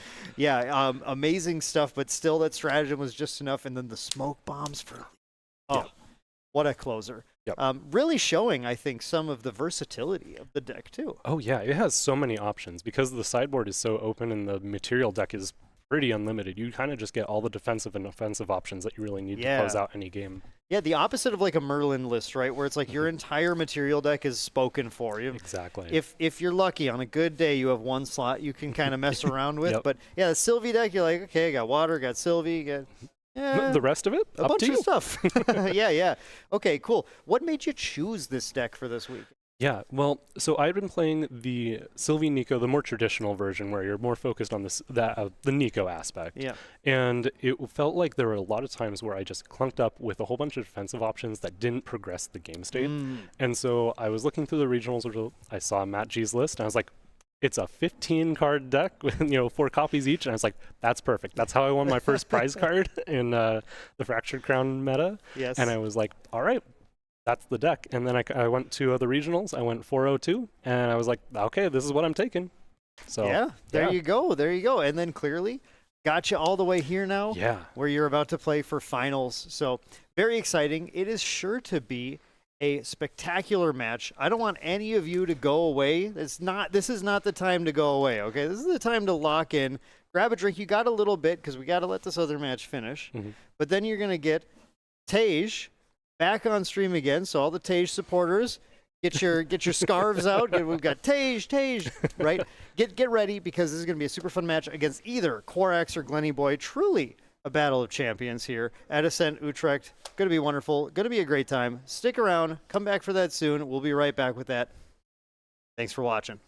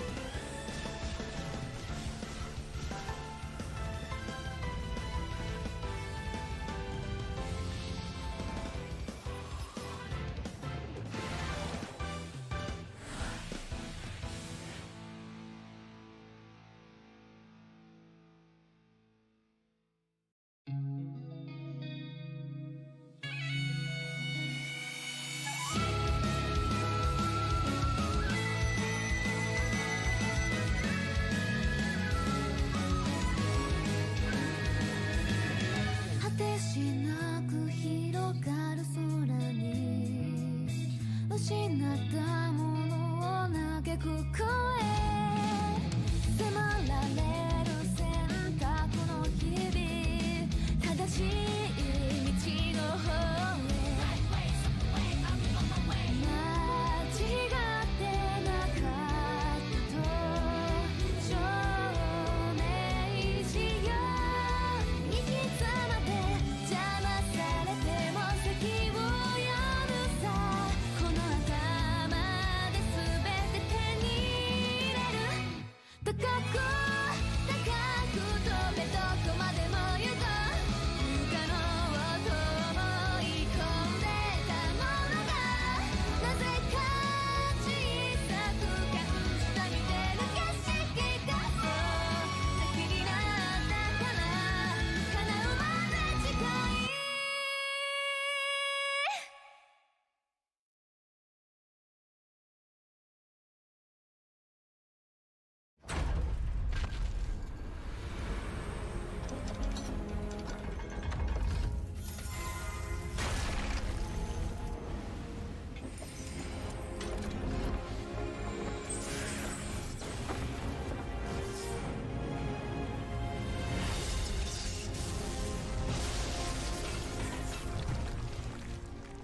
Hello and welcome back, everybody. We are here now with the finals of Ascent Utrecht.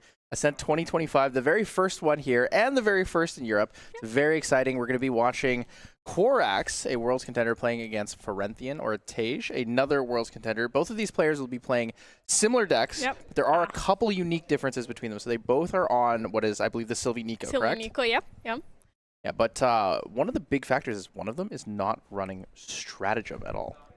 It's a much more streamlined deck, focusing more on the actual like attacking and milling out through that instead of like milling yourself with because I don't believe he runs Fractal Polar Depths either. So yeah, you're just, so he's definitely more of like a traditional Yeah. Nico versus a Sylvie Nico kind of focus.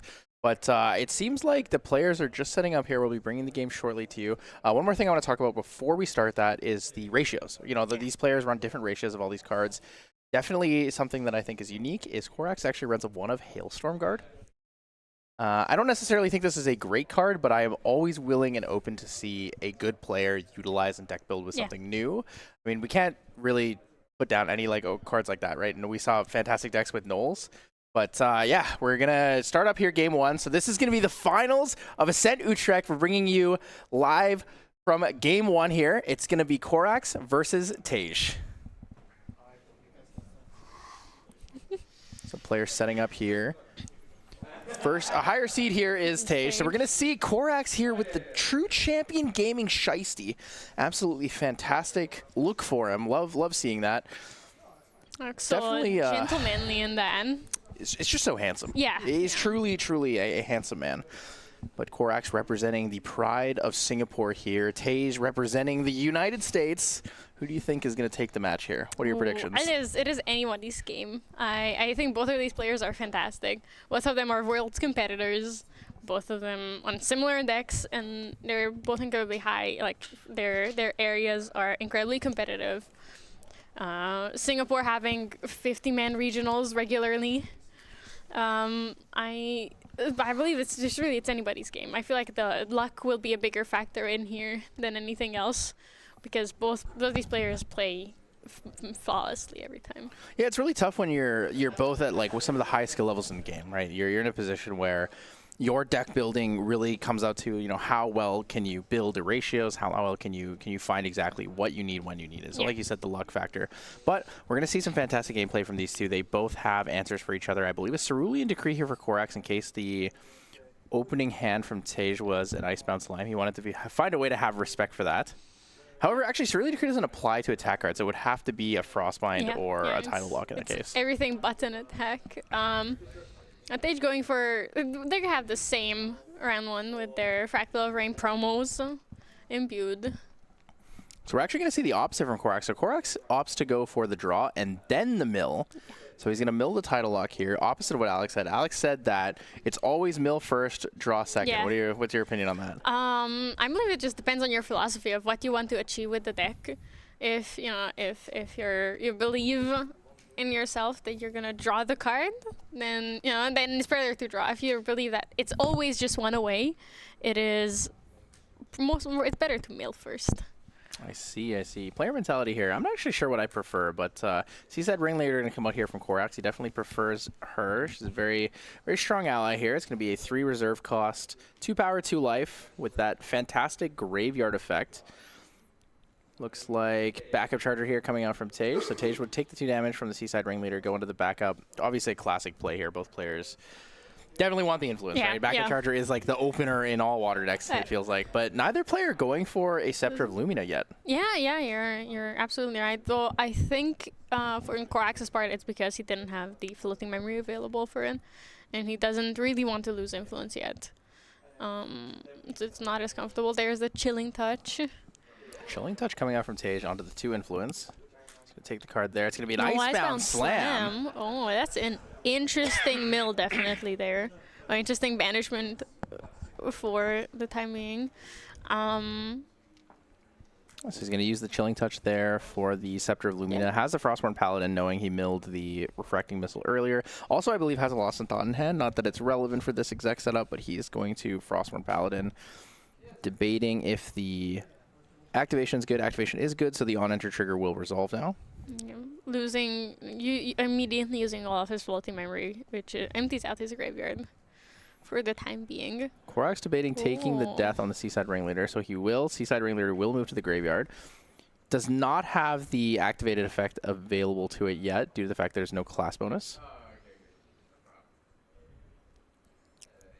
We're going to move to Korax's turn here. He's going to go to Materialize. Does still have the Fractal available. Might go for the Scepter of Lumina here. It is possible. He's playing the Quicksilver Grail. So Quicksilver Grail, it looked like a... That looked like Smoke Bombs, but I really think that was Scepter of Lumina, right? I couldn't catch it. It's possible. He wants to conserve. Refracting Missile the Paladin for 2.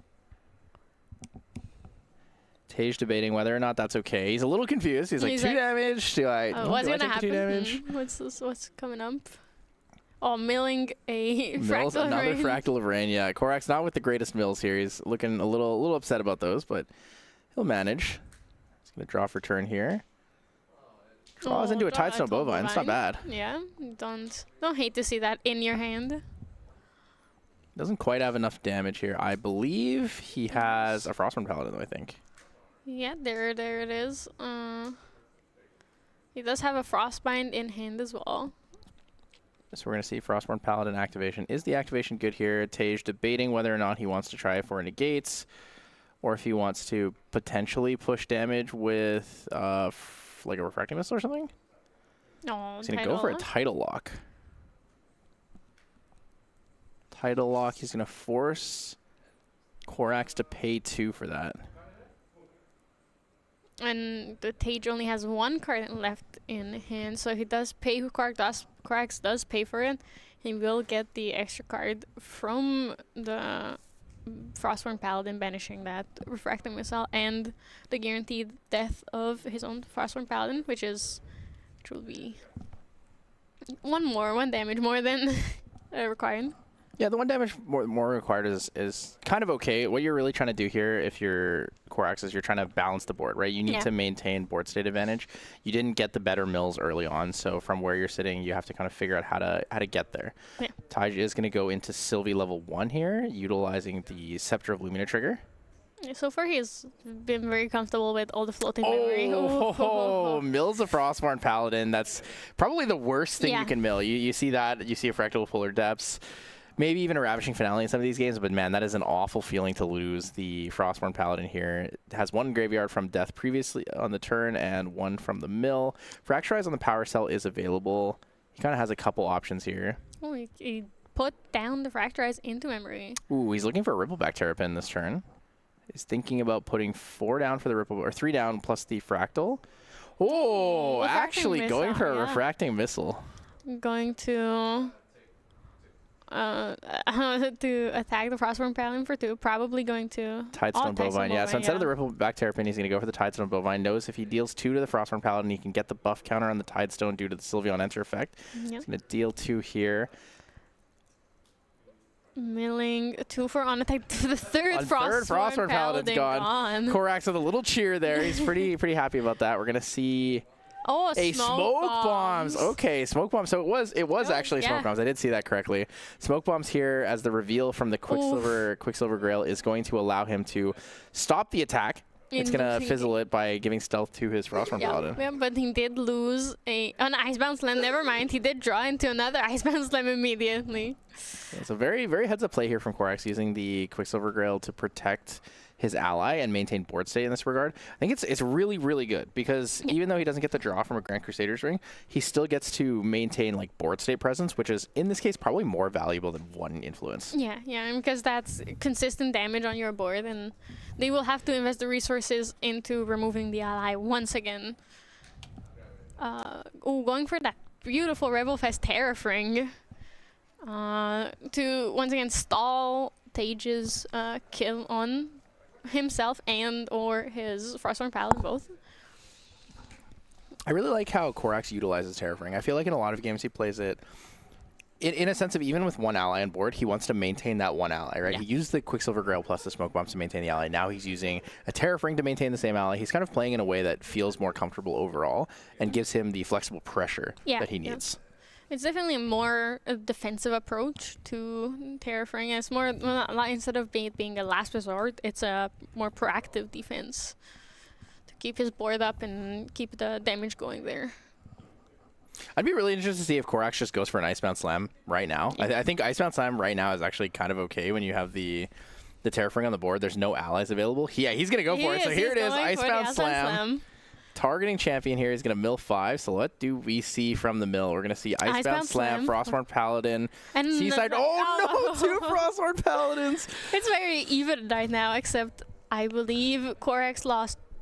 Korax has 3 of his Icebound Slams out of his deck already. He has 3 Seaside Ringleaders though. That's kind of good. So he can pay up to 6, 1 card for every 2 paid in that when he does go to level 1 Sylvie. Yeah.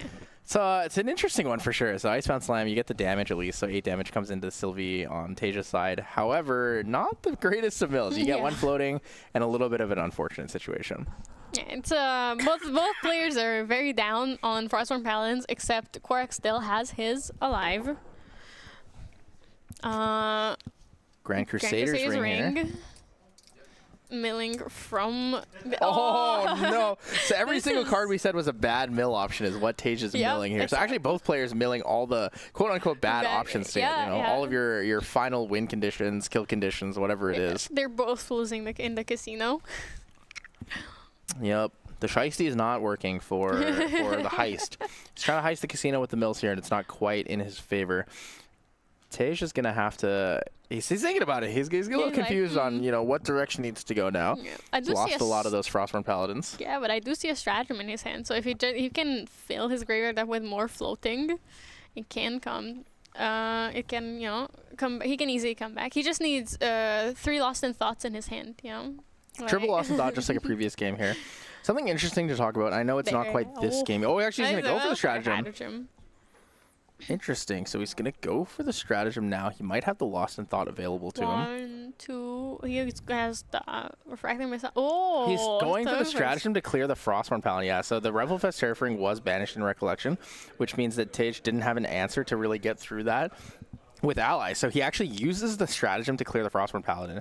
It's a very effective method. He really needs to push it off the field, right? He's going to take too much damage. He knows he already got Icebound Slam last turn.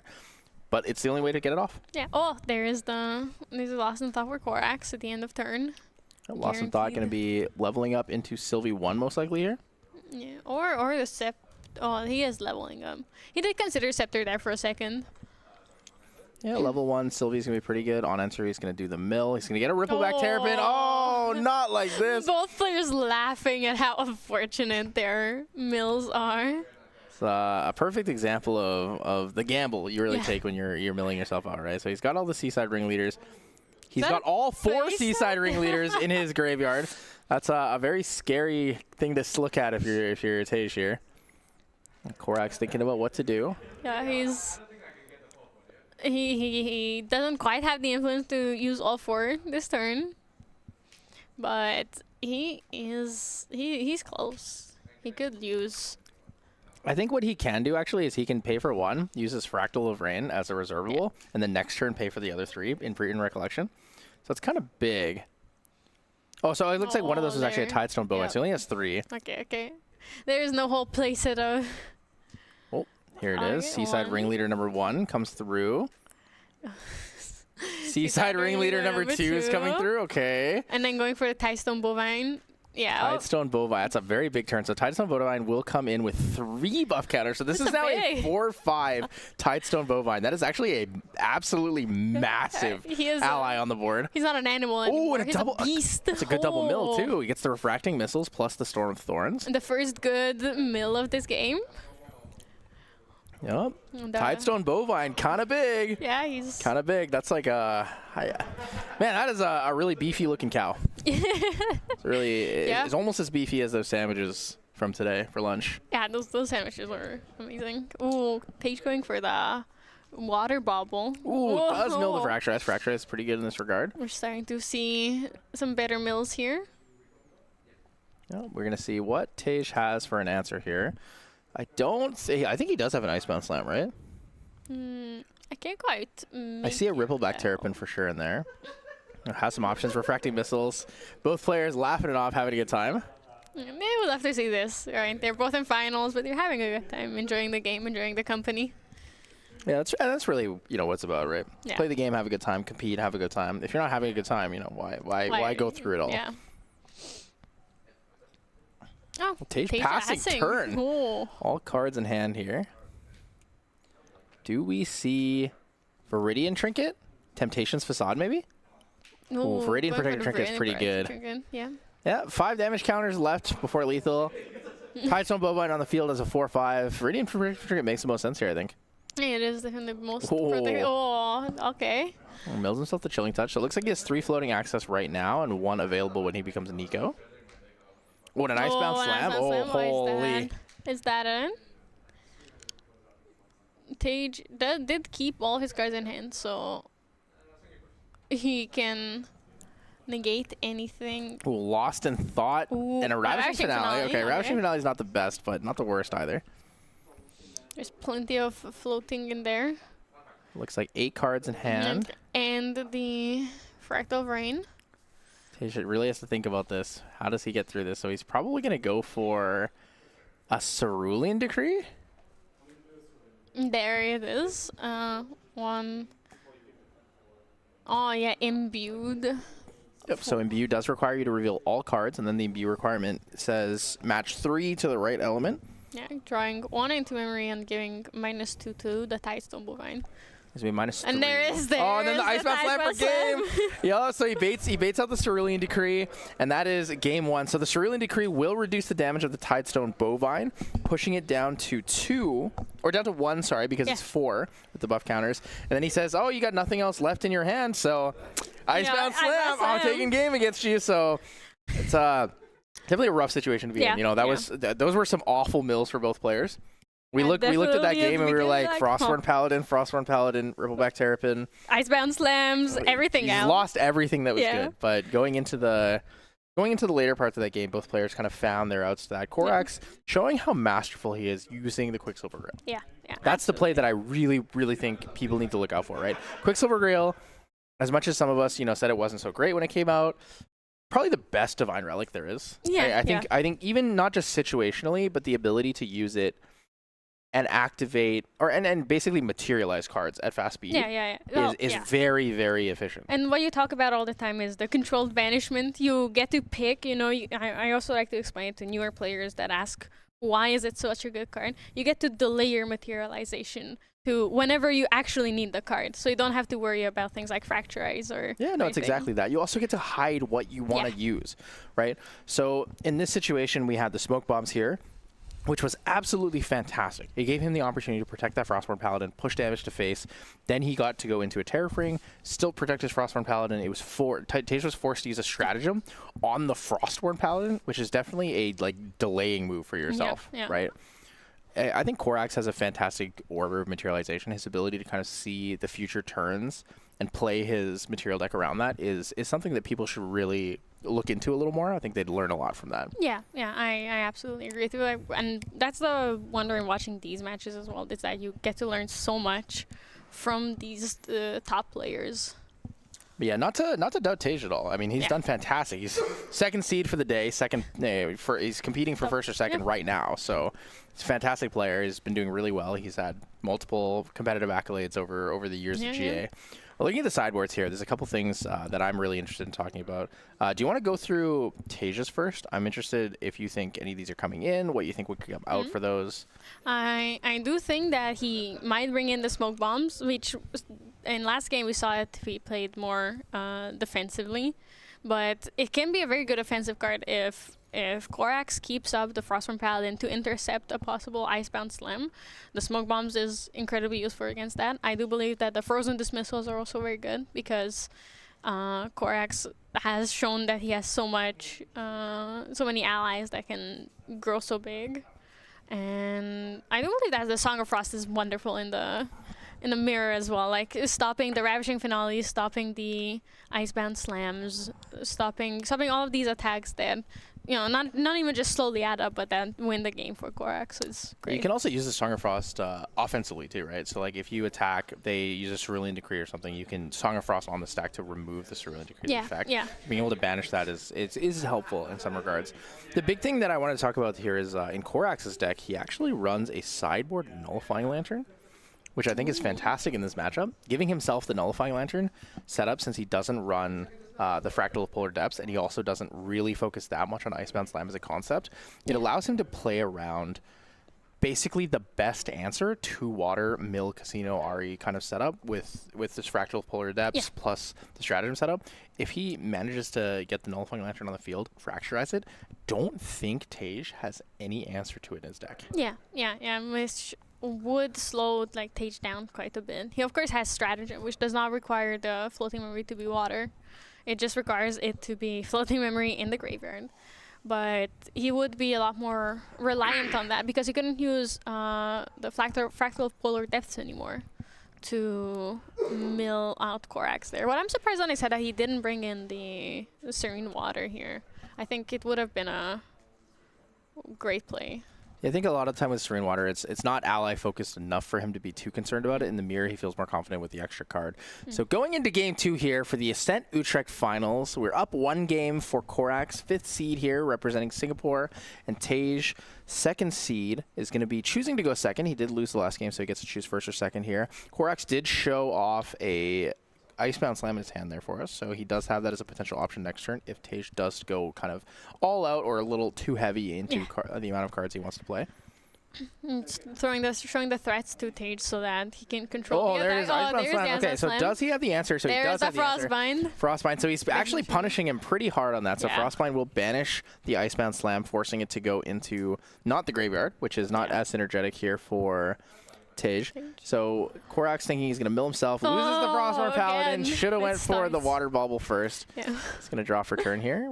He should have been in the Fractal, like he could have played it. Oh, 2 Refracting Missiles off the top here. We're going to see the Icebound Slam in return. Yeah. And it does go through because Tej has no cards in hand. Yep. So the mill here is going to be Refracting Missile, so two floating Icebound Slam, Fractal of Rain, and I don't quite know what that last card was. He does get 2 floating memory into the graveyard, using one of them immediately to bring out the Scepter of Lumina, not waiting unlike last time. Oh, this is a very dangerous play for Tej. So if Tej doesn't have an Interceptor this turn, he actually will die to a level up plus damage or even just another Icebound Slam. And he does have another Icebound Slam. So this might actually be the fastest game that we've seen so far, I think, in the entire tournament. Yeah. It is quite scary. Tej going to mill himself. Ooh, a Chilling Touch and a Stratagem. He did get 1 floating, but losing the Stratagem is a little bit on the sad side. So Scepter of Lumina is going to come out here. Going for it with the Chilling Touch. It's a lot more standard for this matchup. I think Korax might actually, instead of going for an Icebound Slam line, I think he's more likely to level up here at double refracting. Yeah, that would also be enough damage, yeah. You're It is right. a bit of a strong force interaction. He could also just go Viridian Protective Trinket and Icebound Slam, Yeah. right? There's the Quicksilver Grill. Quicksilver Grail. Thinking on the on-enter trigger of the Quicksilver Grail, he's debating if he wants to kind of interact with that before he manages to put a card underneath it. Yeah. So what are we going to see underneath it? We're going to see Smoke Bombs go underneath it again. Smoke Bomb's pretty effective. Fractal of Rain is going to be a chilling touch, so he does get the second floating. It's pretty good for him. Recollect draw. After that, Frostborn Paladin's nice to see. Oh, the Revitalizing Cleanse and for a turn there. Fractal of Rains are pretty chill here. He has a lot of potential. I think for refracting missile into the Tidestone Bovine's not bad, but if he has a Seaside Ringleader, yep, Seaside Ringleader is going to come in. That's a pretty effective option as well. Yep. Take that into the Bovine. Yeah, taking it Bovine's out. going to pass away. Goodbye, young cow. Korax having 4 cards in hand, so he's threatening Cerulean Decree, he's threatening Frostbinds, he's kind of, all of the negates are up still. He's also able to pay for his Scepter if he levels up, Yeah, and then he yeah. can banish the Scepter to draw 2 cards. So it'll be a very effective way to put Tej at 12 damage counters and still draw into an influence of 9. Yeah, and that is very scary even if Tej levels up here. Yeah, so it'll be the pseudo influence of 10 as well because of the Fractal of Rain, but he'll have to use the Fractal of Rain on that turn. So we're going to see the level up here from Tej. Tej is going to go into Sylvie 1. Scepter on the stack from the materialization here after costs are paid. Both players looking at those dice, same way we've been looking at those dice, trying to figure out what numbers are up there. So Stratagem is banished. We're going to see a second Stratagem lost here for Tej. Scepter trigger is going to be pretty good. He's going to pay for the Scepter in Recollection. So this will be 5, 7. He'll draw 2, go to 9, and then draw up to 10 for turn. Yep. That is a quite high influence. We did see a Rippleback Terrapin in his hand. The player's deliberating something with the judge here over The stack of... possibly the setup of the Scepter of Lumina. Maybe a card was dropped or something. Counting the influence there. Trying to figure out what's going on here. Yeah, but it's...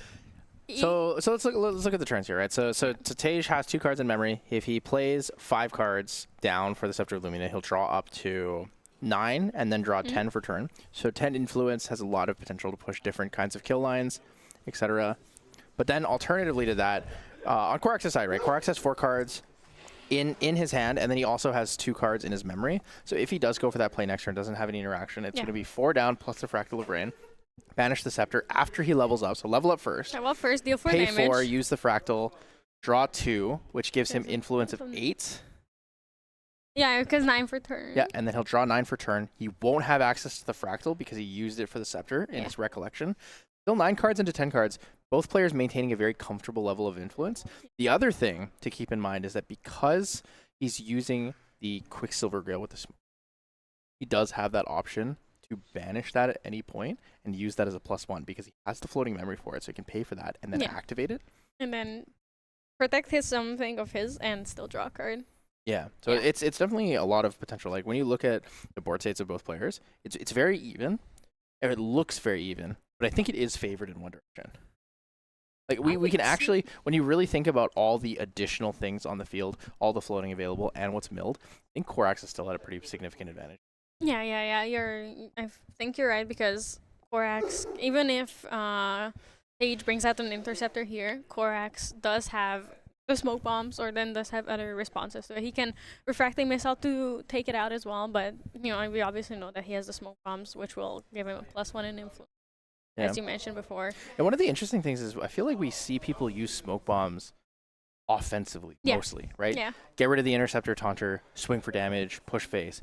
We almost never see people use it defensively anymore. Yeah. We've seen it a couple times. I think most notably it was used in Taipei, Ascent Taipei against Caben. Yeah. MHL used it against Caben. That was a really big moment. It won the game for him. But then in other sides, like, we see it here from we've got it here from Korax. But Yeah, there were a bit of audio issues there for the players. They were unable to kind of hear each other and make sure everything was good. Yeah. So we've got that resolved for you. We're bringing it back to the game. So the Scepter will be banished here. Tej is going to draw 2 for turn. Does get the Icebound Slam. There it is, but Korax is still threatening with the Frostbind in hand to counter that. There's the Tightstone Bovine. Let's see what else. There's a Rippleback Terrapin in Tage's hand as well, but it seems that he did put it down into memory. Yeah, so it's going to enter with a buff counter due to Sylvie's on-enter effect. He's actually going to swing that into the Seaside Ringleader. Ooh, that's not too bad. He does get one That's, floating from that. He can now level up for free, or use he has 2 floating memory for another stratagem. Yep, so he has that available to him. So Tightstone Bovine is going to swing into that Seaside Ringleader. Korax debating whether or not he wants to make any form of interaction with that. Yeah, it looks like the players, Korax with that Icebound Slam, he slammed it so hard that all players lost audio, judges lost audio. Icebound Slam really being the killer of this tournament is a little unfortunate for some people. So we actually are going to see that line we talked about earlier with the Quicksilver Grail and the Smoke Bombs to protect the Seaside Ringleader. It's also going to put Korax up to influence of 7, but 5 cards in hand, which will allow him to utilize the Scepter of Lumina without having to use that Fractal Rin. Yeah, and he levels up without any trouble with the floating memory. Deals the 4 damage. Plays the 5 for the Scepter of Lumina for concussion. Ooh, interesting. Before Sylvie resolves, Tage goes for the Fracturize on the Scepter of Lumina. So Korax will either lose out on the damage and drawing the cards, or he will have to pay 5 now to draw a card. The interesting aspect of this is normally you would instantly pay the 5, draw the 2 cards. However, getting the Fractal could actually push to a more aggressive lethal here because of the double refracting missile. But instead, we're gonna see Tage turn it. So he's gonna pay the 5. So the Fracturize will fizzle, goes to graveyard, and then Korax will draw 2 cards. So he is Sylvie Wild's Whisperer. Now it has resolved. At the beginning of Recollection, we're going to see the Fractal Rain trigger. It's going to be a Ravishing Finale. Kind of irrelevant in this case with where they're at right now. Yeah, no floating available for him anyway, so he wasn't able to utilize the Ravishing this turn for 6 damage. But he does get the Tightstone Bovine. Influence of 1 billion feels kind of good. Yeah, it's... Tightstone Bovine's looking really good right now. So Tightstone Bovine... He's kind of looking for cards in hand here. Thinking about how best to utilize Sylvie's on-enter trigger and how to push as much damage as possible this turn. Yeah, he needs to. I believe he hasn't gone backup charger yet, so he's holding onto that Fracturize, trying to get value out of that. But he could actually just go into a Nullifying Lantern and Fracturize that as well. It would be really effective against Tage. So we're gonna see Tightstone Bovine comes out just like Tage's turn. We're gonna see that come in with a buff counter here. And Korax is very much mirroring Tage, except with a Seaside Ringleader alongside that Bovine. Yeah, he's going to clear the Bovine, targeting himself for the mill. He's going to lose a Tidal Lock and a Revitalizing Cleanse. Not the greatest things you want to see on your mill here. Seaside Ringleader will take out the Tidestone Bovine. So, knowing he has 2 allies on the field right now, what is Tage looking for? Like, what are Tage's comfortable outs here, right? Korax is passing here with, I believe, 7 cards in hand. Yeah. He's passing in a very comfortable level, very, very well protected. Could go for things like the Terrapring next turn, but what do you want to see if you're Tage? I probably want to see something like a Frostborn Paladin, because he does have the Lost in Thought in his hand, and the Frostborn Paladin would help clear the board here. But really anything that can take care of Korax's board right now would be. Oh, he did actually try the Frostborn Paladin. There is the Frostborn Paladin. Yeah, Frostborn Paladin's really good here. Plus, he can utilize all of the Tidestone Bovines he has in his graveyard. I believe he has 2, maybe 3. So those available floating memory. He could actually just go in for a raw stratagem, try to clear the board with that. Yeah, that does also, because you can pick new targets for each floating memory you banish with stratagem. So he could go overboard and deal damage to both the champion and the allies. Yeah, there's a lot of options here. Korax could go into a backup charger next turn. Backup charger, pre-recollection, fracturize the power cell. Yeah. And then I think he might actually have the influence to play a refracting missile afterwards. He does have, unless he plays the refracting missile right now in response to the on-enter trigger of the Frostborn Paladin. I think you'd have to double refracting missile here, because it's only going to be for 2, so it's not going to be quite enough to get the kill. Okay, he seems he let it resolve and let the on-enter resolve as well. Swapping out the dice so both players can see it better. Yep, the bright blue dice. The the white marker on the blue die makes a really big difference here. Okay. So Frostborn Paladin is going to swing into the Tidestone Bovine. Korak's debating if he wants to interact with that, what options he has available to him. So it's mainly just these refracting missiles. Maybe thinking about fracturizing something, but it looks like he's going to just let it die, take the floating memory available to him. And the benefit of the floating right now is probably also quite high. Yeah, it's not too bad. He has a bunch of options. Both players holding a decent amount of refracting missiles. And I see 2 Rippleback Terrapins here for Tej. I think that the goal here for Korax is probably to go into a more Nico-focused build for this game. He's up a game, and he can play a little more comfortably. He knows that he doesn't have as much flexibility with the damage. Using 2 Rippleback Terrapins to imbue that Fractal of Rain. Showing off that, see, I have them. Yeah, definitely a big one, showing them off, even though he didn't use them on his Sylvie turn. Still going to be pretty good.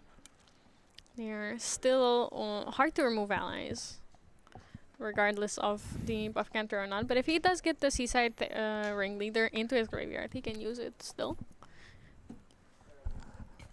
Passing the turn back to Korax here. Korax thinking on whether to go for the backup charger or try and slow Tej down a bit by going for the Viridian Protective Trinket. I really like the backup charger play line here. I think backup charger plus the Fracturize is pretty important. It's going to kind of set up the precedence of the game. It lets him use refracting missiles as a more defensive option. He can actually use it to clear a lot of these 2 to 3 life allies, right? Yeah. So if he's able to get through that, it's going to be really big. Yeah. So it looks like he's going to mill himself. On the stack, he's going to activate backup charger. Oh, there's another Icebound Slam in his hand. I'd actually be interested to see when he uses that Revitalizing Cleanse. I think using Revitalizing Cleanse in Recollection is pretty good. Yeah, I do believe you're right. He is. Oh, it's right now. Yep, it is immediately.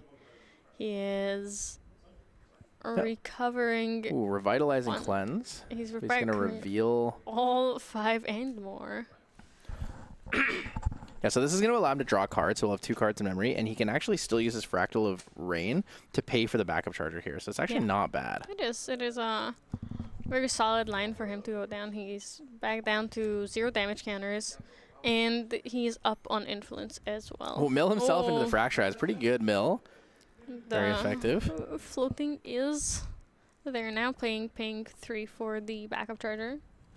Getting that power cell token that he will be able to fracturize in a bit. Drawing the card into memory, drawing a card for turn. He went up on influence on this, and here's his 3rd refracting missile.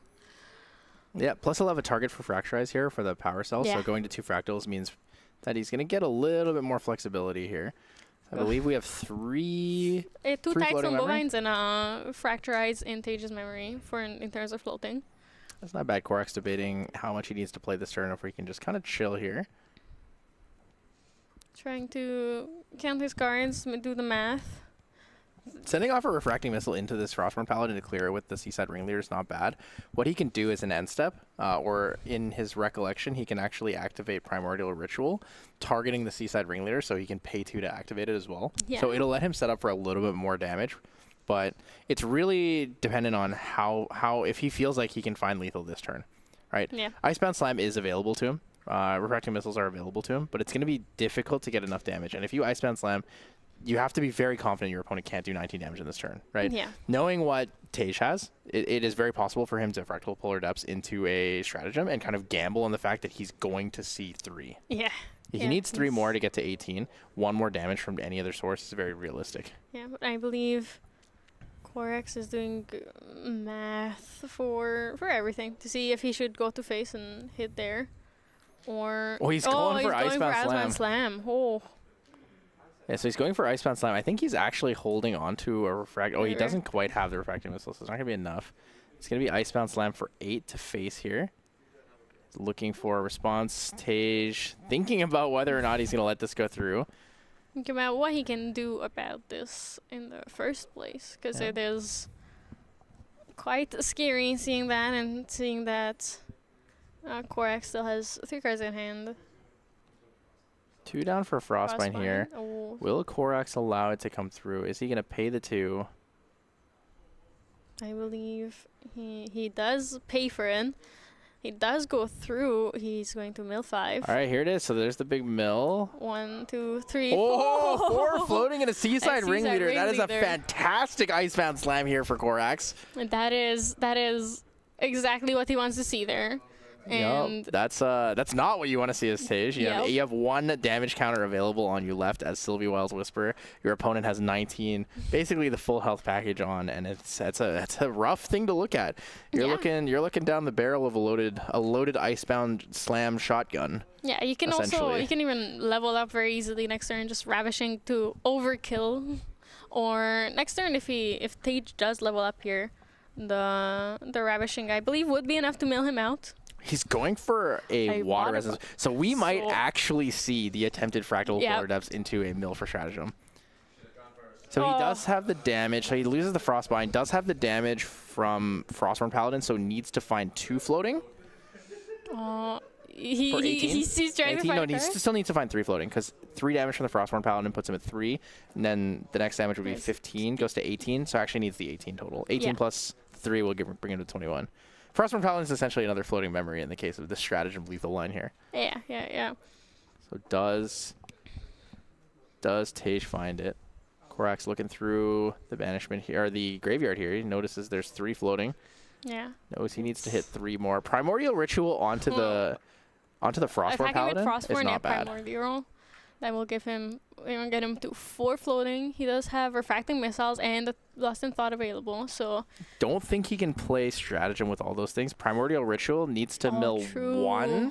So you swing with the Frostborn Paladin, play Primordial Ritual, mill 1 floating, play your Lost in Thought Stratagem for lethal. that would be exact, I believe. He's killing Seaside Ringleader. Interesting. Oh, he's going for the Icebound Slam. I think he knows that he's dead, so he's going for the Icebound Slam for the fun line here. They are. Yeah, it's looking pretty over here, but I think they're playing it out for fun. So the Frozen Dismissal, and we do see the Fractal Polar Depths there, but I mean, you just gotta go for it. He's gonna pass the turn here. Korax gonna level up into Nico to show off the beautiful Nico that he loves to play. Oh, he's actually just going for a Viridian Protective Trinket, and he's like, yeah, you got it. That's pretty much it. Damn. He knows he has no interaction here, and we're gonna see. Basically, the game is over, right? Refracting Missile for game. Korax is going to take his very first Ascent. He played fantastically at Worlds. He made a great showing in Singapore, as well as, I believe, also a great showing in Santa Clara, too. But, I mean, that's big. That's huge. That's massive. That is amazing. It's wonderful to see him take the game. Take the game home. Like, take the first phase sprint back to Singapore. Yeah, he's going to be able to take the first place spirit back to Singapore. I know they've been chasing that. They are the Nico guys, right? Yeah. Singapore is well known for their Nico decks. Korax being part of that, that kind of Apex guild where they really test and do a great job. We saw it was Repo on stream earlier today. He's part of that group as well. He was playing the Astra Arasana with the Guan Yus, but card close to my heart. But that was a fantastic game. It was absolutely beautiful to watch. Both players really taking into consideration all the different lines that each opponent can have, how explosive a turn can be, but also respecting board state at the same time. Yeah.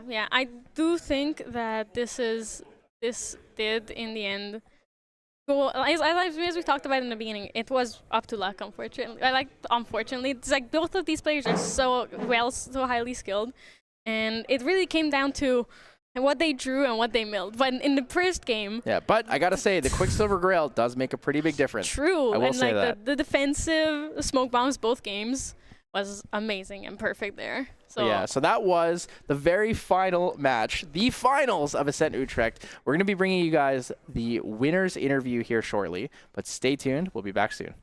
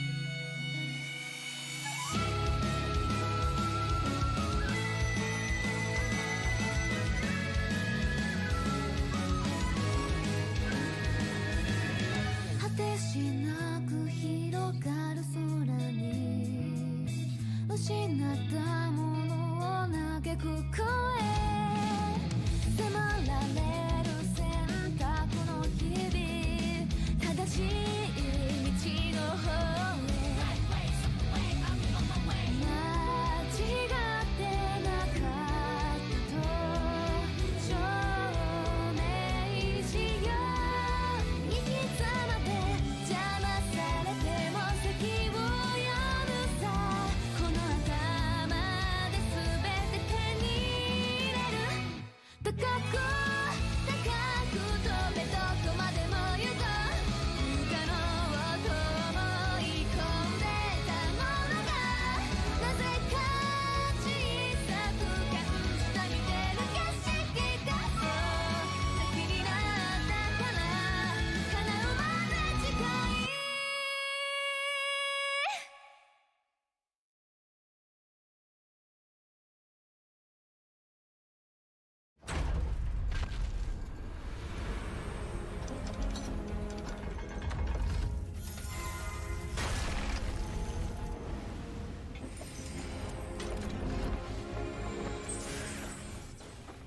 Hello and welcome back, guys. We have just finished the finals here at Ascent Utrecht. Big congratulations to you, Korax. You finally took one. You're huge, man. Worlds was great to watch you play. Santa Clara was great to watch you play. Singapore was great to watch you play. You've taken Nico to new lengths. You've taken Nico to a finals, and you've won with it. Yeah, thanks, man. You know, How does it feel? You guys pioneered such a strong piece for this deck, and now you can show, like, hey, we won with it. It is a winning deck. you know, ever since Singapore, like back in the MRC meta, we always felt that Nico had a very good place in as a off meta pick, just because a lot of people just don't really know how to play against Nico. Granted, after like a few ascents, yeah, people are starting to catch on. Yeah, even some variants coming out, like other water Sylvies without the Nico part. That's pretty interesting to see. Yeah. So there's a lot of things with that deck. So a lot of people, I mean, we did an interview earlier on day one when you played here on stream. You won. It was a great game. You brought yourself to the win and in, kind of a lower on the submarine side, but then you brought yourself all the way up, right? You managed to get into the top 8. You finished #1 at Ascent Utrecht here in Europe. And I guess the biggest question I have for you with the whole thing is, I want to talk about Quicksilver Grail. Right, because a lot of people overlook Quicksilver Grail. We look at a lot of these decks. Almost every single one of them is running Grand Crusader's Ring. Most of them want the simple, I draw a card whenever I need a card, play around that. But you play a lot of Quicksilver Grail, and we talked about this on stream, but you actually use Quicksilver Grail defensively a lot of the time. Most people tend to use it offensively, or same with Smoke Bombs. And I feel like you are showcasing the other side of Quicksilver Grail in a way that other people haven't. Can you kind of like talk about what you like to do, like a couple lines you kind of find yourself in? Sure. So for Grand Crusader's Ring, most of the time I feel it's like, let's say in a water mirror, like you go first, they slam you, you negate, then you can Quicksilver or like water bubble, then you can slam them back. So to me that's pretty one-dimensional. Like you can only draw cards with it. But with Quicksilver Grail, however, you have more opportunities to outplay your opponent. Like it's always a hidden factor of what's underneath, especially in an open deck list format. It could be Blinding Orb, it could be Smoke Bomb, it could be even Terror.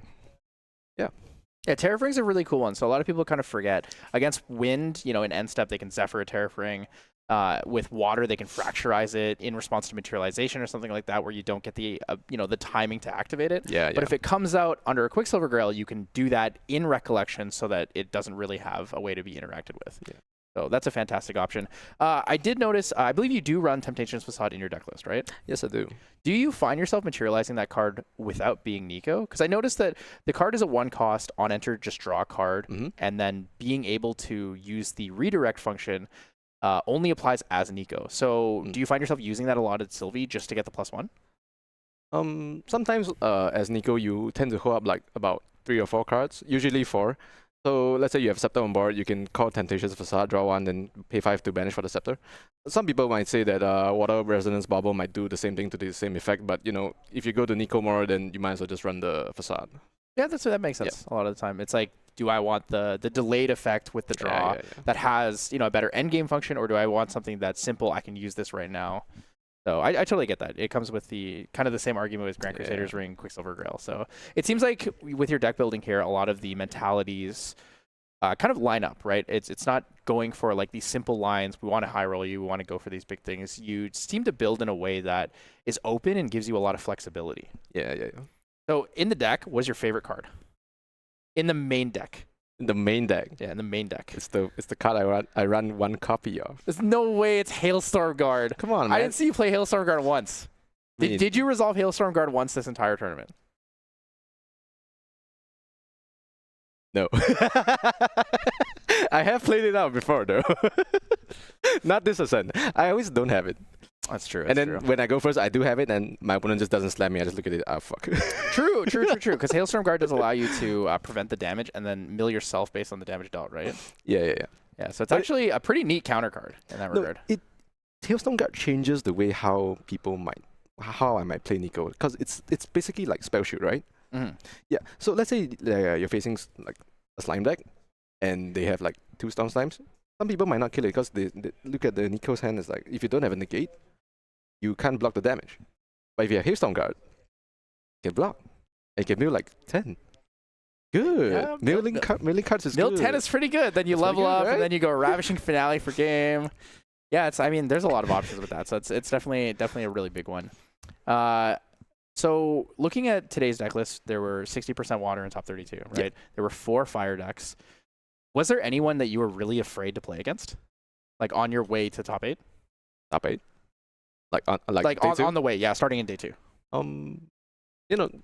Pretty much the same answer as I had in yesterday. The Water Sylvie is actually pretty threatening to Nico. My build at least, because they got like a couple, like 3 ways to kill you. Stratagem, Polar Depths, and by board. Oh yeah. But usually, totally since they don't really run the QSG Smoke Bomb tech, you usually win on board. Yeah, I noticed that. So like, I saw you use Smoke Bombs defensively twice in the same thing, win board, and then go Terrapring, and he's like, I have to stratagem your Frostborn Paladin. It was a very crippling play to see. It really goes to show though that like there are other ways to look at the same thing. Being able to refine a deck a way that feels better for you is really big. Yeah. Just to add on a bit, I think Singaporeans tend to play Nico more defensively. You see it by our material deck and the fact that we main like Stormatorans or like Revitalizing Cleanse, which I see a lot of people cutting actually. I love Revitalizing Cleanse. Yeah, That card is right. so good. Yeah, gotta hype up the new card for the new Yuletide Kong Ming. Yeah, Kong there we Ming, go. Yeah, we got you, Weaves. Kong Ming. Yeah. That's right. Yeah, no, it's fantastic, right? A lot of people overlook that card. It used to be played a long time ago. Yeah. And I'm not sure why it didn't come back right away, right? We went into a meta where all cards were basically on enter, draw a card, or play a card, cycle a card. So like Mnemonic Charm, we have Forest Cakes, Baby Grey Slimes, Windmill Engineers. But for some reason, we forgot that Revitalizing Cleanse exists. Recover and then draw a card is kind of good. Yeah, I think some people just get scared by the fact that Mirror is a card. So they think like, oh, I'm just going to pay 5 and draw a card, and he's going to see my entire memory. Mirror. And then I go 5 Luxem cards down. I mean, that's different. You're a Luxem player. Come on. No, I totally get that. But yeah, so a huge absolute congratulations to you on winning first. But I got to ask. I'm going to ask this to every person I get to interview. What number do you want? Why do you want it? What's the play here? I wanted 69, But I heard Matt G took it already, so. I think Matt G did take that one. To commemorate this event, maybe I'll take 78. 78? You know why? No, tell me. So the Taiwanese have a name for Icebound Slam. Okay. It's 7打8. Okay. So it's 7 cast, hit 8. Yeah, 7 card. Yeah. It's honestly not a bad one. It's a pretty good. It's meaningful, especially if Icebound Slam moves up category. Right? Because then it would be like, I have the memento number of this card. Like, if Icebound Slam goes from 1 to 2 or 1 to 3, you would have the commemorative Icebound Slam number of all players. And everyone always asks, like, why did you pick this number, right? I can always say, like, there's a story behind it. Yeah, there's actually a story behind it. It's like Icebound Slam. Yeah, and then, like, Matt's Erupting Rhapsody, your Icebound Slam. Fair. You have all the players who are sort of avarice as well. Yeah, that's true. Yeah. So I do have a question that I want to ask. This is probably the last question before we finish the interview here. But what I'm looking to ask you is, do you think there were any decks that should have shown up here that didn't? Now, I also understand if you want to hide decks, but I'm curious because, lots of people look at decks and they're like, oh, why didn't we see more of blank? And I want to hear your opinion on that because, I mean, you're a fantastic player, great deck builder, so... Thanks, man. I'm actually surprised I didn't see more Vanitas decks, like the level 3. There was one in top 32, right? There was one that made top 8. Right. Yeah. One in top 8. Yeah, I was surprised to not see more of that because we actually, granted, we didn't test too much, but we thought that it's pretty good. But I guess that the meta just hasn't stabilized for him yet, right? Yeah, there's a lot of flexibility. He actually had a fantastic game. That's definitely one I would watch on stream. It was the round 12 for his. He could have drew to get in, but he won the game. So that was a really big Water Vanitas game. But yeah, good deck. Vanitas good deck. Not because I have the CSR, but you know. But like level 3 or all of them? 1 and 3. 1 and 3. Yeah, missing the 2. Missing the 2. Yeah, level 2 Vanitas, Icebound Slam, 9 free. Yeah, it's kind of good. Good card. Kind of good. But yeah, thank you so much. Congratulations. And we will see you again. Guys, that was Ascent Utrecht Finals winner interview here with Mr. Korax, hoping to get number 78 potentially for the Icebound Slam. But thank you guys so much for joining us. We'll be back soon with the keynote, but make sure to check out the next stream because it will not be on this one. So go to the GATCG stream. Make sure to subscribe. And thank you guys so much for joining us for Ascent Utrecht.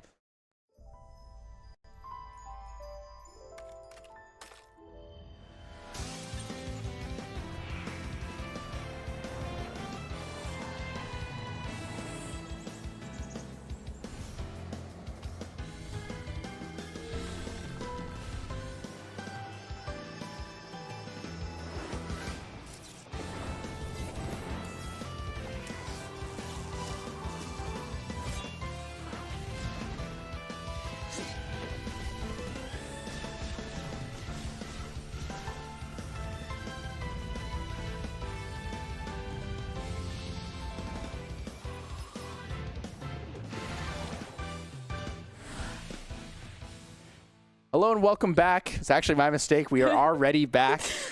Just the last sign-off notes, basically, for the cast and everything. So, Clem, please take it away for us. Yeah, thank you very much, everyone, for watching. Like Tyler Korax, said, sorry. Korax, please take it away for us. It was wonderful to play in this event, to take it home. But like as Tyler said, thank you very much, everyone, for watching at home. Thank you, everyone, for attending the event live. The first ever European Ascent. 166 players is phenomenal for this game. Thank you everyone for coming. Thank you to all of the judges for dedicating their time and energy to making sure everything works fine and well. Thank you to the stream judges for keeping an eye on the game at all times. Thank you to all the volunteers who made this event possible. Thank you for Weeds of the Shore for hosting. Thank you for CS International for bringing Grand Archive over here. And yeah, thank you all for all the players once again for showing up. Thank you for my fellow casters for coming here. And big shout out to Main Deck Dan. Shout out to Main Deck Dan. We love Main Deck Dan. Main Deck Dan for guest casting, showing playmats, showing off how warm they can be. And wearing them too. The playmats, fashionably playmatting. Yeah, showing the arm warmer playmats.